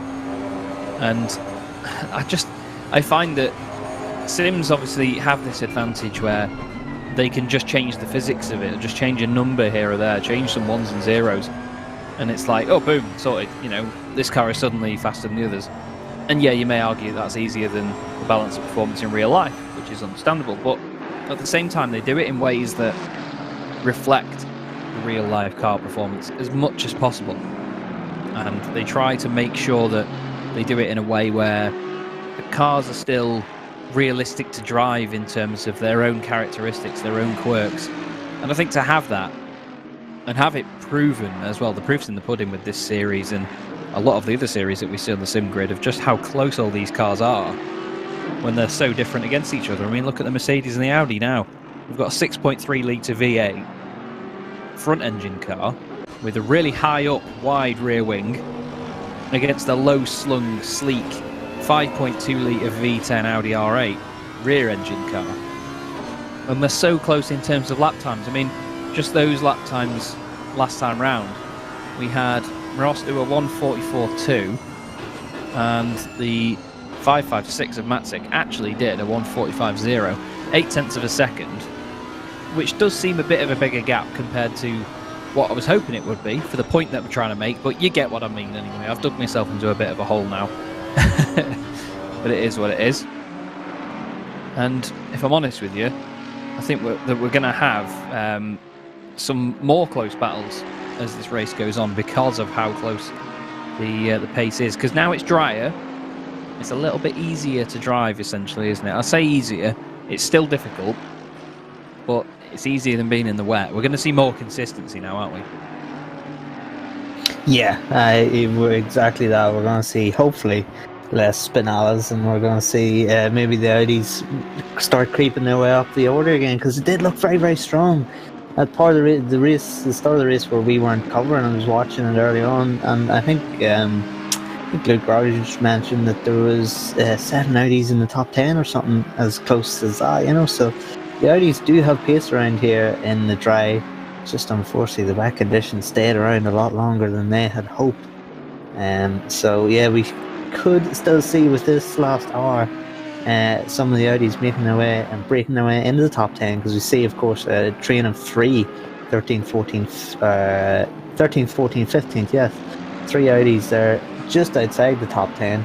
Of course, it's going to be a big ask to do it in 1 hour and 11 minutes, but unfortunately for some, the damage will have been done, and you're especially looking at guys like the Pro Wem Welton team down in 20th position. Doesn't look like they're going to be able to make too many positions up through. But yeah, I think if the rain had lasted maybe an hour or 2 hours, we'd see more Audis up in the top 10 at least. Yeah, it certainly is a car that's going to come into its own now in this last hour or so, I reckon. But only time will tell. Depends on the fleshy bit behind the wheel sometimes, doesn't it, mate? Because you could always say, oh, Chaz is driving the Audi, he's going to go well. No.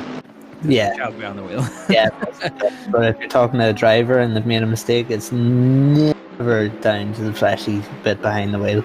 Oh, no. No, definitely not. It's always someone else's fault. Oh, someone had a street light on 5 miles away. It was blinding. Yeah, I remember blaming the wind for a crash when the wind speed was about 2 kilometers an hour. I was like, but out the other part of the track is wilder. Don't talk to any of the other riders, but definitely, yeah. Yeah, make sure if you interview him, don't ask him about the wind. But let me just treat this as gospel. Let me tell you, the wind is bad. The wind actually in this now has died down to 5 kilometers an hour again, and the track is now at optimum grip levels. It's only slightly cloudy here, with this final hour and 10 minutes left to go. All the drivers using the more conventional racing line, which is nice to see. And look at the exhausts on that Porsche. I absolutely love that. That is one of my favourite things about a set of Corsa Competizione. I can make jokes about the headlights all I want, but in all honesty, it is beautiful. It really is. But look at the exhausts on it. There you go. A shot back as well from the Audi now, with the exhaust either side glowing orange in the twilight. Pop of flame here and there as well. Great reflections from the brake lights onto the surface of the road. Certainly does look good. And another Audi chasing us down as well.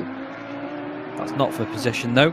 The next car back from Chris Hope, who were on board with his Andrzej Dedecek in the Connection Lost Racing Team 404 car. And they were about 7 seconds back. Yeah, still 7 seconds now. Just listen to that V10 roar. It's just glamorous thing. I say glamorous, I meant to say glorious, but you could say the Audi's glamorous, I suppose. It's a very pretty supercar, isn't it? And a very pretty GT3 car. Yeah, absolutely. But I just can't get over the piping red hot exhaust pipes that are going on right now. Brilliant camera angle that we have, and smoke bellowing out of it. Yeah, it's just phenomenal.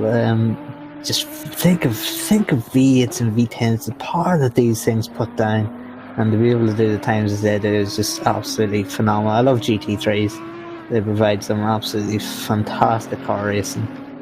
And yeah, we actually had, I'm trying to think of any uneven V numbers in terms of engine configuration. There was at the start of the 4-stroke era of MotoGP, there was a V5, Honda was a V5, which is a really interesting concept. But yeah, I don't think there's anything in the world that sounds better than a V8. Oh, in all honesty, I do love a V10 and I love a 5-cylinder. The old Audi Quattro S1 5-cylinder engines. And to be honest, in terms of road cars, there's a gentleman that lives on my street with a Ford Focus ST. Now, they're 5-cylinder engines. One of the 2007 Focus STs, I think it is. Very good sounding bit of kit. And that odd number of cylinders gives you like this dual noise, where you've got like a low bellow and then like a higher pitch noise as well. It's just sounds incredible. But yeah, I agree. V8s they're very interesting because obviously you've got the big burly Bentley V8 and the Aston Martin V8s. Now, I used to make the point that because the Ferrari V8s are turbocharged, they make this slightly different noise, but Ferrari's V8 engines have always sounded different to other V8s because they rev so much higher. But now I've learned that the Aston Martin is turbocharged as well, which, to be honest, I should have known, let's face it. Poor commentator work right there. And that makes still the very beefy noise as one flies past us there. Great shot from on the curb here at the bottom of the hill. That makes a very similar noise to the V8 in the Bentley. And it's that really low bellow noise that you'd expect. It sounds like it can't quite force all of the back pressure out of the exhaust when it's coming out of corners. It just sounds like this really dry, raspy noise, much like the old SLS and AMG GT3s did. They just sound unbelievable. They really do. Noah Hendricks in the chat saying, I've driven the R8, V8 and the V10. Must be pretty frightening. I imagine it is, to be fair. Must be, but to be honest, that Bentley, usually the road cars in these are V12s, aren't they? 6-litre V12s often in the Bentleys. Some of them bi-turbo, I think, now as well. But this V8 is a real beefy lump, I could say. That's one way of putting it, yeah. The new Bentley, a beefy lump. That's the best way to advertise, isn't it? But yeah, I mean, it works though. What did you say, Chaz? 1.5 ton the last broadcast we did to take out for GT3. I mean, well, that's in the old one as well. Chris Harris did a phenomenal video of his Spa 24-hour appearance with Team Parker Racing. If you haven't seen that yet, after this broadcast, please do go and watch it. It's amazing. And they do say that they actually rip 1.5 tons out of the road car to make it a race car. It's pretty much mid-engined from the front, if that makes sense, because the engine is so far back behind the rear axle. It's almost where the dashboard is in the road car for a better centre of gravity. And it works. I mean, look at it. It certainly works. I was never too sure about that rear wing, but I think on its own it looks amazing. But I don't think the pointy nature of it suits the sort of wonderful curvature and beautiful lines on the Bentley that we've come to love. Yeah, that rear wing too. It and the Aston's rear wing, very hard when you're right behind, tucked in right behind either the Bentley or the Aston in SEC. It's very difficult to follow your racing line. You really need to look very deep into the corner to look past it, but sometimes the Aston and the Bentley's rear wing does block your look to the apex, and it can be a little bit off-putting if you're going into corners, like the second last one here, that right kink. You know, you need to be looking at the corner at the time you're turning, and you can get caught out quite easily if you're too close behind the Bentley or the Aston. So maybe that's why they're hard to get past, because people give themselves 2 or 3 tenths so they can actually see where the blooming corner is. That's very true. It can't be easy. But one thing I do like about the Bentley, you'll have probably seen it a couple of times by now, is the 888 Ferrari. They're weaving around a lot on the straight, clearly not happy with the Mercedes that it's just got past, maybe just making it a little bit more difficult than necessary to put a lap on them. But with the Bentley, you might see it, you'll probably see it now, as the headlights light up the back of it. Through the splitter you can see the gearbox at the back of the car, and it just shows you that the splitter is literally just there to help with the aero. You know, they're not bothered about covering anything else up or making it look pretty. They are just like, right, this car is about 48,000 feet tall, so we need to put a big beefy splitter. There it is. You can see the whole gearbox assembly in the back of the car when you shine lights on it. It looks absolutely awesome. As a proper car nerd, love that sort of thing. You know, just exposed workings of a car. It's why I love the Pagani Zondas, where you can see into the back of the car through the mesh on the back of it, like the old Ferraris as well. It's awesome. But away from being a complete car nerd, the 556 in 11th place still has a 5-second penalty that they will have to serve in their final stop. I believe it will be added on. I wait for Michael Hamlet to come in my ear and tell me, no, that's wrong, Chaz. It's this. We've told you by now. I'm right for once. That's amazing. To be honest, though, it's a bit of a stalemate here with some of these battles as things stand, Connall. There's a few cars that are within a couple of seconds of one another, but not making too many inroads. Marcel Fusi wasn't too far ahead of Chris Hoke, but Fuzi's just come in the pit lane now. And these, I believe, will be the final stops, mate. Yeah, should be barring any incidents where they have to make an unscheduled stop. But yeah, this will be the final stop. And then when you make that final stop, you just know that there's nothing else, other than your next 50 odd or an hour minute or 60 minutes of driving.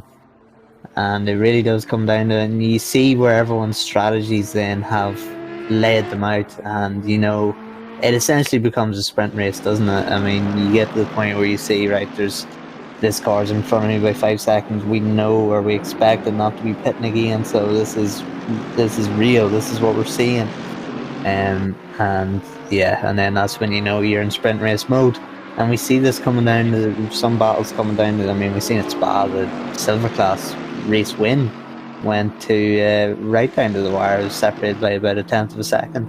So we see these drivers do get very lively within the last hour of the race, because they get to the point where they've done their tyre management, they've done their fuel management, and then they just have to lay everything out in the line.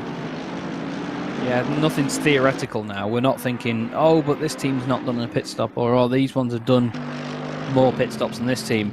Oh, there's a car around there. Is that the... I was going to say, is that the Keck Mercedes? Michael just beat me to it in my ear there. Bit of a moment for them. Again, this is the Bentley going around the outside of the number 23 McLaren. Michael O'Brien now just taking over in that car. Of course, raced that car in the real world in the British GT Championship this year with James Baldwin, who is also actually sharing that car with, and Tobin Lee from Zansho Simsport. Here's a replay of the 999. Oh, that's a real moment, that one, Connall, and into the wall hard. That is a smash if I've ever seen one. That is very, very unfortunate. I was panicking a little bit there because I seen the purple go into the wall, and I thought it was the other Keck Sim racing car, which is currently leading the silver class, and is about to take the championship win if things go well. So I thought that was them sending themselves into the tower wall. So maybe the Keck Sim racing guys would breathe a sigh of relief that it's not the Aston Martin, the Sony Mercedes, as bad as that sounds, but only one's in it for the championship. So yeah, that's a big relief for those guys. Michael O'Brien now in the Jensen Team Rocket car. The Jensen guys have been third for about what feels like 12 hours out of a 9-hour race. They just feel like they've been there forever. They've dealt with a bit of pressure in front and behind. It looked as though at one point Stasenko was going to close them down. And they've dealt with the pressure quite well. Capacci's there in 4th position, but he's a little bit further back. So it looks like the Jensen team guys, the Invitational guys, are going to be on the podium. Yeah, they've had a great run so far, to be honest, haven't they? They've gradually climbed up the order. I was just trying to have a quick look down the entry list there, but I clicked on the wrong spreadsheet and closed another tab by accident. They started 7th on the grid, did the wild card. They're signified by the AM red number boards on the left-hand side on the timing tower. And to be fair, when you start that high up, there's always added pressure of trying to stay there. And considering they're the only McLaren in the field, and the only Nissan in the field is one of the 2 cars ahead of them, and then the untouchable championship leaders at the moment, which we were saying before have been quite bomb-proof. That is not a bad run at all. Now the Nissan has dropped off a little bit from the race leaders with Noble at the wheel now. Not saying he's the reason for it dropping off, but I think the changing conditions, the drying track, hasn't helped that Nissan as much. We know how good it is in the wet. But this McLaren really is flying at the minute. I know you could claim that I'm slightly biased, but no matter how you look at it, it's been a great performance, hasn't it? Yeah, absolutely. I mean, the Invitation team, bit of pressure on them, with the awareness of their team. A couple of great drivers that are very well known. So yeah, the pressure is there to perform, and you've got a huge target on your back when you're a guy like James Baldwin, Michael O'Brien. That who doesn't want to have that feather in the cap to say, well, I beat these guys. So yeah, there's a big target on their back when they're when they're performing at these events, and they've well and truly delivered, and it shows the calibre of them that can deal with that pressure and still perform. They have indeed. We are now into the final hour of the race here in the 9 hours of Kyalami, the 4th round in the SimGrid World Cup by Thrustmaster. We've had 3 massive events before this one, including the 24 hours of Spa. But now we're into the last hour of the season. Championships will be decided. Race winners, podium finishers, top 10 finishers will all be decided within this hour. We've got the final set of pit stops underway at the minute. And to be honest, Connall, this race has really flown by for just our side of things as well. Camber in the chat. Hello, Mr. Christie. If that is you. I do believe that is you. I hope so. Either that or I'm getting you confused, but I think it is. Camber Media's in the world. There's only one that you need to know, to be honest. Let's face it. That's Mr. Christie himself, the man, the legend. And Luke Rogers as well. I must say, well done to Luke for his stint as well before. They did a fantastic job. And, well, we have been left with a real treat, as they said. But with 56 minutes of this just phenomenal race to go, we're just going to hand over to our series partners, Coach Dave Academy and Thrustmaster, for just a couple of adverts, and we'll be right back with you.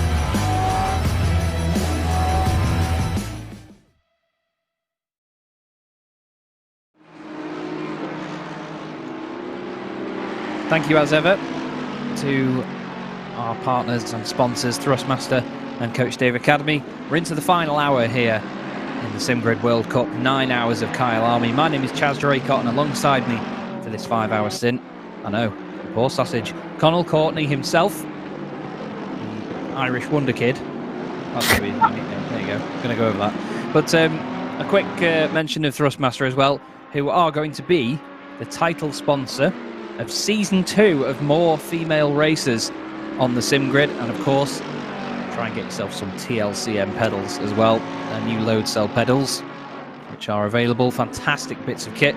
We spoke to Nico Hellebrand before, who switched from a different brand of pedal to Thrustmaster, and he said that they're very consistent and very, very good indeed for the price range that they're in. So do have a look, see whether you can get yourself some of them. And for more female racers, Season 2 will start on the 14th of December. So not too far to go before that. But before that, we need to get this race wrapped up, Connall. And we've got some good battles going on still within and around the top 10. Do you think any of these major positions are going to change at this point? Or do you think it's going to be even closer to the end, maybe? Yeah, I tell you who looks very racy. There's Joseph Parker. That's Australia, New Zealand heavyweight boxer. James Parker. There we go, I got it right. James Parker looks very racy. He's behind Chris Sievert at the minute, but he does have Gvieflin just ahead of him, and that is for position. So he's going to try and get past Sievert here to get to Gvieflin. And it seems as though, like we just seen James Parker, as we see a Ferrari in the gravel. Who was that? I think that was either number 68 or 69.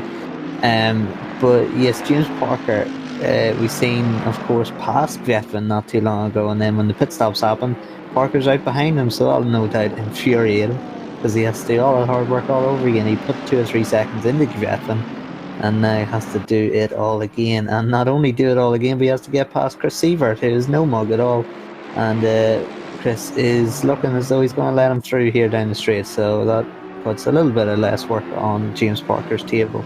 But yeah, it looks as though James is going to move himself up in the 8th. We're looking at the gaps, of course, from 1st to 7th, and it is quite spread out. But when you look outside the top 10, and some of these battles are still raging on, including this one. James Bacon, the 125 car, is they've recovered quite well. That's what we say about this 125 car over and over again, is that these 125 team drivers just come good as we get into the final portions of this race.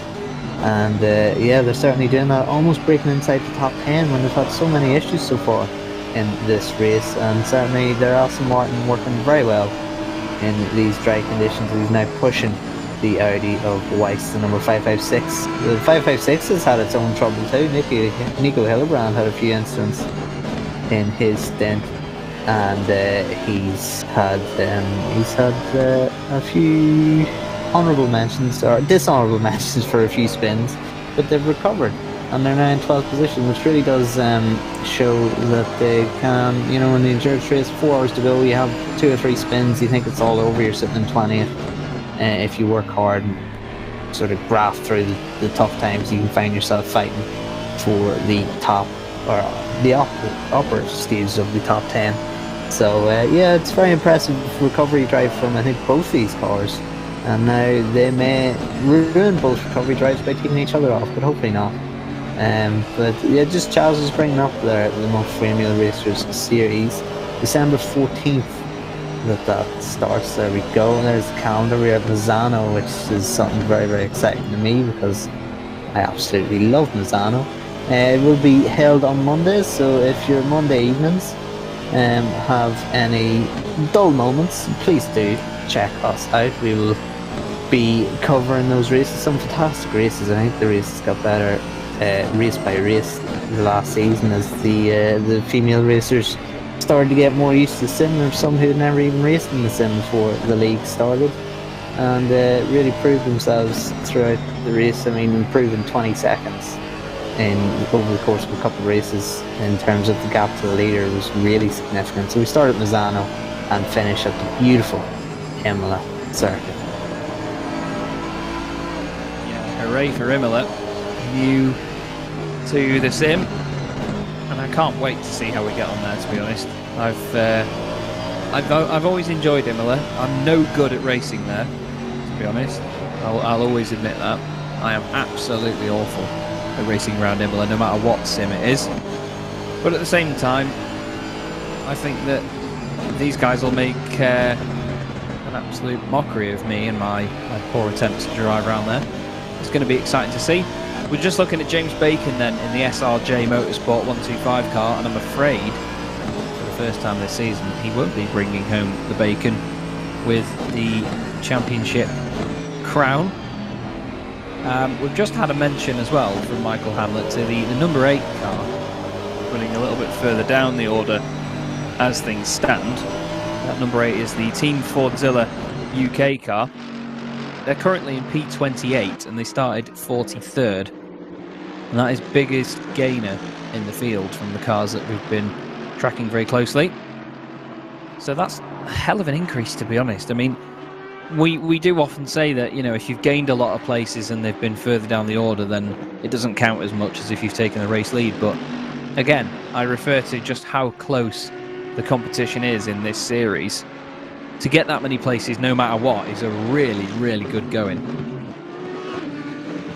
Yeah, I mean, to even qualify for this World Cup was ridiculously difficult. I mean, before the SimGrid World Cup started, we were just talking about some of the teams that didn't qualify, and some teams that we know and love in the SimGrid that couldn't make it, and it was ridiculous how close the qualification stage was. So to even be in the top 40 in these races is just mildly impressive. And then, as you said, Chaz, to be fighting your way through the order, just chipping away lap on lap. I mean, you don't have to be the fastest guy, you just have to stay consistent and you really will reap the rewards.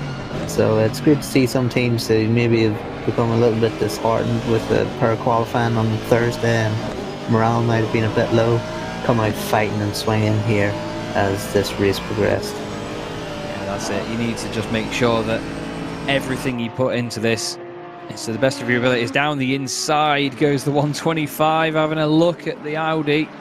Not quite getting through this time on Weiss in the 556 machine.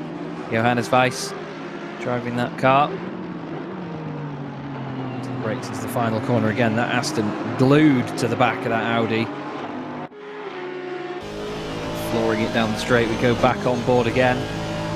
Down the main straight here.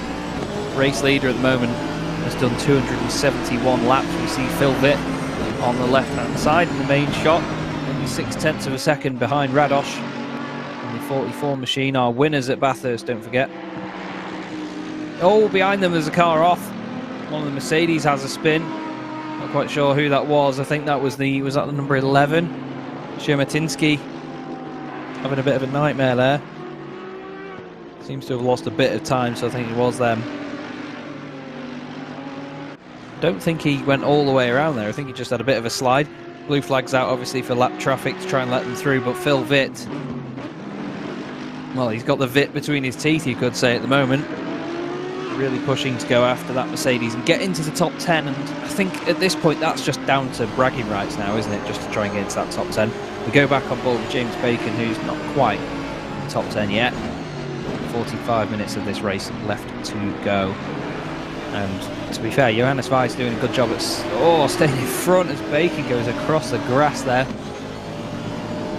Just that tiny bit too much eagerness on the throttle there, Connall, and the car just points completely where you don't want it to. But it was a good save all the same. Sorry, Chaz, I just want to jump back to the fact that we've gone 4 hours and 15 minutes, and this is the first pun. The vid pun. Yeah, to be fair, I'm not very proud of myself for that, because I should have been more on it than that. But yeah, I think today I've just, out of all the names and things like that, I think I could have done better. Pointed with yourself in puns. Yeah, I'm usually better than this. I'm sorry, everybody. For anyone that's voted for me in the VCO Simi Awards, you can retract your votes if you want. But no, in all honesty, go and vote. Now, at the moment, James Bacon's probably just thinking, there's 45 minutes left here. Do I need to push this too hard and potentially get caught in an incident, or do I just keep piling the pressure on and just see if I can force this out? Okay. I was going to say, does he hang back and force the Audi into a mistake? Nah, around the outside, stuff it. I'm James Bacon. Oh, nearly. Bit of contact there. The SRJ machine trying so hard against the Butler Pal Audi. Great battle though, really feisty stuff. He was trying so hard to go around the outside there. You can see the exhaust glowing on the side of this Aston Martin. Nothing quite compared to the glow on the back of the Audi or even the Porsche at the back of the shot. But what a great chase we have here. You can definitely see areas of the circuit where the Audi's a little bit stronger, can't you? It's just got that little bit more punch out the corner sometimes. Look at that though, late on the brakes from James Bacon, down the inside, bit of contact with Weiss, gives him a hip and shoulder. We call that a braille pass as he goes down the inside. Through he goes, runs a bit wide though through the kink. What can Johannes Weiss do about that? Nothing, it seems. Not going for it yet. And back down the straight once again. Now the 137 Porsche just behind, of course, is not for position. They are currently down in 34th place with Nicolas Bosselet at the wheel. And James Bacon doesn't have to worry about them if they eventually come up to unlap themselves. Next car ahead of James Bacon, though, is Phil Vitt, who was all over the back of Radosh. Here we are with that battle once again. The number 44 Mercedes starting to get to a point now, Connall, where I think he might need to start driving in his mirrors a little bit. Yeah, absolutely. And when that happens, that's when the mistakes and the pressure really starts to build. When you're getting pressured like that. But the number 44, good recovery again. They've had their own struggles, but not been anywhere close to the magic of their Bathurst win, where they just looked so dominant. But again, they are top Mercedes. And we've seen the amount of Mercedes that are out in the Endurance Cup season too, so to be top Mercedes is a good performance here, because we see cars like the 211 qualified third and now are in 17th, so yeah, it hasn't been a textbook performance from the 44, obviously in comparison to their Bathurst win where they didn't look like they put a wheel wrong, but it's still a decent performance nonetheless. But under pressure from the Canadian, the number 25, Mucky Motorsport, Phil Vitt, as he thinks about it, but not entirely convinced, backs out of it. As we see Gamble now in the 995 car, he is on course.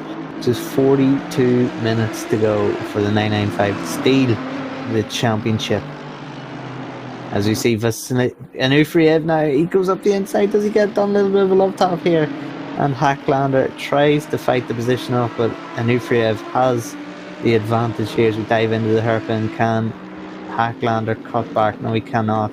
He's going to try the cut back here on the exit of the hairpin, but no, thinks better of an like and subscribe team. Have that position there, now up to 15th, which won't do much to help their championship. They have started this race second in the championship and could find themselves as low as 8th in this championship at the end of this race, depend on where other teams finish, which is really, I mean, it's stunning. This team have looked so incredibly strong in the first 2 rounds, and in the Endurance Cup Season 1 they looked so strong. It's just all started to unravel. Yeah, it's easy for it to just go downhill very, very quickly. Once you make one mistake, like you say, it just snowballs sometimes. And some of the teams just have that mentality where it just affects you so much. And some drivers, it doesn't get to their heads. And other ones just don't really, you know, they don't take notice of things like that. They just still carry on pushing. Apparently the 125 car just got packet loss when it was in the S's. The James Bacon SRJ Aston Martin. Now, for anyone that doesn't know, packet loss is basically information transferred via the internet that doesn't quite get to you, basically, meaning that you can, well, a bit of lag. That's basically what it causes, isn't it, Connall? It just sort of instigates lag in certain ways. Yeah, exactly that. And it's where you don't want it is a corner leading into another corner, and that's exactly what S's are. So yeah, that's not pleasant. Best case scenario, you get in the straight, but yeah, the 125 has had a few issues. But look at that! Look how much they've closed in terms of position to the 995. But it's just too late. The 995 has been absolutely clinical in this race. As we see the number 69. Oh, there you go. Yeah. And that's ridiculously unfortunate. Nothing that car could have done, and that's the Ferrari we seen in the gravel just about 10 minutes earlier. I feel so bad for them. That's horrible, isn't it? It really is. And again, I'm not going to make the point I was going to, but this is again part of what happens with online racing, I'm afraid. That would scare the life out of anybody as well, let me just say that. If you were driving along and then suddenly you just get smacked into by a car that you didn't even know would be there, that would just... Even if you're on a direct drive wheel as well, you've got to hope that he's alright, because that would hurt. Like, that would genuinely... I mean, I've seen people break their thumbs for less. Now we go on to the driver's eye view and have a look down the hill. And as you can see, no car there, and then suddenly, from the left-hand side, Aston Martin. That was like something out of a horror film, wasn't it? My stomach hasn't really settled from that. I mean, that's just horrible. That was like something out of GTA or something, you know, someone just cannonballing off the top of a mountain. So unfortunate. And of course, no fault of the 125, nothing they could have done. It's not like he was intentionally trying to jump off a mountain and wipe out that 69 car, but yeah, it's just an unfortunate situation all around, really. It is indeed. And to be honest, I don't really know what else they can do from there. It's just a massive shame, really is, and I hope at least they can sort of accept that as it's just part of what happens. But I know that it's easy for us to sit here, you know, not part of that team, not putting in the effort and the practice that they have all season, for that to just happen. Danilo Montalbano, by the way, has actually just said it happens. So fair play to you, Danilo, because that's just, yeah, it really is unfair, as Panthablu in chat has said. But again, this is sim racing. I'm afraid it's not perfect, and these things will happen from time to time. We've got Phil Vitt now inside the top 10 in the number 25 Audi. Radosh now 1.7 seconds back. These Audis, like you said though, Connall, they're starting to come alive again, aren't they? Yeah, we've seen their dry pace was phenomenal, and we thought with the 3 Audis, the Vitt, Weiss and Zanella train that were 13th, 14th, 15th, that they could possibly make their way into the top 10. It's only been Phil Vitt so far that's made his way inside that top 10. It doesn't look like he's going to progress any further with the gap to the Coach Dave Academy car. But James Parker has lost a good bit of time actually to Giveffin. Giveffin's been doing 41s there, and it's just dropped into 42, although 42 flat. And James Parker only gaining 200ths of a second there the last lap around. So with that sort of gap, 7 seconds, it doesn't look as though in the next 36 minutes that James Parker is going to be able to bridge that gap. But again, it's down to 6.8, and traffic can play a huge part in closing or opening a gap. So this battle for 8th position, not over yet. We've seen Giveffin and Parker pretty much be glued together for the past hour or so. So I'll buy a ticket to another one of their fights, please.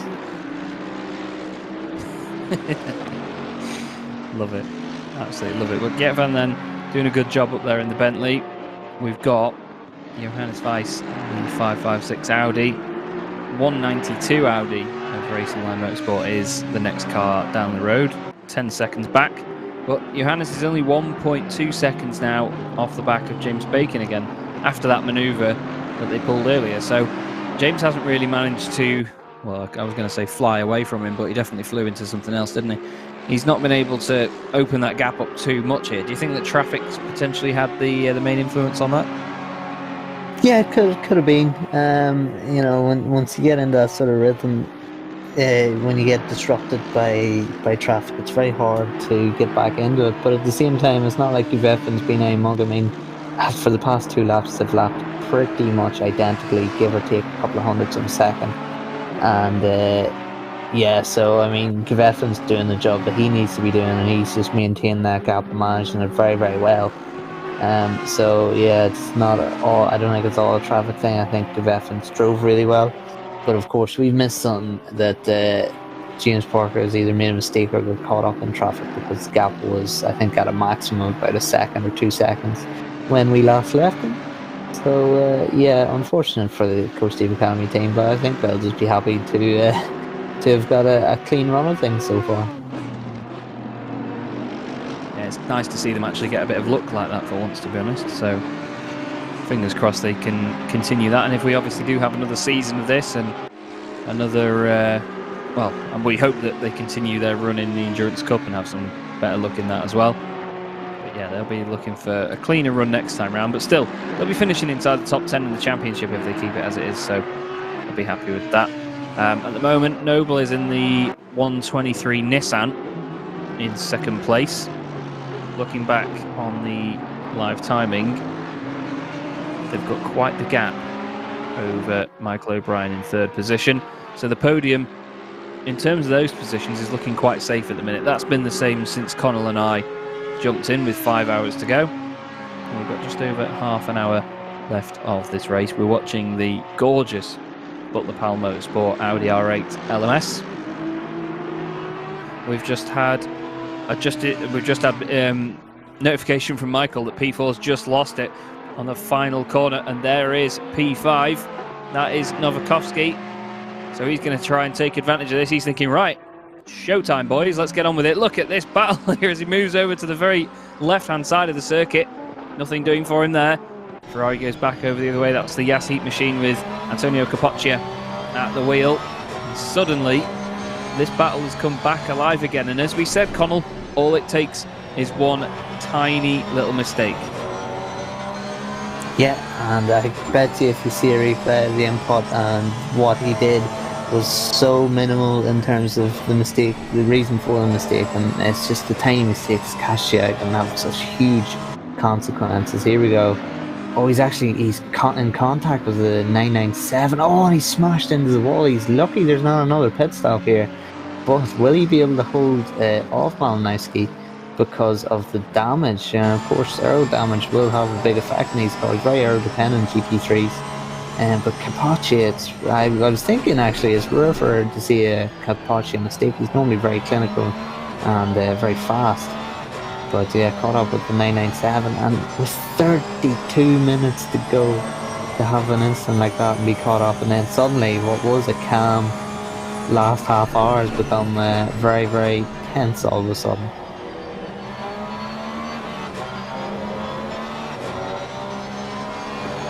Apologies, mate. I thought I'd unmuted again then. This, honestly, I really do need to stop using the screen deck for this, as there is sparks and dirt and everything everywhere for Novakovsky.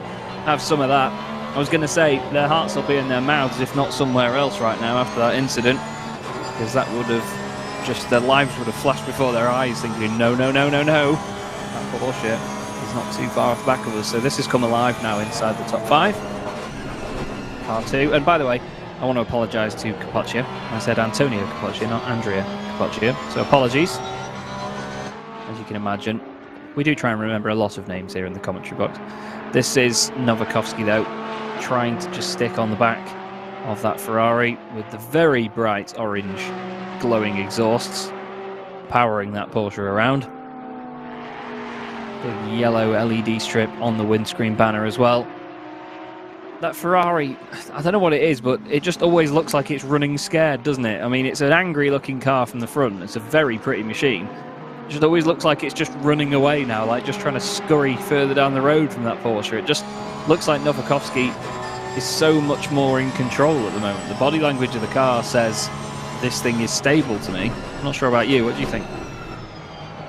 Yeah, it really is a great example of the hunter and the hunted. You can see the pressure that Capaccia is under, but to be fair, he's responded quite well. He's brought it back up to 0.6 of a second. When you get put out of your rhythm like that with an incident, and you do have front end damage, because he would have smashed that wall quite hard, to be able to respond like that the very next lap is something that's quite impressive. So a 43.2 the last lap around. We'll see when he crosses the line what sort of times he is doing. And he comes across the line, and it's going to be a 42.3 or 42.4, excuse me, for Capaccia. So the times are still good, so the damage shouldn't be too bad, actually, for Andrea Capaccia, which is very fortunate, because that was a hard smash against the wall for the type of incident, but it was at one of the slowest corners on the track, so you might have just got away with it. But Capaccia, he's experienced enough to deal with pressure from behind. So we should see a very enticing battle here, because Novakovsky looks very, very racy. Yeah, he is indeed. Capaccia still looking quick though, but it's just little moments like that. He's just running, he's sort of making the most of the surface, isn't he? He's using as much of the track as possible to make sure that he doesn't lose any momentum, lose any advantage. Tauscher's just come in through a drive-through, by the way. He's in the pits at the moment in the 211 Mercedes. But this Ferrari and Porsche battle, again, two very different cars. Mid-engined Ferrari 488 GT3, and the rear-engined Porsche 911 GT3R. Both very different in terms of their looks, both very different in terms of their engine and configuration of said engines as well. Different noises, different characteristics in the way they handle. Both very, very strong and proven GT3 manufacturers in the past. Onto the brakes then goes Capaccia. Oh, just had a bit of a contact in the bottom right of his shot there with the Bentley of Gietvan and the Aston Martin. That was the 521 Aston Martin, so that was for position between Timmins and Gietvan. So a bit of controversy there, maybe, Connall. A little bit of contact, getting the elbows out late on here. Yeah, you love to see it. That's what I said as we crept to the final hour, that people will now be treating this as a sprint race, this final hour. And we've seen that in the bottom right of the screen, of course, the wonderful split cam that we have. Yeah, getting very, very feisty. And two people who we might see getting very feisty is these two. Capaccia and Nowakowski, it just looks a little bit as though Nowakowski is lacking the punch out of the corner and certainly the run down the front straight. But yeah, it might be an aerodynamic thing, it might be a car thing, I'm not quite sure. But Andrea Capaccia now is withstanding the pressure. That number 2 Yas Heat car. Of course, they really should have been further up and had more of an impact in this championship, but that DNF, they weren't there for Suzuka. 5th at Bathurst and 3rd at Spa, and now they're 4th now, so pretty consistently inside that top 5 in these 3 races that they've been in. And it's just a shame that Suzuka really just ruined their championship before they got started. Yeah, it can very easily just change around like that. It's pretty scary that one result can chuck that around so much, if I'm honest with you. I think that in a championship like this, where you've got so few rounds as well, it can just show that, you know, I keep saying consistency, and I don't want to sound like I'm repeating myself, but I am. But honestly, they're not just the consistency in each race, the consistency in the results. As we were saying before, so many of these teams have had one bad result, 2 good results, or 1 good result and 2 bad results.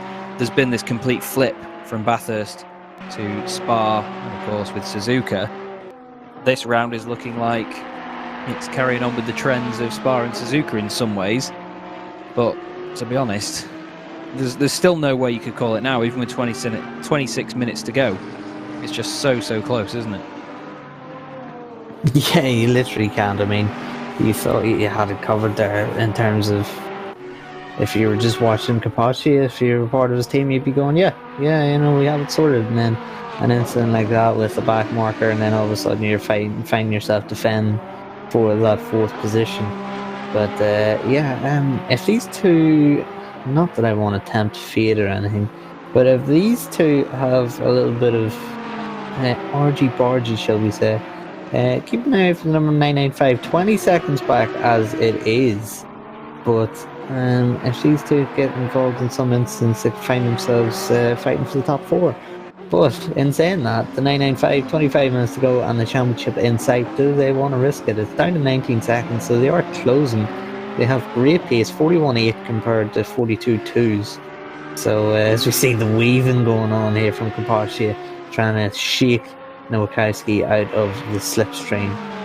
And just monitoring gaps. James Parker's only 5.5 seconds behind Timmis, so he could still bring himself up to 8th place too as this race closes out. So there's still a lot to play for here with 24 minutes to go. It certainly is. It certainly is indeed. And a little bit of an odd moment here for me, actually, because a certain Noah Hendricks has got me in a little bit of trouble. Either that, or I'm not sure if he sent the picture to George G. Max Smith, who he said he would rather vote for in the VCO semis for commentator. But I said, who the hell is G. Max? And he's now tweeted me saying, well, that's rude.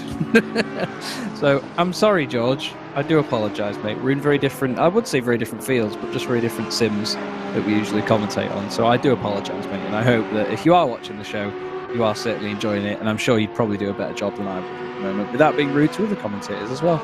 But still, this battle is very intense because this gap just keeps opening and closing, and we were talking about rubber banding before, weren't we, Connall, with these connections. But now, at this point, I think the rubber banding is genuine. It's just the pace difference between the two of them. Yeah, the accordion effect, as you see, Nowakowski goes for it. This is his first real attempt on Capaccia. He makes the move stick. Capaccia really tries to cut back there and basically jumps over the curb to try and cut back, but can't get it done. Now we'll see, can Nowakowski, once he's been released, can he extend that gap and gap Andrea Capaccia? Capaccia getting tucked into the slipstream. I did mention there that the Porsche was struggling a little bit down this front straight, but he looks like he's pushed a little bit of a gap here for Capaccia, and Capaccia won't be able to respond. And maybe that aero damage will hamper his chances down this straight, and certainly he can't make a move from that far back into turn 1. So very, very interesting here now to see will Nowakowski extend this gap, and it looks like he's going to be able to, because Capaccia, again, Chaz, you were saying just looks nervous, whereas that Porsche just looks planted. Yeah, it just looks a little bit more stable, doesn't it? And when he was chasing before, I think that has sort of unsettled Capoccia a little bit more, maybe. Just knowing that the car behind has got that much more confidence. And to be honest, if I'm being chased by a car that I can see is faster than me, and I can see that he's able to do things mid-corner that I can't, it's just frustrating, if anything, because you're thinking, why is he doing that and why can't I? You know what I mean?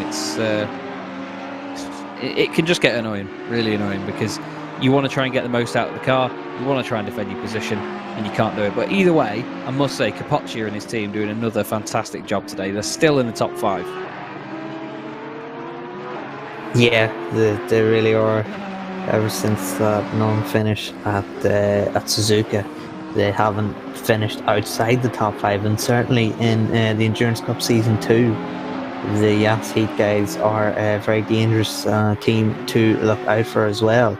So they've got a strong team, as it were, and now for the first race of the Endurance Cup Season 2 and this race at Kyalami, they have Mikhail Statsenko, who they have taken from the GTWR team. So Mikhail, that is a great addition to that team. It makes this team even stronger. So when you've guys like Statsenko and Capoccia in your team, you do expect these sort of results, and they are delivering. Yeah, that's it. And again, it comes back to consistent results, doesn't it? You know, they keep bringing them, and they're going to be right up there in the championship fight. Like you say, it's a shame that they're not going to be right up there to win the championship outright. But I think, in all honesty, they have done a very good job of it. So they have a lot to be pleased about. That's probably the best thing to say. But we are now 20 minutes away from the end of the SimGrid World Cup, the very first season in the SimGrid World Cup by Thrustmaster. Thank you, of course, to Thrustmaster and Coach Dave Academy, the two partners and sponsors of this series. And don't forget, Coach Dave Academy does have a Black Friday sale on at the moment. So if you do want to get yourselves a Coach Dave Academy setup, then do head on over and have a look, because it's all worth it. And in all honesty, if you're in the YouTube chat, it's actually the pinned comment as well at the top of the YouTube chat, so check out the webpage there. Don't forget, you need to take advantage of Black Friday. Most of these drivers that you see here, as Mike brings up a wonderful little preview of the website, thank you, mate. Most of these drivers out here use Coach Dave Academy setups, and there you go, there's a massive logo in the background of it as well, here at Kyalami. ECC even has Coach Dave Academy endorsed on its own circuits. There you go, how good is that? Love it. As down the inside of the Audi goes the Porsche, just trying to open that gap up even more. And this is the important moment for them, isn't it, Connall? Because now they're ahead, they just need to make sure they streak away into the distance to really drill home the fact that they're quicker. Yeah, absolutely, and a real statement of intentions here. And they are starting to do just that, almost bringing the gap to over a second. But Vasily Onufriev now made his way up into 15th, and now pressuring Zanella, one of the Audis here, for 14th. Now, that will have some championship implications. I don't know how much, because even though I'm an accountant, my mental mass is dreadful. So, Vasily Onufriev and the like and subscribe team, of course, started the race out second in the championship. They were down as far as 8th in the championship as things stood where they were. They were down at about 20th. Now they are up to 15th, and of course every point matters now, because from 2nd to 8th in the championship it is just so tight. Yeah, that's it. You were saying before, weren't you? You know, so many of these teams and drivers separated by just 2 points. It's frightening, because one position can sometimes change that, you know. It can go one way or the other, and you can see a humongous change in championship implications. And with there being more than one class as well in this series, that makes it even more tantalising, because you could have 2 cars that are fighting against each other that are both in different classes. They both want the overall position, but they both don't really care that they're in different classes to one another. That's one of the scary moments that you get, and I think that's one of the reasons we love the SimGrid World Cup. Now, it looks to me like those exhausts are just painted red from here, but they are genuinely just glowing at the moment. They are red hot with nearly 8 hours, well, nearly 9 hours, I should say, of racing under their belt. And they have certainly put the work in, as have all of the drivers out there and have all of these cars doing so well. And to be honest, Connall, I think that we've got away with having a very clean race so far. You know, we've not really had many retirements for any accidents or anything. It's usually just been due to connection issues, things like that.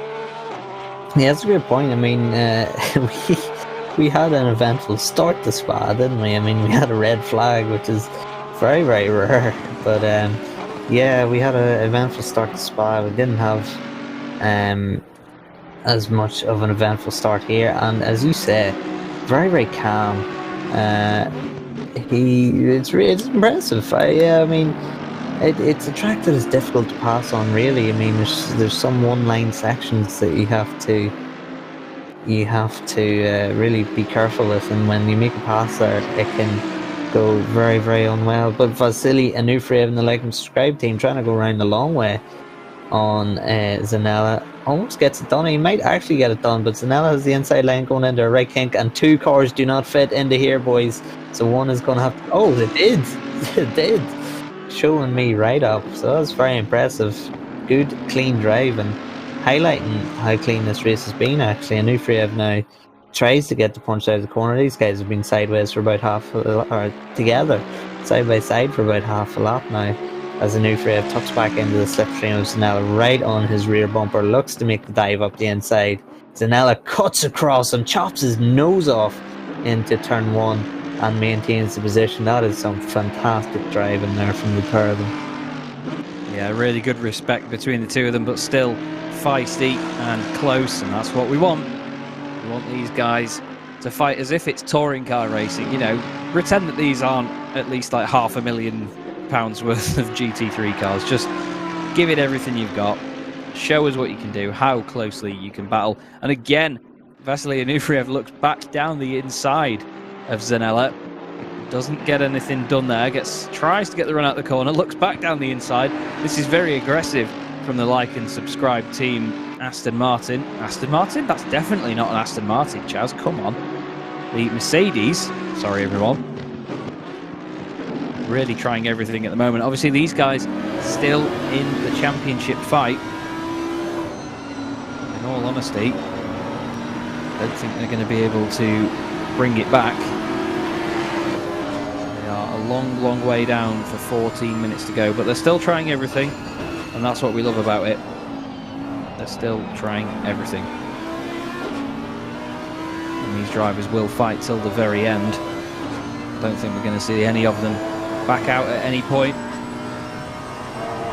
Get a foot off the gas at all. Got a bit of traffic as well here. We've got the Coach Dave Academy Ferrari just in front. This is on board with Samir Ibrahimi. Through the right kink we go. That's the 81 Mercedes. That's for position as well, and so is that with the 557 Audi, the Butler Pal Motorsport machine. Anufriev has got past the other Audi, sorry, the 192. I got confused with the numbers there because it's this battle and then that one. We've got the Coach Dave Academy Ferrari just trying to go down the inside of the 557. He's gone through and taking advantage of that. Samir Ibrahimi gets the move done as well. Nearly a bit of contact through turn 2, up the hill towards turn 3. Gets a bit of a bump in the rear. The Mercedes chucks it down the inside, says, all right, then we're bumping each other, are we? Have that.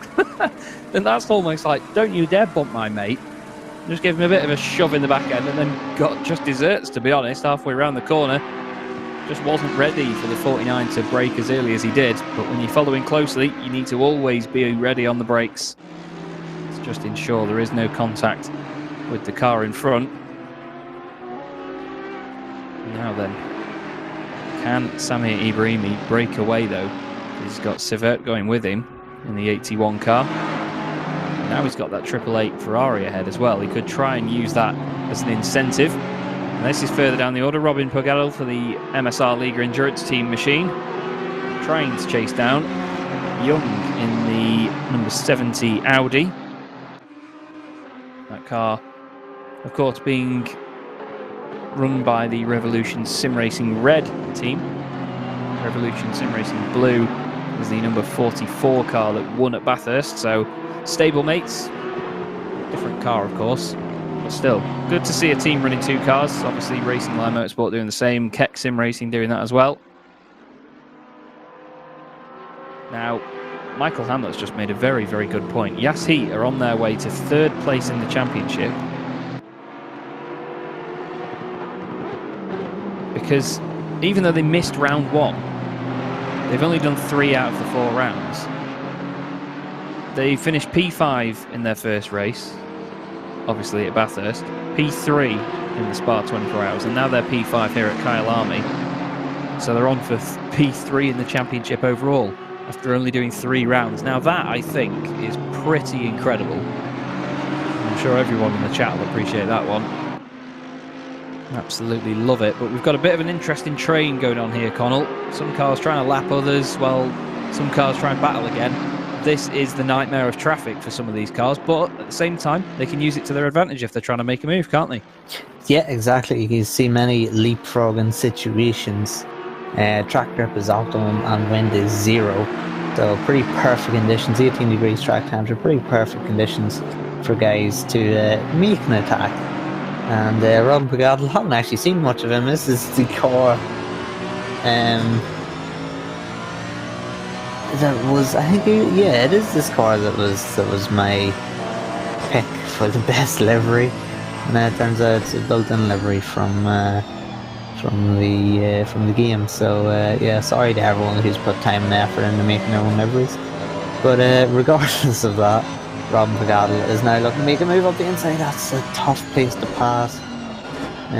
But yeah, we're talking about Yas Heat. I mean, that's stunning that they missed a race this season. We've been talking about, I mean, 4 rounds in a season, to miss 1, you've missed 25% of available points. You know, so to miss a round and still potentially be P3 in this championship really is a great statement of intentions. And yeah, it's worrying for the other teams, and it's great for us actually, because it means that we could see a potential GTWR versus Yas Heat battle next season, and who doesn't want to see that? Very true indeed.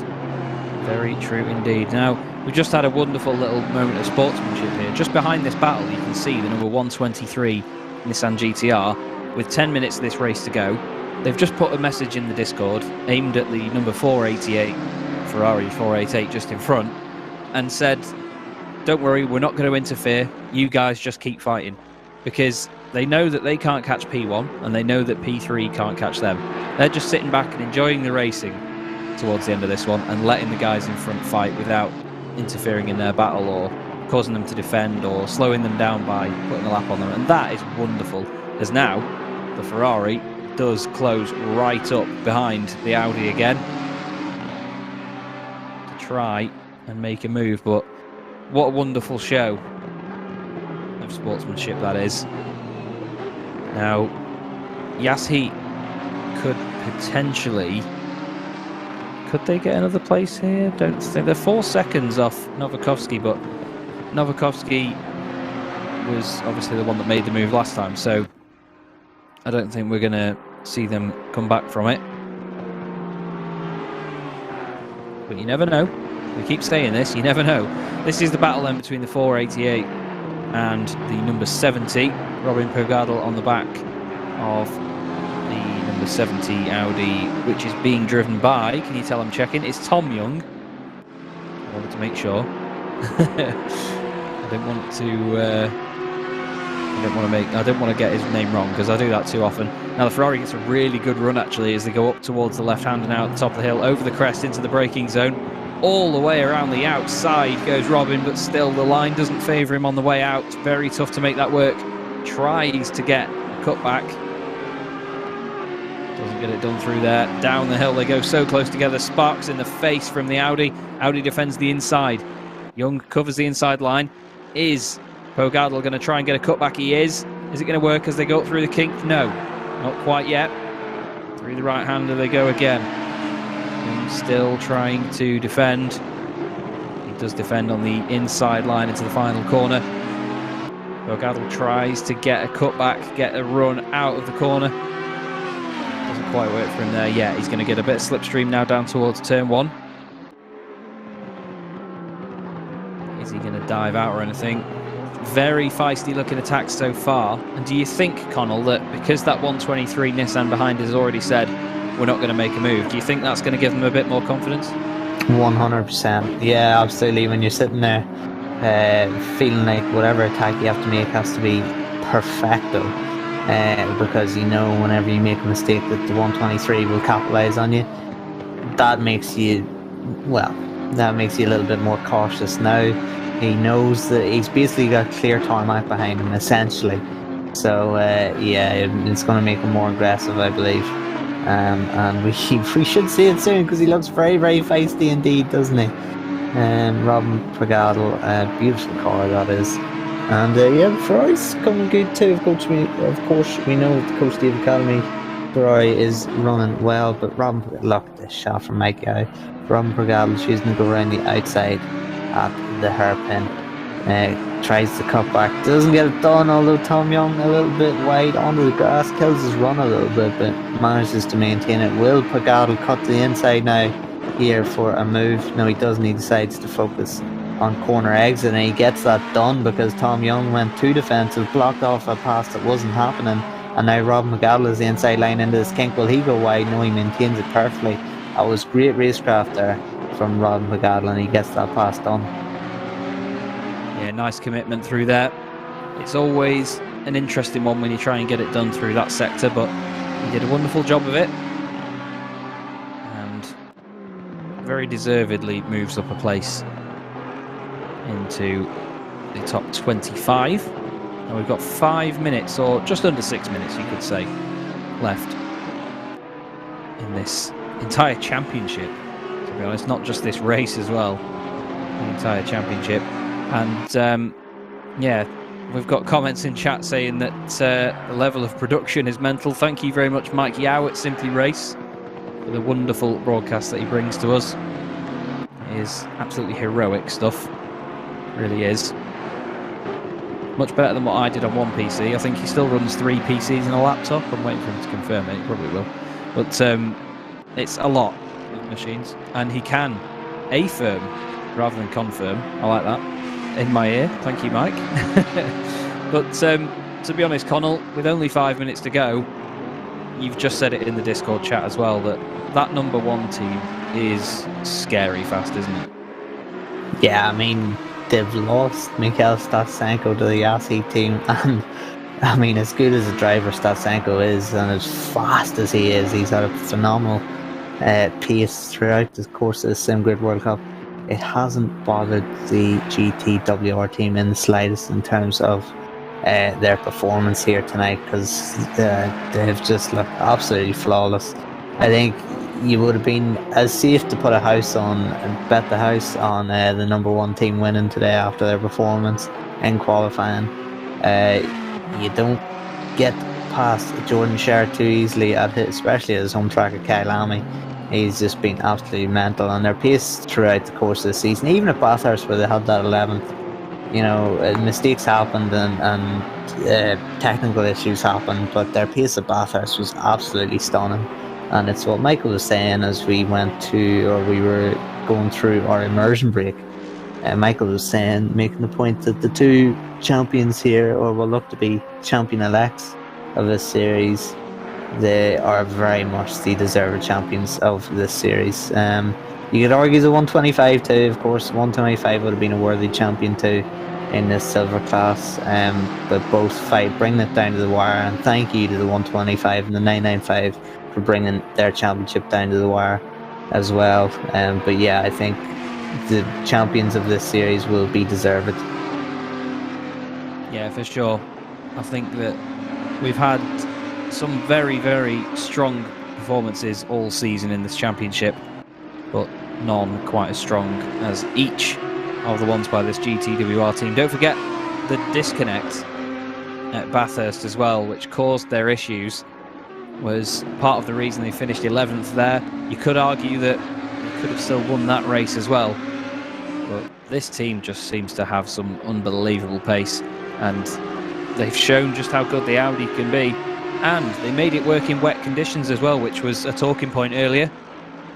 We obviously spoke to Nico Hillebrand about that as well, and he was saying that the rears on this car, they just go off. Jordan was saying the same. He was sliding around all over the place and just couldn't get the power down, couldn't make the most of it. And still, they're still fastest though, Connall, as they come on to now what will be the penultimate lap of this race. 2 minutes and 14 seconds to go as they cross the line. So they'll get this lap and then one more just to savour the moment, I think. But we know this team, they'll still be flat out, won't they? Yeah. I mean, these guys didn't even know that if they finished X, Y, or Z, they'd be champions. I mean, they're purely out to destroy. It seems that way. I mean, they just did not know.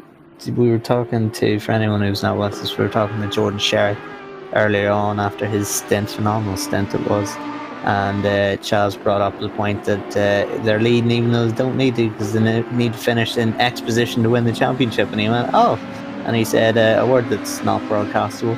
And was surprised by it and then went to tell the team.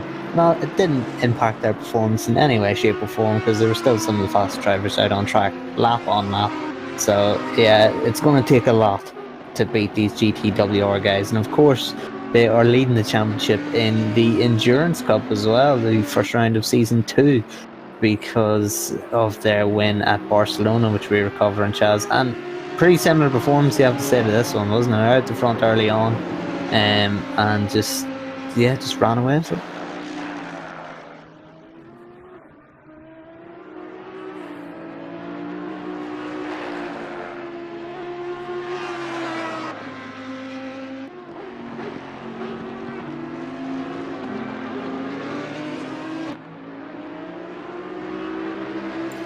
So Giorgio Simonini starting his last lap of not only this race but of the Sim Grid World Cup Season 1.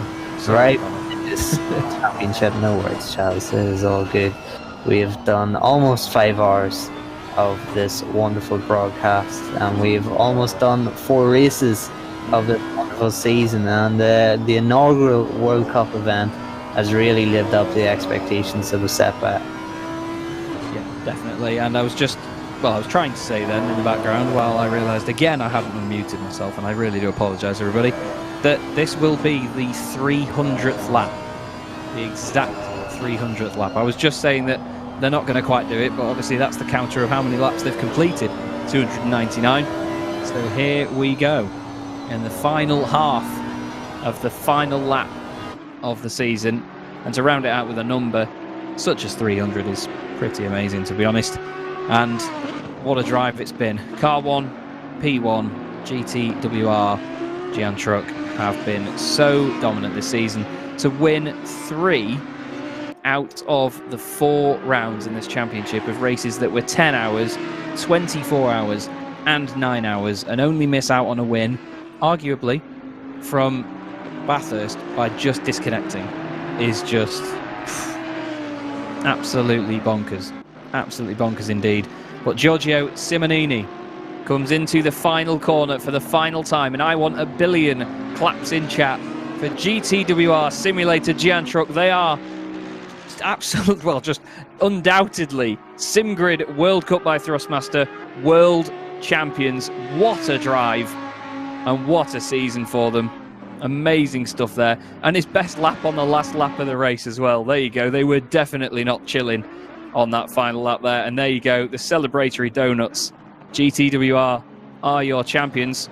Now I wonder if we get to see, here is Noble in the Nissan, just coming round, halfway around the lap essentially.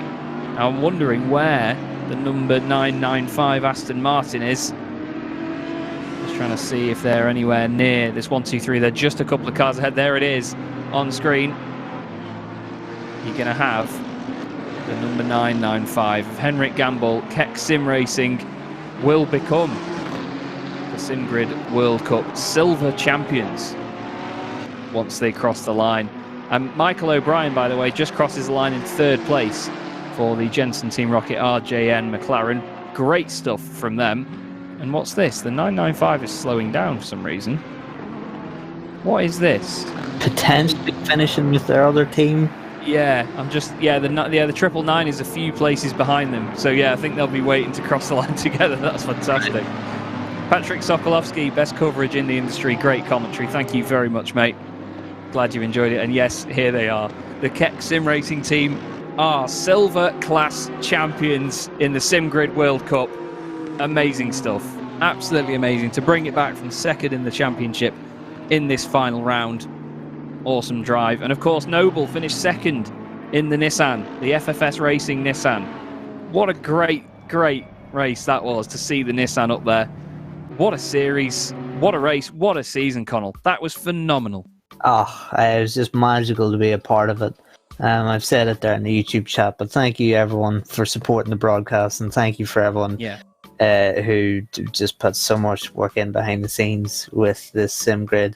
The FFS racing team stealing 2nd in the championship with that 2nd place. Who would have put a Nissan in 2nd in the championship? Absolutely phenomenal. But yeah, thank you everyone. Your support has grown race in, race out, and just absolutely amazing. And a wild card on the podium as well. The Jensen Team Rocket RJN machine. What a great drive that was by, of course, world's fastest gamer James Baldwin in that one, and his British GT Championship teammate Michael O'Brien in that car, with Tobin Lee as well of Zansho Simsport. Those guys all doing an amazing job to get that car 3rd overall. Some wonderful shots here of Kyalami. The fireworks are in the air, and I'm sure that is exactly what GTWR would have wanted. And there we go then. You can see now Michael has gone off to do something pretty cool. He's gone off to organise a sort of grid of 2020 picture with all of these drivers. We might be able to see them on the start-finish straight if we have a quick look. But just little moments like that are fantastic. There you go. Look at the rabble. Just trying to sort the rabble out there, Connall. Absolutely love that. Now, I've tried to do something like this before with a series that I was running, and if I'm honest, it's a pig to do. So, fair play. But I just want to say as well, Connall, you've literally just read my mind and put it in the YouTube chat as well. But thank you for being my commentary partner this season. Thank you as well to David Christie, to Luke Rogers, and to all of our other commentators that we've had on the channel for this championship. It has been awesome, really awesome this season, and we've had a lot of fun doing it as well, haven't we, mate? Oh, absolutely. I mean, 5 hours doing anything other than this feels like an absolute chore, but the time just flies by when we're watching and broadcasting and covering this. Look at these fireworks going off. We can see in the bottom right of the screen people doing donuts and coordinate things. This is ridiculous, but the photo at the end of this will be amazing. Somebody, is that the Ass Heat team? Struggling, well, not struggling, doing donuts, but... Yeah, there's nothing struggly about that. He's struggling to take his foot flat off the throttle, I think, at the moment, as he launches the car around. You've got the newly crowned champions putting it in the wall. Beautiful.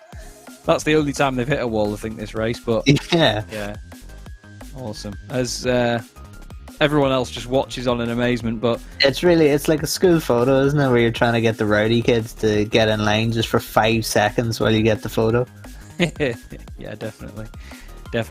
I want to say thanks to Mike Yao as well for that camera angle with the fireworks. That's beautiful. And of course, thanks again to Michael Hamlet for his fantastic work all season in the entire championship, behind the scenes, with all of the information that he gives us as well. Someone in the chat's just put, right, 1 lap demolition derby, go. And of course it's Dave Christie, you absolute hero. That would be hilarious. Just who wins, no rules, go for it. I would love to see that. Someone to cross the line wins. Whoever can do it. Well, to be fair though, some of them would be on direct drive wheels, so I don't think a no rules thing would go. There'd be so many broken thumbs. Yeah, I think with the current climate of what's going on in the world. We can't afford anyone taking our possible beds, can we? Oh, that's very true indeed, mate. Very true. We don't want people turning up at hospital with broken thumbs. I think the Ferrari's headlights are now broken because he smashed it, which is wonderful. Wonderful stuff. They're properly on it. And this is the thing now. What you're seeing here, everybody, is just the enjoyment side of sim racing. The flagman's still waving the checkered flag as well, so he's committed. He must be getting paid. It's going to be busted, man. He must be getting paid a lot. Tell you what. But now, the Destruction Derby begins. There we go, yeah. To each other. Here we are. This is now right. Cars are done for the season. They're going to go in a museum after this. Let's wreck them. There'll be some passive-aggressive hits from people who've been taken out. They'll try and find someone that took them out earlier on in this season or this race, and look, I just smashed into you. Now, I'm wondering if everybody's going to flash their lights in one go. But we must warn you, this comes with a photosensitive epilepsy. Yes. That would be pretty scary. But to sum up this championship, though, Connall, we've had a series of incredible special events, in all honesty. We've been very much treated here by the Sim Grid and everyone behind the scenes that sorted it out. Do you have a highlight of the season? That's a difficult one. I think just the first hour of Suzuka, when we didn't know what to expect, we didn't know what teams were going to be available, or what teams were going to be strong. We didn't know how qualifying was going to go. The first hour of Suzuka was amazing with the battles, and everyone were sort of trying to get settled into their teams, their dynamics, their cars, and we just had an absolute dogfight, and it was a new experience for me. It was a new experience for everyone broadcasting because it was the first round of the World Cup, and I think it just sort of set us up for the season ahead. So if I had, as difficult as it is to pick a moment, I would pick the first hour of that crazy race at Suzuka. Well, it's very close to the moment I'd pick as well, where I was going to say the battle between the GTWR car that really showed the pace of them and the Mercedes they were chasing, the number 11 car, for the lead of that race was just so exciting because, like you say, we didn't know who was quicker than who. We didn't know whether it was a one-off for that round or whether it was going to stay the same way throughout the championship. We just loved the moment where we could see a battle developing and we could see the emergence of that number 1 Audi, and then they followed it up with some unbelievable performances. There's no other word for it. And now they've been crowned champions, to be honest. We've actually got them in the booth with us now, to be fair. Giorgio Simonini and Jordan Sherritt join us in the box. Now, gents, where do you start? Newly crowned champions, you must be over the moon. Yeah, we are so happy. It was 300 laps of trying to stay clean and safe, and I can't just thank enough Jordan, Francesco, Chris Hartwell, and all the GTWR team for all the hard work put in this competition. And we are really happy to have won this competition in such a way. And yeah, I'll let Jordan talk more because I'm really so happy. Yeah. I can feel the smile from here, Giorgio. You sound so happy, mate. And honestly, I'm so pleased for you. I've been friends with people that have won sim racing competitions before, and I don't think I've seen one quite as difficult as this. The level of competition in this championship, I'm sure Jordan will agree as well. It's you guys may have made it look easy at certain points, but it's far from that, isn't it, Jordan? It's such a difficult series. Yeah, 100%. I mean, yeah, the level's crazy. I mean, just going back to the start of the qualification round at Bathurst, I mean, crazy close. And yeah, I mean, it's just an epic series and epic racing. Like, you can't really get better than endurance racing, especially at this level. So I think it was really a really great championship to win. I think if I had to win any championship in this game, I think it would have been this. Yeah, for sure. I mean, so happy. I mean, yeah, I don't even know what to say. I mean, like, racing against the best of the best and winning. I mean, yeah, I don't know. What do you want more? Well, it's the fact that as well we mentioned that you've won 3 out of the 4 rounds in the championship when they are 10 hour, 24 hour and 9 hour races, with only Bathurst getting away from you after a technical issue, which was probably one of the only reasons that you didn't win that race. did you think that you had any chance of having so many wins in this series, or did you think when you did it at Suzuka that it was just going to be a one-off? Good question. I don't know. We never really thought of a championship. We just thought of it as like a race by race. Obviously, the start, McKeel was with us, that's Senko, and him and I worked great together there. And Suzuka, we were, I think, really, really fast compared to the other tracks. And from there, I think just the momentum from there just carried over. And obviously, Bathurst, we had the disconnect and lost 4 laps because we joined in the wrong order, and one of our drivers couldn't, race. So we got a 130-second penalty after the disconnect. I think we just put our heads down and just pushed. And I've been working quite hard on setups and finding little things here and there, trying to get a balance between dry and wet, like for this track. And I think that certainly helped make this a bit easier, like for Kyalami, the race for us, of course. And then obviously having Giorgio coming to drive with us at the end sort of just sealed the deal, because Giorgio has like been in GTWR for a long time. And it was cool to have him to come and race, try replace he had to replace McKeel, so he did a good job, should I say. Thank you, Jordan. It was really emotional and honoring. Like, it was an honor for me to finish the last stint, and I can't thank enough Jordan for this opportunity, because probably he wanted to do that. But I can't thank enough everyone in this team, for Jordan, to Chris, to Francesco, and many other guys, because it's not just about drivers. It's about the team, all the hard work that you have behind the scenes that you can see. In the Discord, we had like other people trying to help for the strategy, for the pressures, and I think we just nailed every strategy today. So it was just a perfect race, and we are so happy that all the team is very positive to work together, and having Jordan and Chris and Francesco, all these guys in the team, is such a pleasure to race with.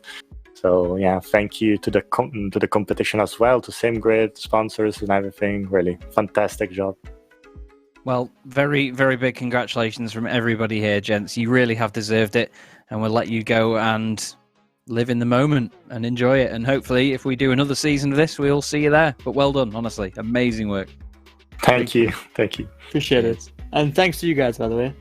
Thank you very much, Jordan. Pleasure to speak to you again. See you soon. Okay. Cheers. Bye. Right then. Well, from our newly crowned champions to the team that ended up finishing second in the championship, which will be absolutely maybe some surprise news to them. But we've got Jarkko Toivonen and Mike Noble in the chat with us, the drivers, of course, of the Nissan, the only Nissan in the field, the GTR GT3. Jarkko, we'll start with you, mate. That looked like quite a challenge out there in the wet conditions, but the Nissan seemed to work quite well.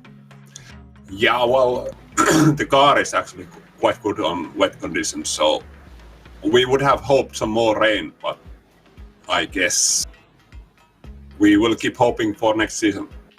Yeah, definitely. Now, when the track dried out a little bit, did you find that the car slowed down at all, or did you find that it was actually a bit easier to drive and you could keep a similar pace? Relatively, we were slower to other cars, so Audis were like insanely fast and Ferraris and so on, so we were just losing positions when it was dry. Yeah, it certainly looked like it was a bit of a tough transition at points.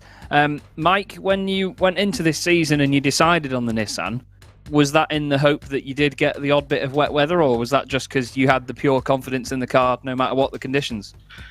Well, choosing the Nissan wasn't actually my idea, to be fair.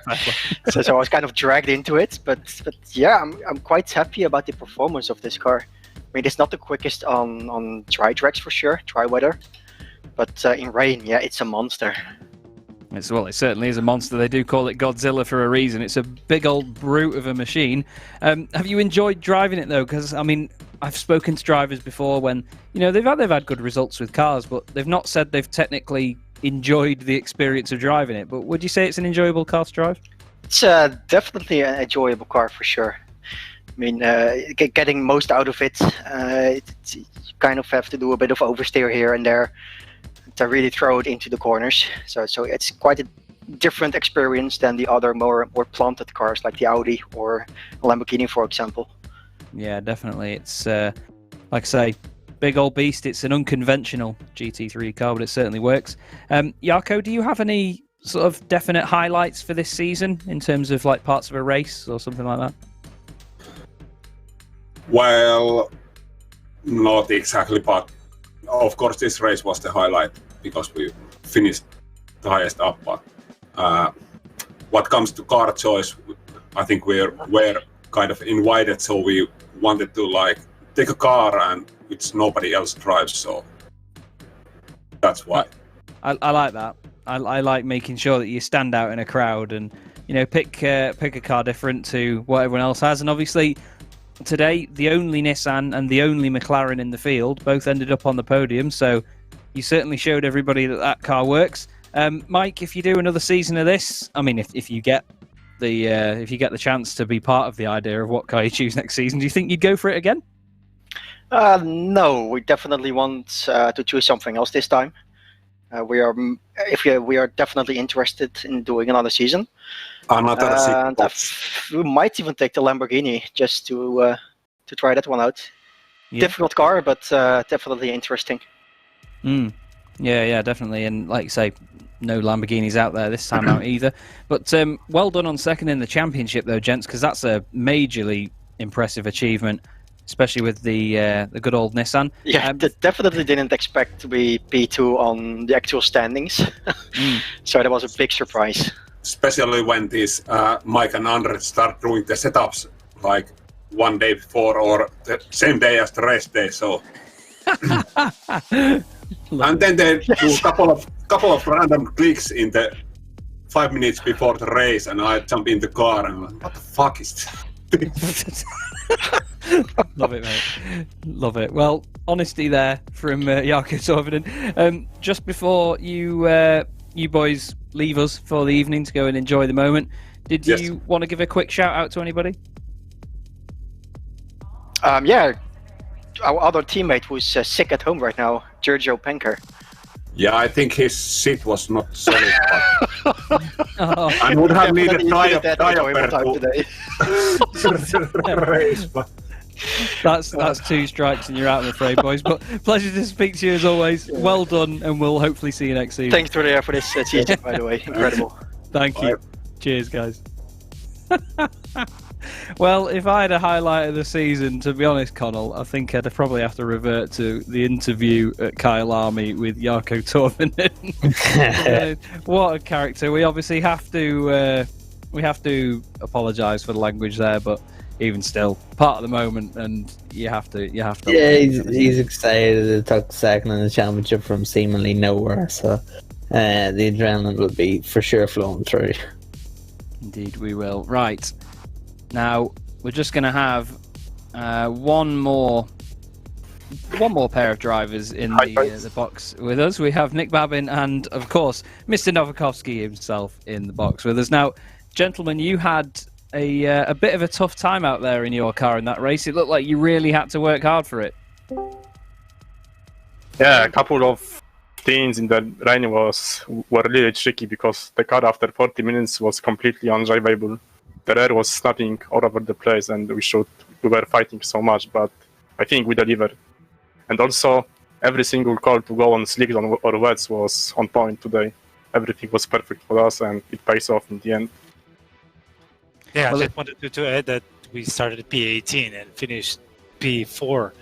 It was a fantastic race, and we're so glad. I was going to say it certainly was one that you had to work for. How did you find that the car felt when it went from wet conditions to start drying out? I mean, I was the one who prepared setup for this race, and yesterday at 10 p.m. I guess we made final changes to the setup, and we lowered the front to 54 millimeters, and I think that was the gold call. Because the car was really amazing. There was no understeer at all in rain. So I think the setup was great today, and every decision we made was on point today, and that's what helped us to be on P4 and P3 in Pro category. Yeah, definitely. It was certainly an impressive run, gentlemen, I must say. Very well deserved as well. I've been asking the drivers and my co-commentator, Connall, this same question, but do you have any highlights from your season? To be honest, not yet. We just made. I think the P4 and from today will be like our highlight. I think for us it's like the biggest achievement so far in ACC. So Yeah. I would add that this championship, Porsche is probably not the best car because Audis and AMGs were really fast on every track, and this P4 is just amazing.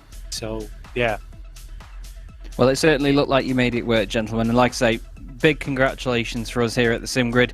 Certainly looked like you had a great time of it. Before we let you go, do you want to give a quick shout out to anybody? Personally, I would like to thank my teammate because they were amazing. And of course, I would like to thank you, all the SimGrid staff, to provide such an amazing event. And I'm looking forward for Season 2. I hope we're gonna be there too. Yeah, definitely. And thank you guys for the beautiful commentating. Thank you very much. That's all from my side. Everything was just perfect. The commentator, the organization, all the stats, SimGrids, and we're really looking forward for the next season. Us too as well. We look forward to seeing you there, boys. Have a fantastic evening. We'll see you soon. Thank you so much. Bye. Cheers. And one more man that I would like to interview, Connall. We've just said no more interviews, but someone that I feel we have to have a quick chat with is our very own Michael Hamlet, the legend himself that's been putting so much effort in. Michael, try and sum up the championship in 3 words. In 3 words. There you go. You've done it.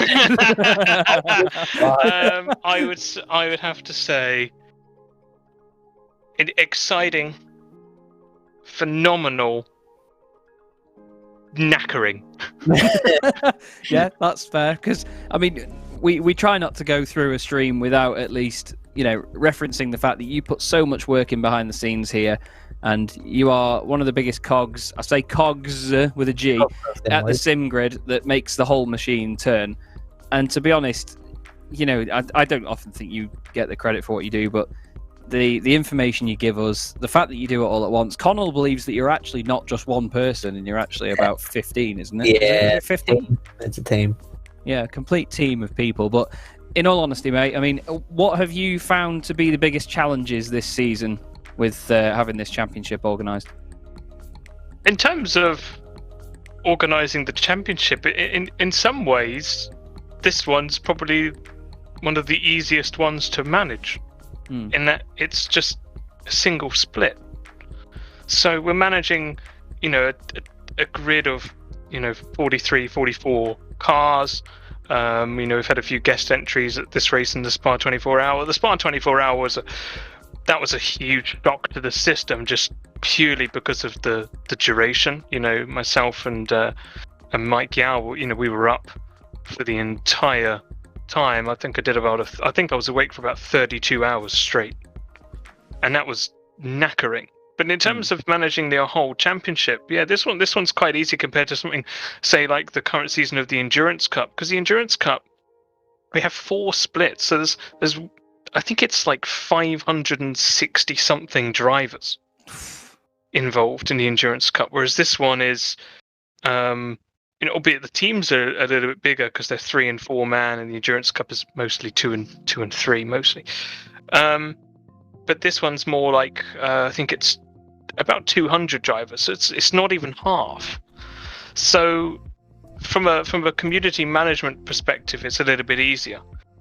But what's hard is that the standards of this are so high. I think this has really set a benchmark for what people come to expect and when they come to race at the SimGrid. And I mean, that's fantastic. And I think it's one of the things that the hard work is maintaining that level Getting there, I think, is quite easy. It's maintaining, keeping yourself there.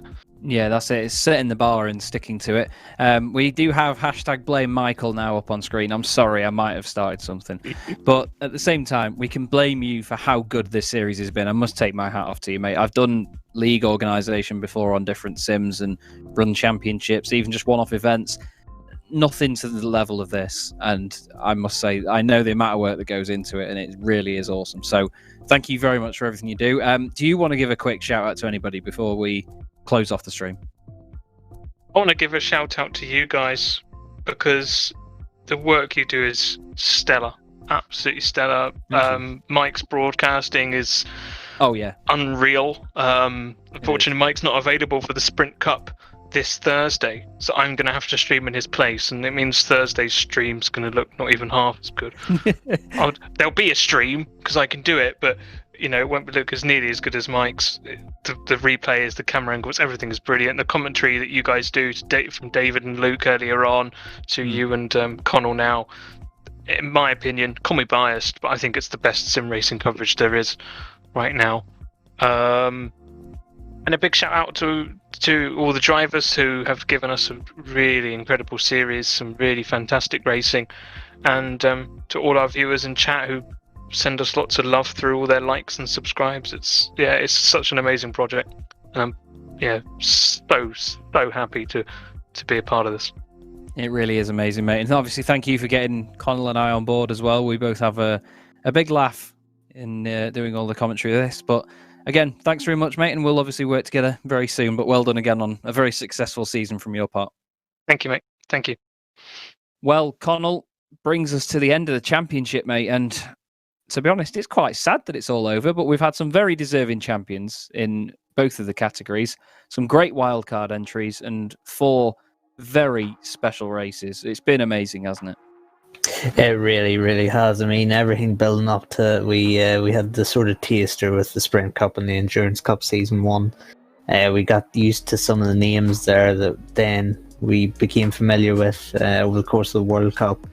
And then we also had that last chance qualifier sort of endurance race, the 8 Hour of Laguna, for Spa 24. And then it's all sort of culminated tonight, really. And yeah, you're right, it is. It's quite emotional, but lucky enough, most of the teams and drivers, the quality field that we have had over the course of the SimGrid World Cup has transferred over to the Endurance Cup Season 2, really. I mean, we still have guys like Shar Stasenko, all the good guys that we've seen here in the World Cup are participating in the Endurance Cup Season 2, and where else do we go?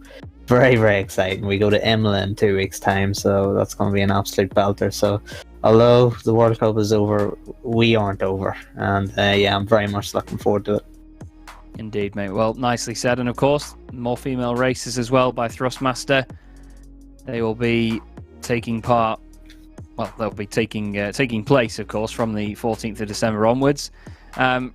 Leaves us all really just to say thank you, of course, to Michael Hamlet. Thank you, of course, to the SimGrid, and thanks to Coach Dave Academy with all of the information they give us. Thank you to Thrustmaster as well for being the sponsor of this event. Don't forget Thrustmaster sponsoring the More Female Races series. Thank you to Mike Yao for his amazing broadcasts, to all the drivers and teams that took part in the SimGrid World Cup. Thank you very much to my co-commentator Connall Courtney. There's a tongue twister for you. Thanks to David Christie and Luke Rogers for their fantastic stint earlier as well. My name is Chaz Draycott, and this has been the SimGrid World Cup by Thrustmaster, the 9 hours of Kyalami, GTWR Simulator GN Truck Car Champions, and hopefully we will see you again very, very soon. Have a great night, everyone.